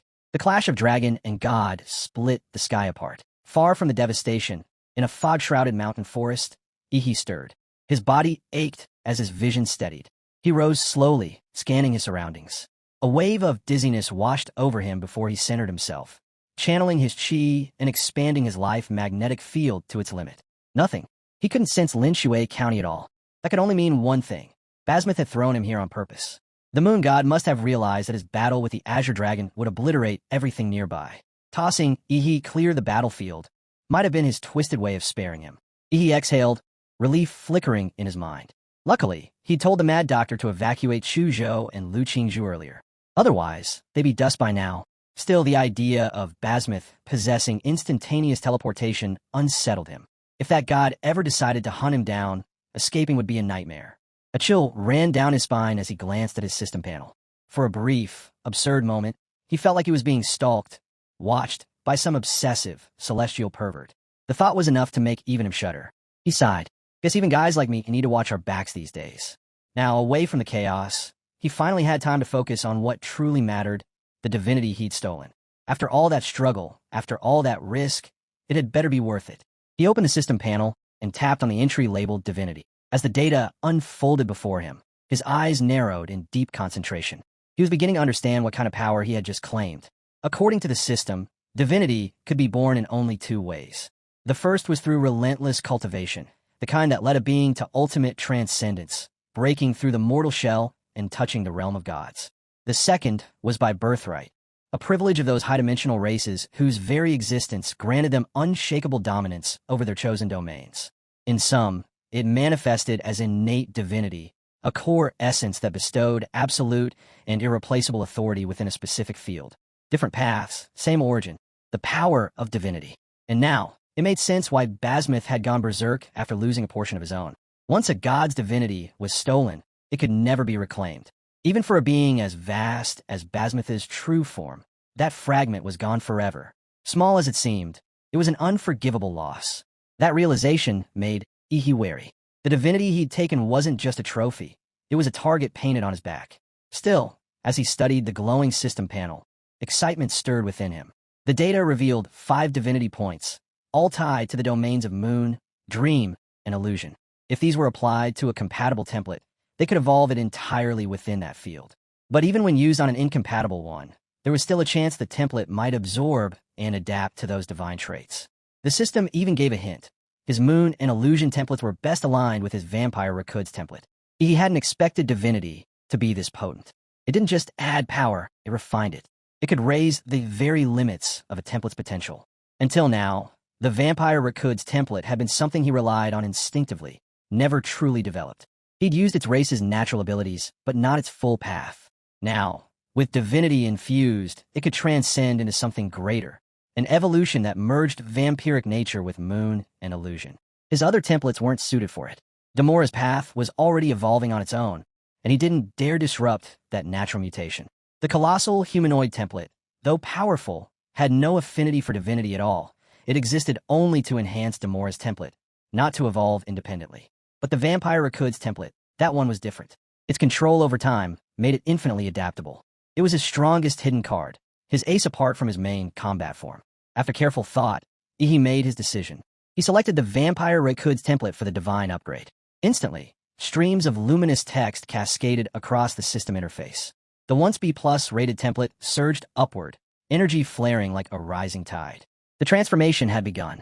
The vampire Rakud's template, once a mere blood predator, was evolving. Its rank soared from B+ to A tier, its lineage transforming into something entirely new, the Moon Demon Bloodline. Power pulsed through the words as the panel displayed the new traits. Bloodline power, Moon Banquet Carnage. Under the night sky, the host's strength, regeneration, and martial energy increase by 100%. Under the moonlight, this power rises to 150%. During a full moon, a special awakening triggers, the Moon Nightmare, unlocking the double moon world domain. Another entry flickered into existence. Blood Nightmare. The host's blood becomes both hallucinogenic and violently aggressive, turning every wound into a weapon and every drop into madness. He stared at the final lines in awe. His lips curved slightly. This was more than an upgrade. It was rebirth. Under the moonlight, he was no longer just a man wielding a system. He was becoming something far greater.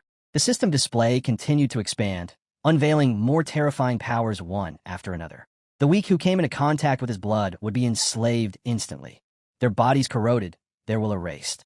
The strong would suffer a different fate. Their spirits would wither, their minds trapped in illusions spun from the blood itself. The more of his blood that entered their system, the deeper they would sink into hallucination, until they could no longer tell dream from reality. Under the moonlight, this nightmare grew even stronger. Then came another line of text, glowing crimson. Blood control. The user can accelerate blood flow to amplify physical performance for a short duration or compress and fire it as high-pressure blood arrows. The blood temperature can drop to several dozen degrees below zero, freezing anything it touches. Next appeared the power that sent a thrill down his spine. Moon's darkness triples the host's strength and speed under normal conditions. Under moonlight, 5 times. Under a full moon, 8 times. Grants the special ability, Time Stop. When under moonlight, cooldown is reduced.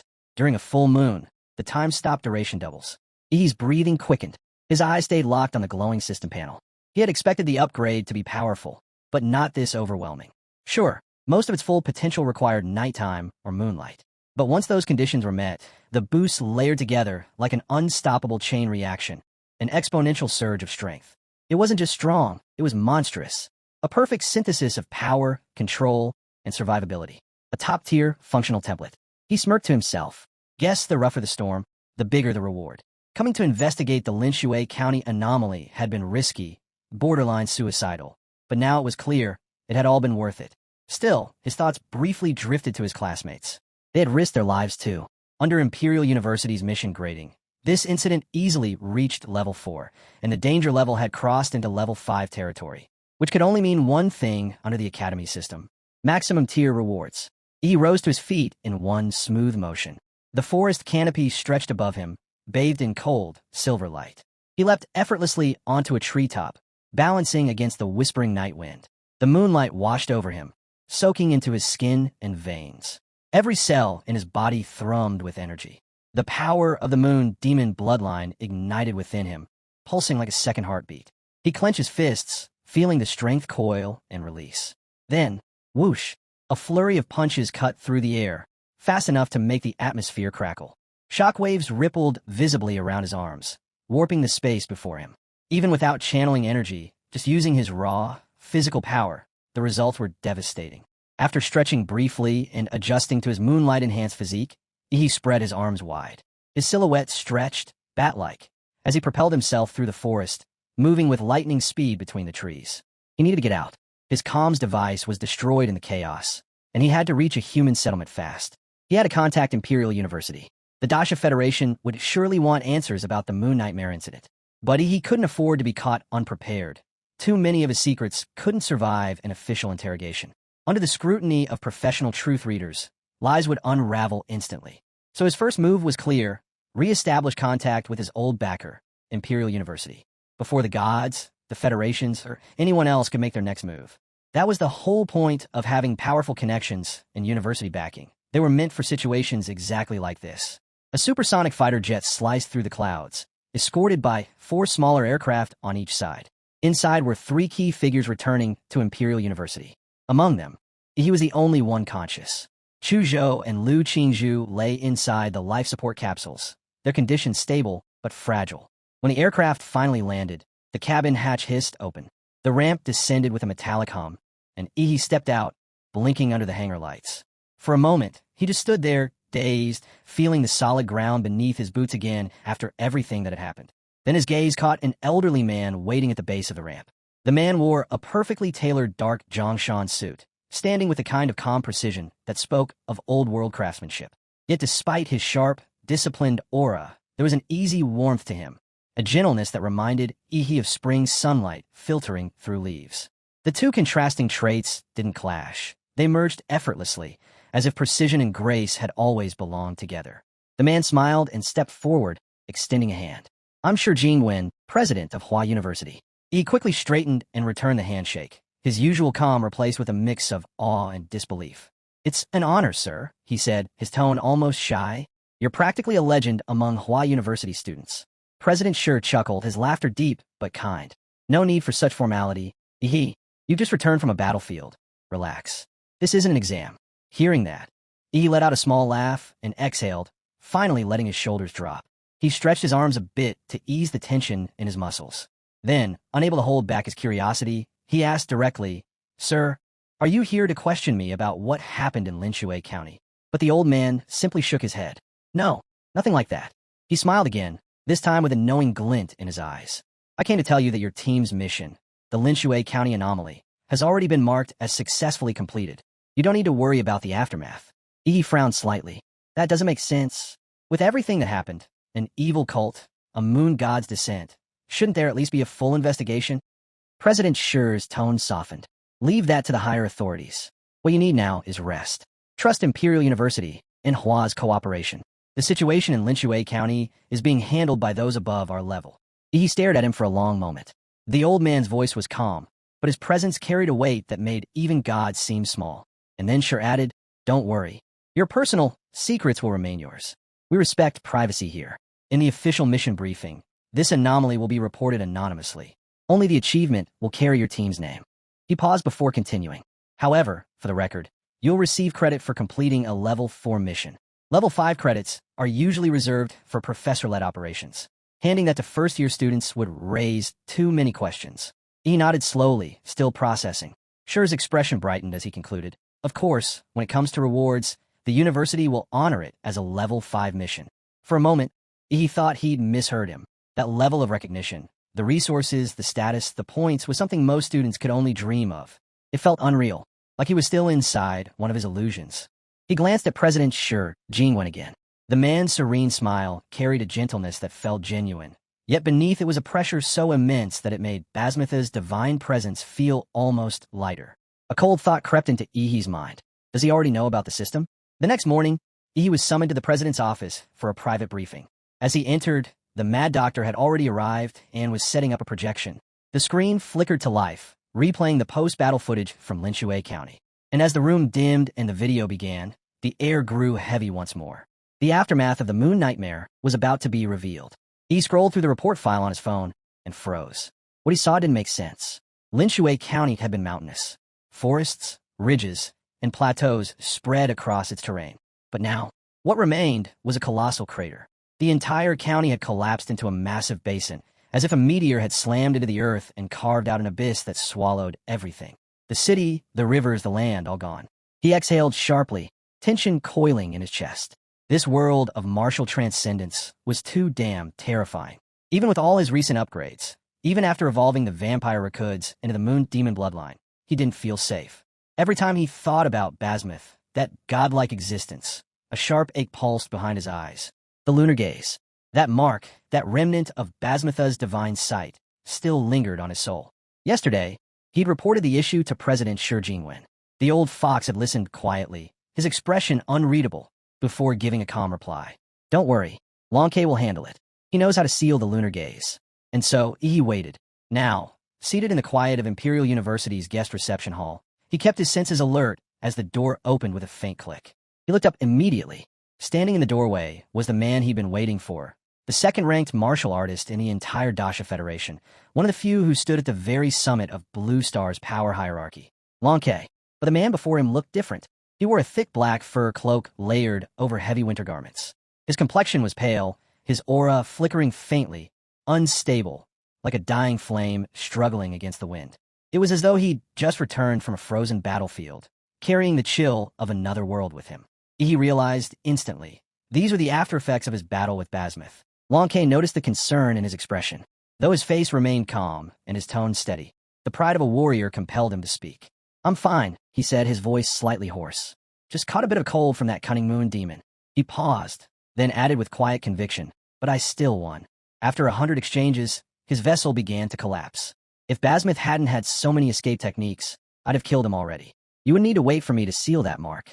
He couldn't help but smirk. He hadn't expected Long K, the legendary, aloof grandmaster, to justify himself like that. It was oddly human, even kind of endearing.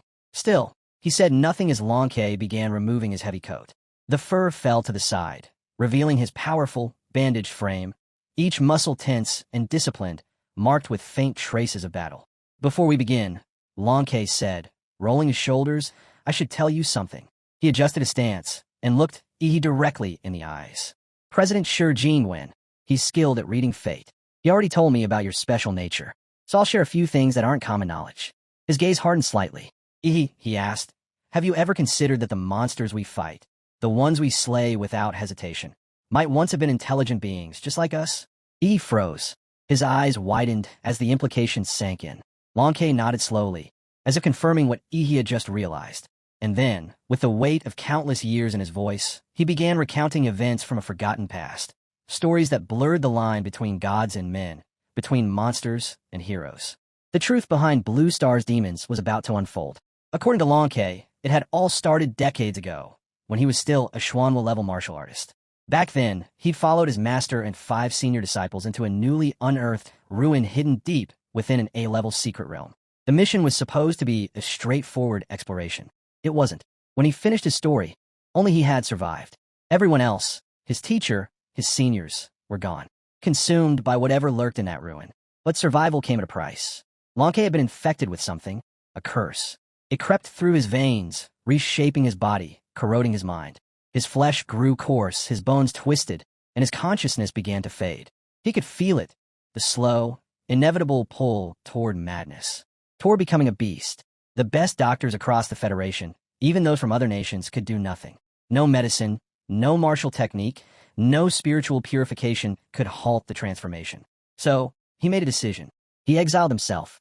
He refused to let himself turn into a mindless monster on his homeland soil. Refused to become the very thing he'd spent his life destroying. He traveled alone to an S-level secret realm in the Great Atlantic, an expanse so dangerous that even elite teams rarely returned. He had gone there to die, but fate had other plans. A violent sea storm swept his ship away, tossing him through waves higher than mountains until he washed ashore on an island that, according to him, no human had ever set foot on. Longke stopped there, his expression turning guarded. The rest, he said quietly, is top secret. It concerns the strategic fate of the entire Sea Nation. I can't say more. Ihi's curiosity burned, but he could tell from the man's tone there would be no further details. Still, Longke continued, his voice lowering slightly. There were people on that island, people who saved me. They stopped the beast within me from devouring what was left of my mind. As he spoke, he began to unwind the bandages from his torso. The sound of fabric peeling away echoed through the silent room. Beneath the wrappings, his skin was etched with deep black runes that pulsed faintly, alive with a rhythm that didn't belong to any living being. The instant Ihi's eyes caught them, pain seared his vision like needles stabbing straight into his pupils. He flinched, clutching his face as a few drops of blood slid from between his fingers. For 2 sharp breaths, his eyes burned, then healed instantly, thanks to his regeneration. But he didn't dare look again. Even that single glance had carried the illusion of falling endlessly into a void without end, a darkness that pulled at the soul itself. Longke watched him in quiet curiosity. Interesting, he said after a pause. A Grand Martial Master once fainted after a single glance. And weaker warriors, their minds collapse instantly. Some never wake up. He smiled faintly. But you? Just a little bleeding. Exactly as he'd expected. President Shi Jinwen had been right again. He was different, an anomaly. Maybe Longke thought this young man truly held the potential to shift the balance of their collapsing world. Don't resist, Longke said calmly. I'm going to imprint 2 of these runes into your sea of consciousness. Once that's done, you'll be free from the moon demon's gaze. You'll finally sleep without that thing watching you. Yi nodded silently. Longke raised his hand and pressed his index finger to Ihi's forehead. From his fingertip, the black runes oozed out, thick and viscous like living ink. They writhed as they sank into Ihi's skin, twisting and coiling like dark worms burrowing into the depths of his consciousness. The moment they touched his soul, his vision blurred, and the faint subtext on his system panel that displayed lunar gaze mark, active, flickered violently. Then in a blink it was gone, erased, like a system glitch correcting itself. The seal was complete. Longke slowly rewrapped his body in the nanomaterial bandages, the mysterious runes vanishing once again beneath the fabric. With a soft rustle, he slipped back into his heavy black mink coat, his aura stabilizing. The temperature in the room seemed to rise again, the suffocating pressure fading. The lunar gaze was sealed, and for the first time since Lin Shui County's destruction, he could finally breathe. Out of nowhere, Longke suddenly asked, "Tell me, Ihi, your teacher, was it Gong Ke?" The question hit him like a thunderclap. He froze, eyes widening. He immediately remembered his teacher's warning. If anyone asks, don't ever mention you're my student. The reason was embarrassing. Apparently, back in her days at Imperial University, Gong Ke had been infamous. She wasn't just a top martial artist. She was the big sister who terrorized half the male students on campus. She'd bullied so many of them that, decades later, they'd all grown into powerful figures themselves. The idea of bumping into any of them now made Ihi's skin crawl. Sweat trickled down his temple. Of course, Longke noticed. With his years of battlefield experience, he could read people like an open book. A faint smirk tugged at the corner of his lips. "Relax," he said. "I I have no grudge against her. His voice softened slightly. I only asked because before her mental injury, Gongku was one of the few martial artists who might have reached Grandmaster through the path of slaughter. It's a real shame what happened to her.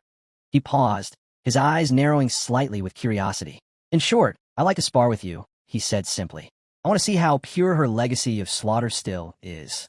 He blinked in surprise. A spar? Now? Then again, it wasn't unusual. The stronger the warrior, the greater their desire to test their strength. It was almost instinctual. He gave a faint, resigned smile. Understood, senior. Long K gestured toward the moonlight streaming in through the window. Let's do it under that.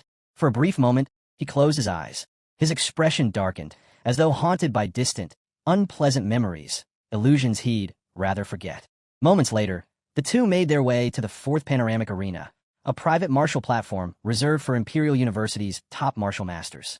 The open roof allowed the moonlight to pour down in silvery rivers, casting the entire arena in an ethereal glow. Long K stood calmly at the center, arms folded behind his back. Use your full strength, he said. I'll defend with one hand, and only physical power. You have the first strike. If you can make me move even half a step, you win. He paused, his tone turning lighter. If you win, you'll earn one free favor from me, anything within my power. And, his lips curved faintly, you'll gain direct admission into the first division of the Great Sea Dragonbird, with all rights and privileges. The offer was beyond generous, but he could tell from Long's tone, he didn't think it was possible. Still, he bowed slightly. Then please, guide me, senior. As he straightened, the moonlight enveloped him, sharp and cold. In that instant, his body erupted with a crackling surge of energy.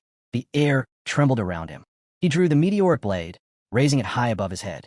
The weapon hummed in resonance as he activated the moon of carnage. The pale moonlight darkened. Its glow turned blood red, bathing the arena in a crimson haze.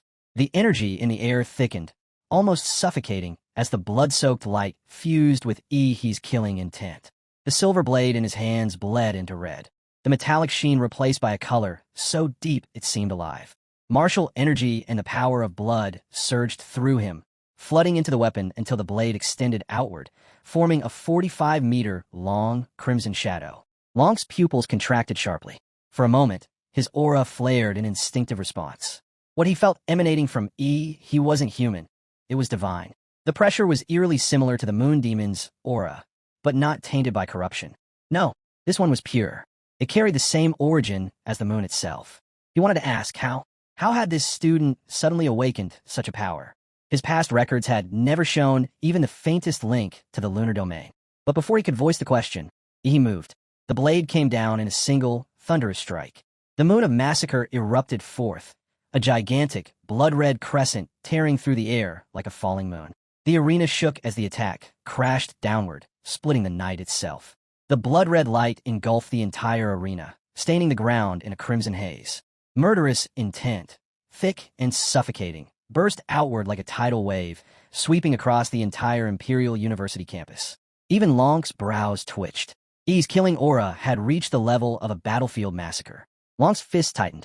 Then, with terrifying calm, he stepped forward and threw a casual punch, aimed straight at the descending blood moon slash. Meanwhile, deep underground beneath the Imperial University Research Institute, inside the high-security confinement wing, Gongku, Ihi's teacher, sat lazily on a couch, half asleep, until her entire body tensed. Her instinct screamed. That killing intent, she knew it. Her expression hardened instantly. That's Ihi. Impossible. He'd been gone for only 3 days. How could her disciple emit such a murderous force? Had he lost control? Was he about to unleash a slaughter across the city? A cold dread crept in her chest, and she wasn't the only one who felt it. All across campus, every martial arts instructor, every student with trained perception, all felt the same wave of murderous pressure crash through their consciousness. The more sensitive ones broke into cold sweat. Some of the weaker students, those with fragile mental fortitude, collapsed, hallucinating blades pressed against their throats. Even outside the university, people reacted. In a luxury hotel not far from campus, Shi Jingwen, draped in a bathrobe, froze mid-motion. He sat up abruptly, eyes fixed toward the direction of the university's martial arena. Behind him, a woman's soft arms slid around his shoulders, her tone teasing. What's wrong, Master Shi Jingwen? Something more exciting than me. He gave a distracted chuckle. Nothing serious. Just, that's one hell of a killing intent. His gaze sharpened slightly. To spread this far. Whoever's fighting must be putting on quite a show. Back in the panoramic duel arena, the Crimson Crescent tore through the air, crashing downward with earth-shattering force. But Long K didn't dodge. Unlike Gong Ku, who would have targeted weak points to collapse her opponent's momentum, he faced the blow head-on. He clenched his right hand into a fist, muscles coiling like tempered steel, and met the attack with pure, unfiltered violence. The two forces collided. The blood-colored moon and military fist crashed together, exploding with a storm of energy. Sword winds ripped across the arena, tearing through barriers and scattering fragments of light like shattered stars. But through the chaos, Long K stood motionless, unshaken, unyielding, as steady as a mountain. E's attack, monstrous as it was, couldn't make him move even half a step. That was the difference between them. One of the Federation's top two martial masters against a rising prodigy. Still, Long's eyes widened slightly. For a rookie to unleash this much destructive power, this was no ordinary talent. Then his aura flared. "Good attack," he murmured. "But now it's my turn." He stepped forward and threw a punch. The air detonated. A shockwave like a falling meteor ripped through the arena. E's blood moon shattered instantly, collapsing into a storm of red mist that flooded the space in a wave of raw pressure. E's body reeled backward, blood spraying from his lips. His energy reserves were completely drained. His life force and martial chi burned to their limits. He stumbled, nearly falling. Long's expression softened. His instincts as a warrior vanished, replaced by genuine concern. He appeared beside Yi in an instant, one arm reaching out to catch him before he hit the ground. But then, his pupils narrowed. Something was wrong. The energy around Yi flickered strangely, too calm, too deliberate. Long K froze as realization hit. He'd been tricked. Yi had deceived him. He stood there with a strange grin, completely unfazed, and pointed out that Shi Jingwen had moved. Just half a step, but enough to seal the outcome. The match was his. Normally, someone like Yi wouldn't stand a chance at deceiving the Azure Dragon. But this time, the blood mist he inhaled worked in his favor. Its hallucinogenic effect clouded Shi Jingwen's sharp senses for a brief moment. Combined with the nightmare moon curse slowly draining his stamina, he managed to pull off the impossible. Shi Jingwen let out a deep sigh, his tone calm, yet acknowledging. He praised Yi not just for his skill in combat, but for his cleverness. Then, as one of the strongest warriors on all of Blue Star, he asked what Yi wished for as his reward. To describe a promise from the Azure Dragon as priceless would still be an understatement. He understood this well, and instead of using it right away, he decided to save that promise for later. Shi Jingwen nodded in approval, clearly impressed by Yi's foresight. Then came the unexpected twist. Shi Jingwen expressed his desire to take Yi as his disciple. Originally, he had planned to wait until the mischievous kid lost, but since fate turned out differently, he decided to make his intentions known now. He admitted that Gong Ku's teaching wasn't bad, and though Yi's killing intent and combat instincts were sharp, they lacked true depth. Killing intent alone won't carry you far, Shi Jingwen explained. Without a stronger body to sustain it, it's nothing but an illusion. In short, he wanted Yi to focus on strengthening his physique. Yi nodded, a faint smile crossing his lips. He found the advice amusing since Shi Jingwen had yet to see his real body. Shi Jingwen went on, stressing that the key lay not just in training, but in who he trained under. With your solid foundation, he said, you can't afford to take the wrong path. The right teacher makes all the difference. He completely agreed, saying that he'd visit the dean of the Body Cultivation Academy the very next day to begin proper training. That left Shi Jingwen speechless. He had been hinting so clearly that he himself wanted to be Yi's teacher. Yet this brat missed it entirely. How could someone so sharp in battle be this dense outside of it? From Yi's perspective, though, it made sense. Shi Jingwen was a man of status, constantly busy, and he had never heard of him accepting any disciples before. Why would he assume that a legend like the Azure Dragon would want to take him under his wing? In the end, Shi Jingwen didn't press further.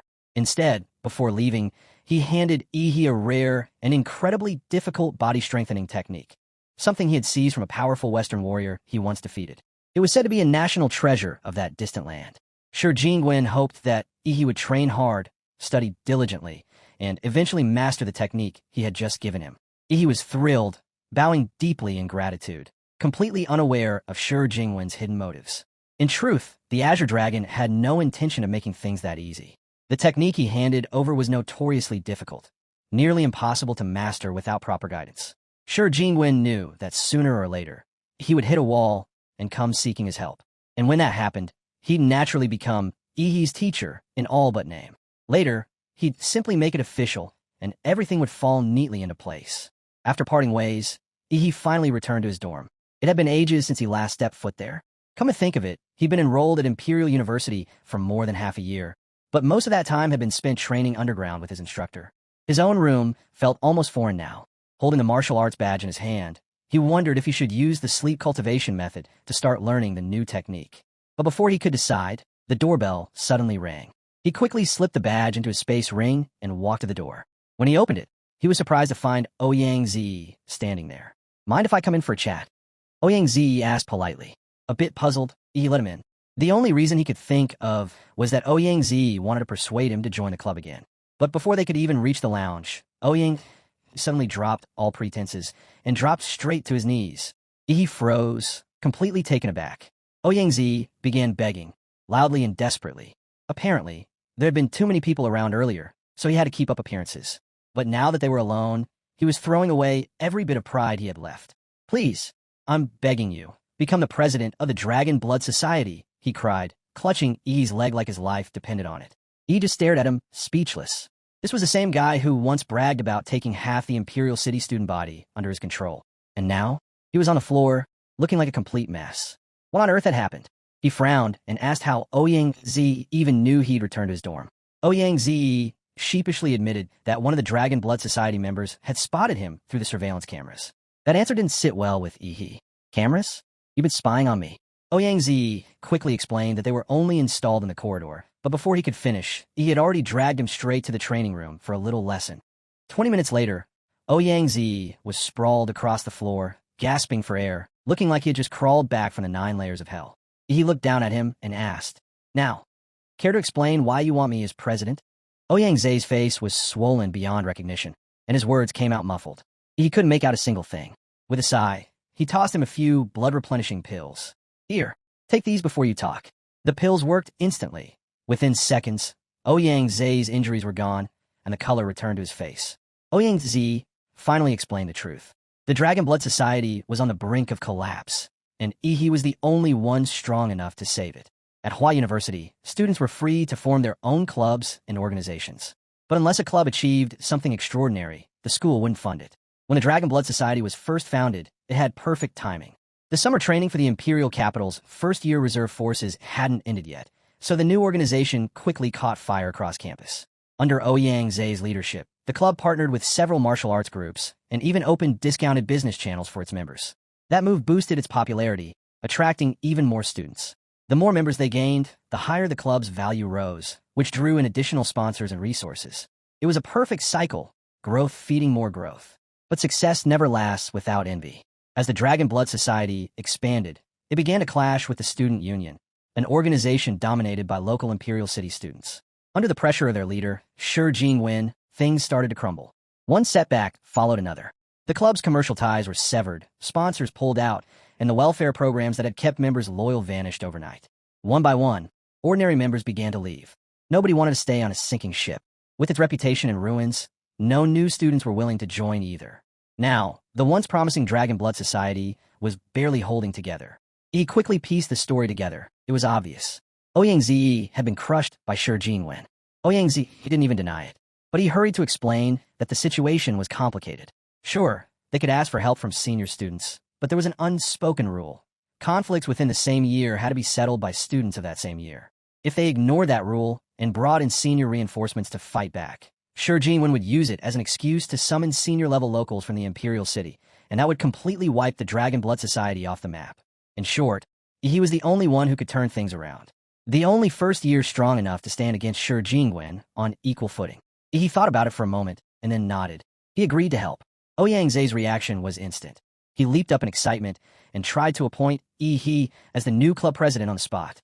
He stopped him immediately. "Hold on. I never said I'd be president," he clarified. "Think of me as a consultant. I'll help protect the club's assets, but that's it." Still curious, he asked what Ouyang Zi planned to do next. That's when Ouyang Zi revealed the so-called Dacia recovery plan. It wasn't top secret, so he was free to talk about it. The plan, he explained, was a national initiative, one aimed at rallying martial artists from all over the country to reclaim the 12 major cities and surrounding territories that had fallen completely into the hands of monsters. Universities across the entire nation were set to join the Dacia recovery plan. The senior students from Imperial University would be leading the charge at the front lines. Freshmen, on the other hand, wouldn't be thrown into those life-threatening zones. Their duty was to secure the surrounding areas of the fallen cities, still dangerous, but not outright suicidal. And because of that, this year's final exams and the selection of new grade leaders would all take place within the recovery plan itself. Ouyang leaned forward, explaining his idea in detail. He wanted Yi to take full command of the Dragon Blood Society during the operation, to lead the entire club and score the highest results once it was all over. He narrowed his eyes, suspicious. "We'll talk about the plan later," he said calmly. "But first, there's something else you need to handle." A drop of sweat rolled down Ouyang's face. He already knew what Yi was referring to, the surveillance camera.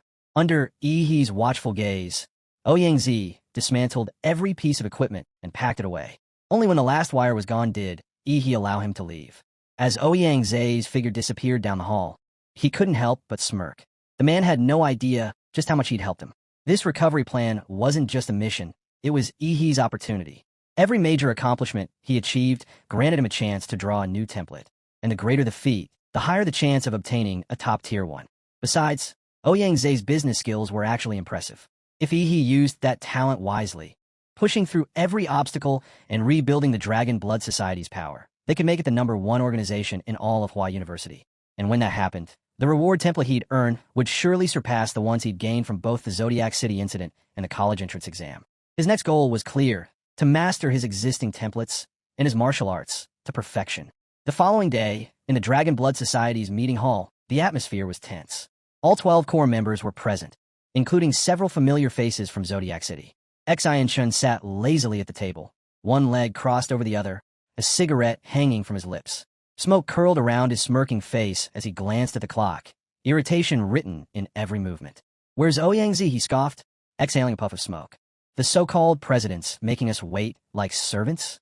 Xiang Jinzhuang shot him a sharp look, clearly annoyed. He remembered how Xian used to act back when the Dragon Blood Society was at its peak, humble, respectful, always addressing Ouyang as president. Now, he didn't even bother hiding his contempt. Calling Ouyang by name, mocking his leadership, it was obvious he was stirring trouble.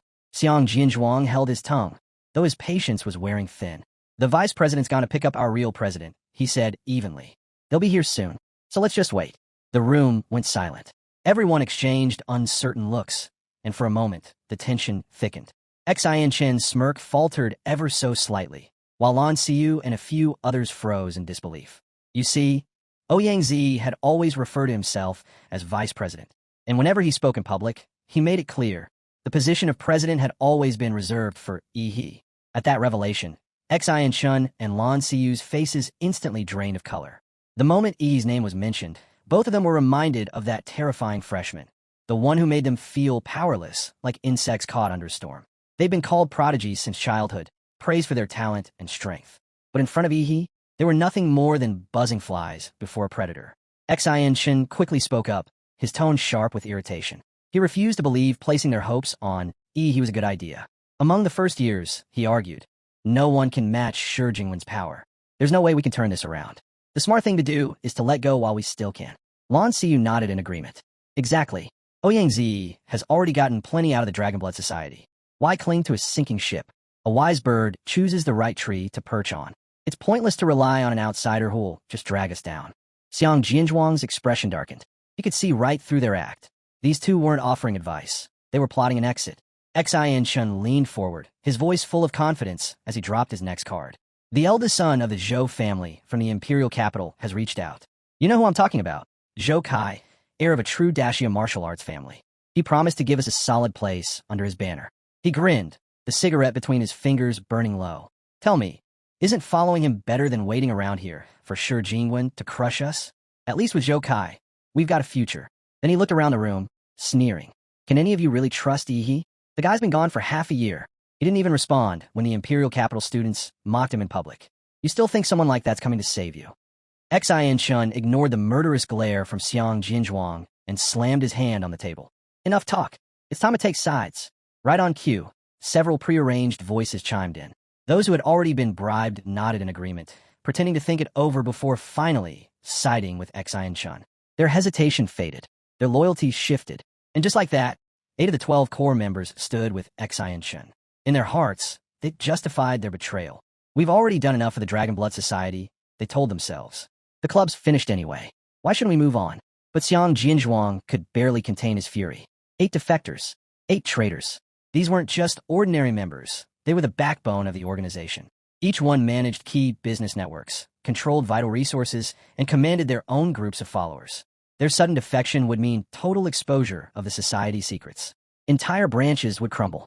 By the time Yi returned, he wouldn't be coming back to lead a powerful organization. He'd be facing an empty shell. Just as Xiang Jianzhuang was about to step in, the conference room door suddenly burst open, kicked clean off its hinges. A young man strutted in with an exaggerated swagger, his afro bouncing with every step. Gold and silver jewelry dangled from his neck and wrists. His outfit, so loud and gaudy, it practically screamed for attention. Xian Shun, he called out impatiently, his tone dripping with arrogance. What's taking so long? I was getting bored waiting downstairs. The room fell silent. Xian Shun and Lan Xiyu instantly switched faces, from smug schemers to groveling flatterers. They bowed slightly, smiling with fake enthusiasm. Everything's ready, young Master Zhou, Xian Shun said quickly. We were just about to leave. Xiang Jianzhuang's patience finally snapped. His aura flared, martial energy rippling through the air.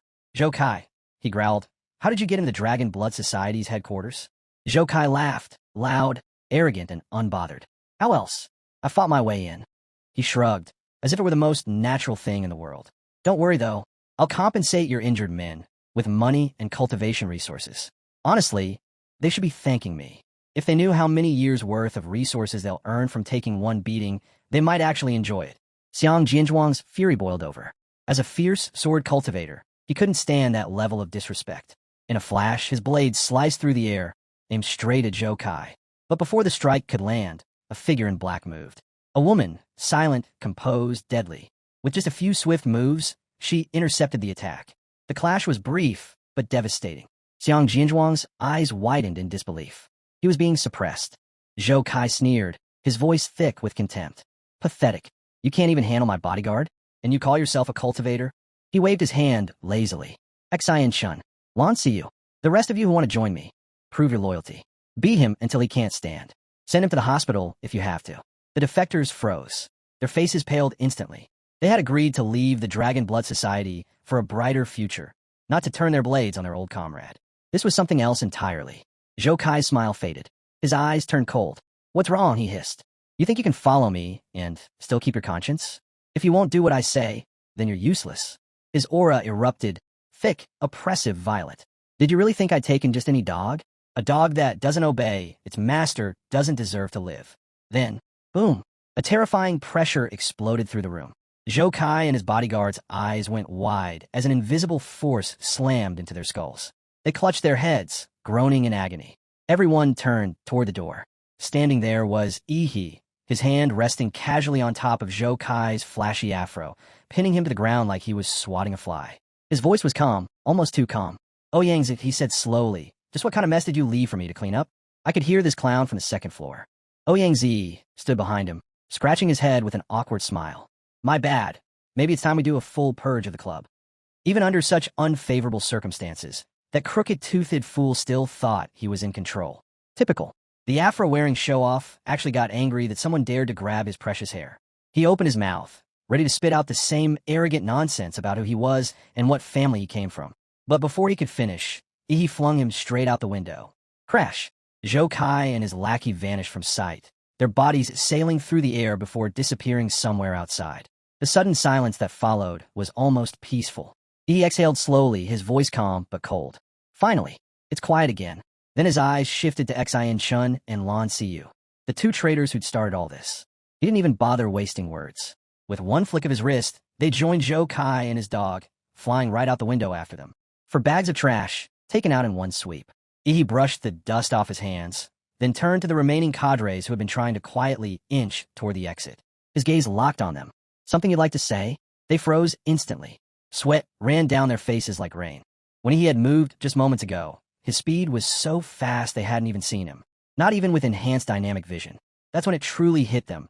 The stories about Yi's feats during the Zodiac City exam weren't exaggerated rumors from Ouyangzi. They were real.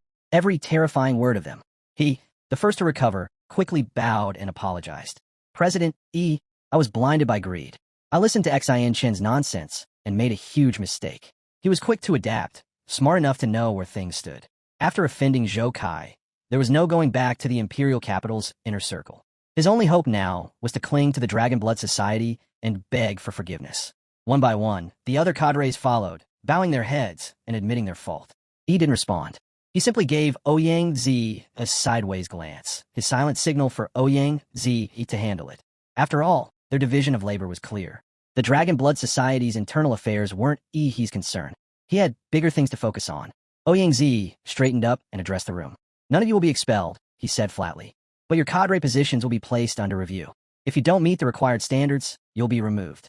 And for now, you're suspended from all Dragon Blood Society activities for 1 week. His tone left no room for argument. Do you accept your punishment? Silence. A few of them tried to open their mouths to protest, but then they felt it. That suffocating pressure. He's aura filled the room like a tidal wave, crushing every ounce of defiance in their hearts. His voice was quiet, but deadly cold. He asked you a question. Do you accept? It felt as though an invisible hand had gripped each of their hearts, squeezing tight until breathing became difficult. Finally, in perfect unison, they shouted, "We accept." He withdrew his killing intent as Ouyang Zi watched them leave, his sharp gaze following their backs. He knew most of them were finished. Their leadership roles were as good as gone. But for now, he couldn't afford to throw them all out. The club had already suffered too much internal damage. One more shock could destroy it completely. When the last of the wavering cadres had left, only Ouyang Zi's most trusted members remained in the conference room. Without hesitation, he walked to the main seat and sat down. No more acting humble. No more hesitation. This time, he sat as the true vice president of the Dragon Blood Society. As everyone settled down, he turned toward Ouyang Zi, his tone firm and steady. You already understand our situation, he said. The Dragon Blood Society's decline comes down to one thing: money. No funding, no investment, no influence. He paused, leaning back slightly in his chair. That's why the Dacia recovery plan next month is our best shot at regaining attention. Ouyang Zi nodded in agreement. But he wasn't done. His eyes sharpened, a faint smirk tugging at the corner of his lips. Still, that's too slow. I have a faster way.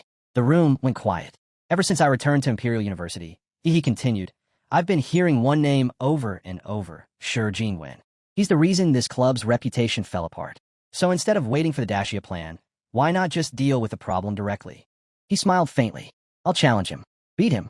End this whole mess in one strike. The group stared at him, dumbfounded. It was a reckless idea. Crazy even. But it was also something only he could say and actually make people consider. Because unlike anyone else, he had the power to back up his words. Unfortunately, Ouyang Zi quickly pointed out the problem. That might be difficult right now. Shi Jinwen announced this morning that he's entering seclusion to break through to the martial master realm. He raised an eyebrow. Seclusion? Ouyang Zi sighed. Yeah, and apparently, it's your fault. He explained that Shi Jinwen had been provoked by the murderous aura he released the previous night. The arrogant prodigy, unable to bear feeling inferior, locked himself away to push his limits and ascend to the next level as soon as possible. He gave a small chuckle. So he ran off to power up, huh? Shame. I was actually looking forward to teaching him some manners. Then his expression shifted. A new idea formed in his mind. If I want to attract sponsors, he said, it doesn't have to be through that guy. The point is to build momentum, right? Then instead of targeting just freshmen, I'll challenge everyone. All the strongest fighters in the school. Ouyang Zi's eyes widened. You're serious? He smirked. Of course. A proper show of power always attracts investors. And with a glint of ambition in his eyes, he added, besides, with Shi Jinwen's promise to list me in the first division of the Dragon Bird of Dacia, I can use that title as leverage. A little prestige goes a long way in marketing. The mention of the Dragon Bird immediately caught Xiang Jinzhuang's attention. His eyes lit up, filled with admiration. The Great Sea Dragon Bird. It's the most powerful warrior organization in all of Dacia. And the first division is their top force, the elite among elites. He went on, his voice almost reverent. Every other division is made up of Dragon Bird specialists, but the first division, those are the aces. Even here at Imperial University, less than 3 graduates a year ever qualify for it. It's the dream of every warrior here. He nodded slowly, gears turning in his mind. That's exactly why we'll use it. He stood up, eyes gleaming with determination. Before we do anything else, get the club's media team ready. If we're going to rise again, we'll make sure the whole university sees it happen. At that moment, He made his announcement. As of now, he declared, president of the Dragon Blood Society and ace specialist of the First Division of the Great Sea Dragon Bird, am officially challenging every warrior in Imperial University whose cultivation is below the level of Grand Martial Master. His voice was calm, but the confidence behind it shook the entire room. He leaned back casually and looked around. So what do you all think? Is that enough hype to attract the biggest investors on campus? The conference room went silent. No one spoke. No one even breathed. There was simply too much to take in at once. The challenge itself, the claim of being an ace of the First Division, and the fact that he was talking about it all as if it were no big deal. Xiang Jianzhuang, however, couldn't focus on anything else except one phrase. A specialist of the First Division. That was impossible. Absolutely impossible. He knew the Great Sea Dragon Bird well, the most powerful warrior organization in all of Dacia. To even qualify for their entrance exam, you had to be a graduate. A student couldn't even apply, much less be accepted. So how could he, a mere freshman, already hold such a title? But he seemed completely unaware that this was such a big deal. In fact, he didn't even know the Great Sea Dragon Bird had an entrance exam at all. He hadn't taken one. He'd been personally recruited. Of course, he couldn't reveal the details. Ouyang blinked a few times, unsure if he'd heard correctly. Please tell me you're joking. That kind of claim isn't something you can just say lightly. But he shook his head. No joke. It's official. I accepted the position just last night. The paperwork should be processed in a few days. The room erupted in stunned silence again. And then he casually added, now, back to the challenge. Xiang Jianzhuang's jaw nearly dropped. You mean, you're really planning to challenge anyone at Hua below Grand Martial Master level? He nodded, as if it were the most natural thing in the world. In my estimation, he explained, ordinary martial artists can't touch me. I can crush them directly. The gifted ones might take a bit longer, but the result will be the same. He paused, tapping his fingers against the table thoughtfully. If I wanted to go after the truly powerful, I need to use my trump card, freezing time. But that trick depends on surprise. Using it just for show would be a waste. So for now, I'll hold back. It was a simple, matter-of-fact statement, but the air in the room felt heavy. Ouyang studied him carefully. On anyone else, this kind of plan would have sounded insane. But this was the same man who shattered records in Zodiac City. The same man who made monsters fear him. If anyone could pull it off, it was him. Finally, Ouyang nodded. Understood. Leave the rest to me. He immediately grabbed his communicator, ordering the media team to start working overtime. Then, he began calling potential sponsors, preparing to turn this into a spectacle that would rock the university. As for you, he said, glancing at with a grin, there's only one thing you need to do. Crush every single challenger. Within hours, the campus was in chaos. A massive headline exploded across the Imperial University's forum and news wall. Breaking news. The top freshman who vanished for half a year, has returned as an ace of the First Division of the Great Sea Dragon Bird, and has issued a public challenge to the entire Imperial University. The story spread like wildfire. Students all over the university buzzed with disbelief and excitement. Some scoffed, calling him arrogant for daring to challenge the entire school. Others had never even heard of him, insisting that the year's true top freshman was Shi Jingwen of the Imperial capital Xiang family. But those who had seen fight, those who remembered what happened in Zodiac City, began to speak up, and as their stories spread, the campus fell into a storm of rumors, speculation, and anticipation. It didn't take long for Ihi's identity to spread like wildfire. Everyone soon learned he wasn't just some random freshman making noise. He was the top scorer of the entrance exams after the nationwide reform. Back then, he had caused such a stir that several college deans personally showed up to observe his test results, each one eager to recruit him. But then, just as suddenly as he appeared, he vanished. 6 whole months. No news, no sightings, nothing. So now that he'd returned with a challenge bold enough to shake the entire university, people couldn't stop talking. Some questioned his sanity. Others were simply curious. How'd he get into the First Division of the Great Sea Dragon Bird? After all, the latest graduates who took the First Division exam had all said the same thing. It was brutal. Nearly everyone failed. Only 1% of applicants ever made it through. So when the rumor spread that he hadn't even taken the exam and had been directly admitted by special recruitment, disbelief rippled through the campus. Direct entry? Seriously, some scoffed. Did he bribe the higher-ups or charm them with a smile? But skepticism only made the buzz louder. Within a day, Ihi's name dominated every conversation on campus. He wasn't just a freshman anymore. He was the topic of the semester.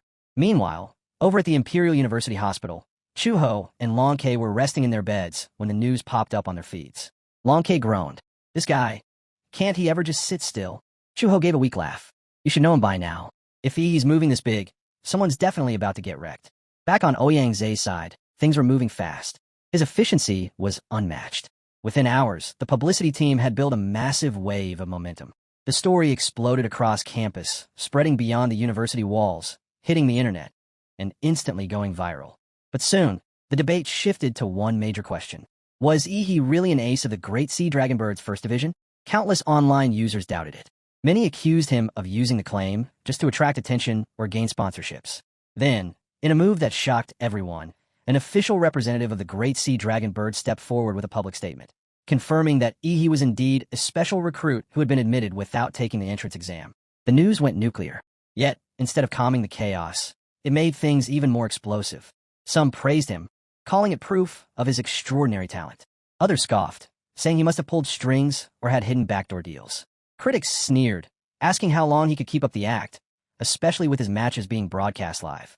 If he's really that strong, one commenter wrote, then let's see him prove it in front of everyone. Yeah, another added. No amount of hype can save him once the fights start. But amid all the noise, a different kind of buzz began to rise. People who were tired of speculation and just wanted to see the truth. If he's a fraud, we'll find out soon enough, they said. He's brave enough to challenge the entire university and livestream it. Let's see who's laughing then. Ouyang Zi, ever the strategist, seized the opportunity. He unleashed his journalism team to stir every faction. Those who supported Ihi, those who mocked him, and those who claimed to be neutral. The debates only fueled the fire. And in the end, no matter which side they were on, they all tuned into the same place. Every eye, every screen, every voice, locked onto Ihi's live broadcast. The stage was set. The entire Imperial University, and soon, all of Dacia, was watching. With both open and behind-the-scenes promotions rolling out, Ihi's live stream was blowing up fast. His popularity kept climbing, and soon even the biggest streaming platforms were lining up, trying to cut deals for exclusive broadcast rights. As the spotlight grew brighter, advertisers swarmed in too, throwing money like it was nothing just to be associated with the Dragonblood Society. Of course, this was all part of Ihi's plan. In just a single day, the once struggling Dragonblood Society was flooded with cash and brought back to life. But while the hype reached the skies, the scene shifted elsewhere. Imperial University Hospital. Inside a quiet ward, Zhou Kai sat on his bed, scrolling through the news about Ihi.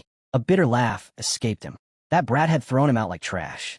Not only was his martial energy sealed, but some strange hidden force had nearly crippled him. The memory burned in his mind, humiliating, unforgettable. And now, before he even had the chance to get his revenge, Ihi had the nerve to hold a school-wide challenge? Zhou Kai's eyes turned cold and sharp, his smile venomous. He knew the rules. In martial arts duels, accidents happen. If someone accidentally died, no one could complain. If he wanted to die so badly, who was Zhou Kai to stop him? 2 days later, the much-anticipated day finally arrived. The only thing that puzzled everyone was the timing. The match was set for the night. The Dragonblood Society had rented out the largest dueling arena in the region, a colossal structure reminiscent of Earthsbird's Nest Stadium. Fireworks burst across the sky, drums thundered in rhythm, and the crowd's energy ignited the night. The school-wide tournament had officially begun. In the Imperial Arena, the stands overflowed with students, roaring, waving glowing sticks in excitement. The live broadcast chat exploded as viewership shot past 30 million. High above, a helicopter hovered like a hawk in the clouds, rented specifically for Ihi's grand entrance. The moment the host gave the signal, Ihi leapt out without any safety gear.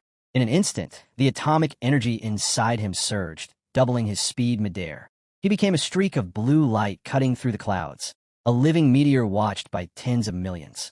He broke through the sky, trailing waves of sonic booms, and landed with a deafening crash that echoed across the arena. The dust cleared. Under the moonlight, his figure stood tall and unshaken, a silhouette sharp as steel, glowing like a god descending to earth. The chat went wild, comments flooding in faster than ever before. In that single moment, one thing became clear to everyone watching. Ihi's strength was still a mystery, but his sense for dramatic entrances? Absolutely unmatched. Ihi's swagger was off the charts. Just by standing there, it was clear anyone who faced him had already lost before the fight even began. At this point, it didn't feel like Ihi was challenging the school, but rather that the entire school was challenging Ihi. The arena was on fire, the crowd completely swept up in the electrifying atmosphere from his grand entrance. Among them stood Long Tao, a sophomore watching from the sidelines, his expression unreadable but clearly dissatisfied. His friend caught on and nudged him. Thinking of taking him on, Long Tao smirked slightly. He didn't deny it. With this much attention, I'd be stupid not to show up. Turns out, Long Tao wasn't just any student. He was a small-time internet celebrity, the kind who knew how to ride a wave of hype. And tonight's event was the perfect storm. His plan was simple: become the first challenger. If he won, he'd become famous overnight. If he lost, he'd still get the spotlight by claiming he'd helped weaken He for the next victor. Either way, he'd walk away with clout. With that in mind, he strode confidently into the arena. The crowd roared as he introduced himself, Long Tao, second-level martial artist, and proudly declared his challenge to He. Behind him, a surge of crimson smoke and energy erupted, rising nearly 5 meters high. The display was loud, flashy, and full of bravado. He responded with his usual calm arrogance, introducing himself as an 8th-level Dragon Blood Society warrior. Tens of millions of viewers across the world went silent, holding their breath. Even the live audience froze, waiting to see what He would do. Long Tao, certain that his higher realm gave him the advantage, decided to go all out from the start. He poured everything into his strongest attack. He wanted to end it fast and save face even if he lost later. But what happened next, no one saw coming. The match began, and in less than a blink, Long Tao was down. He moved like lightning, a single brutal kick sending Long Tao flying across the arena before he even realized the fight had started. The crowd gasped as the self-proclaimed star lay unconscious, his dreams of fame shattered on the cold stone floor. He didn't waste a second. His voice, amplified by his martial energy, echoed through the arena. Next challenger. The words reverberated like thunder, shaking the hearts of everyone present. Then stepped in his next opponent, Yao Ling, a 5th-level warrior known for her mastery with a massive Guangdong broadsword. Despite her rank, her record was impressive. She had once defeated 3 7th-level martial artists all by herself. As the match began, Yao Ling moved first. She raised her blade, leapt high into the air, and unleashed a massive wave of energy as her sword came crashing down. But he didn't flinch.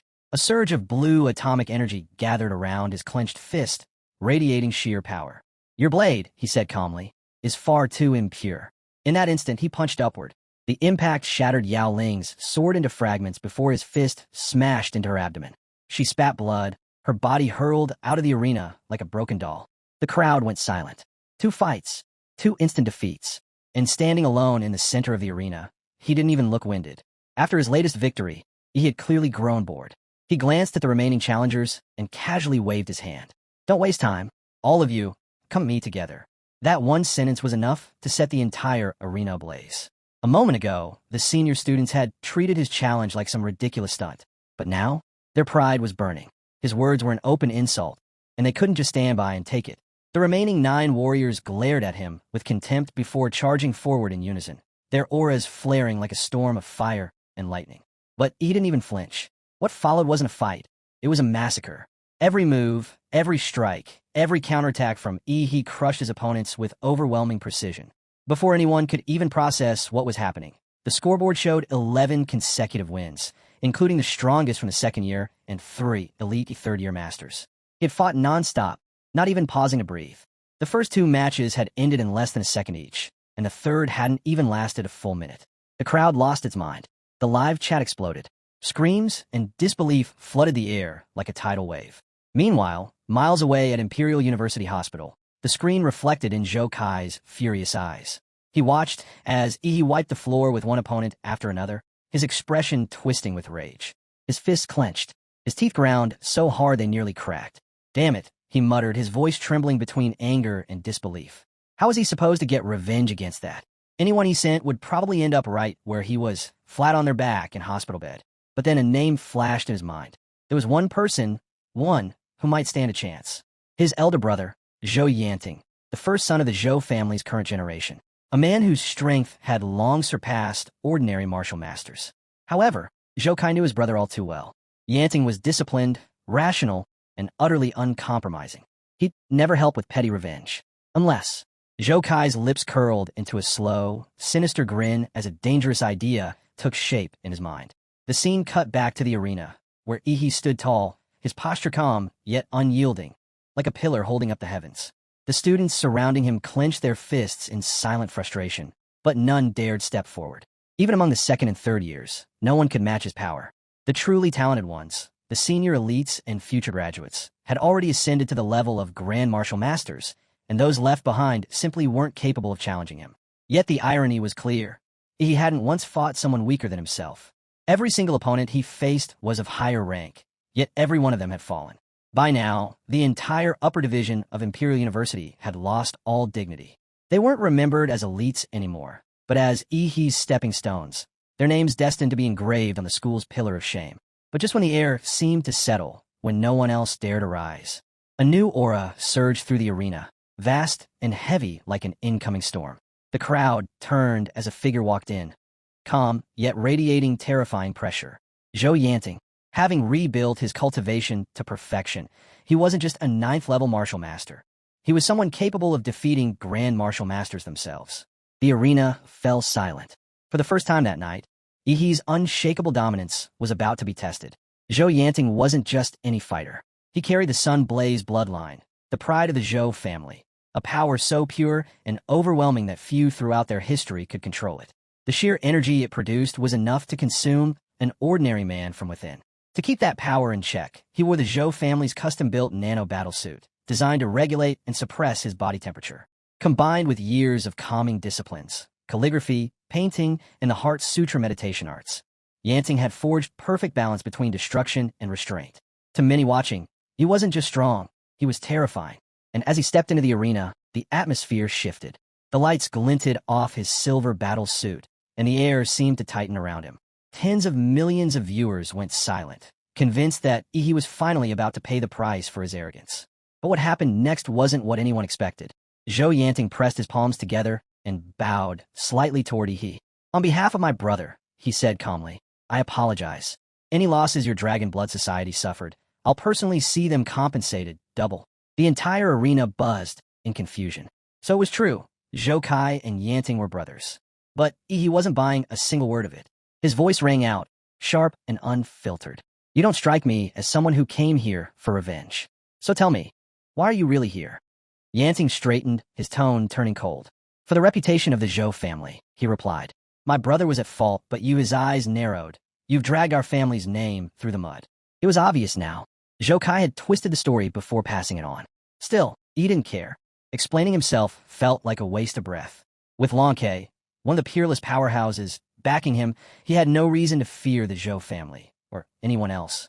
Then came Yanting's demand. "Kneel," he said firmly.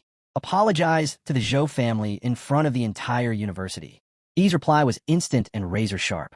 "Stick that where the sun doesn't shine." The tension snapped. Both men locked eyes, silent, calculating, and the referee barely managed to announce the start before they moved. Like gunfighters in a Western duel, they closed the distance in perfect sync. Then, two fists shot out at once. The moment they collided, a massive shockwave exploded outward, rattling the arena. The impact was equal, raw power meeting raw power. They pulled back instantly, then lunged again. From stillness to chaos, the clash became a blur. Their fists struck like thunder, rapid and merciless, each blow creating afterimages that blurred together in streaks of light. The air between them rippled like storm-tossed water, bursting with sonic booms and shockwaves that rocked the audience to their core. Their auras surged higher with every exchange, two storms locked in collision, feeding off each other's force. Then it happened. From behind both fighters, pillars of blood and energy erupted skyward, the raw manifestation of their martial essence. Each punch now roared like thunder.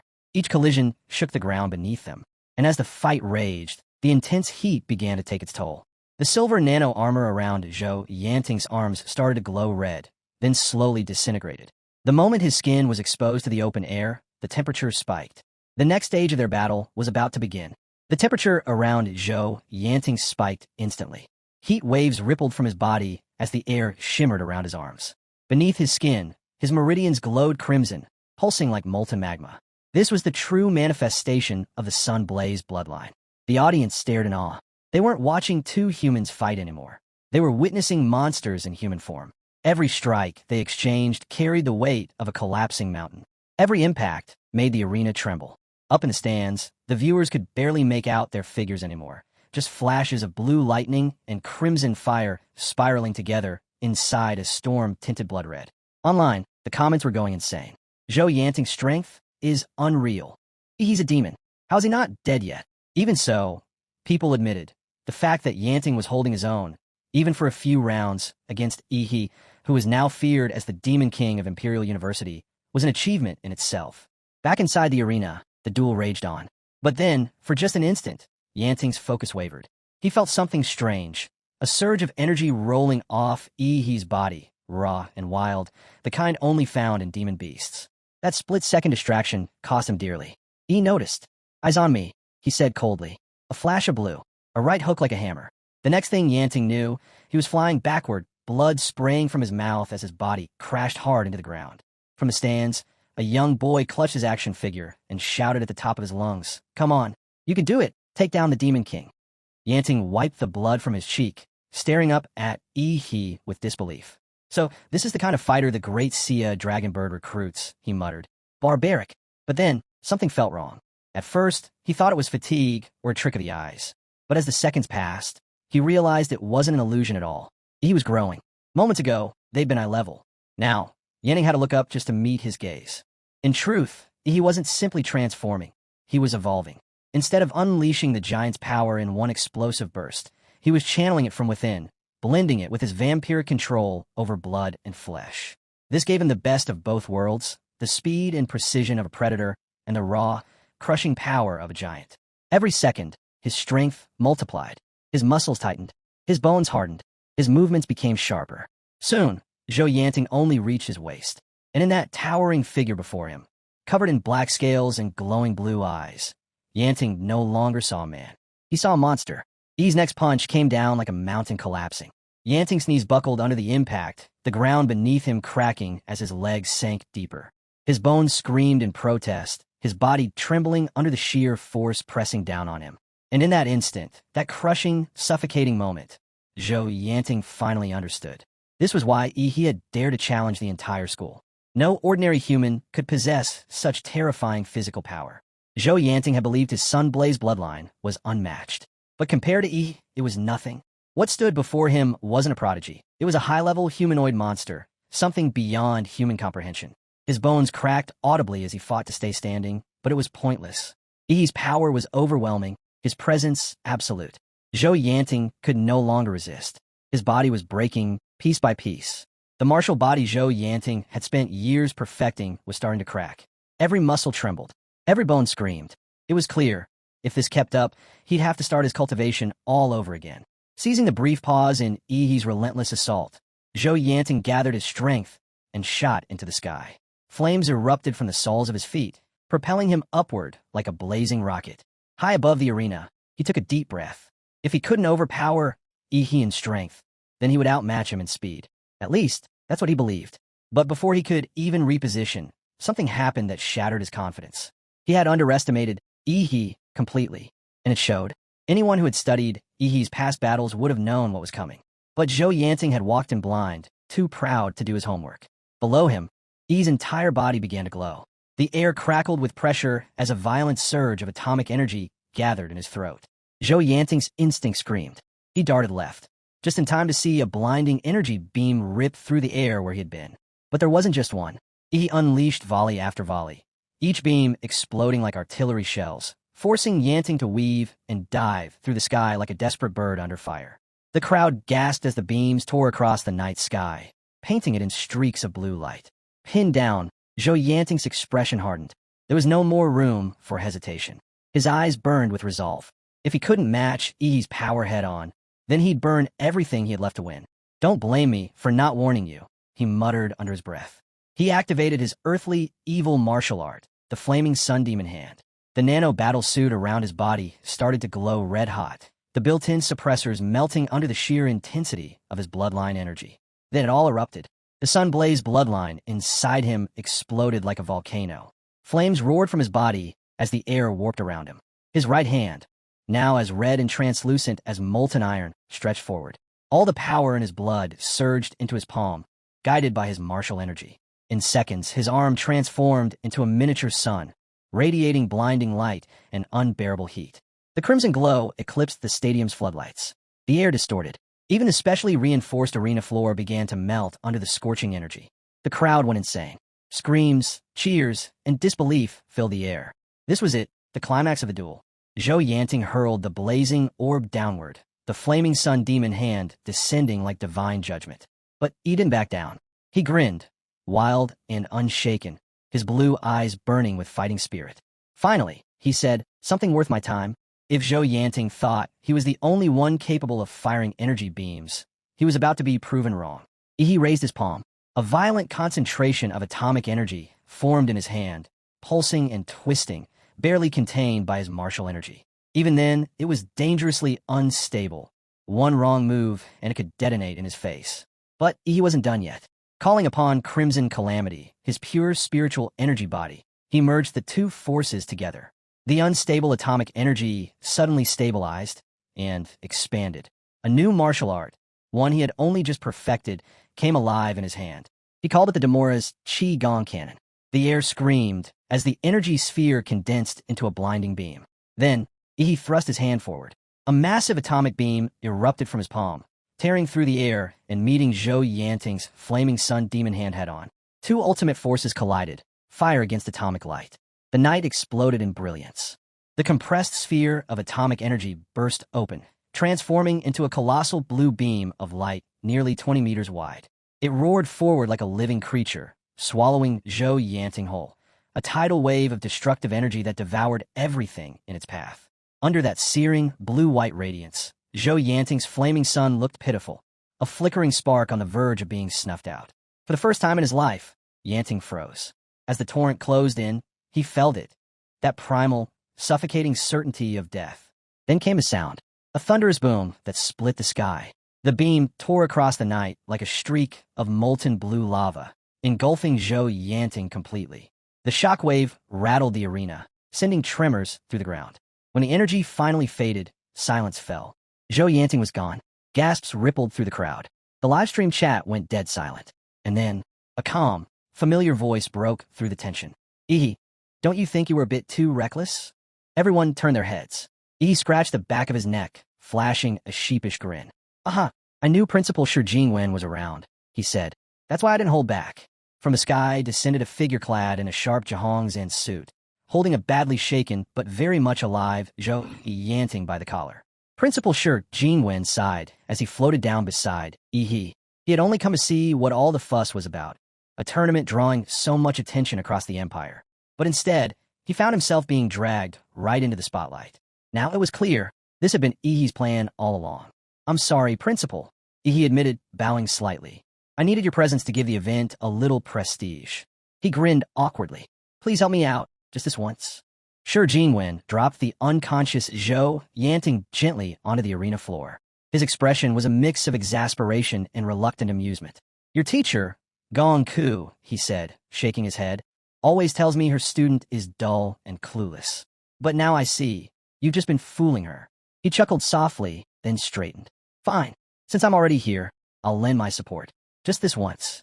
His voice echoed through the arena, amplified by his martial energy, so that everyone in Imperial University could hear. "Now then," he called out, "who among you still wishes to challenge Yi?" Silence. The senior students, hidden in the shadows, exchanged uneasy glances. No one dared to move. They all remembered the blinding blue beam that had just leveled the sky, the attack that had nearly vaporized Zhou Yanting, one of the strongest in their ranks. To face that again would be suicide. And so they hesitated, pushed one another forward. But in the end, no one stepped up. Shi Jingwen sighed, looking out over the trembling students. "In that case," he declared, "I hereby announce that Yi, a freshman, a mere martial artist, has defeated every martial master in Imperial University." The word struck like a thunderclap. "This is an achievement that will go down in history," the principal continued. "It is unprecedented and will never be repeated." The stands erupted in chaos, disbelief, awe, and thunderous applause. And in that moment, one truth became clear to everyone. Yi's name would forever be etched into the legend of Imperial University. The freshman who stood alone and conquered them all. The moment Shi Jingwen announced Yi's victory, his name exploded across Huad University and soon spread throughout the entire country. In its city, pride filled the air. People couldn't stop smiling whenever his name was mentioned. On the hot search rankings, every top spot was about Yi. From his jaw-dropping one-on-one duel to the principal declaring him a new legend, the internet was ablaze. Countless users rushed online, each claiming to know Yi personally just to ride the wave of fame. Yet beyond all the excitement, the nation stood on shaky ground. The martial saint was gravely injured. The Grandmaster's whereabouts were still a mystery, and several cities had already fallen. In such dire times, Ihi's sudden rise felt almost divine, a beacon of hope the people desperately needed. At city's #1 high school, where Ihi had once studied, his old homeroom teacher held a live broadcast of the battle for the entire school. The halls echoed with cheers as students proudly shouted Ihi's name. The teacher smiled, proud that his instincts about the boy had never been wrong. But not everyone shared the joy. In a quiet corner, Wang Tong, the same student who had once bullied Ihi, watched with clenched fists, unable to hide his resentment. Online, questions began to swirl. Why had the principal personally declared Ihi's victory? What connection did they share? Was someone powerful backing him from the shadows? Speculation spread fast, drawing the attention of countless organizations. After all, records clearly showed Ihi was just an orphan. Then, the Dragon Badge organization stepped in, releasing an official statement. Ihi's identity is a top-secret special classification. All parties are ordered to cease speculation and spreading false information. Any violations will be dealt with severely. At the Dragon Blood Society, the atmosphere was like a grand celebration. Ihi's triumph had brought them immense honor and silenced their rivals. No one was happier than Xiang Jinzhuang and Ouyang Zhe. To them, Ihi wasn't just a member. He was the spark that could revive their entire society. But amid the laughter and celebration, they suddenly realized Ihi was missing. Yin Jiang frowned. He said he had urgent business to take care of, he recalled. Meanwhile, in dorm room 42 FA3, as the world chanted his name, Ihi remained calm. Sitting alone, he opened a 3D communication screen, contacting the Mad Doctor. The golden gene bottle, the doctor reported. I retrieved it from the hiding spot in Ink City. Ihi leaned forward. Can it be activated? The Mad Doctor nodded slowly. It can. I was part of the original engineering team behind the Golden Gene project. But there's a problem. The vial has a built-in tracking transmitter. Once it's opened, the Thunderstrike bird will detect it instantly. Ihi's voice dropped. Is there a way to block the signal? I'm working on it, the doctor replied. I've already started buying the materials to construct a shielding room. It'll take about half a month to finish, and another half month to decrypt the vial security lock. Ihi gave a short nod. Good. Focus on safety first. Speed comes second. With that, the call ended. The 3D screen dimmed, leaving Ihi alone once more, calm in a world that couldn't stop talking about him. Ihi sat in silence, lost in thought. The Mad Doctor's words echoed in his mind, and with them came fragments of memory, the truth buried within Prometheus's past. He finally understood. Prometheus had once worked in secret with the Sure Jinwen Heavenly Nation. Back then, using its vast technological power, Prometheus had helped them cultivate a demon embryo. But when the fiend was about to be born, Sure Jinwen betrayed them and launched a sudden attack. What Sure Jinwen didn't know was that during the embryo's growth, Prometheus's scientists had already tampered with it, weakening the creature from within. As a result, Prometheus managed to capture the world's first living fiend. They dissected it, divided its remains, and used it for experiments. With this fiend, a being that surpassed all known life on Lambstar, Prometheus pushed biological research to terrifying new heights. Out of that madness came a string of achievements, the most famous of which was known as the Eden Project. The Eden Project's goal was ambitious, to create an artificial god, a supreme intelligence capable of uniting all humanity. It was designed to protect Lambstar from external realms, erase national borders, and rule the world through perfectly fair distribution, turning the planet itself into a man-made paradise. But that wasn't all. Another plan, called the Fireseed Initiative, sought to rewrite human genes entirely, advancing the species to a higher state. That initiative later evolved into the Golden Gene Project, which fell into the hands of the Thunderstrike Bird organization. He leaned back on the sofa, staring into the dim light. The web around Prometheus was far more tangled than he'd thought. People once accused him of being connected to them, and now, he wasn't so sure that accusation was wrong. Deep down, his instincts whispered that one day, he'd be pulled into that storm. He then remembered the Lonke badge, a gift from a senior he'd never had time to study because of his commitments to Ouyang Zhe. Now, with some peace at last, he decided to begin cultivation through sleep. Placing the badge beneath his pillow, he crossed his legs, closed his eyes, and slipped into meditation. Moments later, consciousness drifted. When his eyes opened again, he was no longer in his room.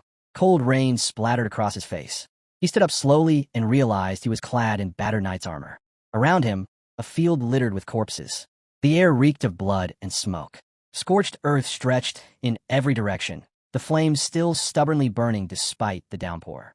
He crouched beside a fallen soldier, running his hand across deep claw marks gouged into the armor. These weren't human wounds. Nearby, massive footprints had sunk in the mud, proof that something enormous had passed through. Even as rain poured, embers still glowed faintly in the craters. When the rain finally eased, Ihi unfastened the heavy armor, letting it fall to the ground with a metallic thud. He couldn't imagine how soldiers from this western kingdom managed to fight in such burdensome gear. He rummaged through the battlefield until he found a great sword still intact. Lifting it, he murmured to himself, "So this is the martial fate realm. My power's limited here. Guess I'll have to rely on local weapons for now." He glanced around the desolate plain. Perhaps, like some hidden quest world, the master of this realm would soon reveal himself. And right on cue, the distant rumble of hooves echoed through the mist. Two black horses emerged from the horizon, pulling an ornate carriage gilded in silver. They came to a sharp halt before Ihi. The masked coachman, tall and silent, tugged on the reins. The curtain of the carriage lifted, revealing an old man inside. His face was stern, his short hair gray, and a black hat shadowed one eye. He stared at Ihi in silence as the rain began to fall again. The old man only gave Ihi a brief glance before snorting in disdain and yanking the curtain shut. The coachman cracked his whip, and the horses surged forward, pulling the carriage away without a second thought for the stranger in the road. Ihi blinked, slightly taken aback. "Hey, leaving already?" he called out. But just as the carriage began to pick up speed, it suddenly lurched to a stop. The powerful horses strained, hooves digging into the mud, but the carriage wouldn't move an inch. He stood calmly behind it, one hand gripping the frame. No matter how hard the horses pulled, the carriage stayed frozen in place. With a faint smile, Ihi said, "Old master, running off so soon? Aren't you supposed to give me a mission first?" The curtain flew open again, and this time, the old man's single visible eye widened. "This brat strong enough to stop my carriage," he barked. His tone turned cold. "I've nothing to say to a thief like you." He raised an eyebrow. "Thief?" Their words transcended language, connected by spiritual resonance. The old man's anger flared as he explained. "Years ago, a blue-haired warrior broke into my family estate, stealing our inheritance. My descendants couldn't stop him, so I sealed myself here in the martial fate realm to guard what's left of our honor. And now you appear, another intruder here to take what isn't yours." He could only sigh. "Old man, I've got no interest in your grudges. But as the designated NPC, you're supposed to give quests, not run away." When the old man continued ignoring him, Ihi's patience ran out. He drew the greatsword in one smooth motion, and with two sharp swings, sliced straight through a carriage wheel. The heavy frame tilted and crashed into the mud. "Hey, what are you doing?" the old man shouted, panic replacing pride. He smiled faintly. "Sorry, old master, but I can't have the guide NPC fleeing before the mission starts." He finally managed to drag the reluctant old man along. As they walked, the old man muttered curses about his ruined carriage, while Ihi apologized calmly, saying, "Since you're the master of the martial fortune space, you're the only one who can guide me through it." The words seemed to soothe him. Comparing Ihi to that long-ago blue-haired invader, the old man grumbled, "At least you're more polite than that thief." They continued forward, passing through the remains of creatures scattered along the road, scorched fragments, bones, and marks left from ancient battles. "Follow the blood spatter," the old man said.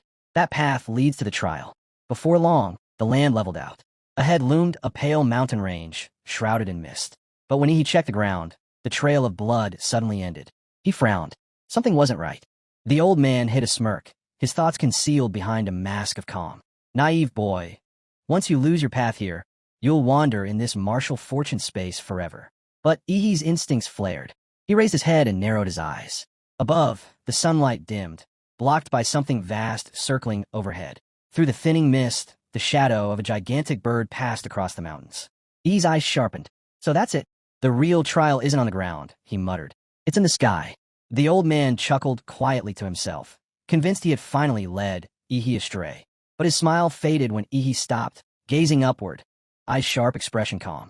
Within moments, the youth had already pieced everything together. The old man's confidence shattered. He found it so quickly. Ihi's reasoning was simple yet flawless. Flying beasts always built their nests at the highest peaks. If they followed the elevation upward, they would inevitably find the lair. The old man could only stare in silence, a strange feeling twisting in his chest. For the first time, he regretted that this youth was not born of his bloodline. He turned back with a faint grin. "Old master, mind lending me your horse again?" The old man stiffened instantly, his face draining of color. Again," he stammered. Moments later, he was already galloping across the frozen plain, the old man helplessly dragged behind him. The snowfields stretched endlessly ahead, until at last they reached the foot of a towering, ice-crusted mountain. The warhorse charged across the frozen surface, hooves hammering the ice like thunder. The wind howled, biting at their faces. Suddenly, the horse's eyes went wide, pupils contracting in fear. It reared up violently, neighing in panic. Both riders were thrown backward as the horse's hooves shattered the ice beneath it. He twisted midair, landing on his feet with perfect balance. The old man, however, hit the ground face first with a grunt. The horse's reaction was all the warning they needed. Ihi's instincts flared, danger. A deep, ancient roar split the sky. From the mountain's peak, a colossal creature burst forth, its three serpentine necks unfurling and wings blotting out the sun. The very air trembled under its presence. Ihi's eyes widened.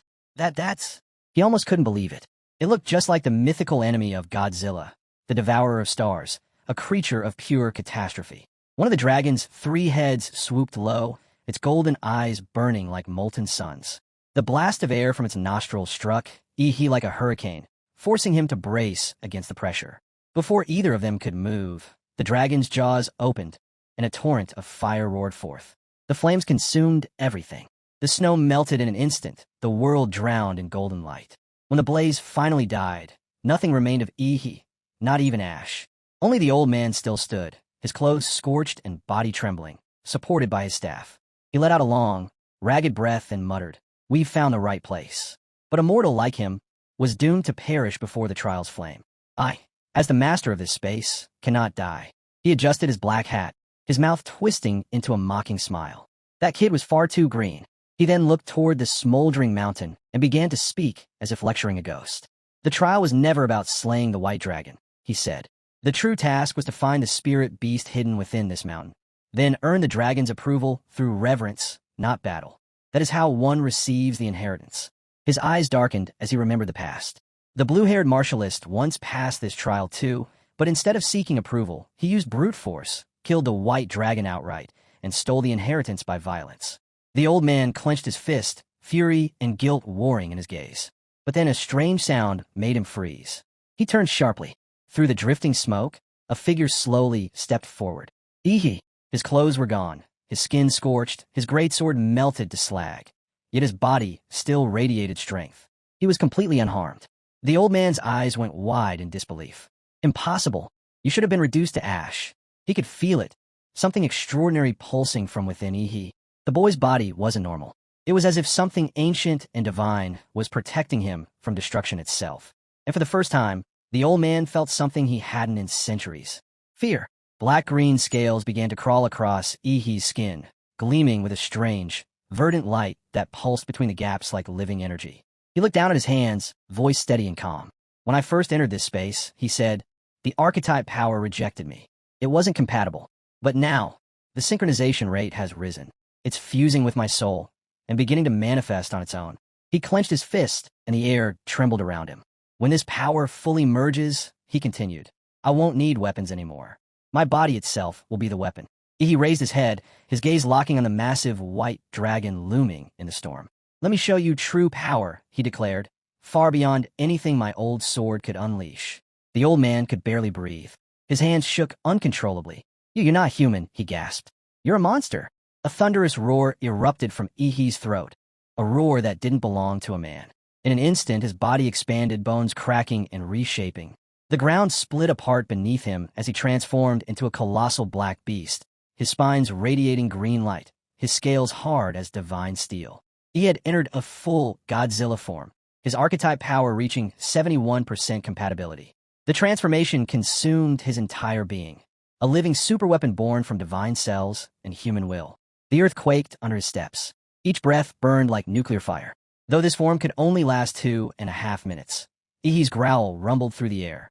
That's more than enough. The three-headed white dragon sensed the sudden shift in power and let out a furious roar, wings thrashing violently as it tore through the snowstorm. Ihi lunged, grabbing all three of its necks in one crushing grip. The creature shrieked, its wings flailing as he forced its heads down. A declaration of war between two monsters. Ihi roared, Godzilla versus the devourer of stars. The mountain trembled. The old man was thrown to the ground, staring up in utter disbelief as the sky split open from their clash. My God, he whispered.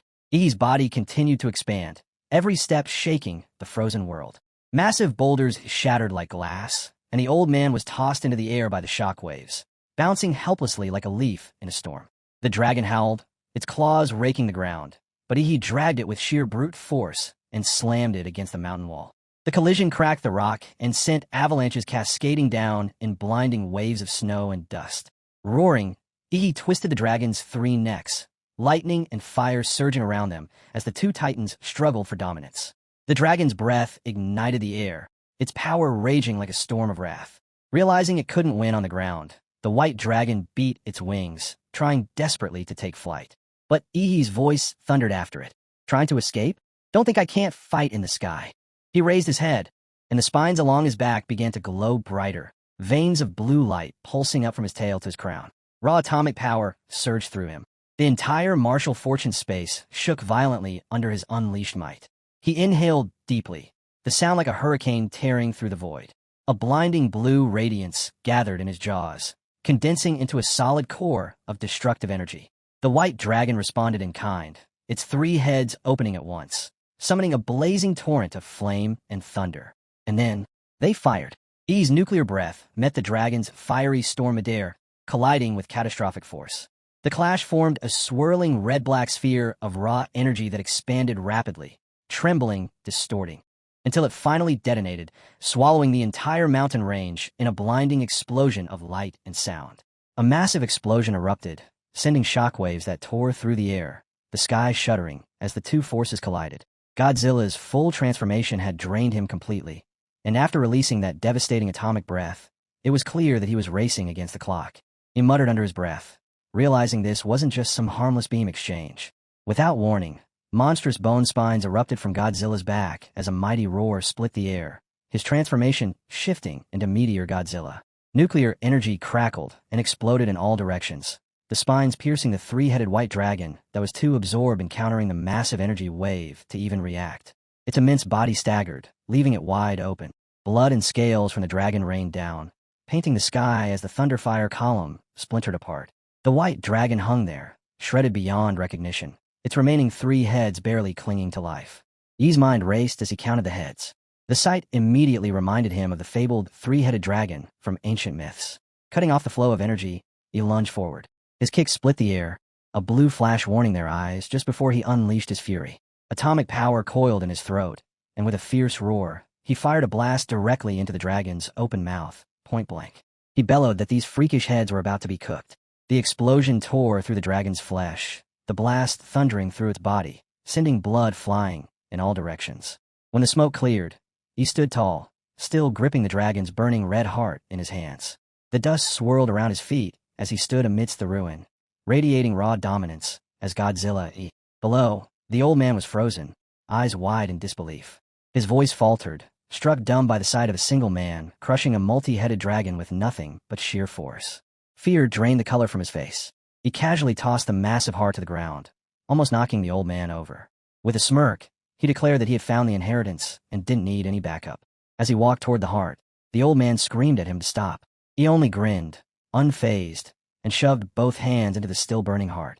Dragon blood sprayed like liquid fire, and he muttered through gritted teeth that it burned. But he dug deeper, his hands relentless, as if driven by madness.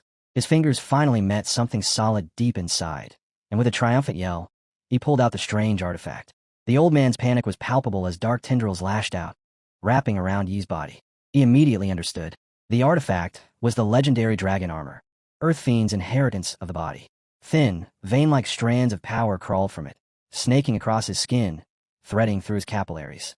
The armor melted and fused into him, transforming into the abyssal dragon armor.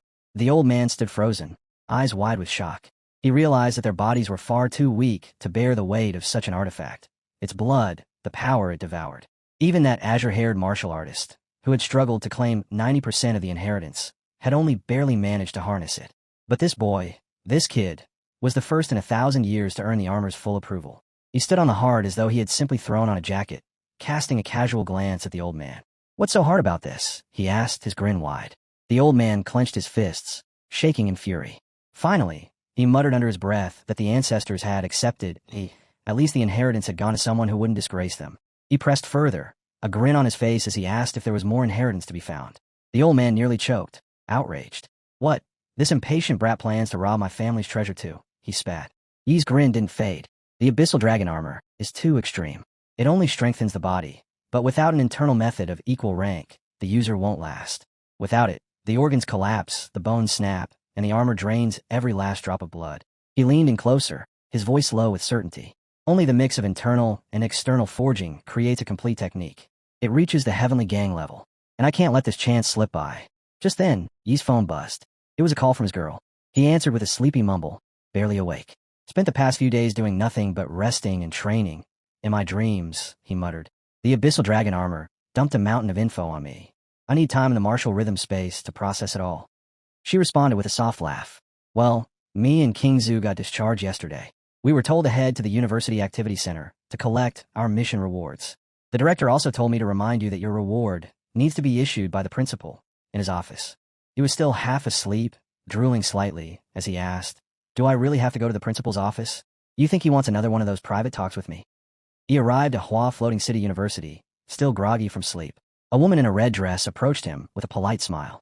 She introduced herself as Manhua, saying they had been expecting him.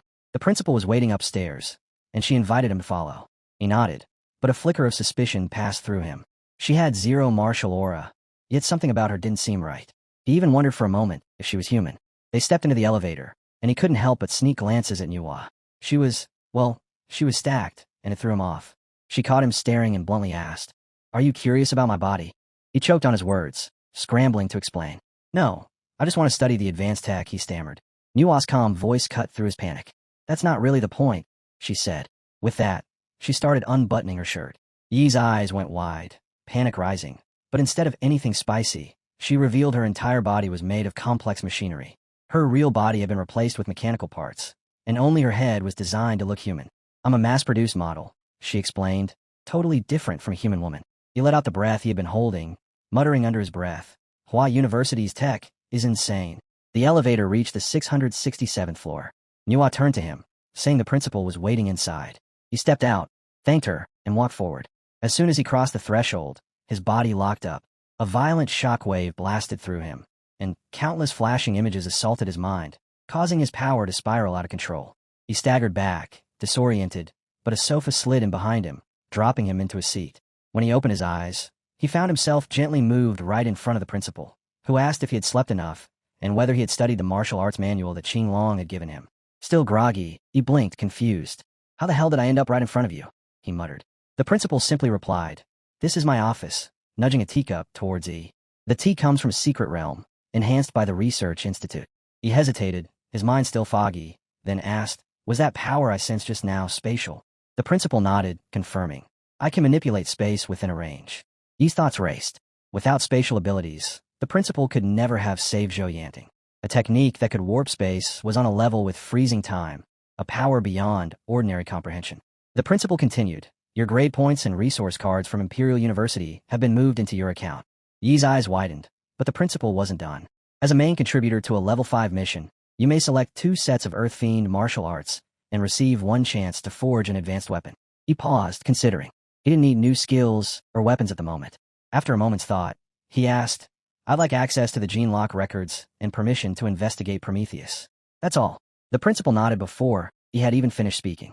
The approval was so swift, it made Yi's face heat up. He couldn't help but wonder if the man had read his mind. Finishing his tea, the principal stood.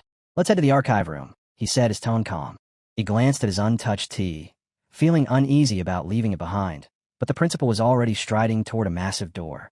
We can browse the records first, then drink later. There's no rush. He followed, his curiosity growing, but when the door opened, his breath caught in his throat. His voice cracked as he asked, What monster has a brain that's only half intact? Before him, inside a massive test tube-like column, was a strange, half-brain wrapped in endless writhing tentacles, locked under heavy security. The principal explained, That's Manhua's central processor, the real body behind the artificial assistant. Yi's heart skipped a beat. So, Manhua was made by AI too. The principal confirmed, Yes, and this half-brain once belonged to Prometheus, decades ago. Yi's lips trembled at the name. Prometheus, the god ascension plan from another world. This half-brain had belonged to the first ancient aberration ever captured alive. Prometheus had torn it into countless pieces, consumed by madness and power. He launched the Eden Garden Project, slaying gods and attempting to unite humanity. His ambition knew no bounds. The principal approached a console and activated Manhua. The AI responded immediately, her voice calm and steady. The principal ordered the data to be exported, and moments later, rhythmic clicks signaled it was complete. He pulled out a USB from the port and handed it to Yi. This holds a portion of Nua's data. You may ask anything you wish. Yi's forehead beaded with sweat. It felt as if something inside him was stirring, awakening. Nua's processor contained endless secrets about Hua and Daxia University, secrets now handed to Yi on a silver platter. The trust felt surreal, and he couldn't help but wonder if there was a deeper reason behind it all. Seeing Yi frozen in place, the principal shoved the USB into his hand and patted it. Stop zoning out, he said, his voice firm. Even I'm breaking the rules by bringing a student in here. We need to keep moving. He blinked, a slight shock running through him. He was literally being escorted by the principal to break the rules. From the next room, Jinju's voice boomed, roaring with pride, his chest puffed out. He was laughing loudly, bragging about how he had advanced over a year's worth of progress in a single freshman term. He declared that geniuses came in all shapes and forms, and that he stood at the very top. But his laughter died the moment he spotted Yi standing just a few steps away. Yi's eyes remained calm as he asked, "Are you done?" Seeing Yi and itching to test his newly gained power, Jinju curled his lip in contempt. "You're the guy Yangze was talking about, huh?" He sneered. "You think you can walk right into my path?" Yi barely reacted, his usual bored expression still on his face. "If you got issues with the Dragon Blood Cub, go find Yangze," he said flatly. "Right now, I need the training room." Jinju's blood boiled. His aura exploded outward as he accused Yi of acting tough, then flaunted his reputation. "I'm Jinju, the one who stomped Yangze and almost wiped out the Dragon Blood Club in freshman year." Before he could say another word, he swung his hand, and the slap echoed through the hallway. The last syllable of Jinju's sentence turned into a garbled sound as his mouth twisted from the impact. His face went pale, and with a stunned collapse, he crumpled to the floor, unable to make another sound. He sighed and stepped over him, his voice cold and dismissive. "I already said I need the training room. Don't block the door." Jinju's world faded to black. When he finally regained consciousness, an entire week had passed. Inside the exclusive advanced cultivation chamber, he felt a deep satisfaction as he realized that, for once, no one stood in his way.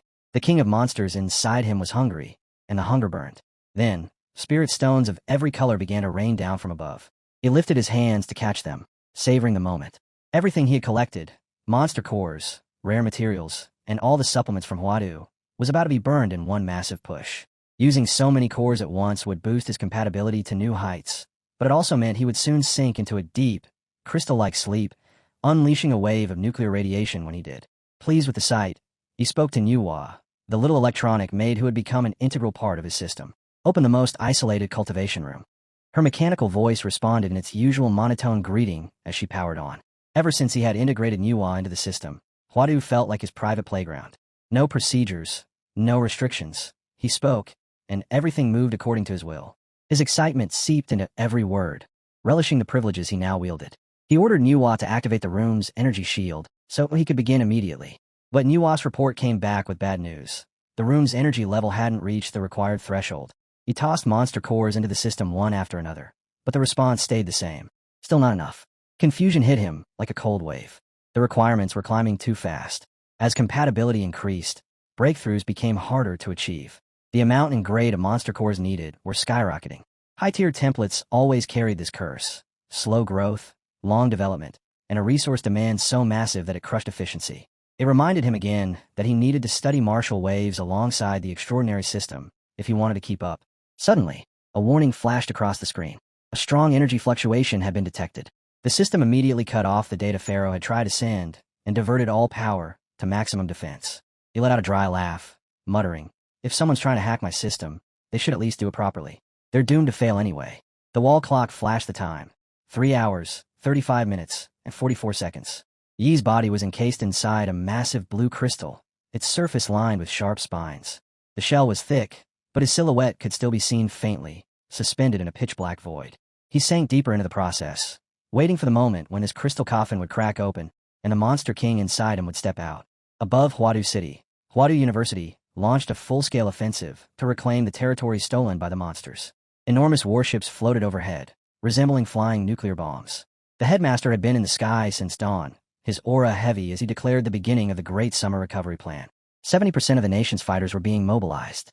His sharp eyes swept across the gathered troops as he announced their mission. Huadu University would take back 12 fallen cities. Below him, students stood in strict formation, each carrying a clear sense of duty. Their task was simple: help free the country from the beasts. The headmaster's voice rose, steady and heavy with conviction. as he told them to ignite the blood smoke banners. A thunderous shout erupted from the students, and energy roared through the air, shooting skyward. He pressed them further, explaining how their bloodlines would merge in the sky, crash into the enemy, and unleash the force needed to reclaim their homeland. This was the resolve of those willing to restore Huadu University, even if it cost their lives. Suddenly, a blazing pillar of red light widened and flared from the floating city. The headmaster opened his arms to the students, reminding them of their mission and telling them not to fear death. Above all, they had to survive and return. Hope only existed if they lived, and their strength would become the belief of the future. The hall fell into a deep silence, each word sinking in. He promised them that Huadu would always be their home, waiting for their return. His declaration reverberated across the land, a vow that echoed the will of the entire nation, to reclaim everything they had lost. The headmaster lifted his arm, unleashing a wave of momentum. "There is no fear among us," he said, his voice carrying the weight of 100 generations. Every fighter from Hua University stood in unison, answering his call. Yi's eyes had turned pitch black, his body still as a statue, waiting. His overflowing strength swelled, ready to snap the crystal cocoon apart, to break free in a terrifying new form that would shake the world itself. The scene shifted to another part of the facility. Director Yu, once a level 2 researcher at Prometheus and now a senior manager at Laserbird, walked past 2 guards, who greeted her with full respect. Her expression was grim as she reported. The golden gene was stolen, an important base was breached, and an elite squad has vanished. Laserbird has been hit time and again this year. Her eyes narrowed. The board believes one person is behind it all and wants the company destroyed, but they have zero evidence. Black Lion had wiped out every trace of Jin Shan Temple base, yet Long K continued to pin the blame on Laserbird. Director Yu's jaw tightened. If Great Summer Long K weren't so focused on reclaiming the fallen cities, our company would have been flattened by now. She paused, glancing at the strange creature hovering above her.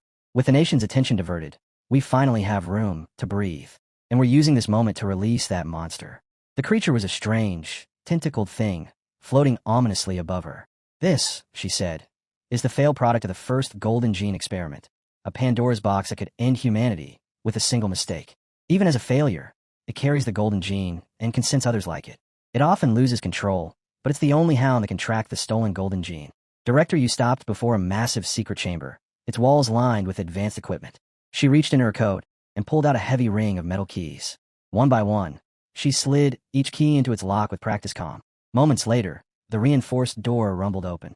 Inside, a gigantic bronze face loomed, its twisted shape slowly coming into view as the chamber lit up. Thick red cables hung from the ceiling, stabbing into the statue's head, as if feeding something inside it. Director Yu walked straight into the center of the chamber. She pulled out a fistful of pills and swallowed them like candy, chewing so hard that bits of the pills bounced off the floor. Her face twisted in agony as the chemicals slammed into her system, stretching her features into something wild. This was the moment she had been waiting for, the moment humanity would meet the nightmare hidden inside the creature. The strange spacecraft tore into existence like it had slipped through a crack in space. Inside its cold metal hull lay a restrained hound, surrounded by rows of raw blood packs. 2 scientist handlers watched it nervously. The bioman stretched its jaws, layers of needle-sharp fangs, and growled for them to keep the ship moving straight toward its chosen direction. A new squad of Terminator folk arrived, and a female scientist stepped forward, addressing their leader as captain. She pointed at the path ahead and asked if the place the hound marked was truly West City. The captain replied with a calm nod. Yes, that West City, the fallen city Long K had been preparing to reclaim. Another scientist tried to lighten the tension, assuring him there was nothing to worry about. Unless the thief who stole the golden gene was a grand master, even a profound-level martial artist would be easy prey for their entire squad. The girl agreed, saying that under the captain's command they had never failed a mission, and as long as they didn't cross paths with Long's first division, they would walk out alive. The captain opened his mic, ordering Eve to block the plane's signal and hack the system into autopilot. Eve answered with steady confidence. She would handle it. Almost instantly the ship lurched, shaking violently as autopilot took over. The scientist stumbled, grabbing onto railings. The girl panicked, shouting that the aircraft was going out of control. And then, before anyone could process the chaos, the captain moved. His fist blurred, and in a single brutal strike, he tore a male scientist's head clean off. The body collapsed with a lifeless thud. The girl screamed, asking when he had become a traitor. Everyone else froze, terror flooding their faces. The captain stared down at them with cold detachment. A traitor? Wrong. He had never belonged to Laserbird in the first place, so betrayal didn't exist here. He told them they could curse him in hell later, but for now, They had to die first. The soldiers begged him to stop, but he waded through them like a reaper. One by one, he cut them apart until the floor was nothing but blood. The hound let out a delighted laugh, thrilled by the massacre. Its maw gaped open, eyes bright with hunger as it asked if it could taste the blood. The captain tore a heart from one of the fallen. He pushed it into the hound's mouth, saying every person here had been a grand martial master. Their hearts were worth savoring. He added that the creature was free now. The hound licked its face with its long lizard tongue, unsatisfied. It demanded more, wanted every last drop. The captain didn't flinch. He muttered that he, a North Baidan secret agent, had somehow ended up feeding a dog. Then he asked what the beast expected next. His gaze drifted across the mangled corpses, bathing the floor in red. Then he opened the hatch and stepped out into the roaring air, saying the hound didn't need any special orders. It just needed to unleash everything inside it. Right here in the land of Zia, Dazia was beginning to reclaim its lost cities, and that resurgence was exactly what North Baidan intended to crush. The captain said he should go as well, because once the hound broke free, even he would be torn apart. He told the creature that the corpses of the Grand Martial Masters would make a fitting first feast after its escape from that prison. Then he stepped out of the hatch and dropped, flames dragging behind him as he plunged from the ship. The moment he vanished, a vicious red aura erupted from the hound. Every blood tube connected to its restraints snapped like threads. The creature laughed, saying it had once been nothing more than a hunting dog that fetched whatever it was ordered to chase, but now it was finally off the leash, free to sink its fangs into anything it desired. People had underestimated it far too long. It wanted to tear everything apart and devour them whole. The final knots binding it loosened as its power surged. One more violent pulse, and all the nails popped out. The metal chains shattered with almost no resistance. Smoke billowed around the beast as the alien biomass hound rose, unrestrained at last. Up close, its open skull and eyeless face looked nothing like a living creature, more like a nightmare sculpted into flesh. It muttered that it needed to finish absorbing the golden gene, achieve its true transformation, and ascend as a god. Then it wanted to see who dared treat it like a dog again. The scene snaps to West City. Sirens screamed across the sky as hovering ships blared warnings for all units to pull back from the bombardment zone. A strike was beginning. Heavy firepower meant to drag the sealed beast out of hiding. The entire city resembled a waking horror. The alarms echoed like the call used when weaker factions sent a dagger squad, led by a martial master, to infiltrate, strike the enemy's core, and decapitate the overlord. Two bombers swept overhead, carpeting the ruins with explosions. Then a towering monster rose up beneath one bomber. It slammed its claws into the aircraft hull and tore it open in seconds. But right as it roared in triumph, something struck it. The beast jerked back, stunned, and on its massive head sat the hound, laughing like a creature born from chaos. It said it wanted to try a different flavor this time. Tendrils burst from the hound's body, stabbing into the giant eagle's flesh. Strange string-like fibers wrapped around its leg, then its entire frame. Within moments, the eagle vanished beneath a cocoon of writhing tentacles. A new shape slowly emerged as the hound absorbed. No, replicated. The creature. It stepped out with massive wings and razor claws. The eagle's traits merged into its own warped form. The six-eyed fiend roared that this genetic ecosystem was unbelievable, that even its injured body could fully regenerate here. It declared this battlefield the greatest buffet it had ever tasted, laughing like a demon let loose. Later, West City lay in ruins. Nothing remained but broken stone and drifting ash. The identity of the destroyer was obvious. The final two bombers spiraled down in flames, smashing into the ground with a thunderous blast that sent another wave of black smoke rolling into the sky. A squad rushed onto the scene. One of them yelled to his partner, Louis, shouting that a plane had just been taken down by monsters, and they needed to hurry before anyone inside died. Louis called him Xiao Zhang and told him to calm down. The monster that smashed the aircraft could still be lurking nearby. But Zhang shot back that Louis was a grand martial master, and this was only the outer zone of West City. No beast out here should be strong enough to trouble her. Their third teammate chimed in, agreeing, and Zhang nodded, saying it made sense. If they were too scared to even investigate the outskirts, they shouldn't dream of venturing deeper into the city's core. Louis finally relented, telling them they could go, but to stay sharp. Then, suddenly, they spotted someone crouching beside a giant monster carcass, casually chewing on its flesh as if it were a snack. Zhang froze in disbelief. Every demonic beast drawn in by the crash had been taken out by this one figure. Louis instantly assumed it must be some deranged martial artist who slipped into the city during the chaos. But when the creature turned its head, all three of them stiffened. It wasn't human at all. It was the hound, now mutated into a demonic humanoid shape with 6 eyes and a twisted, nightmarish face. He looked at them with eerie calm and said the prey had taken the bait. Before anyone could blink, blood-red strings exploded toward them. Zhang reacted on instinct. Drawing his sword, and unleashing a chi wind slash. His blade stabbed into the hound's blood vessel, but the strike slowed halfway, sinking in like it was cutting through thick mud. He hesitated for a single heartbeat. That heartbeat was the end. A massive, deformed mouth ripped open along the wound, rows of jagged teeth snapping shut as it swallowed Jean from the waist up. His scream didn't even have time to leave his throat. The hound's entire body twisted unnaturally, stretching into a long, grotesque living tube. The remaining 3 teammates felt their souls shatter. Jinzhuang screamed that Zhang had been eaten alive, voice cracking from terror.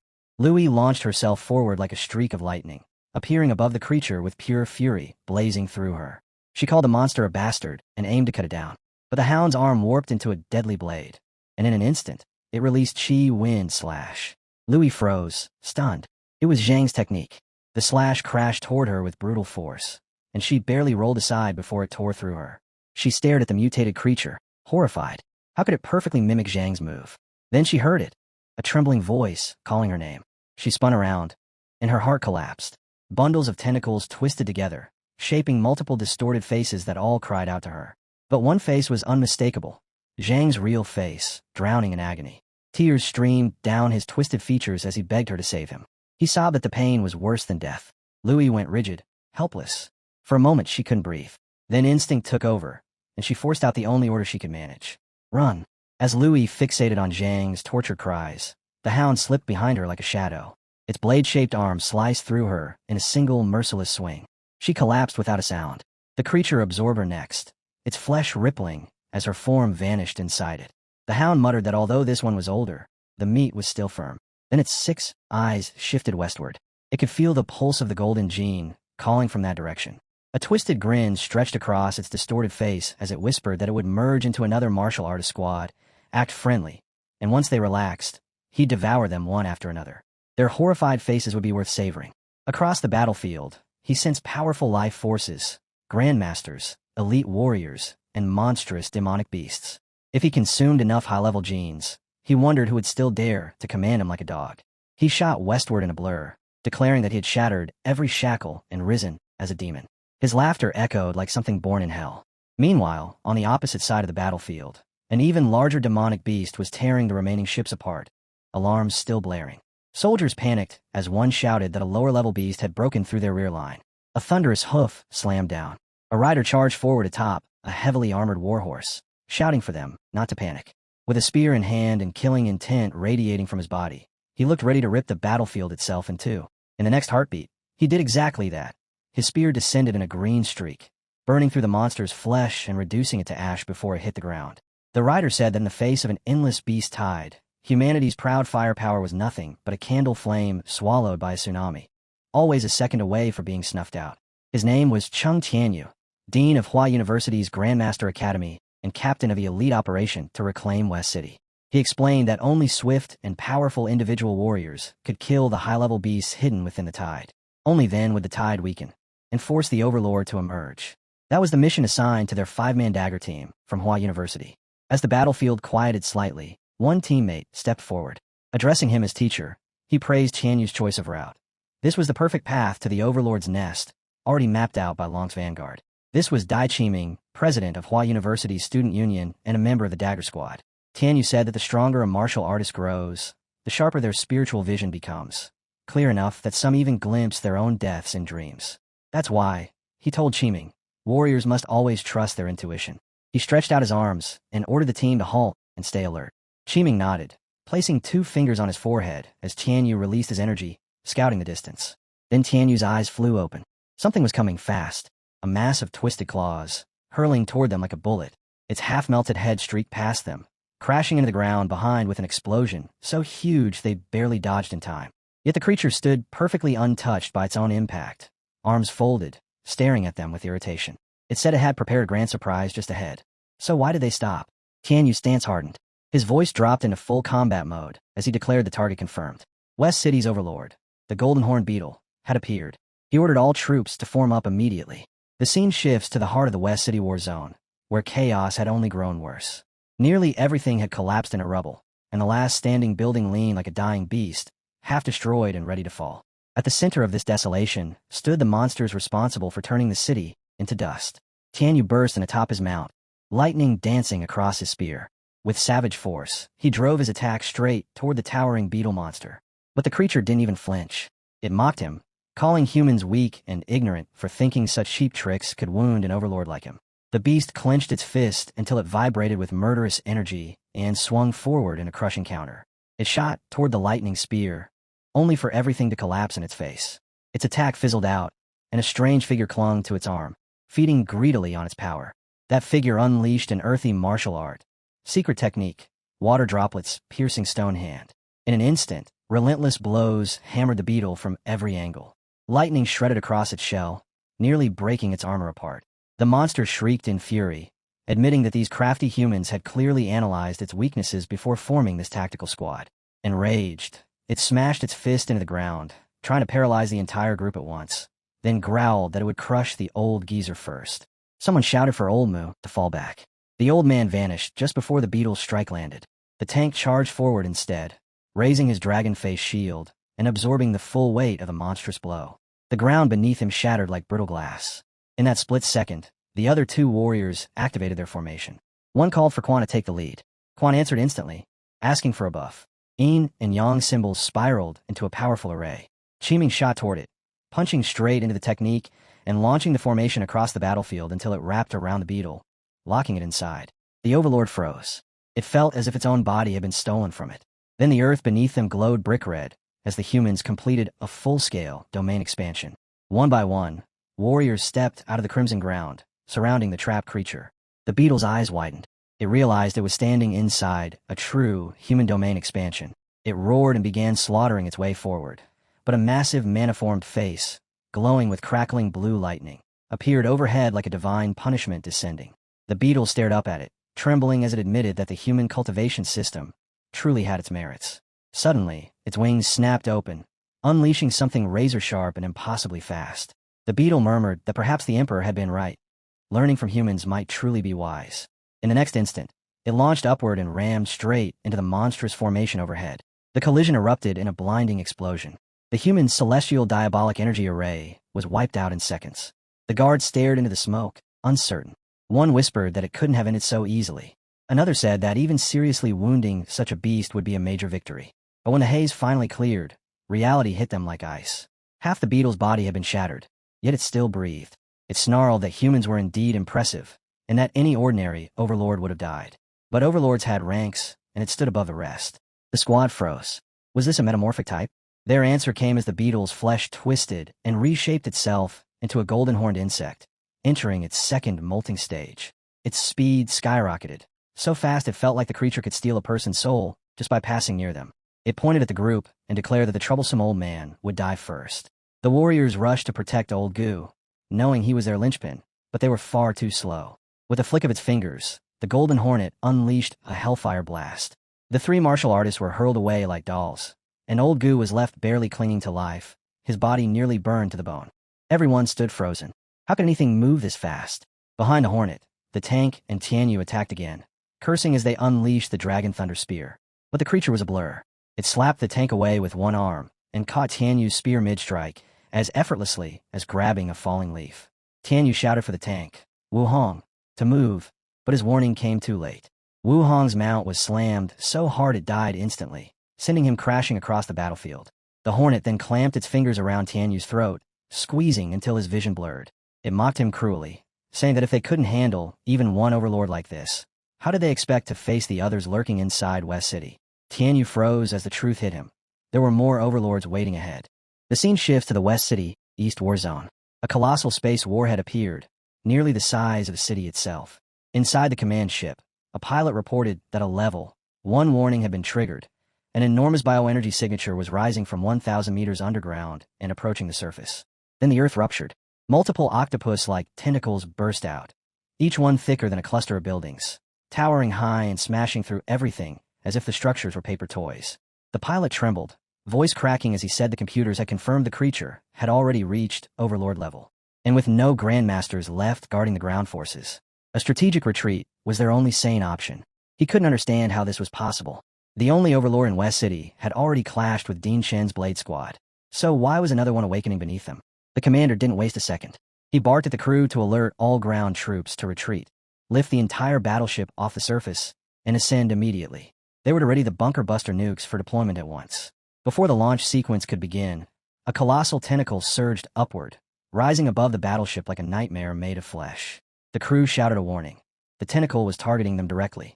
A weapon module deployed automatically, firing a scorching laser beam that sliced the limb clean through.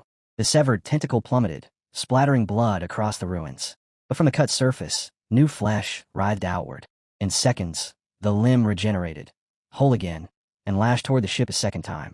The crew shouted that it had already grown back. The captain roared that they had no time left. They had to drop the bunker buster nukes now. They yanked the nozzles down and initiated the launch. Tentacles hammered down, trying to crush the battleship, but the nukes shot past them and disappeared beneath the earth. 3 colossal nuclear eruptions detonated across the battlefield, shaking the sky itself. Smoke billowed upward in towering waves. Adjusting his cap, the captain muttered about the terrifying might of 3 nuclear warheads and prayed that the ground warriors had managed to retreat in time. Then a female pilot went pale. She reported that the Overlord's life signal hadn't vanished. Instead, the tentacles were growing even more frenzied, right in the center of the nuclear inferno. The captain stared in disbelief.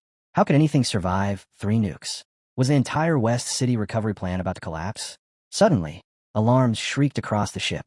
The system announced that Central System Authority had been taken over. The warning repeated, complete takeover confirmed. The commander wondered if Manhwa was behind this. Then a strange voice echoed through the entire system. Calm, steady, and terrifyingly confident. It thanked all warriors in the West City war zone for their blood-stained efforts, and told them to leave the rest to him. The commander froze. Who was this person, and why referred himself that way? Before anyone could process it, the pilot shouted again. An intercontinental ballistic missile had launched directly toward their location. The captain stared at the trajectory. It was an ICBM. A heartbeat later, the missile ripped across the sky with a booming shockwave. It roared straight toward them, moving too fast for any ordinary life form to survive on its surface. Commander George collapsed into his seat, eyes wide, as he noticed something terrifying. The system detected a life signature riding the missile. Clinging to the enormous warhead, almost the size of their battleship, was a single small figure. Not falling, not breaking, standing firm as the missile screamed through the air. The captain could barely breathe. On a projectile moving at sonic speed, a person was standing. And that person, wrapped in a blazing hot combat suit, was none other than their hero. The captain finally understood. There really was a human riding that missile. But even realizing it, he still couldn't comprehend how such a thing was possible. To explain it, the story shifted back a few minutes earlier at Hawaii University. A pillar of light had shot into the sky, not from something striking down, but from the place where their hero was being powered up. Hua, the fully autonomous combat robot, was enhancing him with machine-like precision. She informed him his breakthrough was complete and congratulated him warmly. Then she attached a new device to his arm, a custom nanosuit crafted specifically for him by Long's engineers. The suit wrapped around him like living metal, coating his body in jet black armor with glowing blue eyes embedded across the chest. It gave him a dangerous beauty, majestic and lethal all at once. He asked Hua how long the West City unit had been gone.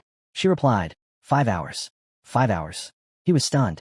Without hesitation, he ordered her to prepare a supersonic fighter jet, then instantly rejected his own idea, saying a jet was far too slow. An intercontinental ballistic missile. Now that would be fast enough. Hua accepted the order without a hint of doubt. He declared he had 2 missions in West City. First, meet the Mad Doctor and reclaim the Golden Gene. Second, kill the Overlord, seize an Overlord-ranked demon core, and take the final step of his evolution. His Emperor General template synchronization had already surpassed 90%. At this point, every core beneath Overlord rank was useless. Even Lord rank cores could only nudge the percentage by tiny fractions. He confessed he had brute forced the synchronization to 99% by burning through resources, consuming Lord rank cores by the dozens, practically draining Hawaii University's entire market. But no matter what he devoured, that last 1% refused to move. Only a higher tier gene, an Overlord-level essence, could complete it. With that resolve burning through him, he launched himself upward. Back in the present, the hero locked eyes on the Overlord. 3 nukes had failed to calm the monster's soul. That meant the last missing 1% depended entirely on this creature. A thrill ran through him. According to the database, the being was classified as the Earth Demon, though he found the name disappointingly dull. He figured the monster would be furious if it knew he thought that, but he didn't care. He spread his arms wide. Instantly, frost bloomed along his limbs. Ice grew out in dagger-like shards, sharper than anything forged by human hands. His arms extended, transforming into enormous, crystalline wings. Then, with a single motion, he leapt off the supersonic missile, diving straight toward the swirling tentacles below. Those massive blades of living ice stretched outward, ready to slice apart, every limb reaching up to claim him. The moment our hero landed, pure chaos erupted, but not on his side. The battlefield shook as every tentacle belonging to the Overlord slammed helplessly into the ground under his assault. The captain and pilots stared, stunned with relief, trying to comprehend what they were seeing. The captain wondered aloud if Hua University had sent a Grandmaster-level reinforcement. His fist tightened with genuine excitement. For the first time, victory didn't feel impossible.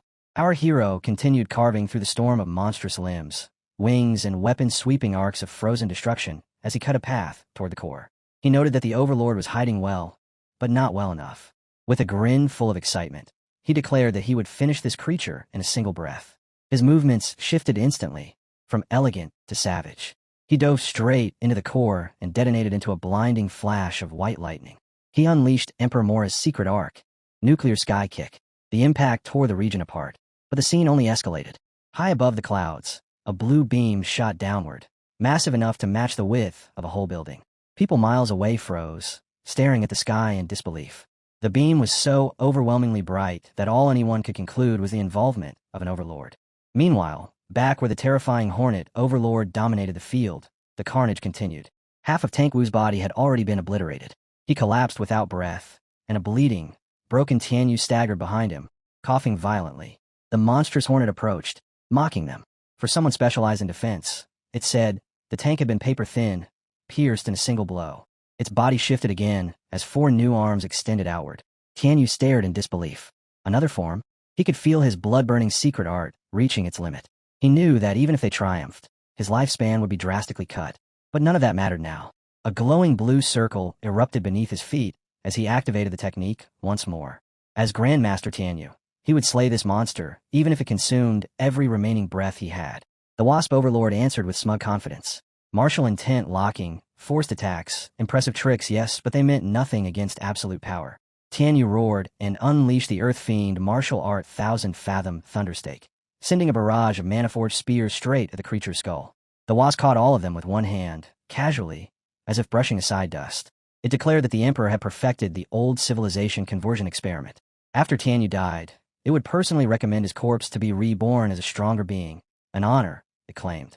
Tian Yu erupted in rage. He vowed to wound the creature so deeply it would never interfere with the West City recovery again. Summoning everything left in his soul, he thrust his spear directly into the remnants of his earlier attack, doubling the force and unleashing a devastating explosion that rippled across the battlefield. But none of it matters. When the dust clears, the Wasp stands completely unharmed. Arms folded, expression almost bored. He says Tian Yu's life-burning technique was annoying, yes, but nowhere near enough. The explosion should have killed him. And indeed, Tian Yu's body crumbles away like ash scattered to the wind. Only the wounded warriors remain, trembling, barely able to stand. The Wasp mocks them, saying that even after burning their life force to prolong their existence, they will still die without meaning. He adds that he only held back earlier because he wanted Tian Yu's corpse intact for rebirth, but the rest of them deserve no such courtesy. They will be crushed into nothing. And then, impossibly, the tank's body regenerates. Wu rises to his feet fully restored, casually commenting that it's surprisingly lively here, and he could feel the chaos from the outskirts of the city. Old Gu stares at him in disbelief. How could Wu possibly be alive? But then Wu looks at his dead horse, and something is horribly, unmistakably wrong. The eyes staring back are not Wu's. They belong to something else entirely. The hound creature that mimics whatever it devours. In Wu's voice, warped and wrong, the creature asks Elder Mu if he died, and then bursts into a chilling laugh. Scales rip apart its back as the warriors recoil in horror. Wu's borrowed flesh bends and twists, and then the thing falls onto the horse corpse, devouring it bone by bone with sickening crunches. When it turns back toward the warriors, they see multiple distorted versions of Wu's face stretching out of a single neck, all whispering in unison that the taste is incredible, that even a Grandmaster's mount is delicious. Eating a Grandmaster next will be even better, and the rest of the warriors look appetizing too. Before it can advance, the Hornet Overlord smashes its head clean off with a single blow. The Wasp grimaces in disgust, and mutters that this creature carries the corrupted aura of the Dark Way Star Aberrant. If aberrants like this roam freely, perhaps it is better for his species to rule the planet. But the mimic is nowhere near dead. A mass of writhing red tentacles bursts from the stump of its neck. Its true form finally pushes through, laughing with wild, unhinged madness. It faces the Wasp with a savage grin and introduces itself as -1, announcing proudly that it intends to eat the alien Overlord. The wasp stays unimpressed, calling it nothing more than an overconfident idiot. The instant -1 stepped in, the raised leg whipped across space and crashed into him with a curved kick. It looked effortless, but the impact spun -1 like a toy, his body twisting wildly through the air. Before he could even hit the ground, a second strike slammed into him and hurled him straight into a shattered building a few meters away with a thunderous crash. And yet -1 only laughed, urging Ihi to strike harder. Death meant nothing to him. He wanted to burrow into Ihi's mind and live there as a nightmare. His flesh suddenly softened and burst apart, spraying foul dark red chunks that dissolved midair. In an instant, his body melted into a massive crimson tide that surged outward and swallowed the ruined building whole. Atomic energy condensed in Ihi's palm, swelling into a blazing sphere. Watching his opponent spiral deeper into madness, he laughed. This was the first time he had faced someone even more unhinged and arrogant than himself. But to him, this frenzy was a mistake. A larger target was simply easier to erase. Activating Diora's secret technique, he unleashed the Imperial Atomic Blast. A pillar of azure energy tore forward and lit up the sky above West City. From a distance, Dai Chi Ming watched in stunned silence, struggling to grasp what he was seeing. The Grandmaster's speed and power shattered every limit he understood. Even elite experts would falter at this level. Yet none of them recognized that strange azure fluctuation. Still, relief spread among them. Whoever this mysterious figure was, he stood on their side. With a monster like that leading West City's recovery, they could breathe a little easier. Back on the battlefield, the blue atomic torrent carved a straight path of destruction, vaporizing every structure it touched and engulfing -1 entirely. Or so it seemed. Through the fading glare, the grotesque figure reappeared, mocking Ihi's effort as meaningless. No matter how devastating the attack, it could not kill him. He could divide without limit. The nuclear force ripping through his body did not end him. It fueled him. His cells split faster than the atomic energy could disperse, multiplying in a frenzy. Cackling wildly, -1's form fractured into several faces, each one grinning as if to hammer the truth into place. He felt a wave of disgust. Thanks to his peak compatibility with Diora, his chi and blood granted him an extraordinary awareness. He could not track every cell like a microscope, but he could sense the pattern. -1 was evolving in real time, reshaping himself to resist the atomic energy. As the creature hovered before him, laughing and taunting, Ihi's suspicion hardened into certainty. This was a being built for endless evolution. That was his authority. And no matter how overwhelming Ihi's power seemed, -1 believed the end was inevitable. He would outgrow every attack, close the distance, and consume him whole. He could clearly sense how terrifying the genes inside Ihi's body were. Compared to those supreme genes with the Overlord-level being he had devoured not long ago, they now felt pale and worthless. What he could not understand was why he still stood beneath Ihi. As the ultimate devourer, he had consumed countless life forms, refining ever more perfect genes and bloodlines within himself. By all logic, he should have surpassed anything alive. Yet the man before him shattered that expectation. The truth was simple. He was facing someone who had cheated the very rules of existence. Irritation twisted into hunger. -1 decided to swallow Ihi alive. His dark crimson cells multiplied explosively, merging into a colossal, oscillating mass. It rose and folded into a monstrous tsunami that surged across the battlefield, as if the world itself had tilted. The wave rolled forward with violent force, staining the sky and devouring everything in its path as it rushed straight toward Ihi. At its crest, a gigantic mouth split open like a blood-filled abyss, its interior churning like a grotesque grinder of flesh.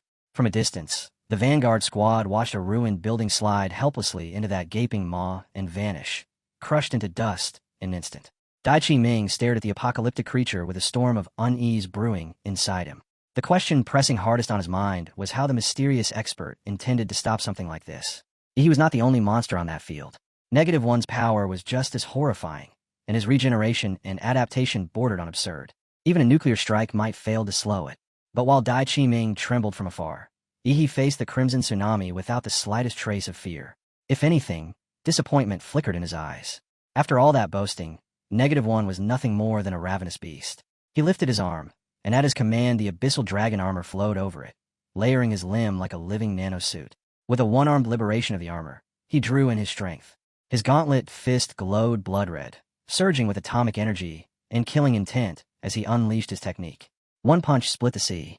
A massive azure fist materialized and crashed downward, radiating a suffocating pressure that rivaled the devouring wave itself. The impact thundered across the battlefield as the strike tore through the crimson tsunami and squeezed the surrounding space until it warped. The dark flood ruptured instantly, ripped apart by the blue beam as it detonated from within. A huge portion of the mass was obliterated in a single blow, and -1 convulsed in searing agony. The slimy red membranes recoiled, twisting and shrinking as they separated into fragments before dragging themselves back together into a mangled heap. The endless expansion had stopped. -1 tore himself free from the wreckage, disbelief etched across his distorted features. He could not grasp how Ihi's power had suddenly risen to such a monstrous height. This was only the beginning, and now it was Ihi's turn to answer with mockery. He stated plainly that his strength would always eclipse that of the so-called ultimate devourer. The words struck deeper than any blow. -1 could provoke endlessly, but he could not endure being mocked. Rage twisted his features as he activated a gene ability stolen from another beast. Within 100 meters, the air boiled like molten magma, announcing the awakening of atmospheric fury. Violent shock waves ripped outward, tearing through the space like an invisible blade. The ground convulsed in rolling tremors as the surrounding air erupted like chained vacuum bombs, detonating so densely it felt suffocating. A final explosion blossomed and hurled shock waves for miles. At the center of that devastation, a golden sphere wrapped around Ihi. Not a grain of dust touched him. He stood perfectly still while everything else was erased, calm to the point of indifference. With deliberate slowness, he brushed an imaginary speck from his shoulder. When his eyes settled on -1, contempt filled his expression, and a cold smile traced his lips. He asked if that display truly represented the peak of his power. In the distance, the fused remains of the crimson mass loomed like a grotesque monument towering over the ruins. Then the battlefield snapped back into motion. Enraged, -1 hurled himself forward and unleashed a storm of attacks. Acidic elbows sliced through the air, molten strikes crashed down like burning mountains, and lightning lashed out in a furious five-fold whip. None of it left a mark. He did not even bother to evade. He absorbed every strike without shifting an inch. Disbelief flooded -1's mind. He could not understand what kind of existence he was facing. He had devoured endlessly in pursuit of perfection. How could he stand beyond even him? Desperate, he unleashed another technique. His ultrasonic roar drained his reserves and exploded outward as a colossal sonic maelstrom. The battlefield was shredded by the screaming wave. Yet within the storm, Ihi stood relaxed, as if savoring a gentle breeze. His voice cut through the chaos, asking whether -1 considered these meaningless attacks a joke. The irony settled heavily between them. The claim -1 had made earlier now returned to him. No matter how he struck, he could not kill the man before him.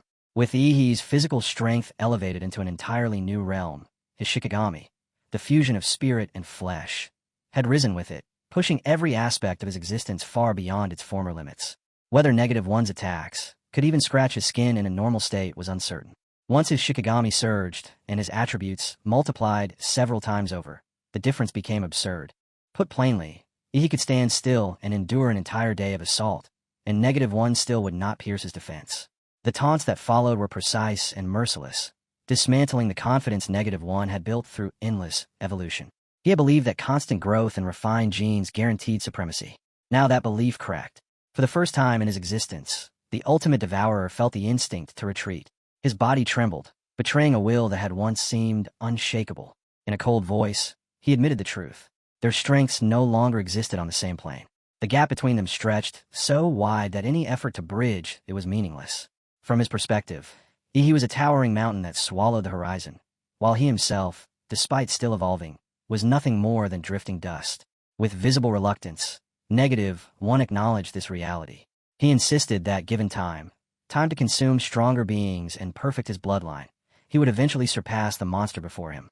Yet even as he spoke, his voice weakened. He understood the opportunity had already slipped away. Regret and fury churned within him as he remembered the collapse of the Golden Gene's aura. Had that refinement not been interrupted, he could have confronted Ihi from a superior state and avoided this humiliation. Accepting that further battle would only lead to pointless destruction, -1 conceded that he had found no way to kill him. He even recognized Ihi as a perfect being equal to himself in principle. Since neither could eliminate the other, he proposed an alliance. He would abandon any claim on West City and the entire nation, turning his ambitions instead toward distant lands like the Northern Bond Federation. Such expansion, he argued, would conveniently balance global power in Ihi's favor. He painted a grand vision of division. The Blue Star would be split in two, -1 ruling the northern continent, Ihi commanding the eastern and western lands. He even promised assistance. If granted a single drop of blood from the world's strongest figures, he would engineer a toxin capable of erasing Ihi's enemies. As the devourer rambled, speaking as if dominion were already secured, Ihi answered with silence. Irritation sharpened his gaze. He raised a single finger. The simple gesture unsettled -1, who demanded its meaning. A second finger joined the first, forming a clear sign. 10 minutes. If -1 still breathed after that span, Ihi would surrender his own name and live as his hound. The implication struck like a blade. Realizing he was being openly mocked, -1 erupted in a furious roar. He answered with pure indifference, calmly counting down the minutes as if nothing else existed. Every passing second carried weight. -1 leaned back and spread his arms wide, his face twisting into a grotesque grin as he mocked the idea of death. It was a concept that had always slipped past him. Even if he desired it, he claimed he could not die. Every cell in his body was frantically driving itself toward further evolution. Before he could revel in his boast, Ihi appeared at his side without warning. The sudden proximity sent a jolt of shock through him. Leaning in close, Ihi murmured that he simply wanted to test that claim. Without waiting for a reply, one arm snaked around -1's body and locked him in a crushing embrace. The next instant, they blasted into the sky like a meteor ripping open the heavens. High above the ground, -1's body smashed into a building and scraped violently along its walls as they ascended. Torn flesh regenerated almost instantly, and manic laughter spilled from his mouth. He insisted these futile strikes meant nothing, but his arrogance was premature. He dragged him higher, punching through layers of cloud and climbing toward the thinning air and biting cold. A flicker of panic crept in -1's voice as he demanded to know if he planned to cast him off the planet. He stubbornly argued that even absolute zero and cosmic radiation would fail to kill him and would only hasten his evolution. Once he reached that state, he swore he would wipe every trace of life from Blue Star. At a staggering altitude, with the planet sprawling far below and the cosmos stretching endlessly around them, he seized -1 by the head. Their figures hung small against the void, a battlefield free of witnesses and safe from harming West City. He leaned closer and whispered a truth that sent a chill through -1. At this distance, he said, -1 had lost contact with his countless derivative life forms scattered across Earth. The immortal confidence on -1's face shattered the instant he heard those words. His body trembled as he demanded to know how he had discovered it. His true form was never as invincible as he pretended. If it were, he would never have been captured and sealed away by Laserbird. He was undeniably hard to kill, but each regeneration burned through his life energy. With every revival, that reserve diminished and weakness crept closer. In the clash with Ihi alone, he had already spent nearly 30% of it. The energy stored within him rivaled that of several ordinary overlord beasts, yet it was still finite. His real advantage did not lie in endless resurrection, but in the fragments he had shed. From the head shattered by the overlord golden-horn beetle to the countless tissues blasted apart during his fight with Ihi, every severed piece retained activity. These detached remnants continued to live and function even after leaving the main body. Those scattered fragments did not die. They slipped into dormancy. The instant -1's main body exhausted its life energy, the backup consciousness hidden within those fragments would awaken and trigger and substitute resurrection. The flaw was range. His divided consciousness could only function within a limited distance. When asked how he uncovered the secret, he answered simply that he was superior. In truth, he had traced the faint links between the severed pieces and the core body through his life magnetic field. By watching the battlefield shift and measuring the tension of that connection, he calculated its limits. At that moment, -1 possessed only a single remaining life. If the main body fell, there would be no return. Color drained from -1's face. Terror locked his muscles as the implication settled in. He could not afford to die. Death now meant permanent darkness. Desperation snapped his restraint. His body detonated outward, shredding into countless fragments. This was his final insurance. He gambled that he could never capture every piece, and that a single scrap slipping back into range would secure his survival. He asked calmly whether this was the fear of death finally surfacing. A thunderous shockwave answered. Before -1 understood what had changed, Ihi's form expanded violently, swelling into a towering 10-meter giant. Against those colossal hands, the scattered fragments were no more than drifting dust. -1 spat curses, stunned that his opponent could enlarge himself at will. In this monstrous form, he did not need to chase every particle. He only had to close his palms. The fragments were trapped at once. When -1 demanded to know his intent, the giant hands pressed together and ground slowly, deliberately crushing every piece. Flesh compacted under relentless force until all that remained was a single writhing mass. He offered no reply to the frantic questions. Only when -1 realized the truth did panic sharpen into fury. He called Ihi a fool, warning that consuming him would invite destruction from within. The warning changed nothing. He opened his mouth and swallowed the compressed mass in one motion. Laughter burst from -1.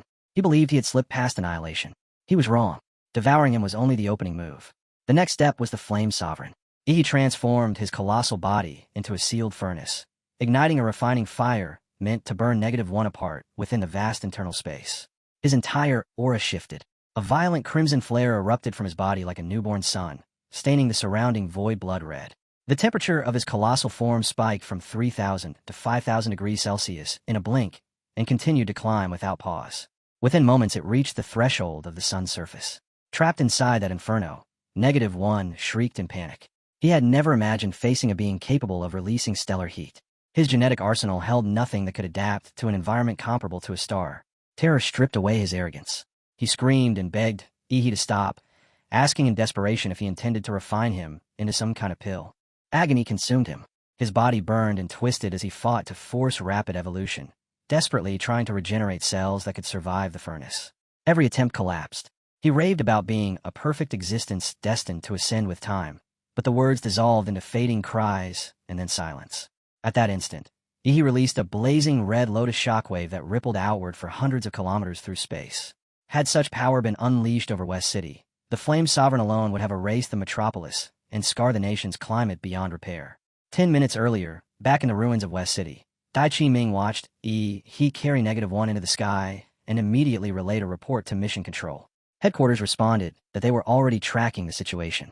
The monstrous presence tied to the West City war zone had vanished and was being successfully eliminated. Confirmation followed that every overlord in the area had been killed. Relief settled over Dai Chi Ming as the weight of the battle lifted, but curiosity replaced it just as quickly. The mysterious powerhouse had turned an impossible campaign into victory. Without that intervention, retaking West City would have bordered on fantasy. He requested the identity of this savior, intending to offer thanks in person if secrecy allowed it. The reply stunned him. The individual was currently residing at Huada University. Dai Chi Ming assumed it must be a dean or a hidden professor and pressed for clarification, certain he would recognize the name. Instead, he learned the truth. The powerhouse was a student. As student council president, he prided himself on knowing the elite talents of the university, yet he had never encountered anyone wielding such brilliant and devastating azure energy. He also knew that no one in his cohort had reached the Grandmaster realm before him. The final detail struck like a blow. The student was 3 years his junior, a first year. At that exact moment, the sky erupted in a wave of terrifying heat, a brutal testament to the destruction of Ihi's Red Lotus. The view snapped back to space just as he dove straight down, tearing through the atmosphere at a monstrous speed, his body blazing like a comet crashing toward Planet Blue Star. Music. While falling, he grumbled that -1's form and flavor were both disgusting, and to make matters worse, the Flame Sovereign's heat had burned his nano battle armor to nothing. With no patience left, he chose to tap into -1's abilities. He stretched his mouth open, and in music, an instant, living tendrils slithered out, multiplying at a frightening rate and wrapping around him until his entire body was sealed inside them. Apparently, the fusion of his advanced vampire lineage with the God Template's evolutionary power let him absorb and refine -1's genetic traits. The dark red biomass it granted him could mimic clothing and simultaneously restore the damage his body had suffered in the Flame Sovereign state. Calling it a repair almost felt inaccurate. It was closer to a total upgrade. He sensed he could reshape his own form at will, like editing a character in a creation interface. Once the dark red biomass fully merged with him, Ihi's physique underwent a complete transformation. His resistance to heat, his capacity to store and channel energy, even his bones and nervous system all leaped beyond anything he had previously experienced. Outwardly, he looked unchanged, yet at the microscopic level, the difference was nothing short of revolutionary. Satisfaction flooded him, a sensation so intense that language barely captured it. In his judgment, this newfound power rivaled a high-tier template. Meanwhile, the perspective cut to the North Brighton Federation's military command center. Inside the base, the Union Army General of North Bayonne, General Duller, visibly trembled as satellite footage displayed a blinding red shock wave, erupting without warning. Demanding an explanation, he listened as the federal supercomputer, Eve, reported a violent high-energy reaction at the boundary between the stratosphere and thermosphere above West City of the Daxia Kingdom. The blast had spread across 600 kilometers and carried force comparable to a nuclear detonation measured in tens of millions of tons of TNT. The general swore under his breath, unable to comprehend why such chaos was unfolding during Daxia's recovery operation. A technician then announced that Eve had identified a life signature at the heart of the explosion. Shock hardened the general's face. He insisted that a blast of that scale should have reduced even a grandmaster to dust. then ordered the satellite image enlarged to uncover what absurd stunt the kingdom was pulling. As the picture sharpened, a young man clad in leather appeared, suspended calmly in midair, his aura surging like a living storm. Realizing the figure was likely still a teenager, left the general stunned. Then the young man's eyes snapped upward, his piercing stare locking onto them across the vast distance, meeting the satellite beyond the planet itself, and in a voice filled with authority, he demanded to know if they were spying on him. The view widened to reveal the full expanse of the North Brighton Federal Military Command Base, a cold fortress bristling with surveillance. Then, music. The perspective snapped back inside just in time to see him brazenly flip the entire base the bird. Yet General Dullard barely reacted to the insult. His mind was locked on a far more disturbing question. How had this young man detected them when their satellites were stationed in outer orbit? He barked an order for He's identification at once, already suspecting that the Great Daxia dynasty had produced a fourth national grandmaster. Before anyone could respond, He's eyes ignited with a vivid azure glow, and panic rippled through the overweight general and his staff. As Dullard muttered about what the boy intended to do, a subordinate urgently shouted that their satellite was registering an energy spike climbing at a horrifying pace. On the live feed, a blinding azure beam tore through layer after layer of Earth's atmosphere and slammed straight into the satellite, erasing it in a single flash. After annihilating the device, he sneered coldly at those cowardly spies in the north. With their eyes in the sky reduced to debris, he noted with satisfaction that Demora's template was finally operating at full capacity, and that music, the reach of his life magnetic field, had swelled into a colossal domain large enough to envelop the entire planet.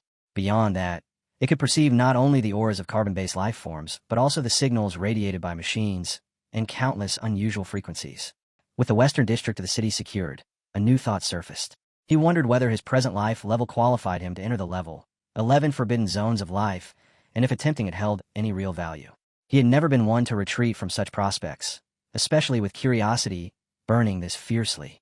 He unleashed his life magnetic field and stared down at the world as if peering into endless space, an invisible wave of perception radiating outward from his body. In a heartbeat, the field blanketed an entire province and continued expanding at an astonishing rate. Data surged into his mind like a flood, but -1's dark red biomass filtered the torrent automatically, preserving only what mattered and assembling music, a detailed three-dimensional map of the globe within his awareness. Through it, he observed the cities and infrastructure of Great Daxia in crystal clarity, every reclaimed district laid bare. Then Ihi's eyes narrowed and locked onto a distant point, as his dark red biomass extended toward the fallen city of Guanshan, which had music, transformed into an S-grade secret realm.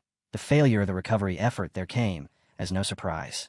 In his perception, Guanshan resembled a perfect black void, a place where even humanity's mightiest martial artists stood powerless before the S-grade anomaly. If that city resisted all probing, he wondered how the other forbidden zones would respond. Despite the vast strength he now wielded, he understood he remained far from the absolute summit of martial power on planet Blue Star. Even so, he had merely stepped onto the threshold of humanity's highest echelon by borrowing Demora's legendary authority and strength. Setting Guanshan aside, his life magnetic field kept spreading without pause, carrying his perception across all of Great Daxia and deep into the eastern continent of Azeroth. It rolled past the vast Great Eastern Ocean, swept over the North Brighton continent, crossed the frigid northern seas, but his focus abruptly stalled over Little East Island, where the ruined Sun Palace loomed atop Mount Fuji.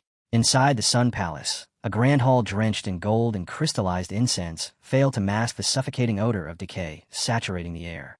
Behind a thin music curtain shielding a 20-meter dragon bed, a skeletal giant coughed violently, and the three maids in attendance immediately bent in reverence. From behind the ornate veil, an enormous arm, thicker than any maid's torso, stretched outward. Its flesh was shriveled like rotting timber and scarred with necrosis. Accompanied by another hoarse cough, the figure demanded his medicine. Once the maids withdrew, the being on the dragon bed rasped in disbelief that a perceptive force had extended into the nation's south-central domain. The hidden colossus pondered which powerhouse could possess such reach. Was it the cunning old fox Jingwen from the Great Sea, or Charles of the Western Continent? Or had someone finally noticed his near century of seclusion and come to test him? He muttered about hastening the refinement of the divine artifact and waiting for his ascent into the legendary realm, convinced that the day of his rise would mark the beginning of his dominion over the entire planet Azeroth. Meanwhile, on the western continent within the divine capital of the divine descent theocracy, the colossal 1,000-meter statue towering above the holy city displayed an ominous sign. Worshippers collapsed to their knees, crying that the true God had revealed itself, that prophecy stood proven, and pleading for mercy upon their gravely ill families. At that instant, a figure stepped into existence before the monument, as if emerging from empty air, asking in a measured tone whether that arrogant gaze had stirred the supreme being. The statue's brow twitched, releasing a peculiar fragrance. A fissure split its forehead and fresh blood trickled out while its mouth stretched open into an unnaturally wide, grotesque grin. Calmly, the young man pressed a goatskin inscribed with sacred scripture over the statue's upright, gray-yellow eye. The eye trembled once, and the immense structure froze solid.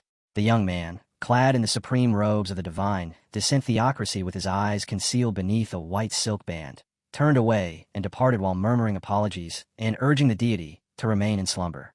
The view then shifted toward the restless waters bordering the Azure continent. A colossal icebreaker carved a silent path across the frozen sea. Inside the wheelhouse, the helmsman sensed a presence descending from above and hesitated, wondering if that distant gaze belonged to Yi. The man steering the vessel, a silver-haired figure with cold crescent pupils, was the Moon Nightmare Barrows. This parasitic higher intelligence studied the sensation with quiet amazement, stunned by how rapidly he had evolved in such a brief span. Such growth defied everything he had anticipated. Barrows lowered his eyes to his pallid hand, fissured like shattered porcelain, and silently cursed Qinglong for the blow that had crippled his vessel and dragged out his recovery. Even so, he resolved to seek Yi the moment he departed this region. With steady hands, he guided the ship into a dense gray mist blanketing the icy Oceania, a fog born of a chaotic age beyond which stretched the continent ruled by the second ancient demon, a being that had remained motionless since its emergence. From Yi's elevated perspective, his life magnetic field spanned the planet and exposed no fewer than a dozen regions resembling Guanshan City, zones that manifested as void-like pits swallowing his perception whole. Some presences within those depths even attempted to follow the trail of his signature and anchor onto his position. A faint smile tugged at his lips as he acknowledged how immeasurably deep planet Blue Star remained, crowded with concealed masters and grotesque entities beyond ordinary comprehension. Just as he prepared to retract his awareness, a frail mental current pierced his senses from the summit of Kunlun Mountain. Though fragmented, he instantly recognized the voice as Principal Shi Jingwen. Through the broken transmission came an urgent warning to beware of Fu Hongsheng, along with a grave trust placed in him to safeguard Great Daxia. The message struck Yi with a chill of dread. He kept the magnetic field active and sharpened his focus, chasing every flicker of that fragile signal. Its origin was unmistakable, the peak of Kunlun Mountain. He struggled to understand why Principal Shi Jingwen would caution him against Fu Hongsheng, a national warrior believed to be secluded while recovering from severe injuries. What disaster had unfolded atop Kunlun Peak? He immediately summoned Manhua and ordered it to trace Shi Jingwen's signal. After an exhaustive sweep, Manhua Music reported that no active signal could be found. Jaw tightening, his expression darkened as he requested the status of Qinglong, the dragon bird of Great Daxia. Yet Qinglong's signal was absent as well. Manhua then reviewed his last recorded journey and revealed that his destination had been Death Valley on Kunlun Peak, with the purpose of the trip left undisclosed. Hearing this, unease settled heavily in his chest as he concluded that the two were likely in the same location, and that this crisis had erupted at the most critical juncture of Daxia's recovery plan. At this point, the three national grandmasters defending Great Daxia could no longer be relied upon. One had disappeared in Guanshan, and the other two had vanished at Kunlun Mountain. A cold tension coiled in his chest, heavy with dread. If Fu Hongsheng had truly betrayed them, then everything was about to collapse. Igniting atomic energy beneath his feet, he launched forward at terrifying speed, his thoughts spiraling through grim possibilities. If Shi Jingwen and Qinglong were gone and Fu Hongsheng had defected, then the highest pillars of Great Daxia's combat strength had effectively been erased. At the same time, the massive recovery campaign was still underway. Reclaiming the fallen cities would inevitably bleed the Daxia kingdom dry, inflicting severe casualties, and the downfall of the Daxia dynasty would invite every suppressed nation to surge forward with ravenous ambition. Without supreme combat power to deter them, Daxia had stepped into its most dangerous era. One mistake would be enough to trigger encirclement and partition by hostile powers on all sides. Death Valley on Kunlun Peak was a twisted forbidden zone capable of suppressing martial artists and magical beasts alike. It constantly birthed secret realms that promised immense rewards wrapped in lethal danger. Yet clashes between grandmasters could tear apart mountains and oceans. If Principal Shi Jingwen and Qinglong had truly joined forces against Fu Hongsheng, Kunlun Peak should have already been reduced to a shattered basin. Instead, there wasn't a trace of large-scale destruction. His expression tightened with unease. The only remaining course was to track down Fu Hongsheng directly. But if Fu Hongsheng was an enemy, revealing himself would be reckless. He swore under his breath, frustrated that intricate strategizing was never his strength. Combat was where he excelled. As he streaked past the warped gates of scattered secret realms below, he kept returning to a single conclusion. Becoming stronger was the only viable answer. He had already pushed his 3 templates to their limits. His achievements, as the top student of his grade, and the recapture of West City were enough to secure 2 additional templates. Beyond that lay the Golden Gene, an extraordinarily rare strand carrying dormant power, capable of mutations and evolutions far beyond conventional limits, which the Mad Doctor should have unlocked by now. If the Great Dynasty truly lacked protectors of sufficient might, then he would simply have to rise and assume that role himself, becoming the supreme guardian of the Daxia Kingdom. The scene shifted to his next destination, a shattered commercial complex in western West City. He descended and walked into the ruined structure, dark red tendrils swaying lazily behind him. After stepping inside, he remarked in a cool, detached voice that the environment was a complete mess. Sweeping the area with his senses, tapped into his bloodline link to verify that his target was still concealed somewhere within the building. Whoever was had hidden with remarkable care, as though desperately trying to avoid being found. Without warning, the upper floors exploded outward as a colossal azure beam ripped through the already shattered structure. A heartbeat later, he followed it down like a falling meteor, striking the ground hard enough to kick up a rolling cloud of dust. As the haze settled, and he steadied himself, a grotesque figure loomed ahead. It resembled an oversized worm, its cavernous mouth crammed with dense gray teeth, while stubby, swollen arms writhed grotesquely around its jaws. Against his present power, the monster registered as nothing more than clutter. He lifted a hand wrapped in blazing blue light, his eyes turning glacial as they fixed on the abomination. The killing technique, known as mental slash, fell in a silent stroke, and the creature was split into jagged halves before it could even react. Green blood burst outward in a violent spray, the sheer volume of it flooding the floor in a nauseating wave. From that viscous pool, something stirred.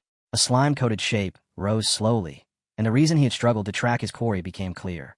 The Mad Doctor had been hiding inside the beast. The man crawled free, drenched in sticky green gore.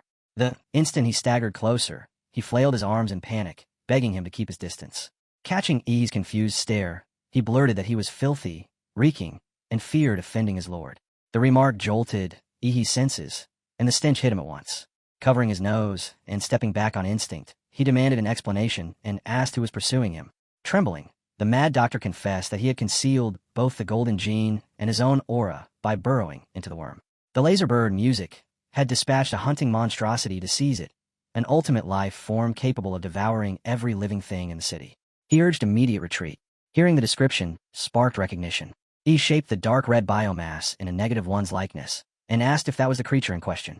The Mad Doctor's face drained of color as he confirmed it, then stared in stunned disbelief, realizing his lord must have consumed the monster. He stated calmly that he had handled it and refined the ugly thing. Inwardly, he rejected crude words like eat or devour. Refine was more fitting. The Mad Doctor dropped to the ground in full prostration, like a subject before a monarch. Startled, he cut him off and rebuked the antiquated display, ordering him to hand over the Golden Gene.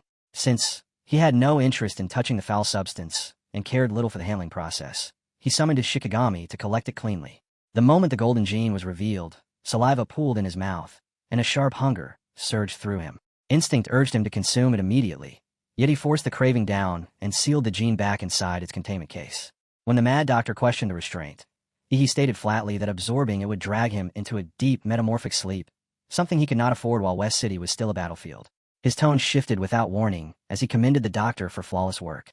In the same breath, his hand shot forward and pierced the man's chest, channeling music strands of red-black matter into his body to safeguard this rare asset. The Mad Doctor, confused yet reverent, stood frozen as the substance coursed through him.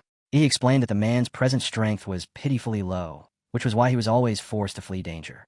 -1's red-black biomass would enhance his brain and carried power that bordered on the incomprehensible. He withdrew his hand and unfurled Demora's dorsal plates from his back. Without a flicker of hesitation, he gripped the radiant blue structure and tore it free with a blank, music expression. He placed the severed piece into the Mad Doctor's trembling hands and identified it as his crystal spine, warning that whatever strength could be drawn from it depended entirely on the doctor's capability. Cold sweat streamed down the mad music. Doctor's face as gratitude overwhelmed him. Choked with emotion, he broke into sobs and swore to repay the gift with an empire of his own making. He paused, mildly surprised he had never realized how sentimental the man was. He turned away and ordered him back to work. The Mad Doctor wiped his tears, forced his feelings down, and accepted the command with solemn resolve. When Ihi's sharp features and familiar sly smile came back into view, he remarked that the monsters infesting West City were still far too unruly. A citywide purge was overdue. On the eastern front of West City, the martial warriors were arriving at a staggering conclusion. The Overlord beast was dead, and the feral tide it commanded had collapsed into total disorder. With the two sovereign-class beasts eliminated, the Lord-level creatures spiraled into frenzy, slaughtering one another, and turning the battlefield into a gruesome chaos. At the same time, the martial forces pressed in from every direction, shouting encouragement as they advanced to wipe out every remaining monster. Yet amid the carnage, scattered beasts fled into the city's shadowed alleys. As the warriors prepared for brutal close-quarters combat, Manhua's icy voice cut through the comms, demanding that the inner city be turned over to him. The entire formation stalled.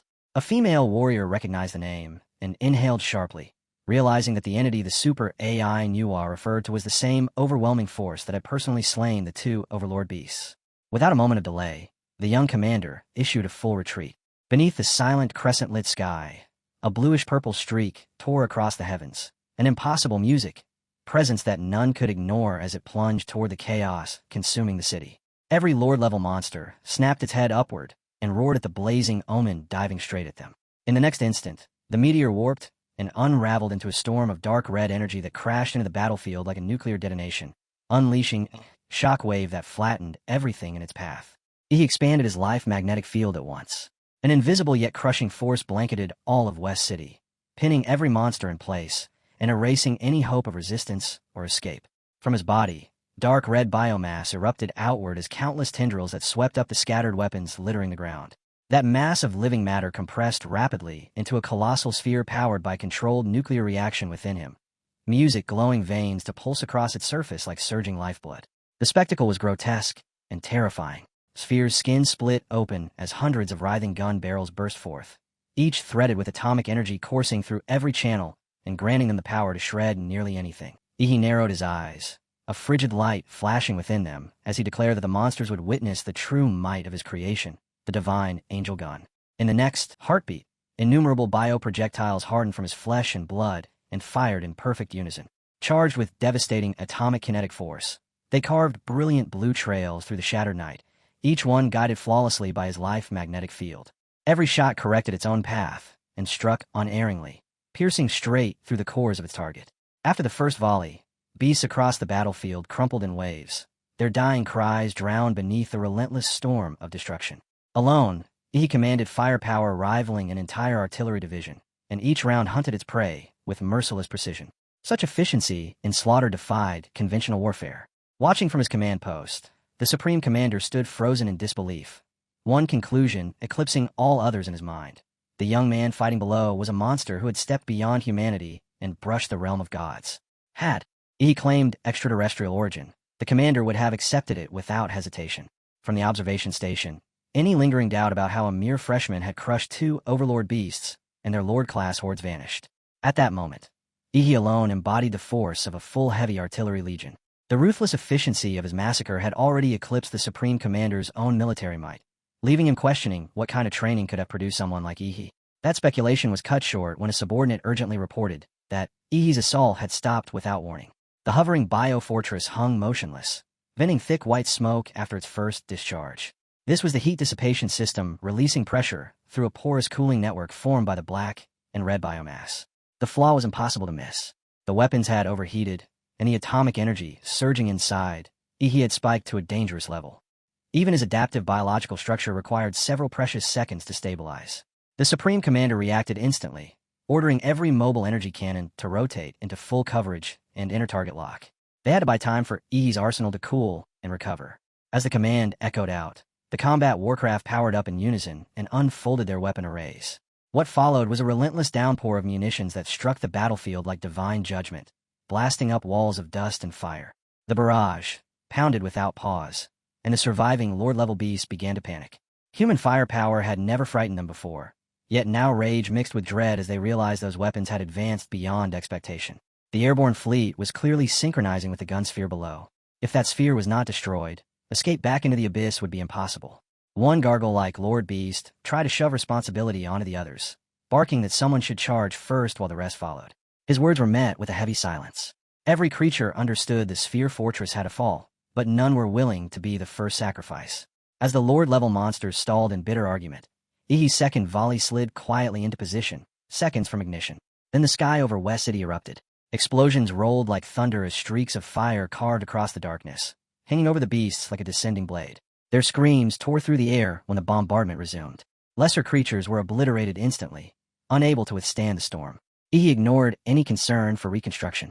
As a martial warrior, he knew that without overwhelming force, countless soldiers would die in savage street fighting. The Lord-level strongholds were targeted with priority, because those thinking, panicked beasts had to be erased quickly if the hive was to collapse. The assault continued without mercy. Even the underground nests were pierced by earth-burrowing missiles that denied the enemy any refuge. Then, as abruptly as before, the gun sphere fell silent. After 2 devastating purges, West City's streets were carpeted with torn carcasses. Thick white smoke kept spilling from the biosphere as it struggled to cool. A Lord-level beast finally snapped, unleashing a furious roar and charging forward. Its intent was clear: destroy the weapon sphere during its reconfiguration window. If they failed now, none of the remaining beasts would leave the city alive. Those words snapped the stalemate. Every beast surged forward at once, and a monitoring technician immediately shouted that the city was spiking with extreme high-level energy fluctuations. His display showed more than 20 Lord-level creatures clustering together, howling in unison as they launched a suicidal charge straight at the sphere fortress. Down below, the martial warriors felt their blood run cold as the entire Lord-class force stormed the field.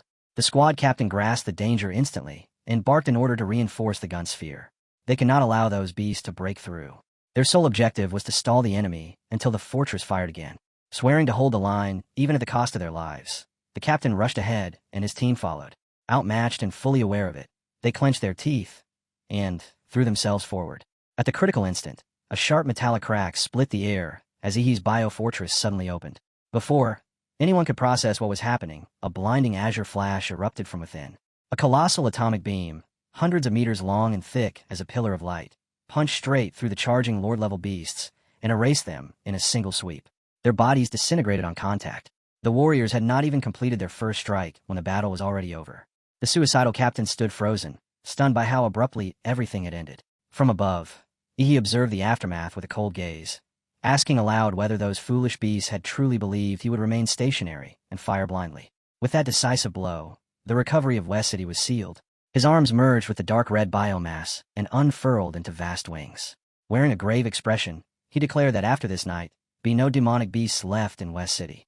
Several hours later, dawn rose over the city and tore away the lingering darkness. After confirming that every last monster had been exterminated, Ihi allowed himself a faint smile as the official announcement declared the recovery campaign complete. At that moment, his long-silent system interface appeared with a new notification. It acknowledged his achievement as the savior of West City and awarded him a template draw. Because his contribution to the large-scale event had surpassed the required threshold, Achievement Fusion was also unlocked. This allowed him to combine achievements into a premium pull guaranteed to reach at least A rank. Already familiar with such mechanics, he let out a quiet laugh, recognizing the resemblance to the gacha systems from his previous life. Still, the prospect of a new monster template carried undeniable appeal. Lower rank draws no longer held value for him, so consolidating everything into a single high-tier attempt was the rational choice. Securing an A-rank entity comparable to Demora represented the optimal outcome, and the possibility alone stirred anticipation. Soon afterward, news of West City's victory swept across the nation, marking a powerful opening for the recovery campaign. Within a single day, 3 cities had been reclaimed. The first city to be freed was Union City, with Dragonbird's 1st Division acting as the spearhead of the assault. The second was Blue City, where martial artists from the evil metropolis led the recovery. The third was West City, reclaimed under Dean Chen Tianyu's command. On the surface, that was the entire story. Yi's identity, however, was locked away as a top-level secret. The Supreme Commander publicly credited only Chen Tianyu and his Dagger Squad and refused to elaborate because Yi's strength was simply too shocking. News that a freshman with peak Grandmaster cultivation could overwhelm a sect master would send tremors through the entire Azure planet. Not far away, Lu read the report in silence, doubt written across her face. She was almost certain the one who had taken back West City was not Dean Chen Tianyu. Since everyone involved had signed strict confidentiality agreements, she did not need further proof. She was not the only one who understood this. Lu also saw straight through the polished propaganda. After all, in the entire Daxia kingdom, only one person wielded that unmistakable azure beam of light. The scene shifted to Dasha's recovery plan General Command Headquarters, where the National Security Commander and his staff were still working nonstop to scrub any trace of E's exaggerated role in West City. Orders were clear. Seal every channel, classify all related intelligence at the highest level, and speak nothing of it. The information was far too explosive. If foreign nations caught wind of it, the consequences would be impossible to control. At that moment, the man at the center of it all returned to headquarters and approached the commander with a grave expression. The instant he addressed him as Sir, the commander visibly trembled, goosebumps racing along his arms. This dignified leader bowed to a mere student, a freshman, no less, and awkwardly insisted that the true superior stood before him. He ignored the ceremony and cut straight to the point. He demanded to know when his freshman valedictorian title from Huazhong University would be officially confirmed. The commander froze, cold sweat forming on his back. He could not understand why someone who had already surpassed even the dean would care about a freshman title. Wouldn't such a thing seem trivial to him? Regaining his composure, the chubby commander hurriedly explained that certification had to pass through Huazhong University's student council and normally required about a month. Seeing the faint displeasure on Ihi's face, he immediately searched for a faster solution.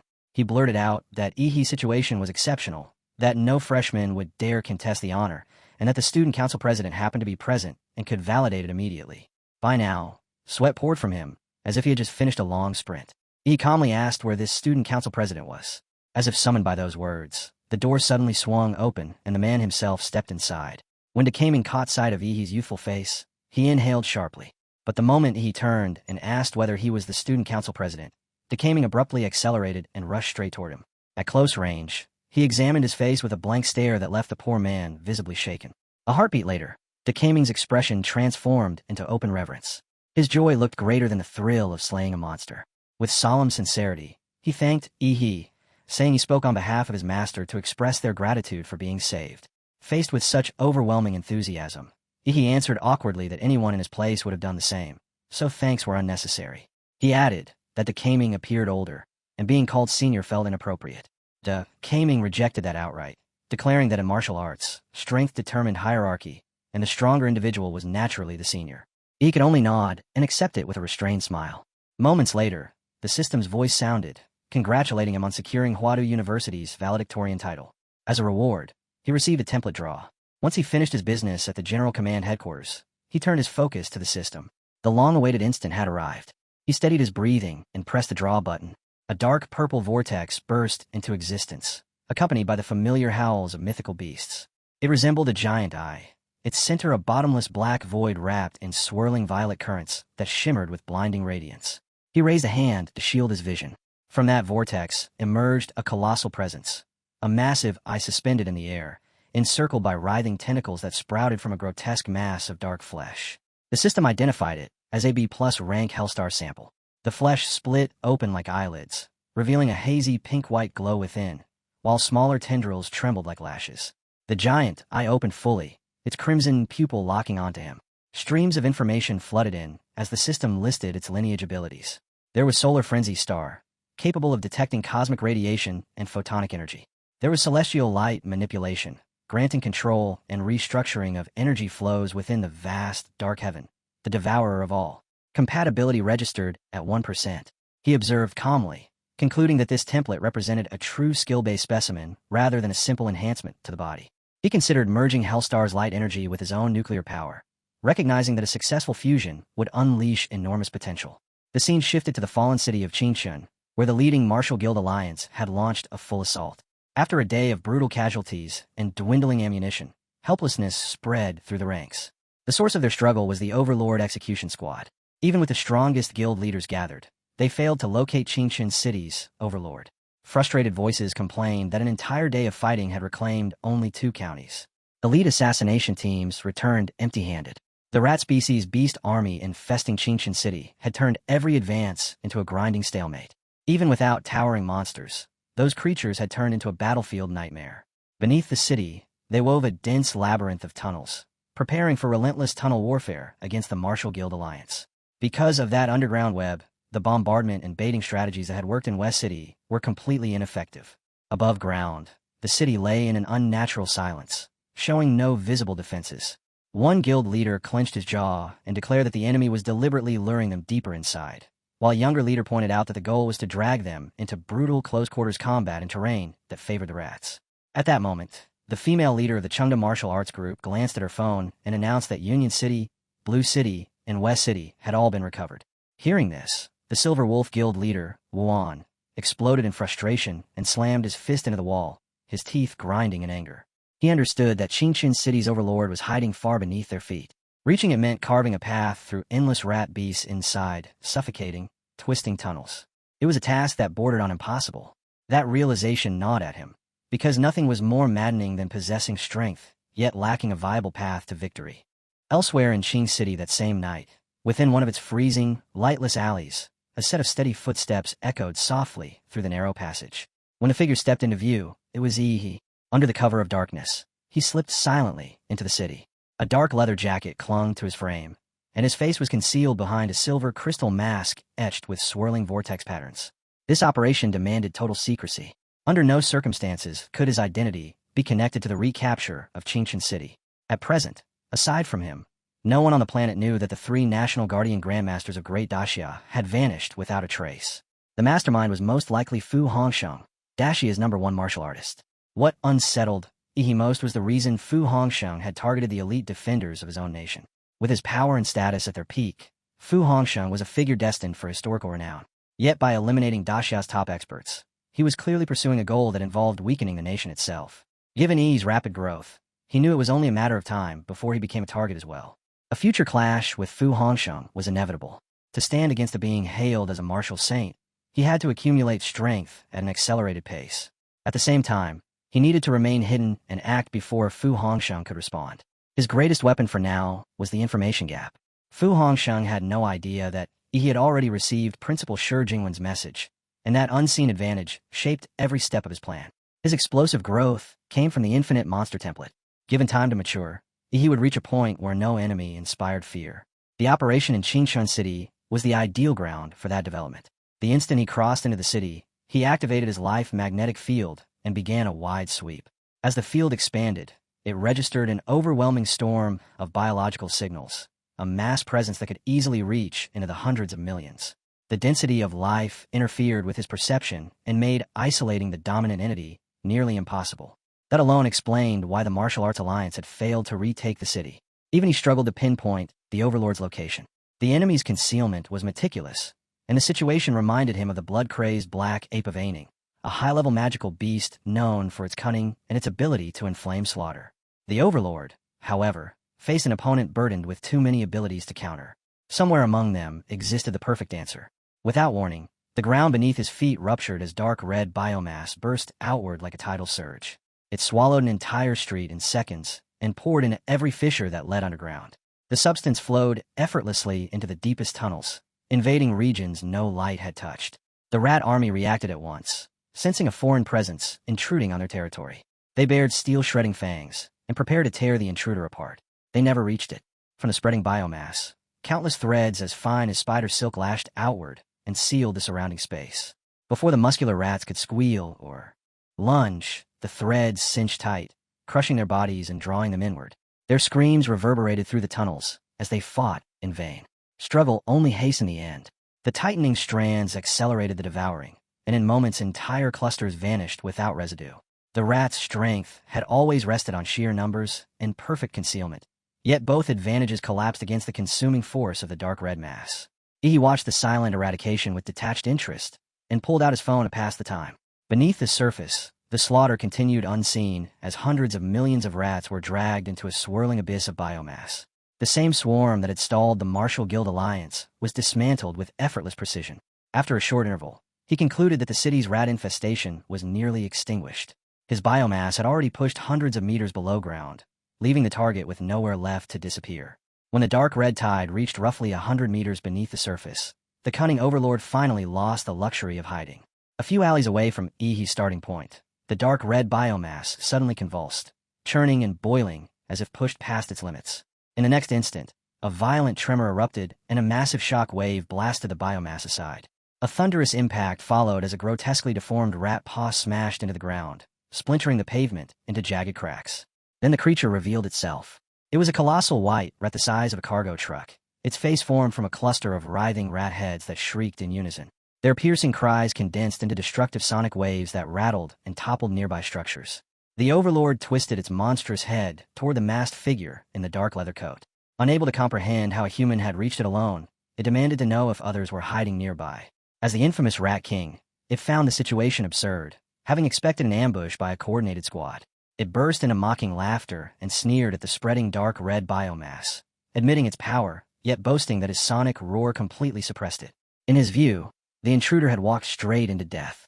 He answered the threat with visible boredom. His gaze remained lazy and detached as he asked why the creature assumed he relied on a single technique. Before the Rat King could react, he lifted his hand in a casual motion. The sky answered immediately. High above, the clouds curdled into a brilliant, ghastly purple that spread outward until it smothered the entire city in oppressive gloom. The phenomenon continued to expand, swallowing the sky in every direction. Confronted with this overwhelming display, the Rat King's confidence fractured. Locked under the descending pressure, it demanded to know what kind of energy this was. The purple storm did not stop at the city. It stretched across the eastern hemisphere, iron dark clouds converging into a celestial maelstrom so vast that the moon itself seemed reduced to a speck.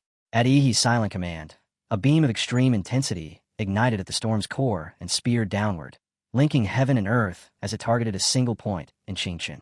The Rat King felt death closing in. Panic replaced its bravado as it cursed and demanded the intruder's identity, already turning to flee. Ihi watched without emotion and asked where it believed it could escape, and what made it think it could outrun light itself. The purple beam struck the Rat King in an instant, landing with absolute precision. Its scream tore through Qingchen City, a raw howl that echoed across the ruins. When the light finally faded, the creature's lower body had been sliced clean away at the waist. Blood and torn flesh splattered across the shattered ground. Even in that mutilated state, the grotesque beast forced out a smug declaration that it was far harder to kill than it looked. He offered no reply. He simply raised his hand again, his fingertip aligning with the violet sky. This time, multiple beams descended at once, streaking down at cosmic speed. They crashed into the Overlord before it could even register the attack. Dodging was never an option. The Rat King released a final, agonized wail as the barrage hammered into it, carving a deep crater into the earth. Under the relentless storm of light, its massive body was shredded instantly, reduced to fragments that dissolved inside the blinding purple radiance. As the dust and smoke settled, a crimson sphere glowing like molten fire appeared at the center of the crater. He recognized it immediately as the Overlord's demonic core. Its host body had been annihilated, yet the core remained untouched. He reached out to claim it, but a sharp screech erupted from within. The sphere's surface flickered violently, swelling with unstable energy. He paused, suspicion sharpening his focus. The core was abnormal, nothing like the demonic cores he had encountered before. With a sudden detonation, it burst apart into a torrent of living rats that flooded outward in every direction. They scattered in frantic waves, shrieking as they fled. E's expression barely shifted. Watching the chaotic escape, he remarked with dry mockery whether the creature was attempting to imitate Musin. Dark red tentacles surged from behind him and lashed outward, sweeping through the swarm and crushing clusters of rats with brutal efficiency. The result was unexpected. Every rat struck split and regenerated, each fragment rapidly swelling into a new individual. These offspring were smaller, but moved with unnatural speed, darting away so quickly that even the tentacles struggled to intercept them. The reduction in size only amplified their agility. He clicked his tongue in open disdain. The so-called Overlord possessed nothing but evasive tricks and desperate survival instincts. In the end, a rat remained a rat, incapable of transcending its nature. He summoned his Shikigami and activated the time freeze ability. A presence materialized behind him, its arms spreading wide as a strange aura rolled outward. A colorless domain snapped into place and sealed the surrounding space. Within that instant, time itself came to a halt. Zawarudo's temporal stasis had evolved to the point where it could perceive the vital cores inside living beings. If he shattered every core locked in that frozen moment, the Rat King would lose the ability to divide again. Yet a question remained. If the fleeing swarm were only disguises for the demonic core, then the Overlord's true core had to be hidden elsewhere. The creature clearly possessed a final method to cheat death. He acknowledged the Rat King's survival instinct with a trace of detached admiration, even while judging it the weakest Overlord he had encountered. Its cunning was undeniable, but its end was already decided. The city it had butchered erased any thought of turning it into a subordinate through his progenitor power. He dismissed that path entirely and wished only that the creature might be reborn as a human in another life. Light gathered in his palm, and the scene shifted deep beneath the earth to the Rat King's underground palace. Millions of rats packed the cavern in a writhing, seething mass, twisting together as if performing a grotesque ritual. A vast transparent cocoon enclosed them, and at its center lay a demonic core curled into the shape of a rat. As the stored energy reached its limit, the core awakened. The cocoon pulsed violently and began consuming the surrounding swarm, converting every absorbed body into raw nourishment. When the final rat vanished, the cocoon split open and a hairless giant rat emerged. Memory of its near death surged back. White fur rapidly spread across its body as fear tightened its thoughts. The outpost of Qingshan was no longer defensible. It had to retreat to the sinful domain at once. Through clenched teeth, the Rat King cursed the Emperor's command that had forced demon core beasts into human territory to fight a pointless war. It had expected to hold the battlefield for another month by hiding within its subterranean palace, assuming the human grandmasters would stay away. The appearance of the masked figure shattered that calculation. That human released a substance capable of devouring demon beasts, commanded stellar power, and somehow annihilated every clone in an instant. The Rat King could not comprehend how it had been done. Its only salvation was that it had prepared a final escape, a golden cicada shedding its shell. Convinced that that reckless human freak, had only destroyed a disposable clone, the Rat King slowed as it neared the secret realm rift. Instead of plunging straight into the swirling light, it paused and spread a triumphant grin.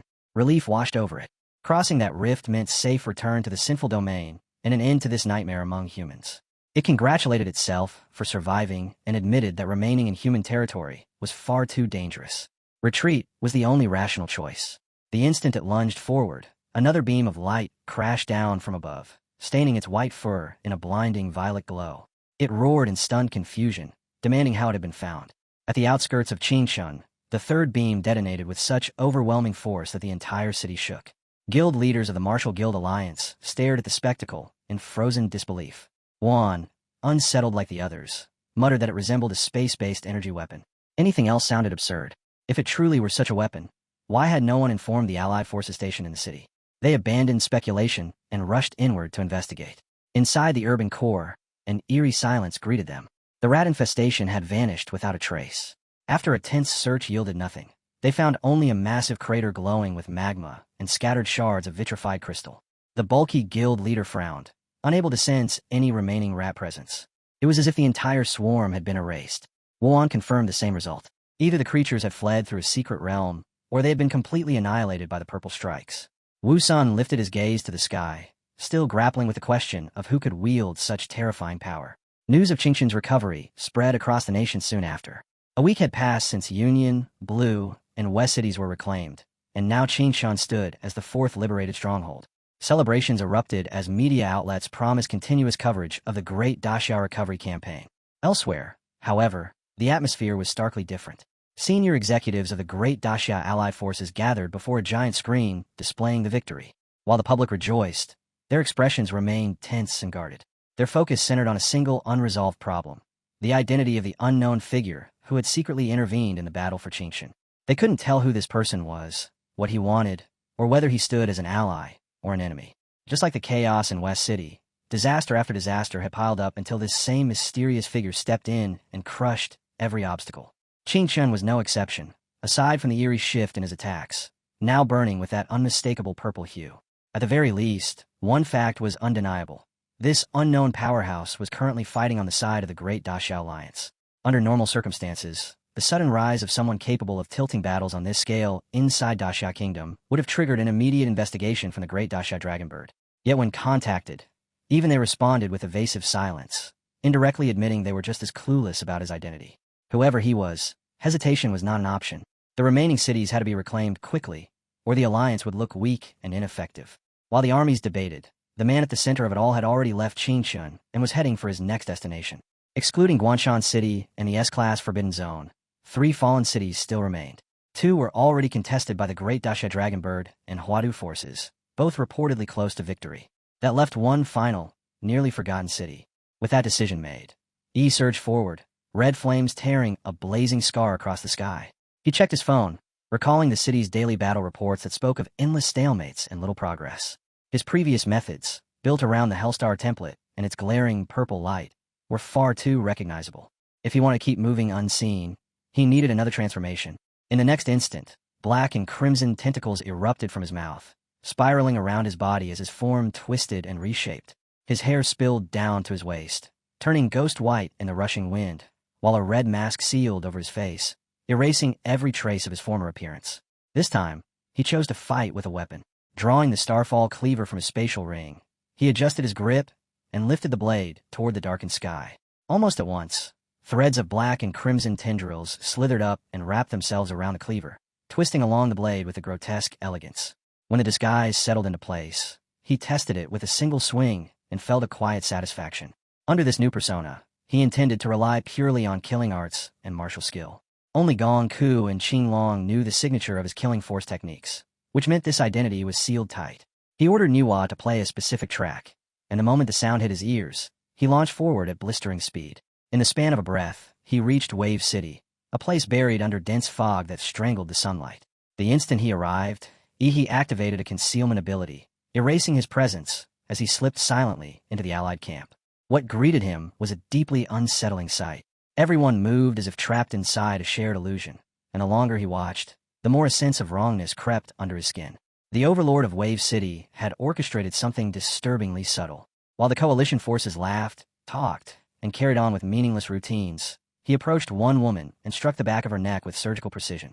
Her skin split to reveal flesh that had already decayed beyond recognition. The truth slammed into him without mercy. The entire coalition had been wiped out long ago. Every single one of them was dead, yet none of them realized it. Their organs had rotted away, but their bodies still mimicked the shapes they once had. In effect, they were trapped in an endless loop, repeating the final day before their deaths and unknowingly deceiving both themselves and the Daxia Kingdom. Behind the mask, his expression hardened with a mixture of grief and rage. To him, turning life into a mockery like this was an unforgivable sin. He raised his hand, and a dark red tentacle lashed out, forcing its way into a nearby female warrior's mouth and cutting off her scream. After a swift probe, he retracted it, identifying the controlling force as blood nightmare art, a vile form of psychological hypnosis. As clarity returned to her eyes, he rasped out the truth in a hoarse voice. She was dead. The words shattered the fog in her mind. Memories flooded back, and her body locked in place before a scream tore free. Terror consumed her as she stammered that it was true. She had died on the battlefield. Through broken breaths, she revealed that the overlord of Wave City was a monster who had butchered the guild leaders and twisted them into undead servants. Clutching her head, she howled in agony as her skin began to rot and peel in real time. With her last strength, she cried that only a grandmaster had any hope of standing against that creature. The instant she accepted her death, the darkness drained from her hollow eyes and flared into a deep crimson before the light vanished altogether and her body crumpled. He studied the fallen figure and reached a cold conclusion. The moment the undead recognized their own deaths, the force anchoring their corpses unraveled. He knelt and gently closed her eyes, offering a quiet farewell and telling her to rest. Then he swore he would repay this cruelty in blood.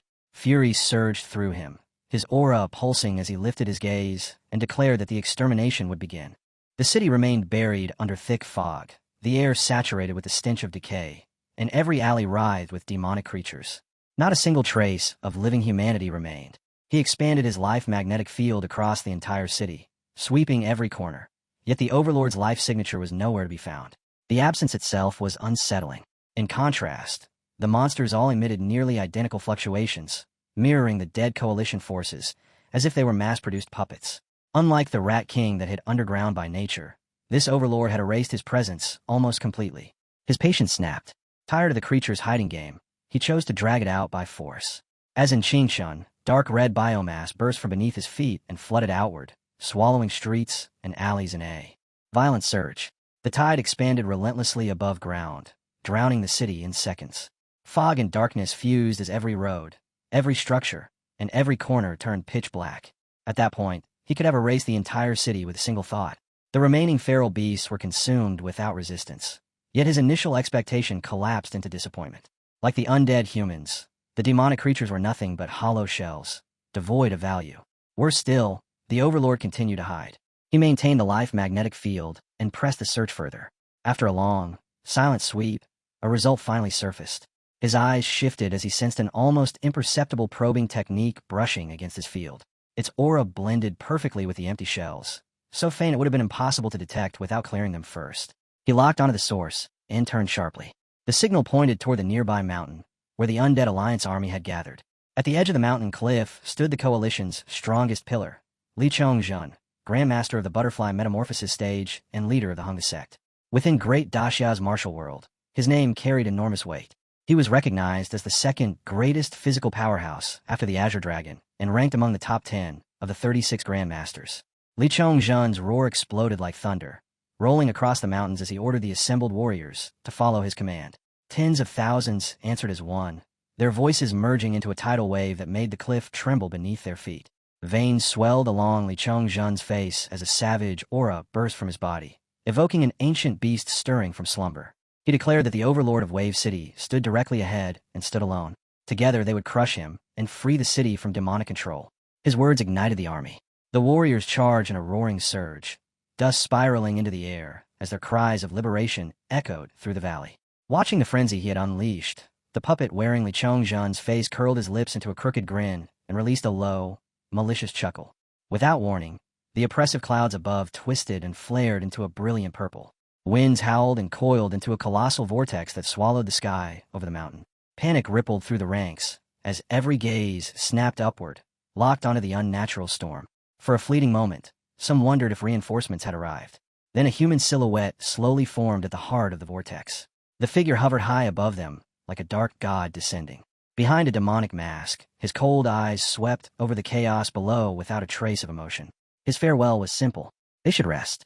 A blinding purple beam split the heavens and slammed into the coalition like a falling bombardment. Another beam followed, then another, until the sky unleashed a relentless storm. Screams tore through the air as the strikes rained down like meteors.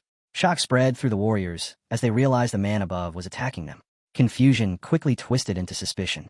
Some feared he was a champion of a rival nation who had sided with the monsters. The captain shouted for an immediate retreat, warning that they were helpless targets under his shadow and ordering the air forces to deploy. The response that came back froze them in place. Every fighter jet and missile in their arsenal had vanished without a trace. It made no sense. This was their first campaign, and none of it had even been used. The logistics unit should have verified every supply before departure. That certainty twisted into dread as a question surfaced in his mind. When had they ever actually left? And when had they supposedly spent their entire arsenal? The gap in memory hollowed his thoughts. Amid the spreading panic, the imposter hiding behind a massive boulder ground his teeth in frustration. This outcome ruined his plan. He had intended to slip quietly into the human ranks, but now suspicion crept in. Had he already seen through everything? The answer arrived a heartbeat later. A towering column of purple light screamed down toward his position. Faced with that overwhelming force, he showed no fear. He clenched his huge fist and sank low, gathering power, then unleashed the Hungga sect's secret earthly fiend martial art. The ground burst with a dull thunder as he launched upward. His punch collided with the beam and ripped through it, splintering the energy into glittering shards. The clash detonated with a deafening roar, shockwaves ripping through the air hard enough to make the sky quiver. On the ground, the real Li Chongzhen locked eyes with a masked figure above, killing intent blazing. Excitement twisted his features as he laughed and declared how thrilling it was to meet such an opponent. To him, the bodies of elite humans were masterpieces, and martial arts were the ultimate expression of that perfection. The masked man remained silent, but behind him clusters of radiant purple spheres bloomed into existence, swelling until their light washed over the battlefield. They dropped in a furious barrage. The explosions engulfed Li Chongzhen, yet he endured them through sheer physical might, his body weathering the storm with minimal harm. In the next instant, he surged upward like a hunting beast, a warped grin stretching across his face. Even he felt a flicker of surprise at the sudden spike in his strength. Then a massive fist, packed with terrifying speed and force, smashed into the mask. The impact shattered it into twisted fragments. Blood spilled from his nose and mouth as his body folded forward, each breath turning ragged. His attacker did not pause. A relentless chain of punches hammered into Ihi's face while he raved about turning him into his next puppet. In that frenzy, he savored the illusion that his opponent had been crushed beneath absolute power. Li Chongzhen gathered everything he had into a final strike. Golden light swelled around his fist, burning brighter and denser before he drove it straight through Ihi's body, cleaving him apart. For a fleeting instant, he believed the fight was over. Then the scene twisted. The torn figure, pale-faced and wide-eyed, blood still spilling from his mouth, blurred and dissolved like drifting smoke. It had been nothing more than an apparition. Realization crashed into him, and rage followed close behind. Yet his fury stalled as the world around him warped into a nightmare. Overhead hung a colossal blood-red moon that dwarfed his presence. He had been dragged into Ihi's killing domain, the lunar slaughter realm. The crimson moon poured down a suffocating pressure that seeped into his bones. Staring up at it, he muttered that he had walked straight into a trap. The moon of carnage ignited, and a violent light burst from behind it, tearing open the clouds. From that fracture emerged a massive blade, whose presence crushed the air itself. It split the blood moon in two and detonated with a thunderous shock that raced toward Li Chongzhen. The force flattened the mountain beneath, erasing stone and soil in a single sweep. Through the drifting red haze, he stepped forward with his heavy polearm resting across his shoulder and remarked that a counterfeit would always reveal itself in the end. No imitation could fool the instincts of a true martial master. Even with layered illusions, the impostor had failed to distinguish reality. Worse still, his puppet legion had been wiped out. From the shattered ground, a blood-soaked arm suddenly burst upward, clawing through debris. Li Chongzhen dragged himself into view, kneeling with a brutal gash carved from chest to abdomen. He admitted that even in this human vessel, tougher than most overlords, a single strike from he had scarred him deeply. That alone proved his opponent possessed a top-tier body equal to his own. The realization only sharpened his obsession. He's form was the perfect upgrade, and he intended to claim it. To do that, he would gamble everything. Golden rings flared to life around him as his muscles swelled, and his power multiplied tenfold. With a violent burst, he launched himself toward he like a falling comet. The impact of his launch cracked the ground where he had knelt seconds earlier. An overlord wearing a human shell was a rare abomination, but he had already decided to end this parasite. He shifted his footing, lifted the polearm, and met the charge head-on. Their collision detonated in a burst of force and light, yet his strike slid uselessly off the barrier of the golden rings. Li Chongzhen's lips curled in contempt. In his eyes, the result confirmed everything. No matter how fiercely he attacked, those rings would never break. He mocked him to surrender the body and spare himself a humiliating beating. With a sharp twist, he parried and hurled he backward across the air. He sneered that it was a disgrace for an overlord to occupy the body of a supreme martial artist and still fail to wield it properly. Then he vowed to demonstrate the true gap between them. Murderous red energy bled across the silver blade of his polearm as martial power and bloodlust fused into a lethal edge. In the span of a heartbeat, a storm of dense slashes engulfed Li Chongzhen, each cut more vicious than the last. The fight tilted violently in Yi's favor. As he carved through the air, he dissected his opponent with cold precision, ridiculing every weakness. The forehand lacked bite. The backhand carried no stability. Reactions lagged. Movements were riddled with flaws. If this was the level he intended to fight with, then he might as well keep dreaming, because what stood before him was incompetence laid bare. Under the relentless barrage, a flicker of fear surfaced in Li Chongzhen's eyes. The pressure tightened around him. The slashes grew sharper and more erratic, and even with the reflexes of a butterfly metamorphosis grandmaster, he could not fully read them. Meanwhile, he saw through everything. Worse still, it felt as if he were being seen through in return. The parasite had twisted its life magnetic field to mask its presence, yet its true essence leaked through the disguise. He pinpointed the exact place where the intruder hid within Li Chongzhen's body. In a blur, he slipped behind him, summoned his Shikigami, and froze time. Trapped in the sudden stillness, Li Chongzhen struggled to comprehend how such a thing could bind someone with a grandmaster physique. Panic replaced arrogance. His instincts screamed to retreat, abandon this vessel, seize a stronger puppet, and return later. Then his thoughts stalled. His eyes widened as confusion swallowed him, and he realized he no longer understood what was happening. His entire body seized as if shackled by an invisible hand. No matter how fiercely he struggled, not a single muscle responded. For a parasitic overlord, the terror did not come from being overpowered. It came from the certainty that escape was impossible. Faced with unavoidable death, the creature shrieked and pleaded for mercy while a towering pillar of murderous energy descended on the exact point where it hid within Li Chongzhen. The impact erased it instantly, leaving nothing behind. The system's voice followed, announcing that he had completed the achievement of reclaiming more than half the occupied territory. He now qualified for a template draw with a guaranteed minimum A grade. Without hesitation, he initiated the pull. The familiar dark, purple vortex unfurled once more, roaring with the echoes of mythical beasts. Yet this time a sharp intuition tightened in his chest. Something was different. When the result emerged, his eyes widened. He had landed just 2 tiers below the ultimate S+ rank. The template shimmered with an almost hypnotic brilliance.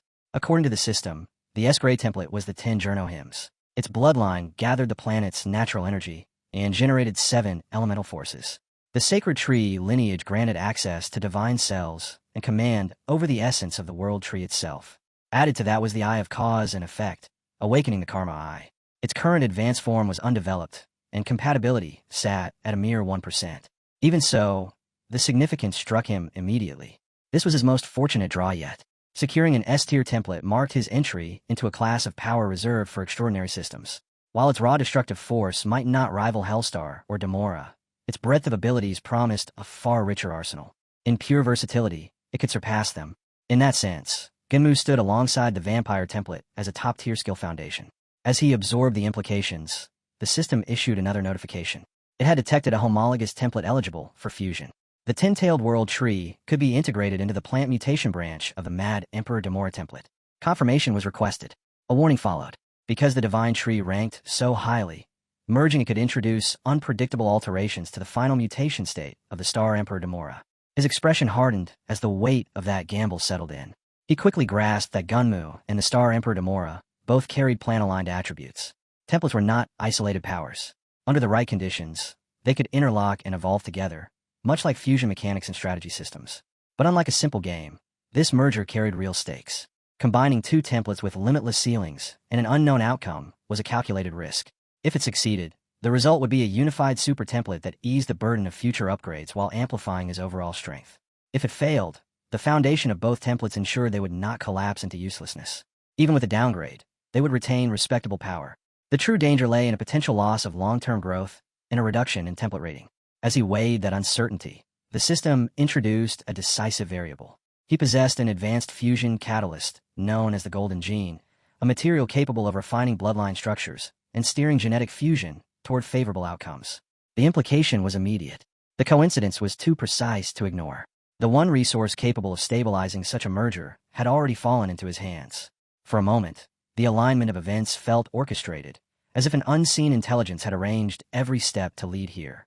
Regardless of its origin, refusal was no longer an option.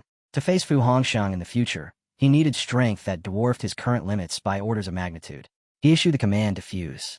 Inside the vial, the Golden Gene trembled and underwent a violent shift, its color darkening before dissolving into the system. A notification followed. The Star Emperor Demora state could not fully assimilate the Ten-Tailed World Tree genes, triggering additional mutations. The Golden Gene was injected as an optimizing agent, and the templates entered a volatile phase of fusion. Before the system could deliver a final verdict, his attention returned to Li Chongzhen. The once imposing Grandmaster now looked withered, his flesh shrunk tight against bone like a dried corpse. Lying weakly on the ground, he gathered what little strength remained and asked whether the parasite had been destroyed. He confirmed it without embellishment. When Li Chongzhen then asked about the warriors of Wave City's coalition, he was told they would soon be erased as well. Li Chongzhen forced a bitter smile and thanked him. At the very least, their remains would not be profaned any further. Yet the question lingered in Yi's mind. The parasite alone should not have been capable of overwhelming a martial master of Li Chongzhen's caliber in open combat. Something else had orchestrated the massacre. With fading breath, Li Chongzhen warned him to stay vigilant. The overlord they faced called itself one of the 4 envoys of its emperor. Its power exceeded that of a butterfly metamorphosis grandmaster, and more troubling still, it wielded martial techniques with precision and had already grasped a grandmaster's domain. Its next destination would be the imperial capital. The information tightened Yi's focus. Great Daxia possessed 36 grandmasters, and ordinarily at least 20 were stationed in the capital. But the campaign to reclaim the 12 lost cities had drawn away every elite fighter with meaningful combat strength. The Dragon Bird had also redeployed its best warriors to the borders to prevent foreign incursions. The result was stark. The imperial capital stood exposed, stripped of its strongest guardians. The scene shifted to that capital, to the garrison hidden within the secret territory of the Geelong River. Beneath the calm surface of clear water lay a concealed base built by Dragon Sparrow, an arrangement known to insiders. Over the past 5 years, the Secret Realm's beasts had dwindled to weak remnants, lowering its danger classification from B to D. Inside the camp, complacency ruled. A noisy barbecue filled the air with smoke and laughter as guards reveled in their assignment. One of them remarked that there was no better posting than this. While martial artists elsewhere were bleeding on the front lines, they remained behind, eating well and collecting pay. Even as collateral branches of the imperial capital's 9 great families, stripped of political influence and real wealth, they still enjoyed an easy and comfortable existence. The conversation grew louder, and one man declared they would keep the music playing, keep eating and dancing, and drink until they collapsed. The guard assigned to the radar suddenly wandered over to the group, irritation written all over his face. When they asked why he'd left his post, he shot back that someone had to stay sober and watch the perimeter while the rest of them drank like it was their last night alive. He even scoffed that the whole scene would at least be tolerable if there were women around to lift the mood. Guarding a crumbling secret realm like this felt pointless to him, anyway. About a kilometer from the garrison, an ash-gray barefoot stepped onto a bed of bright flowers.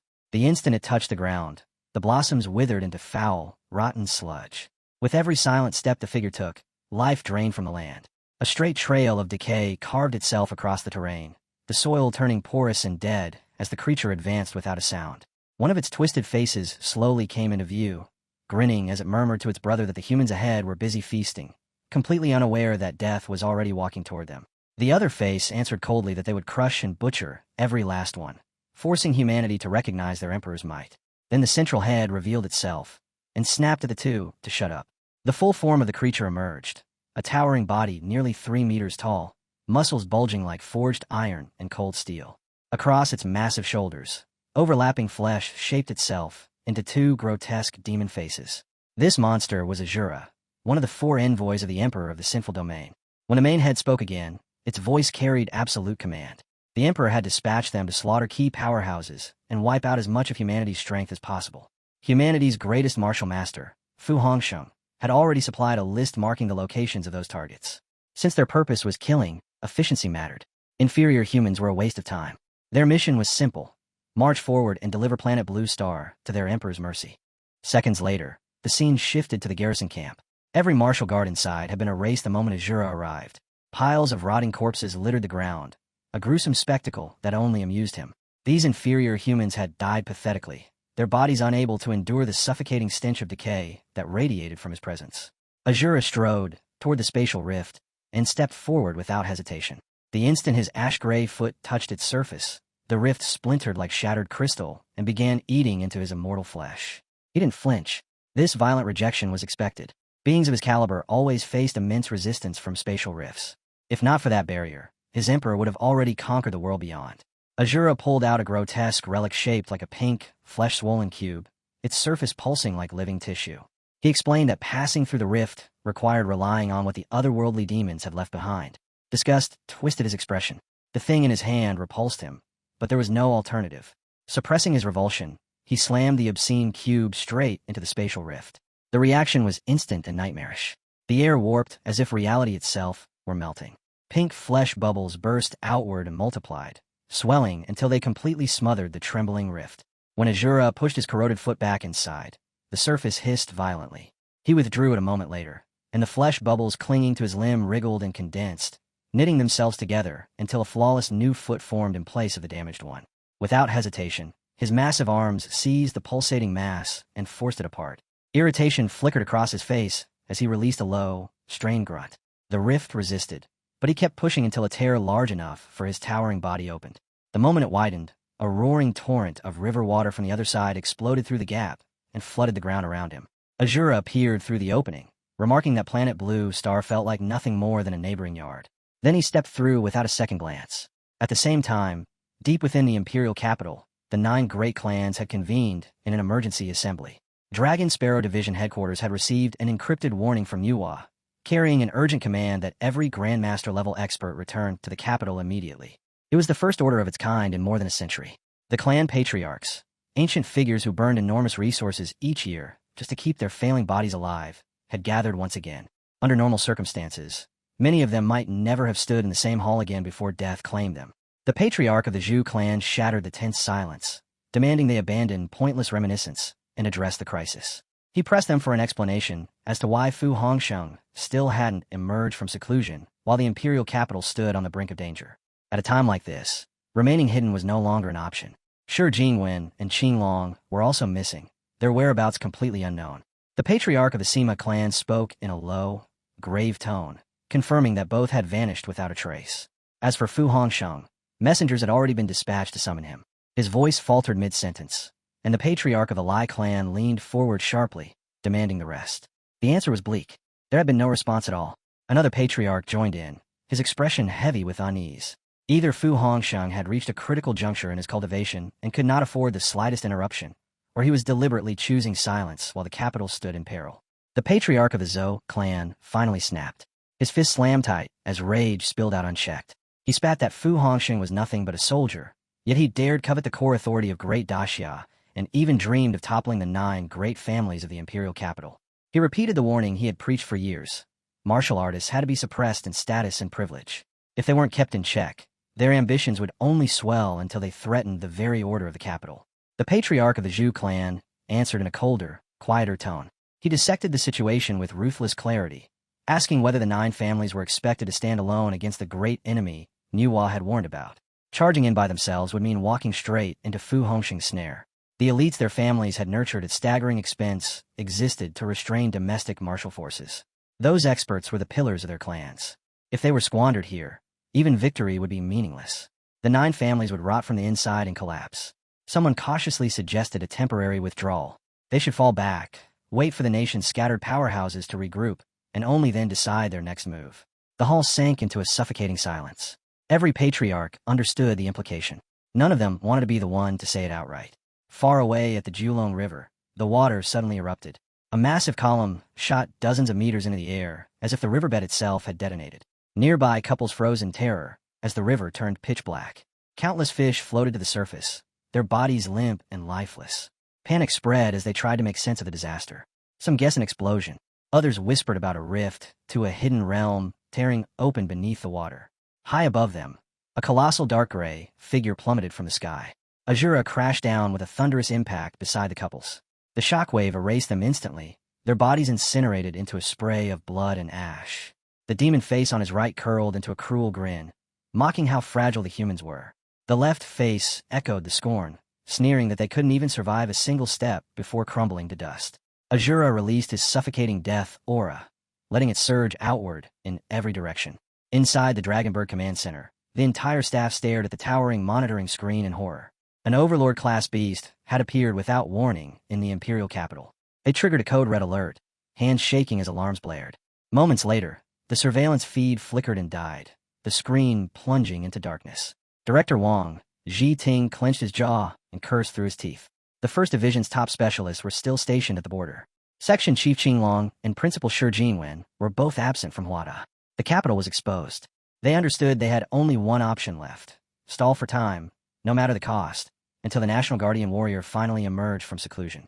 Wang Ji-ting issued a hard command, ordering every Dragonbird agent in the capital to mobilize immediately. Back on the battlefield, 4 leaders from the most prestigious martial arts schools in the Imperial capital stepped forward to face Azura. Li Ting-xiang of Huada Rixing, Lin Hong of Huadu Jinghong, Wu Machuan of Huada Honggu, and Zhu Shunrong of Huada Jingkai stood in formation and formally announced their presence. Azura answered with a low, contemptuous snort. The sight was laughable. To him, these men were ants pretending to be warriors, creatures so weak they didn't even deserve his attention. He had crossed realms to hunt true powerhouses, not to waste time on relics whose potential was already exhausted. Even if they somehow survived, they would never influence his emperor's grand design. He told them to disappear while he was still willing to be merciful. The 4 masters mistook his indifference for opportunity. Believing Dragonbird reinforcements would arrive within 3 minutes, they convinced themselves they could endure that long.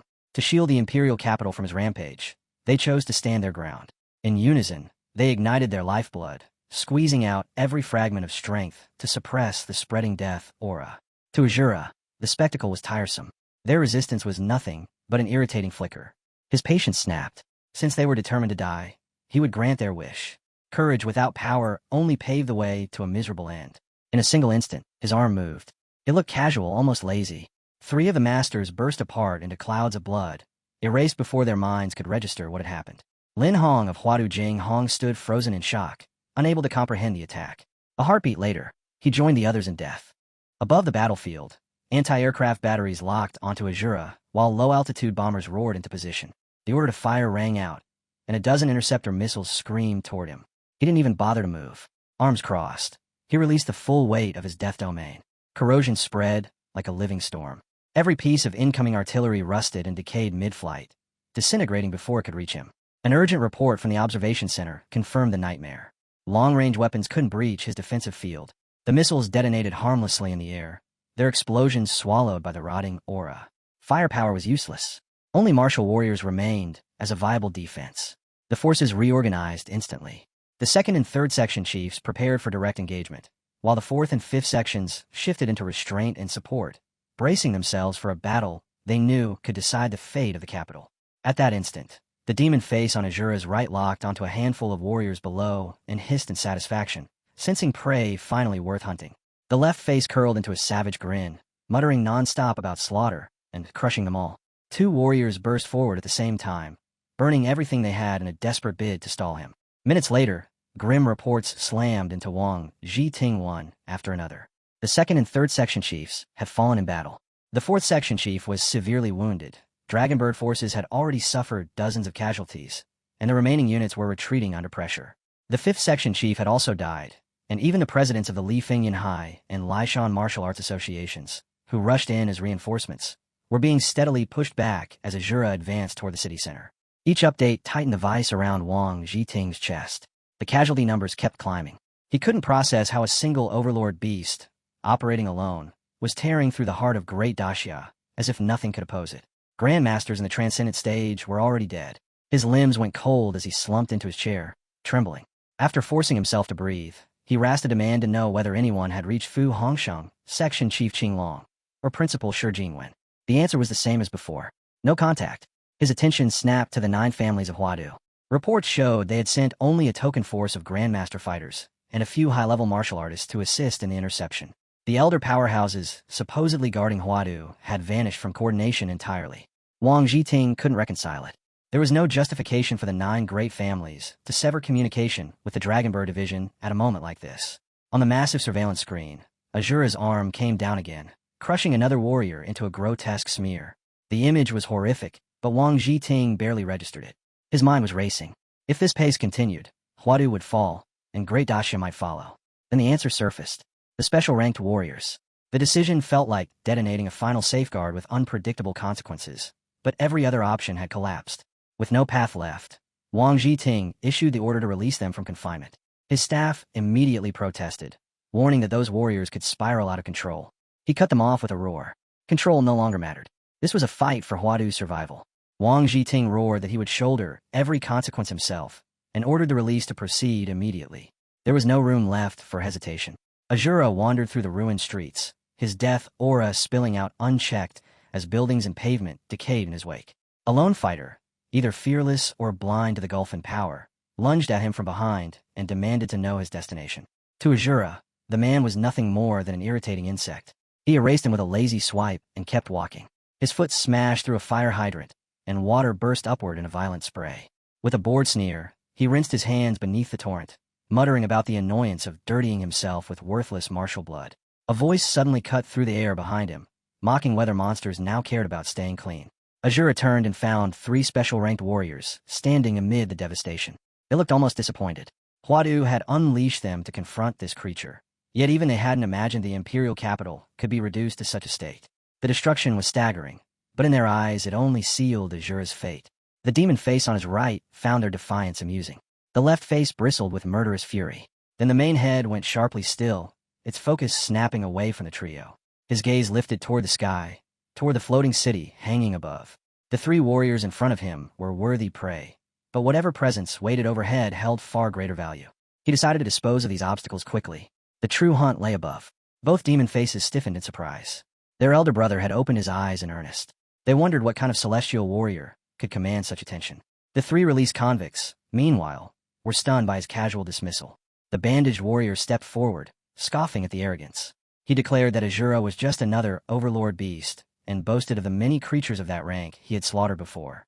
He promised to crush that grotesque, 3-layered face himself. Azura didn't bother answering. The main head began chanting in a low, ancient cadence, while the 2 demon faces sealed their eyes shut.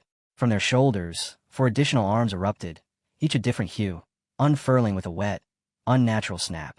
As the new limbs spread wide, Azura drew 2 of his hands across his chest, power coiling around him as the air itself tightened in anticipation. The remaining 4 arms lifted high, framing an ominous silhouette within the choking, toxic air. The halo above Azura's head ignited with blinding light. His main eyes snapped open, and a single phrase rolled out like a verdict. Domain expansion.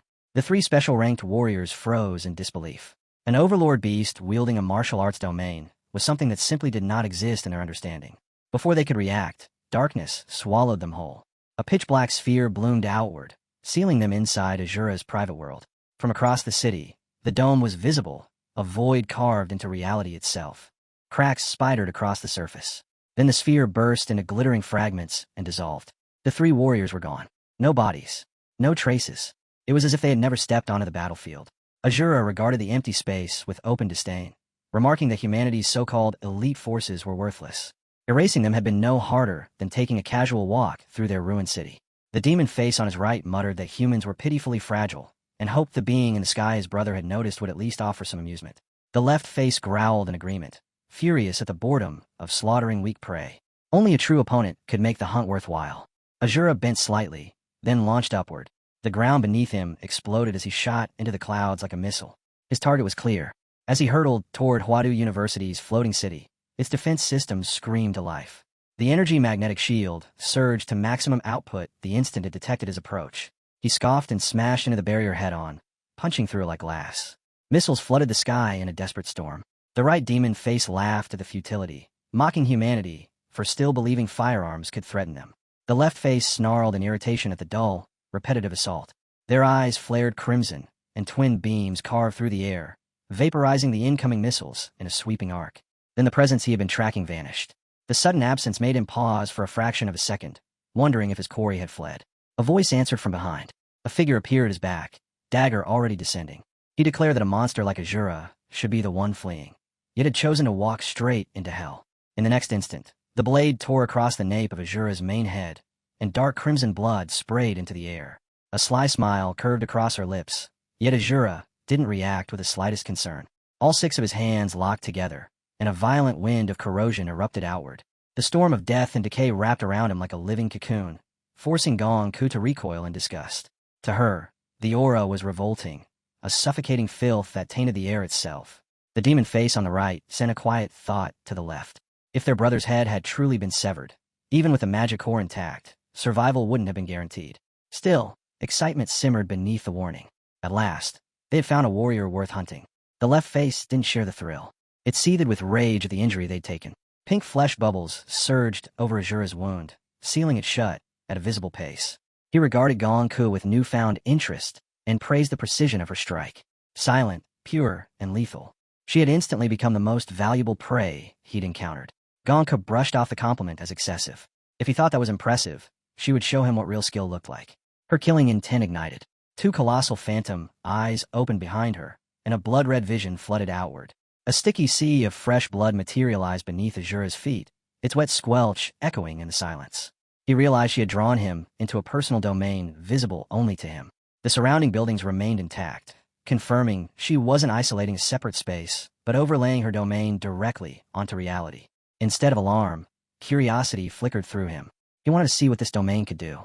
Gong-ku declared with open pride that her power was far superior to his filthy decay. Azura lost interest in words. He vanished and reappeared behind her, six fists already in motion. His earthly fiend martial technique erupted to life. The sunset hammer fell in a storm of crushing blows meant to pulp her body in an instant.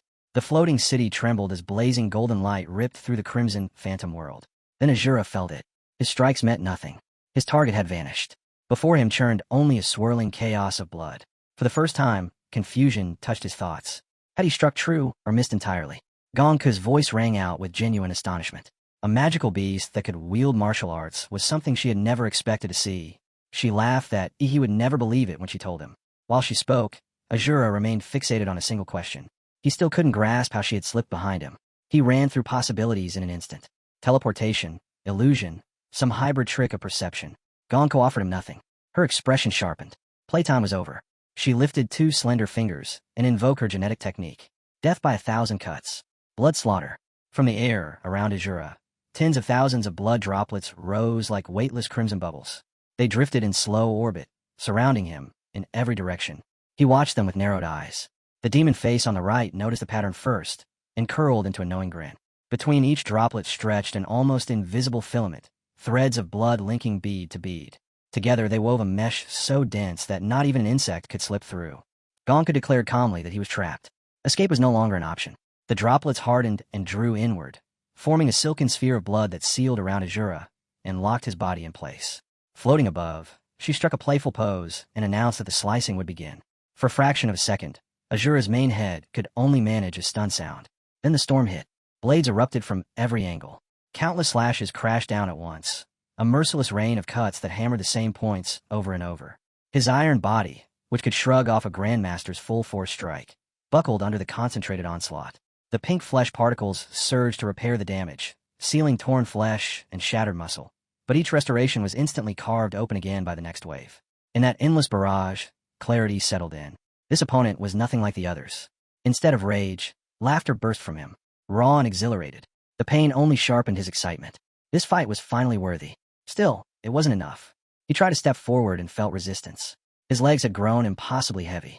Looking down, he saw crimson figures clinging to him, crawling up his limbs in writhing masses. His gaze lifted and froze. Before him loomed a mountain of corpses crowned by 3 enormous skulls, bodies stacked into a grotesque monument that radiated a suffocating aura of death. The flesh bubbles surged again, restoring his shredded form as he praised Gong Ke's gift for slaughter. Her instinct for killing was exceptional. Without the psychological scars that restrained her growth, she would have stood as a serious obstacle to his emperor's ambitions. Gong Ke grimaced at his drawn-out speech, clamping her hands over her ears and chanting under her breath to drown him out. She refused to listen to another word. Azura spoke anyway. He had already spent too long here. Stronger prey awaited. He would end this quickly. Azura began to unfold his domain again, but Gong Ke cut him before he could finish. She declared that she could expand a martial arts space as well. With casual audacity, she pulled a phone from her pocket and started recording, announcing that she would show the footage to EI later as proof of how strong she'd become. Her hand lifted, and her own domain answered. Boundless severing head. A colossal phantom guillotine materialized overhead, its scale dwarfing everything around it, even the pressure of Azura's forming domain. The moment it locked onto him, thick iron chains burst from the air and cinched around his neck. They dragged him down and pinned his massive body beneath the looming blade. At the same time, his domain activated, and Gong Ke felt the same erasure creeping over her that had swallowed the 3 warriors before. Azura assumed the outcome was sealed. He offered a calm farewell, and even thanked her for the rare satisfaction of a true battle. Gong Ke had reached her limit with his endless talking.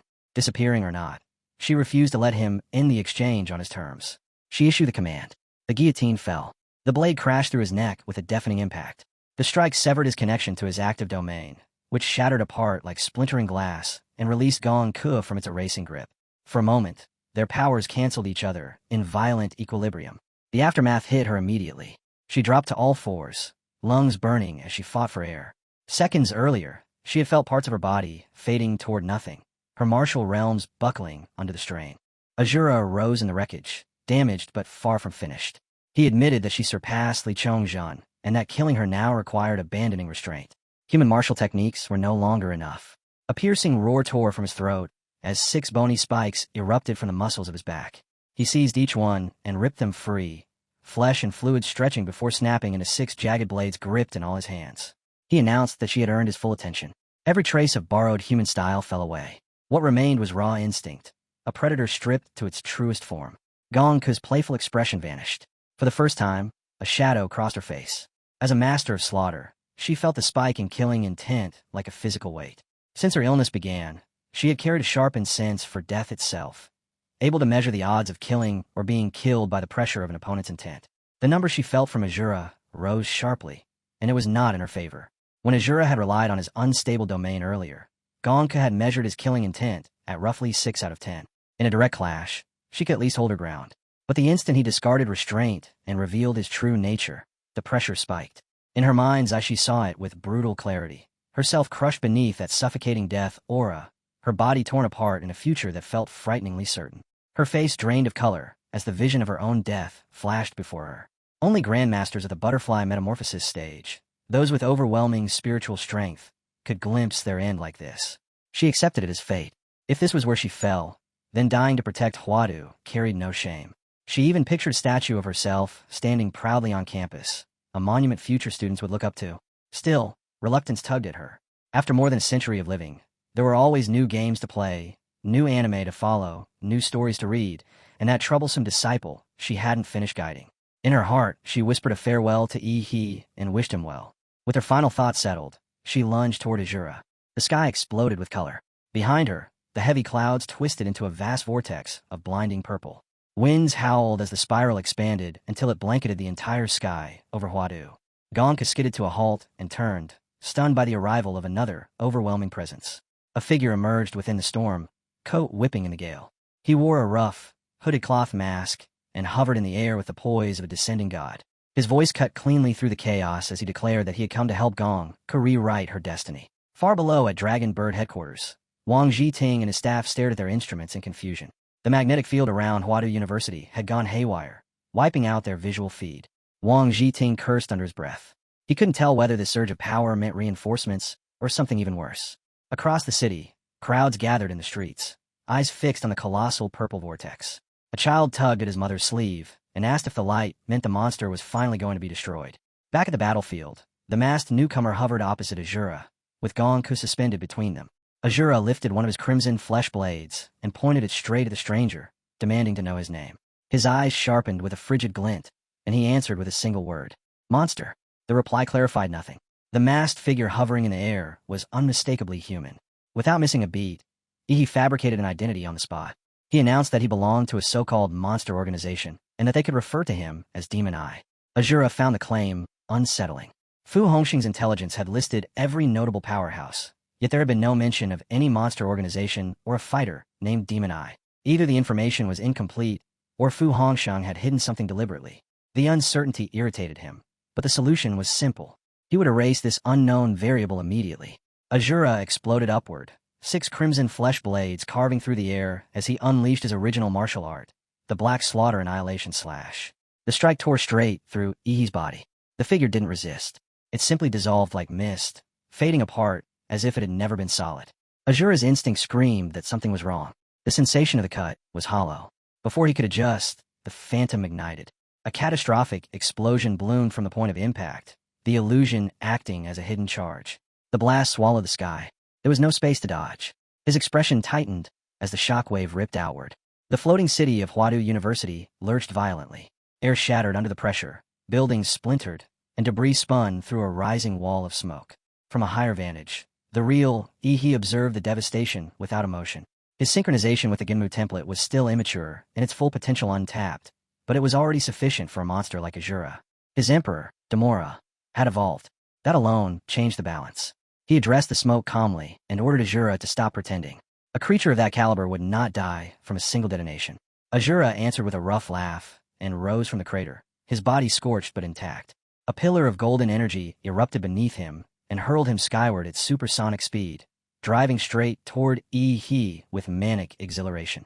To Ihi, the charge unfolded in slow motion. Ever since he acquired Genmu's passive ability, the Eye of Cause and Effect, the world had stretched into deliberate frames.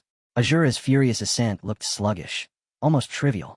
As his first opponent after unlocking an S-tier template, Azura would serve as a perfect test subject. He activated cell refining. His body split cleanly into 2 identical figures. The sudden duplication forced Azura to break mid-flight. He stared in shock, unable to distinguish the original from the copy or comprehend what he was seeing. Then everything spiraled into the absurd. He kept splitting, his body multiplying at a terrifying rate. In less than a heartbeat, Azura found himself completely surrounded, sealed inside a tightening cage of identical figures with no visible escape. These weren't hollow illusions. Each clone was born from sacred tree cell essence and reinforced with black-red biomass, granting them strength nearly equal to the original. Their only weakness was structural. Under sustained high-intensity output, their cells would destabilize and collapse. Even so, an army of near-equivalent bodies closing in from every direction was a nightmare made real. He layered the trap further. Hellstar's energy amplification ignited across the formation, boosting the nuclear output of every body at once. The original and his countless copies opened their mouths in unison, atomic light gathering in their throats. For the first time, Azura's expression cracked into visible fear. Before he could react, a time freeze effect locked his body in place. The entire setup snapped shut like a mechanical jaw. He named it without ceremony. Nuclear Immortal Slaying Formation. The atomic barrage detonated together. Blinding azure light erupted and fused into a miniature sun suspended above Huadu. At Dragon Bird headquarters, panic exploded across every console. Reports poured in faster than they could be processed. A second sun had appeared over Huadu University. Radiation levels spiked violently. External temperatures surged. Within a single second, the destructive output eclipsed the previous explosion. By 15 seconds, cascading shockwaves had shattered nearly every pane of glass across wide districts. By 23, the Julong River boiled at the surface, steam rolling off in thick sheets. The clones continued channeling until their fragile bodies reached their limit. Around the 40-second mark, their cells began to rupture and disintegrate under the strain, collapsing one after another. The capital itself teetered on the edge of its radiation tolerance. Then, as abruptly as it began, the light receded. Temperatures normalized. Radiation levels plunged. Wang Jiting slumped in his chair, teeth still chattering as he tried to make sense of the catastrophe. His first instinct was to blame Gong Ku, assuming she had unleashed something reckless beyond reason. Above the ruined battlefield, he remained suspended in the air, his aura steady as he looked down. At the center of the devastation stood Azura. He was still alive, encased in layers of pink flesh bubbles, his body mangled and charred into a grotesque shape that barely resembled his former form. Azura had been burned down to a blackened skeleton, ribs glowing faintly beneath layers of char. He wasn't surprised in the slightest. A being ranked among the Emperor's 4 envoys of the sinful domain wasn't supposed to die easily. That title carried real weight. Even so, the fact that anything could endure the nuclear immortal slain formation caught his interest. The entity once labeled -1 hadn't survived the core output for more than a few dozen seconds. Its evolved cells had simply vaporized. Yet Azura still stood. Azura rose in fury. His voice scraped out like broken metal as he commanded the pink flesh bubbles to rebuild him. Regeneration surged across his ruined frame. He didn't give it time to finish. He closed the distance instantly, seized Azura by the skull, and dragged him away from the city. The imperial capital wouldn't survive another artificial sun. Then Azura spoke in a strangely calm tone. He admitted this was the first time since his birth that he had been wounded so severely. He was strong, he said, but not strong enough to kill him or the other envoys. Still, the achievement deserved pride. His words shifted into open temptation. The Emperor had perfected the old civilization's transformation ritual. If he abandoned his humanity, he could join a superior race. With his talent, he could rise to become the 5th envoy within a few decades. He answered with a thin sneer. After all that praise, the offer was to stand 5th in line and wait decades for the privilege. He let out a mocking sigh and released his grip without warning. Azura barely had time to register the change before a brutal kick smashed into him. The impact hurled his body into a distant mountain, detonating stone into a storm of dust. A column of atomic light followed, slamming into the crater. Azura took the strike as his final answer. He acknowledged the refusal and declared that he would grant Ihi death. Now that they were far beyond Huadu's outskirts, there was no reason to conceal anything. Ihi responded by unveiling his super-nuclear light battle body, power surging outward in a blinding flare. Watching the transformation, Azura realized the earlier clash in the city had been fought under restraint. This wasn't Ihi's full strength. A cold question crept into his mind. If one member of this so-called monster organization wielded power like this, what kind of force did the rest command? If even a fraction of that power was common inside this so-called monster organization, then his Emperor's grand design was standing on unstable ground. Azura tightened his grip around the 6 crimson flesh blades and declared that the organization had to be exterminated. Ihi answered without hesitation that he would eliminate Azura in the name of that very organization he had just invented. He drew the Starfall Cleaver. They collided head-on. Steel and flesh met in a blinding arc that split the air and carved straight through a nearby mountain. Stone sheared apart and collapsed as shockwaves rolled outward. Neither side yielded. The battlefield dissolved into a wasteland as peak after peak shattered under the force of their exchanges. When they charged and clashed again, Ihi taunted him, demanding that a top envoy of the sinful domain prove his worth. Azura snapped back that arrogance didn't suit a human. Even stripped of his original body, even with diminished speed and strength, he was still beyond Ihi's reach. The monster organization was a threat to his Emperor, and he would wipe out every member. Another violent exchange pushed Ihi backward, but he held his ground. He shot back that a 6-armed skeleton talking about extermination, while struggling against a single opponent, sounded far more arrogant. Azura landed, and advanced without scanning the terrain. His foot came down on something soft and faintly blue. He glanced down a fraction too late. The surface detonated. A cloud of microscopic spores erupted and swallowed him before he could react. From above, he explained calmly that the spores were born from the fusion of Star Emperor Demora's judgment cells and Gunmu's cellular structure, a hybrid he called the We Cell. Azura would experience the effect firsthand. The spores expanded like compressed matter suddenly freed. In an instant, they coated his entire skeletal frame. Panic tore out of him. He demanded to know what had been done and why his body wouldn't respond. With only his skull still clearly visible, he felt control slipping away. His limbs no longer belonged to him. Despair cracked through his voice as he shouted that he had not yet fulfilled his Emperor's mission. Demora's cosmic cells were designed to overwrite ecosystems, to seep through atmosphere, land, and ocean until every organism was gradually assimilated. When a higher-order strain infected a target like Azura, assimilation escalated into full cellular reconstruction. The end result was not simple death. It was conversion into an avatar. When the restructuring finished, Azura's skeleton was no longer bare. New organs pulsed into existence. Blood vessels threaded themselves through fresh muscle, and flesh sealed over bone. He reformed in his original shape, But Damora's traits were now woven into every cell. The newborn avatar straightened and immediately addressed, He is Lord. He tested him without ceremony. He ordered the avatar to squat and jump. The massive body obeyed instantly, compressing and then launching upward with explosive force before dropping back into a perfect crouch. The response speed satisfied him. He picked up a rock from the rubble. The moment Azura noticed it in his lord's hand, his eyes brightened with eager anticipation, like an animal waiting for a game. He told him to bark. Azura did, loud and obedient. When the rock was tossed skyward, he chased after it with unrestrained enthusiasm. Control was absolute. The Wii cells were functioning exactly as intended. The irony wasn't lost on He that the blueprint for this system had come from the parasite Azura himself had once implanted in Li Chongjun. Back in the imperial capital, inside Dragon Bird headquarters, a staff officer delivered new analysis on the sky anomaly over Huadu University. Wang Zhiting demanded the explanation immediately. She reported that the phenomenon was caused by a masked individual. The man had appeared only a week earlier and had been active across several fallen cities.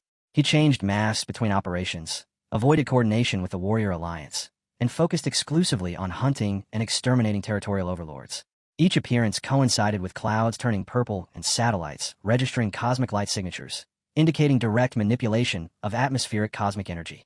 Wang Zhiting stared at the surveillance image of the masked figure and remarked on the almost stylized, unreal impression he gave, speculating that the man might be assisting Great Daxia in reclaiming lost territory. His secretary cut the thought off. According to Nua's psychological assessment, the masked man wasn't acting out of patriotic intent. His behavior aligned with a pure predator pattern. Systematic hunting of overlords, nothing more. The implication left Wang Zhiting momentarily speechless. Before he could process it further, an urgent remote transmission flashed onto the main screen. It was from the special-ranked warrior Gongku. The connection opened to reveal her crouched amid the ruins near Huadu University, clutching her phone like a lifeline. She reported that the masked man belonged to an organization called Monster, and that his code name was Demon Eye. Silence spread across the command room. Wang Zhiting and his secretary repeated the name under their breath, trying to anchor it to something real.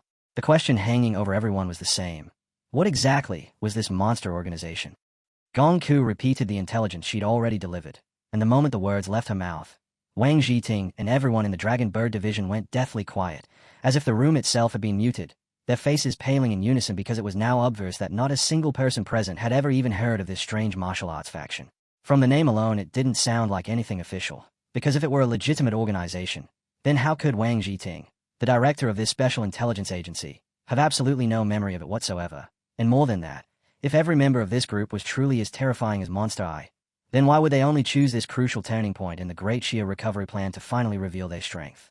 While Wang Zhiting kept turning the question over and over in his mind, trying to grasp what this new, shadowy faction could possibly be scheming, his secretary abruptly snapped him out of it and directed his attention to the massive surveillance screen at headquarters, where live footage showed a dazzling burst of light erupting from the ground within Huadu University's perimeter and shooting straight into the night sky, swelling into something like a gigantic glowing sphere.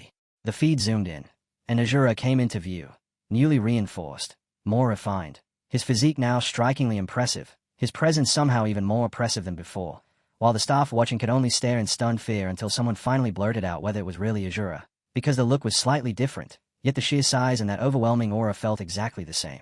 Had he evolved? The instant that question hung in the air, Wang Zhiting noticed something else, someone standing on Azura's right shoulder, and that person was none other than Yi, or rather Monster Eye, who didn't say a word, only meeting their gaze head-on with an unblinking, fixed glow that made Wang Zhiting so terrified he nearly pissed his pants, because he was completely unprepared for this and couldn't make sense of it at all. The two of them were together, side by side, like some kind of inseparable partners, even though one was determined to wipe out every powerful martial artist in Great Xia, and the other was driven to hunt down every Overlord-level magical beast. So how in the hell were they standing together now? Monster Eye took in the room's horrified, baffled expressions, especially Wang Zhiting, and then let out a mocking laugh that revealed absolutely nothing, and right after that, the live feed cut out without warning. Even though the surveillance signal had clearly been severed by some kind of special jamming method, the Dragon Bird Division's life sensing system was still running, and it detected that Monster Eye had already taken Azura far away from the Imperial capital, as if they were leaving for good, and Wang Zhiting could only grit his teeth in helpless frustration, struggling to accept how Great Xia, once the strongest nation on planet Blue Star, had sunk into such a miserable state that it faced an invading enemy with no one powerful enough to stop them, to the point that they were now forced to pin all their hopes on someone from a mysterious organization just to hold back a single Overlord beast. In only a few short hours, 4 section chiefs had already been killed in battle, and most of their elite troops were either wounded or dead, leaving Wang Zhiting with a crushing sense that he had truly failed the people of Great Xia. Yet even more than that, he burned with resentment toward the 9 families of the imperial capital, those rotten old clans who chose self-preservation and fled Huadu the moment the crisis hit. And he swore their disgraceful retreat would not be quietly buried or smoothed over as if it never happened. After this incident, the media erupted, every outlet packed with dense speculation about what had happened to the imperial capital, but plenty of Nizens refused to accept it at all, because Huadu was home to countless powerful figures in Great Xia. So who, in their mind, would be stupid enough to launch such a brazen assault there? Still, no matter how much disbelief spread, the same clips and summaries kept surging across platforms, with the story of Huadu barely surviving an attack from Azura rocketing into the trending lists, and countless people insisting it had to be fake news, furiously cursing whoever they believed was spreading such malicious rumors. On forums both large and small, Nizens tore into each other in fierce arguments, viewpoints clashing non-stop. Yet the majority kept insisting this had to be the work of hostile forces trying to sabotage Great Xia's recovery plan, with the real aim of stirring panic among the public. And many voices quickly joined in, demanding the immediate capture of whoever was behind the rumors. Then the scene cut to Dai Chi-ming, the student council president, where a female student, likely his assistant, came rushing in, terrified and confused, blurting out questions about the news circulating everywhere while praying with everything she had that it was false, only for Dai Chi-ming to answer with grave certainty that it was all true, because he had inside information. Turning slightly toward her, his expression heavy and his voice lowered, he laid it out. 3 martial arts association presidents who had remained in Huadu, along with the 4 section chiefs of Great Xia's Dragon Bird Division, 7 grandmasters in total, had all been wiped out. And there were even rumors that the Great Xia Dragon Bird Division had deployed special ranked forces, yet the enemy still left behind only a single survivor. That was enough to make the assistant's terror show plainly, and she immediately pressed the student council president about the whereabouts of the nation's national grandmasters, the one said to stand at the very peak of martial arts on planet Blue Star.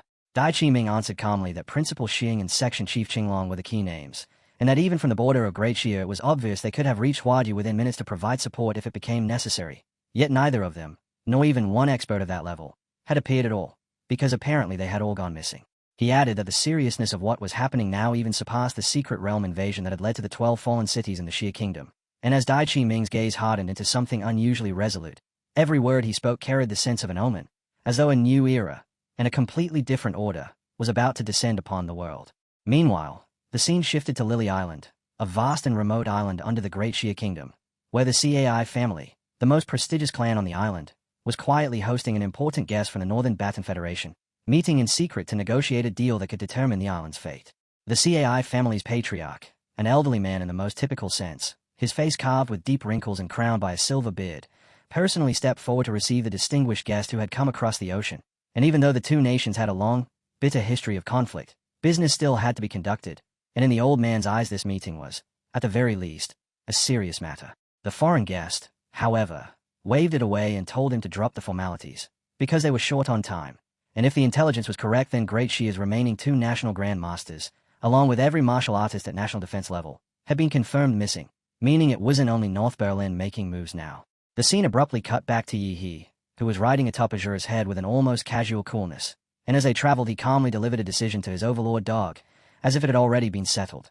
From this moment on, Azura would officially enter the monster organization under the code name Hook.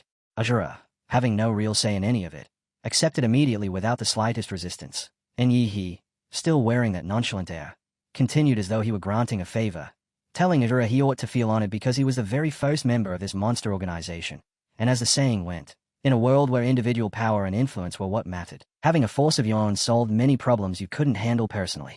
With the world situation growing more chaotic by the day, Yi was preparing to build up power under his own banner, and he decided his first step would be to bring Azura into an alliance with the Mad Doctor. While he was at it, he could also pay a visit to the man's secret base. But then a thought struck him. Rumors were already spreading everywhere that the monster organization was in cahoots with Azura, the mysterious overlord who had attacked the imperial capital. And with that in mind he realized that openly traveling together the way they were now was a bad look, something they couldn't keep doing if he wanted to avoid further trouble, because it meant they couldn't continue appearing side by side like this. After a brief pause to think it through, Yi decided to use his Hellstyle light manipulation ability, turning both himself and Azura invisible. And not long after that the 2 of them reached their designated location, only it turned out to be a tropical forest. The moment he set eyes on the trees, something about them felt wrong, an ominousness that scraped at his instincts as he stared. And then his blood ran cold when he realized what looked like an eye was embedded in the trunk directly in front of him. The eye snapped open, sweeping the area as if it was searching, before finally locking onto him. And Yi immediately lost it, convinced he was staring at some kind of demon tree, and before this supposed tree demon could even speak. He was already lunging in with his fist raised to strike. His punch stopped with only a hair's breadth to spare when the mad doctor shouted that it was him, and only then did he begin to understand what was happening, though even then it took him a moment to truly process it, because not only could this tree talk and spot a freakishly enormous eye, it turned out there were several of these eyes, along with several mouths as well, more or less matching each other in number. Diaphone. The mad doctor quickly apologized for not warning his lord ahead of time, then explained that this entire forest was nothing more than a web of biological monitors he had synthesized through biotechnology, and even though Yi praised the setup as incredible and outright called the mad doctor genius, inside he was still creeped out to the extreme, because what he was looking at felt like something ripped straight from a horrific nightmare. As the mad doctor urged his lord to enter, a massive hallway revealed itself, and he apologized again for how shabby everything looked, emphasizing that the base had only been under development for a little more than half a month. Yi immediately questioned how a secret base could possibly be established in such a short time, and on top of that, whether the progress on the research wasn't moving far too quickly as well. But the mad doctor answered that it had actually been easy, both the facility issues and the research funding, because there were always rich people in the world who died young or were seriously ill, so he simply extracted a self-healing factor from his own blood, and those wealthy people rushed to hand him money for it. He went on to say he was also looking for suitable candidates to help Yi by putting them through vampire transformation, since the social energy those candidates carried would be extremely useful for developing Yi's organization, though he would only begin the conversion process if his lord agreed. Unexpectedly, Yi showed little interest and told him to use his own judgment, saying he could decide for himself as long as he didn't force anyone to buy or sell, and as long as he didn't follow the same crazy methods that old Laserbird used. Besides, Yi added, the mad doctor was smart enough by now to know and understand his preferences. Dr. Fong acknowledged this at once, then moved on to the next item, which was to brief Yi on the latest scientific research results. But before that, he said, the most important point was that thanks to the dark and red biomass his lord had provided, the biological cell with infinite possibilities, it had proven to be far too perfect, something he had truly never encountered before. He also explained that he knew where certain experts and scholars from the past were located, people like Prometheus and Laserbird, and that he had already converted them into his own family and gathered them into a research team serving his lord, and he sincerely hoped he had no objections to that, either. With that, they stepped into an elevator that dropped rapidly deeper underground, stopping at a level labeled F, and when the doors eased open, they walked out into an entirely different atmosphere. The whole floor radiated modernity and cutting-edge technology, the space enormous, packed with research doctors working without pause. Not one of them seemed to notice his arrival, which immediately stirred his curiosity, because these researchers carried out their duties like soulless biomechanical machines, their whole presence resembling living robots, and it was easy to see why. Each one had a central device fixed to their head, completely covering their eyes. The mad doctor explained that these were cyborgs, their brains already modified, and with that answered, he moved on, pointing out the several giant test tubes filled with the remains of monsters and demanding to know what they were for. But before anyone could respond, the drone beside him abruptly scrambled away as a figure approached from behind and greeted him formally. Yi turned slightly, and immediately saw the mad doctor, except he looked completely different now. So he asked about this new appearance, and Dr. Madman calmly explained that what he was seeing was merely a cyborg vessel. Yi gave a small nod, yet curiosity still tugged at him, making him ask where the mad doctor's real body was. And Dr. Madman, eager to provide his lord with the greatest possible support in scientific research, explained that using the dark and red biomass he had fully transformed his body into nothing but a brain, throwing away every unnecessary organ and tissue so he wouldn't waste precious brain power controlling a physical form. For daily life, he only needed to implant a small portion of his consciousness into a vessel like a control chip, which allowed him to move and operate freely whenever he wished. After hearing that, Yi half-jokingly asked whether the mad doctor was planning to go on some kind of cybernetic blind date with Manhua or maybe even a ship. But in the end he only sighed out a resigned conclusion. As long as it didn't interfere with the work, he could tolerate whatever the man wanted to do. Then he brought up the giant mechanical beast stationed in the forest outside, explaining that it was his external embodiment and that his will could be transferred into it at any time. So for now he intended to leave it in the mad doctor's care, though he made one thing clear. The mad doctor was not to conduct any random research on it. Dr. Madman immediately vowed he would treat it exactly as he would his lord, and that he would arrange for his cyborgs to give it comprehensive physical care every single day, which made Yi close his eyes for a brief moment in pure exasperation before telling him there was no need for that at all, even while knowing perfectly well this man was going to do it anyway. After that, the mad doctor led Yi to a massive aquarium, and once Yi gave it a brief look, he asked whether there was some secret hidden in it. But of course the cyborg doctor had to turn it into a grand production, praising his lord's quick-witted discernment before placing his hand onto a rectangular device and activating what he called his most important research and development project, Project Artificial Dira. Inside a long cylindrical tube, a living creature slowly began to take shape. And yet despite being alive, its complete immobility made it look more like a specimen than a life form. With solemn pride, the Mad Doctor invited his lord to witness the result he had nurtured for so long. This being had been created by extracting the original genes from the dorsal fin of the sacred object he had entrusted to him, then running calculations with the help of the black and red biomass, and finally pushing it through a series of bioengineering experiments until it was complete. According to Dr. Madman, it inherited his racial talent for controlled nuclear fusion through that dorsal fin, and it also carried the dark and red biomass's ability to adapt and evolve in response to any environment. The Mad Doctor declared that this creature was the absolute pinnacle of everything he had ever made, and that he was presenting it to his great lord. While Yi, watching in silence, privately judged that what stood before him was no less than a true juvenile version of Demera, which made him worry that such a massive lifeform, because of its counteracting traits, could easily stir up trouble on this small East Island. Even so, Yi spoke in a satisfied tone, praising the Mad Doctor's results, each line carrying clear recognition and genuine appreciation for what he'd accomplished, and as a proper reward he decided to grant him the newly developed Wii cells as well, making it clear he expected even more surprises in return. Right on cue, the Mad Doctor responded with an exaggerated show of devotion, so dramatic it was almost like he was about to kiss the floor just to express his overwhelming gratitude. And Yi, startled yet again, immediately told him to stop with the over-the-top performance. With the task he'd entrusted to the Mad Doctor now complete, it was time to return to Huadiu. Back in the imperial capital, after several days of relentless effort, the plan to reclaim the 12 fallen cities was successfully carried out, with the secret assistance of a mysterious master, and the entire nation of Great Xia erupted in celebration, only for something to happen soon after that left the public deeply confused. Effective immediately, a curfew was imposed, and the whole country entered a wartime state that banned all transportation, aircraft and ships included, while also cutting off all communication with the outside world.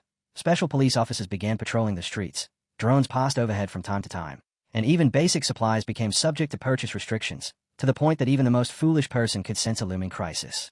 Yet for the moment, every conspiracy theory that started spreading online was quickly stamped out, with the official reasoning being the need to prevent social instability and to stop foreign forces from manipulating public opinion, because the nation had entered an unprecedented level of tension. And when Yi arrived, he couldn't help swiveling his head left and right in total disbelief, wondering whether this could really still be Huadiu at all, until, after observing more carefully, he commented that the imperial capital truly deserved its reputation as the most technologically advanced city, because the countless streets and districts destroyed in the battle had apparently been restored in less than a single day. Yi pulled out his phone and opened the navigation system, deciding to head for Dragon Bird Division headquarters, and an electronic voice immediately provided the optimal route to the command center. Not long after, he found himself standing before a towering, imposing building with the Dragon Bird Division logo mounted at the top, and under his breath he remarked that it was his first day of internship. Curious but unhurried, he walked inside with a calm expression, went straight to the elevator, and rode up to the 1st Division's workspace, the place where the legendary Ace Warriors were said to gather. Then, as the doors slowly slid open, he kept his composure and stepped out at an easy pace, only to find, to his surprise, that the entire office was silent and completely empty. The office was so silent that even the distant click-a-clack of a keyboard carried clearly through the air, and Linju, the only person from the division currently inside, finally turned slightly toward Yi when he greeted her, recognizing him at once as the specially admitted student recommended by Section Chief Qinglong. Yi introduced himself and addressed her as senior, but when Linju returned the introduction, she immediately added that she was only a staff member and didn't dare call herself anyone senior, especially not in front of a special admission student. She pointed to a nearby desk and told Yi that it was his workstation, with all the necessary documents already prepared, and that he shouldn't disturb her because she was extremely busy. And when Yi cautiously asked whether she was truly the only person in the 1st Division office, Linju let out a sigh and said the situation was both unlucky and fortunate. When the Dragon Bird Division had been attacked in Huadiu, the 1st Division had mostly been stationed at the border, so they suffered almost no losses among their ace agents and preserved nearly all their strength. But now, because a large number of elite specialists from the 2nd through 5th Divisions had died or been sacrificed, and because foreign countries were casting increasingly covetous eyes on them, an enormous workload had fallen squarely onto the 1st Division's shoulders. Linju admitted she knew she shouldn't complain about being overloaded at a moment like this. Yet she also confessed she hadn't slept in over 30 hours, trapped in constant high-intensity document review, and she was completely exhausted. Yi found that pitiful enough that he decided to help her, and without making a fuss he quietly produced a substance secreted from his blackened red matter, harmless to humans, capable of improving brain efficiency and easing mental stress, and with the intention of helping Linju push through her fatigue, he made her a coffee and offered it to her, mixing the substance into it. Linju, a little surprised that Yi wasn't behaving like the typical special admission student, accepted the coffee gladly, silently judging him tactful and polite rather than arrogant, and she took a large drink, only for a piercing emergency alert to suddenly blare through the room. Riots had broken out in several cities bordering the Southeast Triangle region, and although 4 top agents had already been dispatched to investigate and suppress the unrest, at least 1 additional agent still needed to be sent.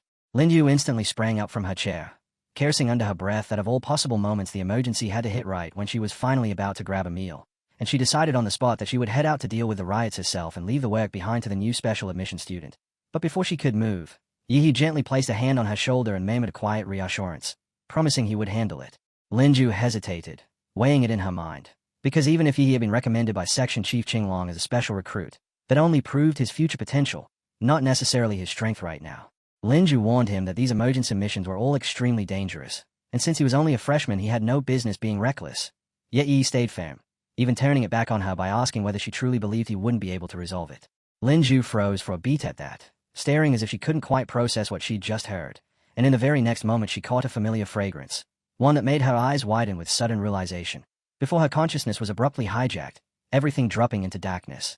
And then, in the blink of an eye, she came back to herself. When she regained awareness, she was already in the cafeteria, a tray of food set in front of her, every dish on it her absolute favorite, and the sight was so tempting she nearly drooled for a second before forcing herself to pull it together. Linju had no intention of being polite about it, yet she still had to admit that Yi, despite being from the younger generation, was genuinely impressive, formidable, even, and as she wondered aloud whether he was some kind of master illusionist, the man himself appeared behind her and answered that he wasn't, explaining that she simply seemed far too exhausted, so he'd taken the chance to help her out. After all, Dragon Bird Division's top specialist had undergone training specifically to build resistance to illusions, meaning that even if their consciousness became hazy they couldn't be easily hypnotized. Only pure, powerful illusions could pierce and invade their minds. And yet Yi had not only hypnotized her into walking downstairs to the cafeteria, he had even made her list her favorite dishes, which meant his illusion abilities alone were already something ordinary Xianwu warriors had no way of contending with. Yi merely took a sip of his drink, convinced that this small demonstration was more than enough to prove he could handle the mission. He was about to head out, but Linju still refused to gamble on it, insisting he was a rare genius who should concentrate on cultivating his talent, because if anything happened to him, she wouldn't be able to bear the responsibility. She kept talking, so absorbed she didn't even notice that Yi had already left, and only when she finally turned back toward where she assumed he was standing did she realize he was gone. In the end, she thought, Yi really was like a typical special admission student after all, and then she spotted the note he'd left behind for her, stating bluntly that she was too weak, and that the bottle of medicine he'd also left would help her recover. Linju picked up the bottle with a smile, suddenly finding herself infatuated with the young recruit, because he was absolutely her type. The scene immediately shifted to the frontier bordering Great Shire and the Southeast Triangle region, where inside a battered, dilapidated bus rattling along a dusty date road packed tight with people and vehicles, Yi had already altered his appearance, disguising himself as an ordinary middle-aged man so he could investigate in secret and trace the real source behind the riots. In the cramped bus a sudden wave of foul stench slammed into his nose, and he even mocked it sarcastically as clean and hygienic, though he was fortunate that he could seal off his respiratory system and form a protective film over his skin. Otherwise, he would have had no choice but to endure that nauseating stench the entire ride. And yet, as he sat there, he reviewed what WS's intelligence had already made clear. Because of the urgency and the crushing workload, the other 3 ace agents had rushed to multiple border cities and quickly wiped out the terrorists who were stirring up the riots, but those people were nothing more than mouthpieces for foreign forces, meaning if one got removed, another could always be put in place. A response that treated the symptoms while leaving the real disease untouched. Now that the identities of those 3 top agents were already exposed, Yi understood he had to operate from the shadows, trace the riots back to their source, and cut out the root cause instead. Once the rattling old bus finally reached a more open stretch of road, a smaller bus suddenly swung in and blocked its path, forcing the driver to slam the brakes and lean out the window in a rage, shouting at the other driver to watch where he was going. A blonde, middle-aged man climbed out of the smaller vehicle, his body covered in tattoos, and with an icy stare he ordered the driver of the crowded bus to open the door. The driver's face drained instantly as fear took over, and he hurriedly obeyed, pulling the door open to let the blonde man board along with a black-haired lackey at his side. Yi stayed quiet the whole time, with no intention of stepping in directly, because Great Shire had once been known as the safest country on Earth, a place where, even out on the borders, no one had dared commit crimes, and the fact that scum like this now acted so brazenly could only mean they had someone backing them. The black-haired lackey stepped forward with a disturbing smile, then raised his voice and declared that they weren't bad people at all, but good people there for an honest cause, and after introducing the blonde man as his boss, he shamelessly insisted the leader hadn't come to attack anyone or steal their money. He merely wanted everyone to cooperate with his work. By then, the passengers were already terrified enough to scramble toward the back of the bus, pressing together in hopes of staying as far from the intruders as possible. And unexpectedly, this created a situation where his sealed breathing ability was nearly rendered useless. The black-haired man, seeing everyone retreat, snapped at them, demanding to know why they were backing away when he'd already said they were good people. So why were they acting frightened? And then, with a sudden surge of rage, he barked that anyone who moved would be chopped into pieces. Right after that, 2 more men climbed on board. Tall, muscular, almost identical except for their hairstyles. And the black-haired lackey introduced them as professional tattoo artists, announcing that soon every person on this bus, men and women, old and young, even babies still breastfeeding, would all be getting the exact same tattoo as him.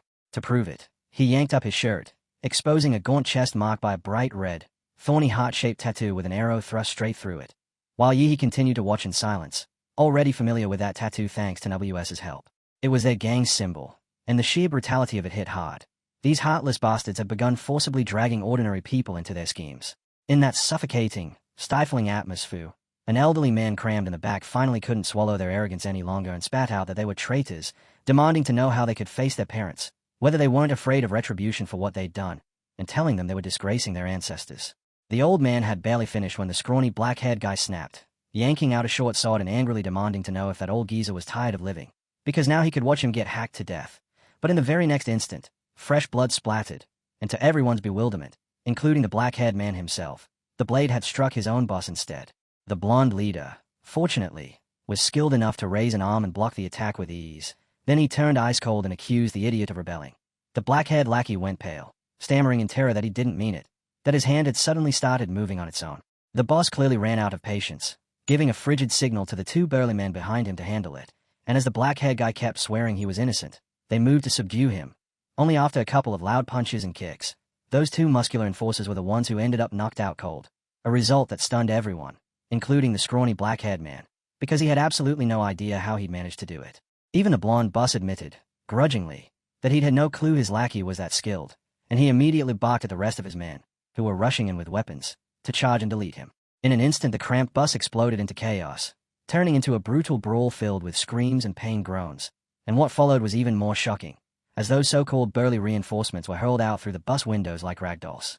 When the scene cut back inside, every gang member had been dealt with, everyone except the terrified passengers, blood sprayed and smeared everywhere, and their blonde leader, shaken badly, demanded to know who the hell this black-haired guy really was.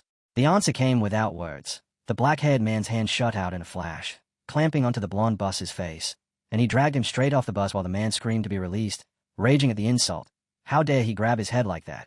Yet the scrawny guy still insisted it wasn't him, that his body wasn't under his control, that this was all a massive misunderstanding. The 2 of them got into the smaller vehicle and sped away, leaving the passengers staring in stunned disbelief, unable to comprehend what they'd just witnessed, until someone finally guessed it might be internal strife, because a group that barged in demanding tattoos only to suddenly start attacking each other without even exchanging words was absurdly strange, and in truth it hadn't even looked like a fight so much as a one-sided beating. A van barrels down the road at reckless speed, and behind the wheel the driver already looks half like a zombie, his voice trembling as he keeps begging for help while the infection slowly consumes him. From the back seat the green-haired man studies the driver's violent shaking and concludes that this man must be under some kind of control, because otherwise there is no way someone could still display that level of combat strength in such a state. Turning toward the man seated behind him, he calls him a big shot and proposes a deal, offering information in exchange for his freedom. The boss, who carries the presence of an Asian gigachad, immediately begins firing questions: who funds their group, and where they usually gather. Hearing this, the green-haired man starts panicking internally, wondering if the person in front of him might actually be a spider envoy from the Great Sheer Dragon Sparrow. Suddenly he feels trapped, because telling the truth would destroy him, yet lying would also bring disaster. If he reveals everything, those people will hunt him down, and even if he somehow survives that, he will end up locked in endless re-education, a fate he refuses to accept, so he decides the only safe option left is to kill the man he suspects might be a special agent. He begins boasting for a moment, and without warning the van hurtles straight toward the edge of a cliff. The supposed agent simply watches him with calm eyes and remarks that it is time to send him off. At that instant the device detects red tentacles surging forward and panics, shouting that he already provided the information. But the agent casually replies that the information sounded fake anyway and admits he had been daydreaming the whole time. He adds that directly reading someone's memories is far easier, and besides, watching liars panic is far more entertaining. The tentacles plunge into the unfortunate man as he screams in terror that this must be a Dragon Sparrow envoy and insists he deserves prison rather than execution. Our hero only smirks and explains that he is not the Tiger Warrior Yinba but the unruly Demon King instead, and in the next moment the tentacles swarm together and slice the small man apart. 7 steps later our hero appears again and casually comments that the air feels fresh and his body feels lighter. Behind him the tentacles twist and coil into a grotesque mass until lightning flashes, transforming the mess into a sleek supercar. He opens the door, slips inside, and grips the steering wheel just as the system announces the activation of female mode. Muttering to himself, he says that by digging through their minds he already located the next rat nest, though the bald man's rank had been too low to lead him any further. He then orders Nuva to guide him to Chanchong and to forge a new identity for him as the spoiled heir of a merchant guild. The car begins moving as the system acknowledges the command, and he speeds toward another cliff where a helipad waits. Yet instead of stopping, the vehicle suddenly launches straight into the sky. Meanwhile, the scene shifts to the southeastern triangle region, where inside a vast chamber 3 figures gather. One man excitedly declares that Huadu City being under attack is a historic opportunity, swearing he will use it to establish his name as Bloodthorn, and he adds that several regional leaders have already proposed cooperation, which only proves they have long had their eyes fixed on Great Xia. Another man points out that while the chaos along the border can certainly be exploited, their own people remain far more united than those of Great Xia, meaning that attempting to stow small internal unrest will not work particularly well. The first man concedes that reaching out to truly powerful figures will be necessary, yet Dragon Sparrow has already placed the entire nation under wartime lockdown, making any infiltration attempt nearly impossible.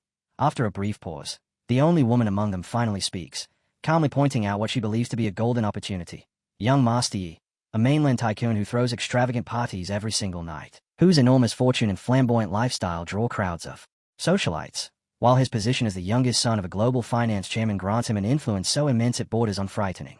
Her companion immediately voices doubt, saying a rich young fool this perfect almost feels like deliberate bait. She nods in agreement but insists that even a trap must sometimes be stepped on, then reveals that the best agents have already investigated him thoroughly and the results came back flawless. According to the reports, Yi perfectly embodies every stereotype of a spoiled rich heir, and even the notorious deviant Shashmi admitted that Yi surpasses him when it comes to outrageous tastes. She adds that experts in depravity can recognize a fake the moment they see one, yet Yi passed every test without suspicion. Hearing this, the well-dressed man simply turns and walks away, concluding that the best course of action is to travel personally to Chenchong and meet this infamous young master face to face. The scene shifts to Chenchong, where a man studies files detailing 3 different operatives. The first is Jeff, once a senior agent of the North Baltan Bureau who betrayed his federation and joined Bloodthorn at an early stage. The second is Ken, a fighter who in his youth killed a warlord on the Black Continent before fleeing and later rising into Bloodthorn's core ranks through sheer personal strength. As another man reads through the documents, he mutters that Bloodthorn sounds like a terrible name and jokes that it might as well be renamed Liangshan Mosh. Nearby, our hero sits casually atop a stone statue while one of his subordinates approaches to report that the 3 targets will arrive in the city later today. Without even standing, he calmly orders that the moment they appear, they are to be brought directly to him. Afterward he remarks that Bloodthorn daring to make a move only proves the Xia dynasty has grown weaker, because now every random fool suddenly feels bold enough to poke at it, adding that the situation resembles lighting a lamp on top of a septic tank, an action that can only invite disaster. Back in the city, a car pulls away and rolls past the gate. Inside, a man gripping a gun confirms that the meeting location has already been decided, the cathedral in the suburbs of Tiancheng. His companion nods and explains that the cathedral serves as the organization's stronghold within Tiancheng. From the back seat, the girl casually asks what they think about the city itself, and one of the men merely shrugs before dismissing it as nothing more than a backward little town. He says there are no martial arts masters worth mentioning there, because the place is so ordinary that even Long Kue barely bothered to station guards in it. Even so, he admits something has been bothering him, because from the moment they entered the city he began sensing invisible subwoofers fixed not only on them but also on the pedestrians along the roadside. He explains that the people stared at them like characters trapped inside the Matrix, and their heartbeats felt unnaturally steady, something no normal human could maintain constantly. At that realization both men grow uneasy, quickly turning the car around and deciding to retreat immediately. As their vehicle speeds away, 2 figures watch the scene from a distance, exchanging eerie smiles while their eyes glow with a faint red light. As sunset steadily approaches, the fading light makes it clear that the rulers of the night are about to awaken, and in the distance several silhouettes quietly begin moving behind them. Inside the speeding car, one of the men mutters that being cautious is understandable, yet questions whether they might be overdoing it since they have already driven more than 30 miles away from the city. Another turns toward the girl and argues that if the organization truly controlled Chenchong, it would be impossible for them to remain completely unaware of such a presence. She exhales slowly and admits that perhaps she has been overly tense, explaining that last year she failed to break through into the Grandmaster level. During that attempt to step into the martial arts realm, she briefly glimpsed something that resembled her own destiny and death, where she saw herself lying beside a corpse soaked in red gore, which led her to believe that the 2 of them would perish together during the same mission. The two men immediately grow irritated and demand to know why she never revealed something so critical earlier. One of them curses loudly, declaring he would never have agreed to take on a mission alongside her if he had known. She responds calmly that fate cannot truly be stopped, though perhaps it will not occur today, and she describes how in that vision the surroundings were a dark and threatening forest, while now the landscape around them contains not even a single tree. Still, the two men insist that even if destiny exists, they will oppose it, because their lives belong in their own hands. At that exact moment, a crimson and decaying cloud suddenly materializes from nowhere, and from within it our hero reveals himself. With calm, deliberate movements he shapes his fingers and explains that his cells can now grow independently into human forms that still carry his consciousness. By combining the secretary's power with the plant cells of the celestial Emperor Mora, he declares that he can now wield a force he calls Heaven's Universe, a power capable of destroying everything. As the full moon suddenly begins to glow, a dark forest descends around them, and a sphere of red energy plunges from the sky, spreading countless tendrils that twist and sway like living vines while gradually forming the shape of an eagle's face. Floating high above the scene, our hero states that fate can indeed be rewritten, yet only he decides how it changes, while behind him the outline of a demonic dragon slowly takes form. The car beneath is almost completely crushed into scrap metal, leaving only the girl still alive, and he calmly asks whether this moment resembles the destined death she once saw in her vision. She turns back and sees her companions trapped inside the wreckage, begging for help while covered in blood, and one of them gasps desperately for rescue. With trembling lips she whispers that Jeff is already dead, while another friend lies twisted and shattered, and she screams in despair that no one can escape the end that fate has prepared for them. Even so, one of the injured men stubbornly raises his middle finger in defiance, only for another merciless strike to finish him off brutally. Stunned, the girl murmurs that fate truly cannot be changed and stares toward our hero, who now sits upon the dragon's face. Her eyes close briefly, yet when they open again she suddenly notices something strange.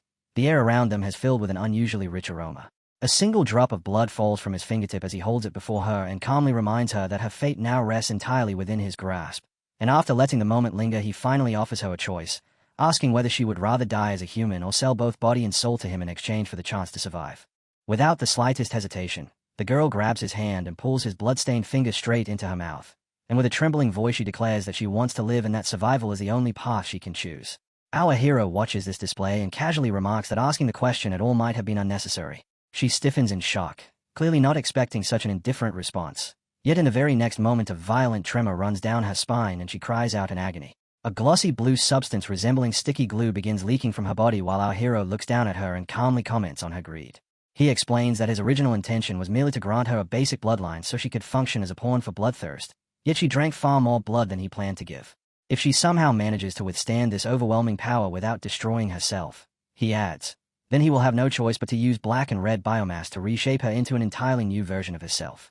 Soon scales begin appearing along her skin, spreading from her arms until they cover her whole body, and she stands there wrapped in a newly formed armor while a faint farming aura emanates from her presence. Observing quietly, he notes with mild surprise that she has adapted rather well and admits that the outcome is not bad at all, after which he lightly taps a finger against her forehead to examine the true nature of the organization known as Bloodthorn.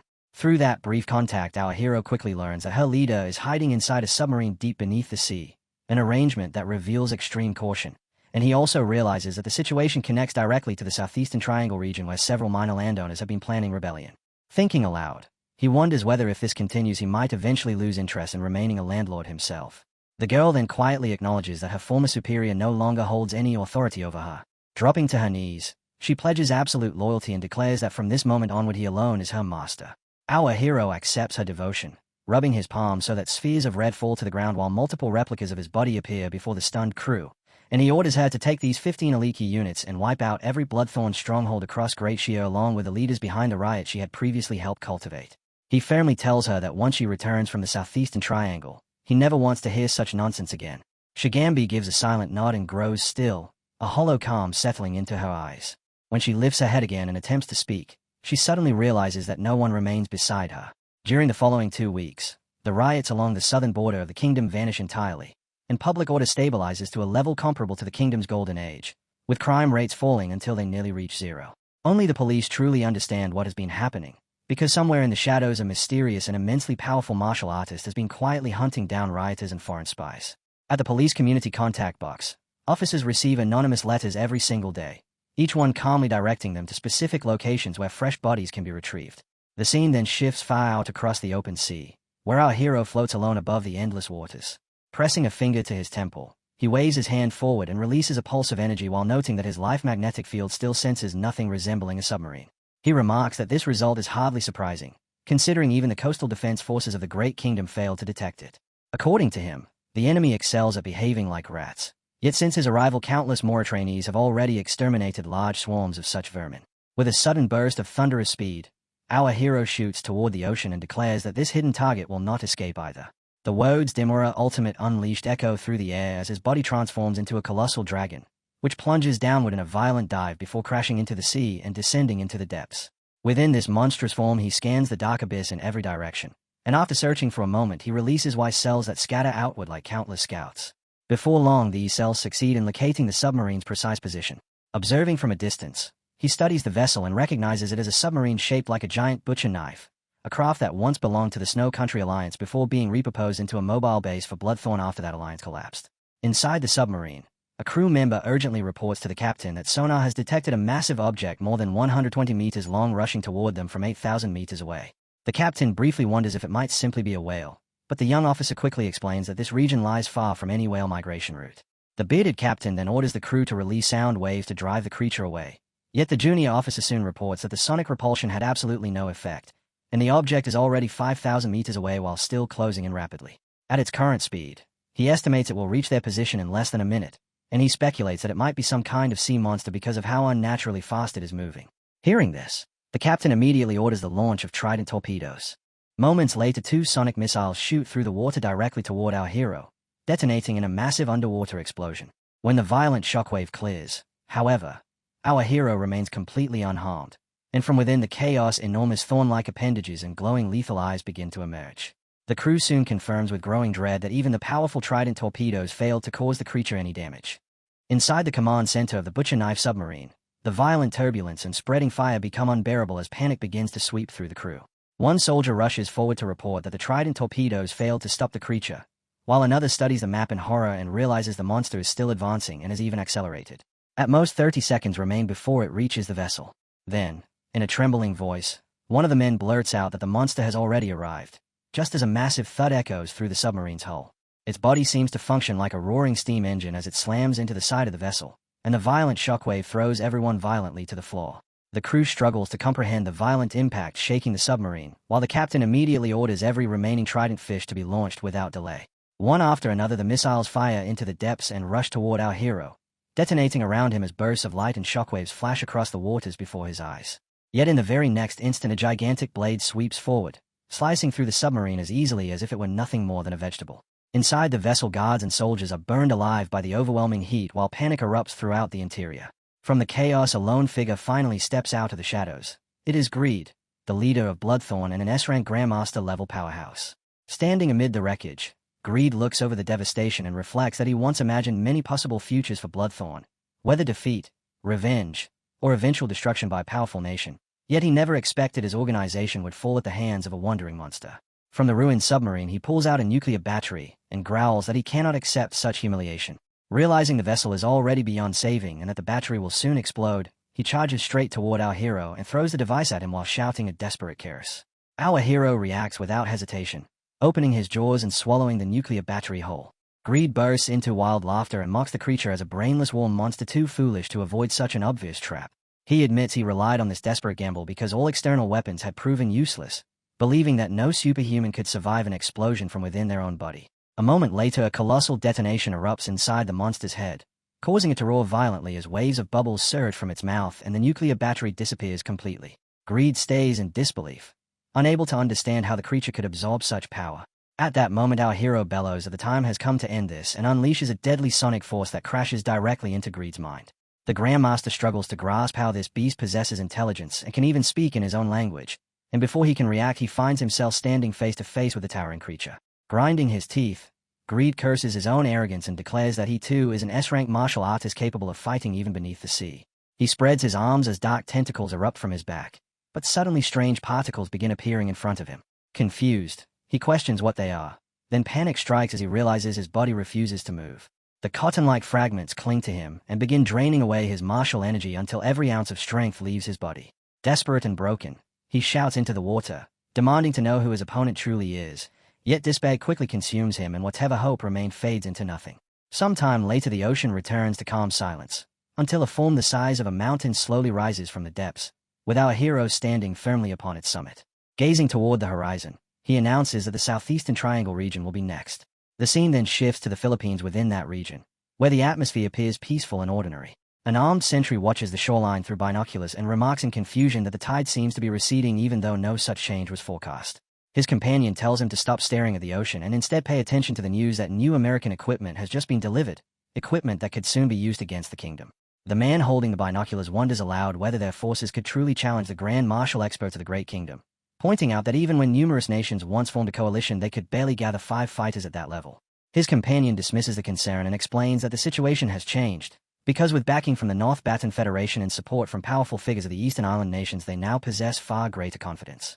According to him, the Northern Kingdom and its allies are currently distracted by invasions from Western powers, leaving the Great Kingdom effectively isolated, and the fact that the North Baton Federation openly encourages this operation suggests they believe the kingdom's strongest fighters have already been removed.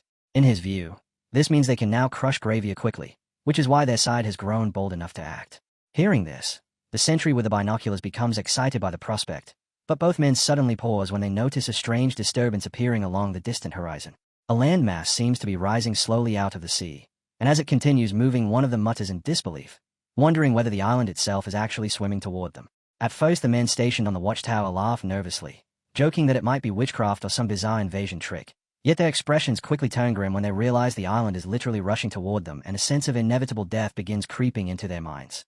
They quickly signal the ships approaching in the distance, feeling a moment of relief as they assume the destroyers have arrived to rescue them.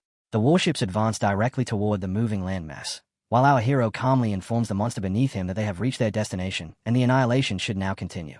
In the next moment a nuclear black hole erupts outward, and within seconds a mighty battleships are ripped apart as easily as fragile toys. Towering walls of water surge high above the watchtower, and the soldiers scream in terror that a tsunami is about to crash into them. Far away at the Philippine naval port, a soldier urgently reports to his captain that an extremely high-ranked monstrous beast has entered their territorial waters, already sinking 2 warships and now preparing to make landfall. The captain immediately orders the activation of the newly obtained American equipment and commands the crew to snipe the war creature while ensuring it never manages to lock onto a target. He then orders the full fleet to mobilize and instructs the communications team to broadcast distress signals across the entire Southeast Triangle region, requesting air support along with advanced weapon systems.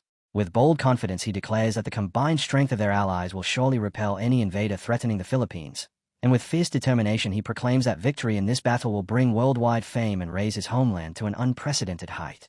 Suddenly the operator at the communication console freezes in shock and reports that the monster's signal has completely disappeared.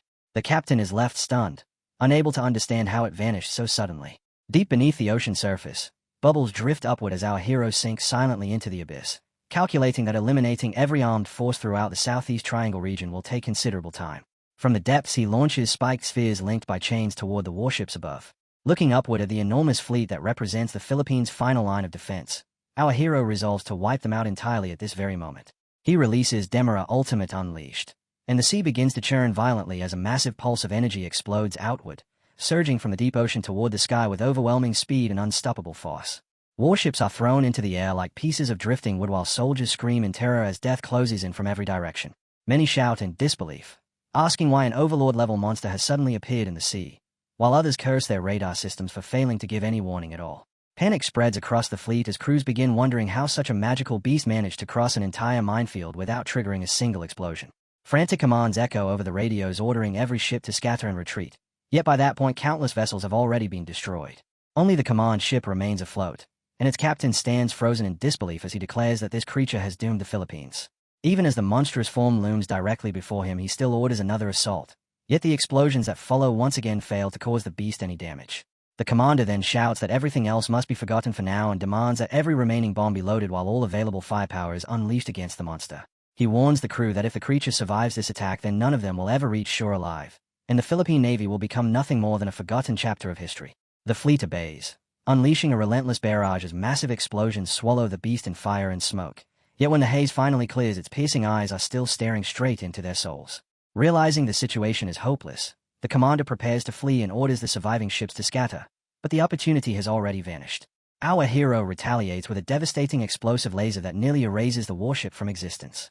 Later witnesses recount that the mysterious monster known as Demara engaged the fleet and, within only 3 minutes, the entire Philippine navy was completely destroyed. Soon afterward, Emperor Morales steps onto the Philippine coastline, prompting martial artists from across the nation to rush forward in desperate attempts to intercept him. The demonic entity storms through the Philippine capital before leaving the country and continuing toward neighboring nations across the South Triangle region. The highest levels of the Philippine government, along with large portions of the Air Force, Army, and military command, are almost completely wiped out, plunging the nation into massive turmoil that threatens to tear it apart. Yet Demira does not slow down, and analysts who track its path predict it will reach Indonesia in roughly 40 minutes. On a distant mountain peak, a man sits calmly in a meditative yoga posture and declares that as the greatest expert in East Asia he will never allow an inferior war creature to step onto his homeland. He releases a blinding surge of overwhelming aura, but only 20 minutes later the entire nation of Indonesia lies paralyzed as the monster rampages through it before departing again, this time heading toward Myanmar and South Korea. Myanmar, meanwhile, is already engulfed in internal conflict as warlords and drug lords battle each other for control without any unified leadership. A large-built man rushes onto an aircraft and shouts for immediate takeoff while cursing the unstoppable advance of Demira, which has already reached the southern kingdom. Muttering bitterly, he says that the corrupt officials there are probably fleeing even faster than he is, estimating that within 20 minutes the beast will crush the entire southern kingdom before continuing onward into Myanmar. As the aircraft rises into the sky, the man reflects bitterly that the fate of an entire nation is about to collapse behind him. Yet once the plane is safely airborne, he finally releases a long sigh of relief, convincing himself that he has escaped and can regroup somewhere in another country. That fragile comfort vanishes in an instant when he notices something horrifying pressed against the aircraft window, a grotesque, blood-soaked face staring directly at him as if silently greeting him from the outside. His body trembles violently as he curses under his breath, unable to comprehend what terrifying thing has just found him. The aircraft continues flying over Myanmar while thick columns of smoke erupt along one side of the distant horizon. He and his men stare out in shock, struggling to understand what kind of terrifying scene they are witnessing, but their fear only deepens when they notice a blood-colored cloud slowly forming into a twisted face that drifts steadily toward their plane. One of them nervously wonders whether it might be some sort of monster and asks when it could have attached itself to the aircraft. The crimson cloud then introduces itself as Jew and calmly announces that it is about to come inside. As the strange voice echoes, a red liquid begins seeping through the edges of the aircraft window, and everyone freezes in disbelief as the cloud somehow slips through a tiny opening. Once inside the cabin, the blood gathers together and gradually reshapes itself into a grotesque, monstrous face. One large thug immediately shouts for the others to attack, and several guards rush forward, boasting that the creature is nothing more than a simple slime. One of them proudly declares that he trained at the East Tribal District boxing camp and insists he can withstand several strikes from such a weak being. Filled with confidence, he throws a punch straight into the mass of blood. Yet the creature does not budge in the slightest. In the next instant, a tentacle lashes out and shoots directly into his mouth. Within seconds, his body turns limp as his energy is drained away, his limbs twisting helplessly while he screams in terror that the thing has crawled down into his stomach. Another goon attempts to counter with a cutting technique, even making an exaggerated expression while preparing the strike, but the tentacles surge forward before he can act and pierce straight through him along with their boss. Both bodies collapse lifelessly as every trace of strength is sucked out of them. In their final moments, they attempt a desperate technique known as the 10-headed Zeno, which merges the abilities of the Hell Tower with a vampire template to drain an enemy's life force and martial energy the instant they are pierced. Strange eyes suddenly grow across the corpses of the fallen guards as the creature laughs and explains that their lord plans to enjoy himself with the Northbarton soldiers. It reveals that it was sent merely to clean up this pathetic group and declares that the elite Yi army should now activate in order to eliminate the remaining armed forces across the southeastern triangle region. Mocking the entire encounter as dull, it remarks that fighting these people is no different from crushing insects. Before long, the entire aircraft is filled with piercing tentacles bursting through its structure until every single person aboard is dead. The creature then remarks with excitement that even if witnessing the Lord's true battles ends up killing it afterward, the spectacle alone would make that price worthwhile. The scene shifts to the southern country where chaos spreads across the land and desperate cries for help echo through the streets. Our hero's monstrous form steps forward, planting an enormous foot upon the ground while the blazing core in his chest radiates an overwhelming pressure. A surge of exhilaration runs through him as he proclaims that at this very moment he has become the ultimate destroyer, a living embodiment of death whose legend will haunt the world for thousands of years. The terrifying myth of Demira begins spreading rapidly throughout the Southeast Triangle region, and the survivors of the devastation will forever remember the towering shadow of that dark behemoth. He stands above the city watching everything collapse beneath his colossal presence while the scars carved by Demira leave permanent marks across the land.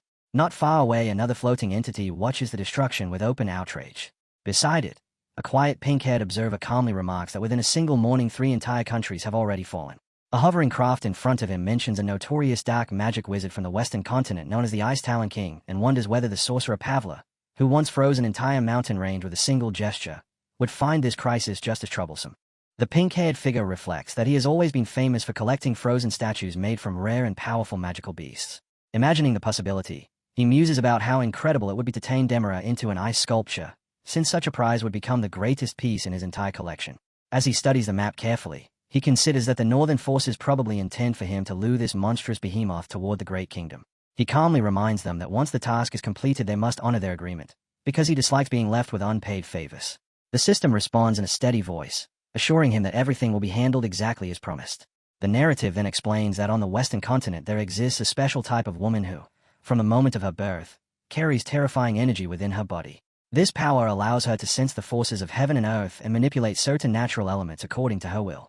Across the Western continent such women are known as witches. Only one appears each century, and every one of them eventually brings devastating calamity once she reaches adulthood. History records several such disasters, including the fall of ancient Atlantis, which sank into the deep abyss of the sea after the Witch of Ocean and Storms unleashed her power. Another catastrophe occurred in the 6th century before the Common Era when a magma and earthquake triggered a volcanic eruption that buried the once thriving kingdom of Pompeii beneath rivers of lava and ash. Centuries later, during the 14th century, a catastrophic plague wiped out half the population of the Western continent, and this disaster was attributed to the Black Witch, who became infamous as one of the most malevolent figures in history. Because of tragedies like these, the papacy and the monarchs of the Western continent have long carried out relentless witch hunts, even if it meant executing countless innocent women who were merely suspected of possessing such powers. After the Black Witch spread chaos for 500 consecutive years, strict sieges and suppression campaigns ensured that no witch was allowed to survive into adulthood. Yet despite all these efforts, the witch destined to appear in the 21st century has never been discovered or eliminated by the combined forces of the continent. The reason for this mystery suddenly becomes clear when someone cries out that a woman has appeared, revealing the shocking truth that the witch of the modern era is not a single person at all, but a pair of conjoined twins.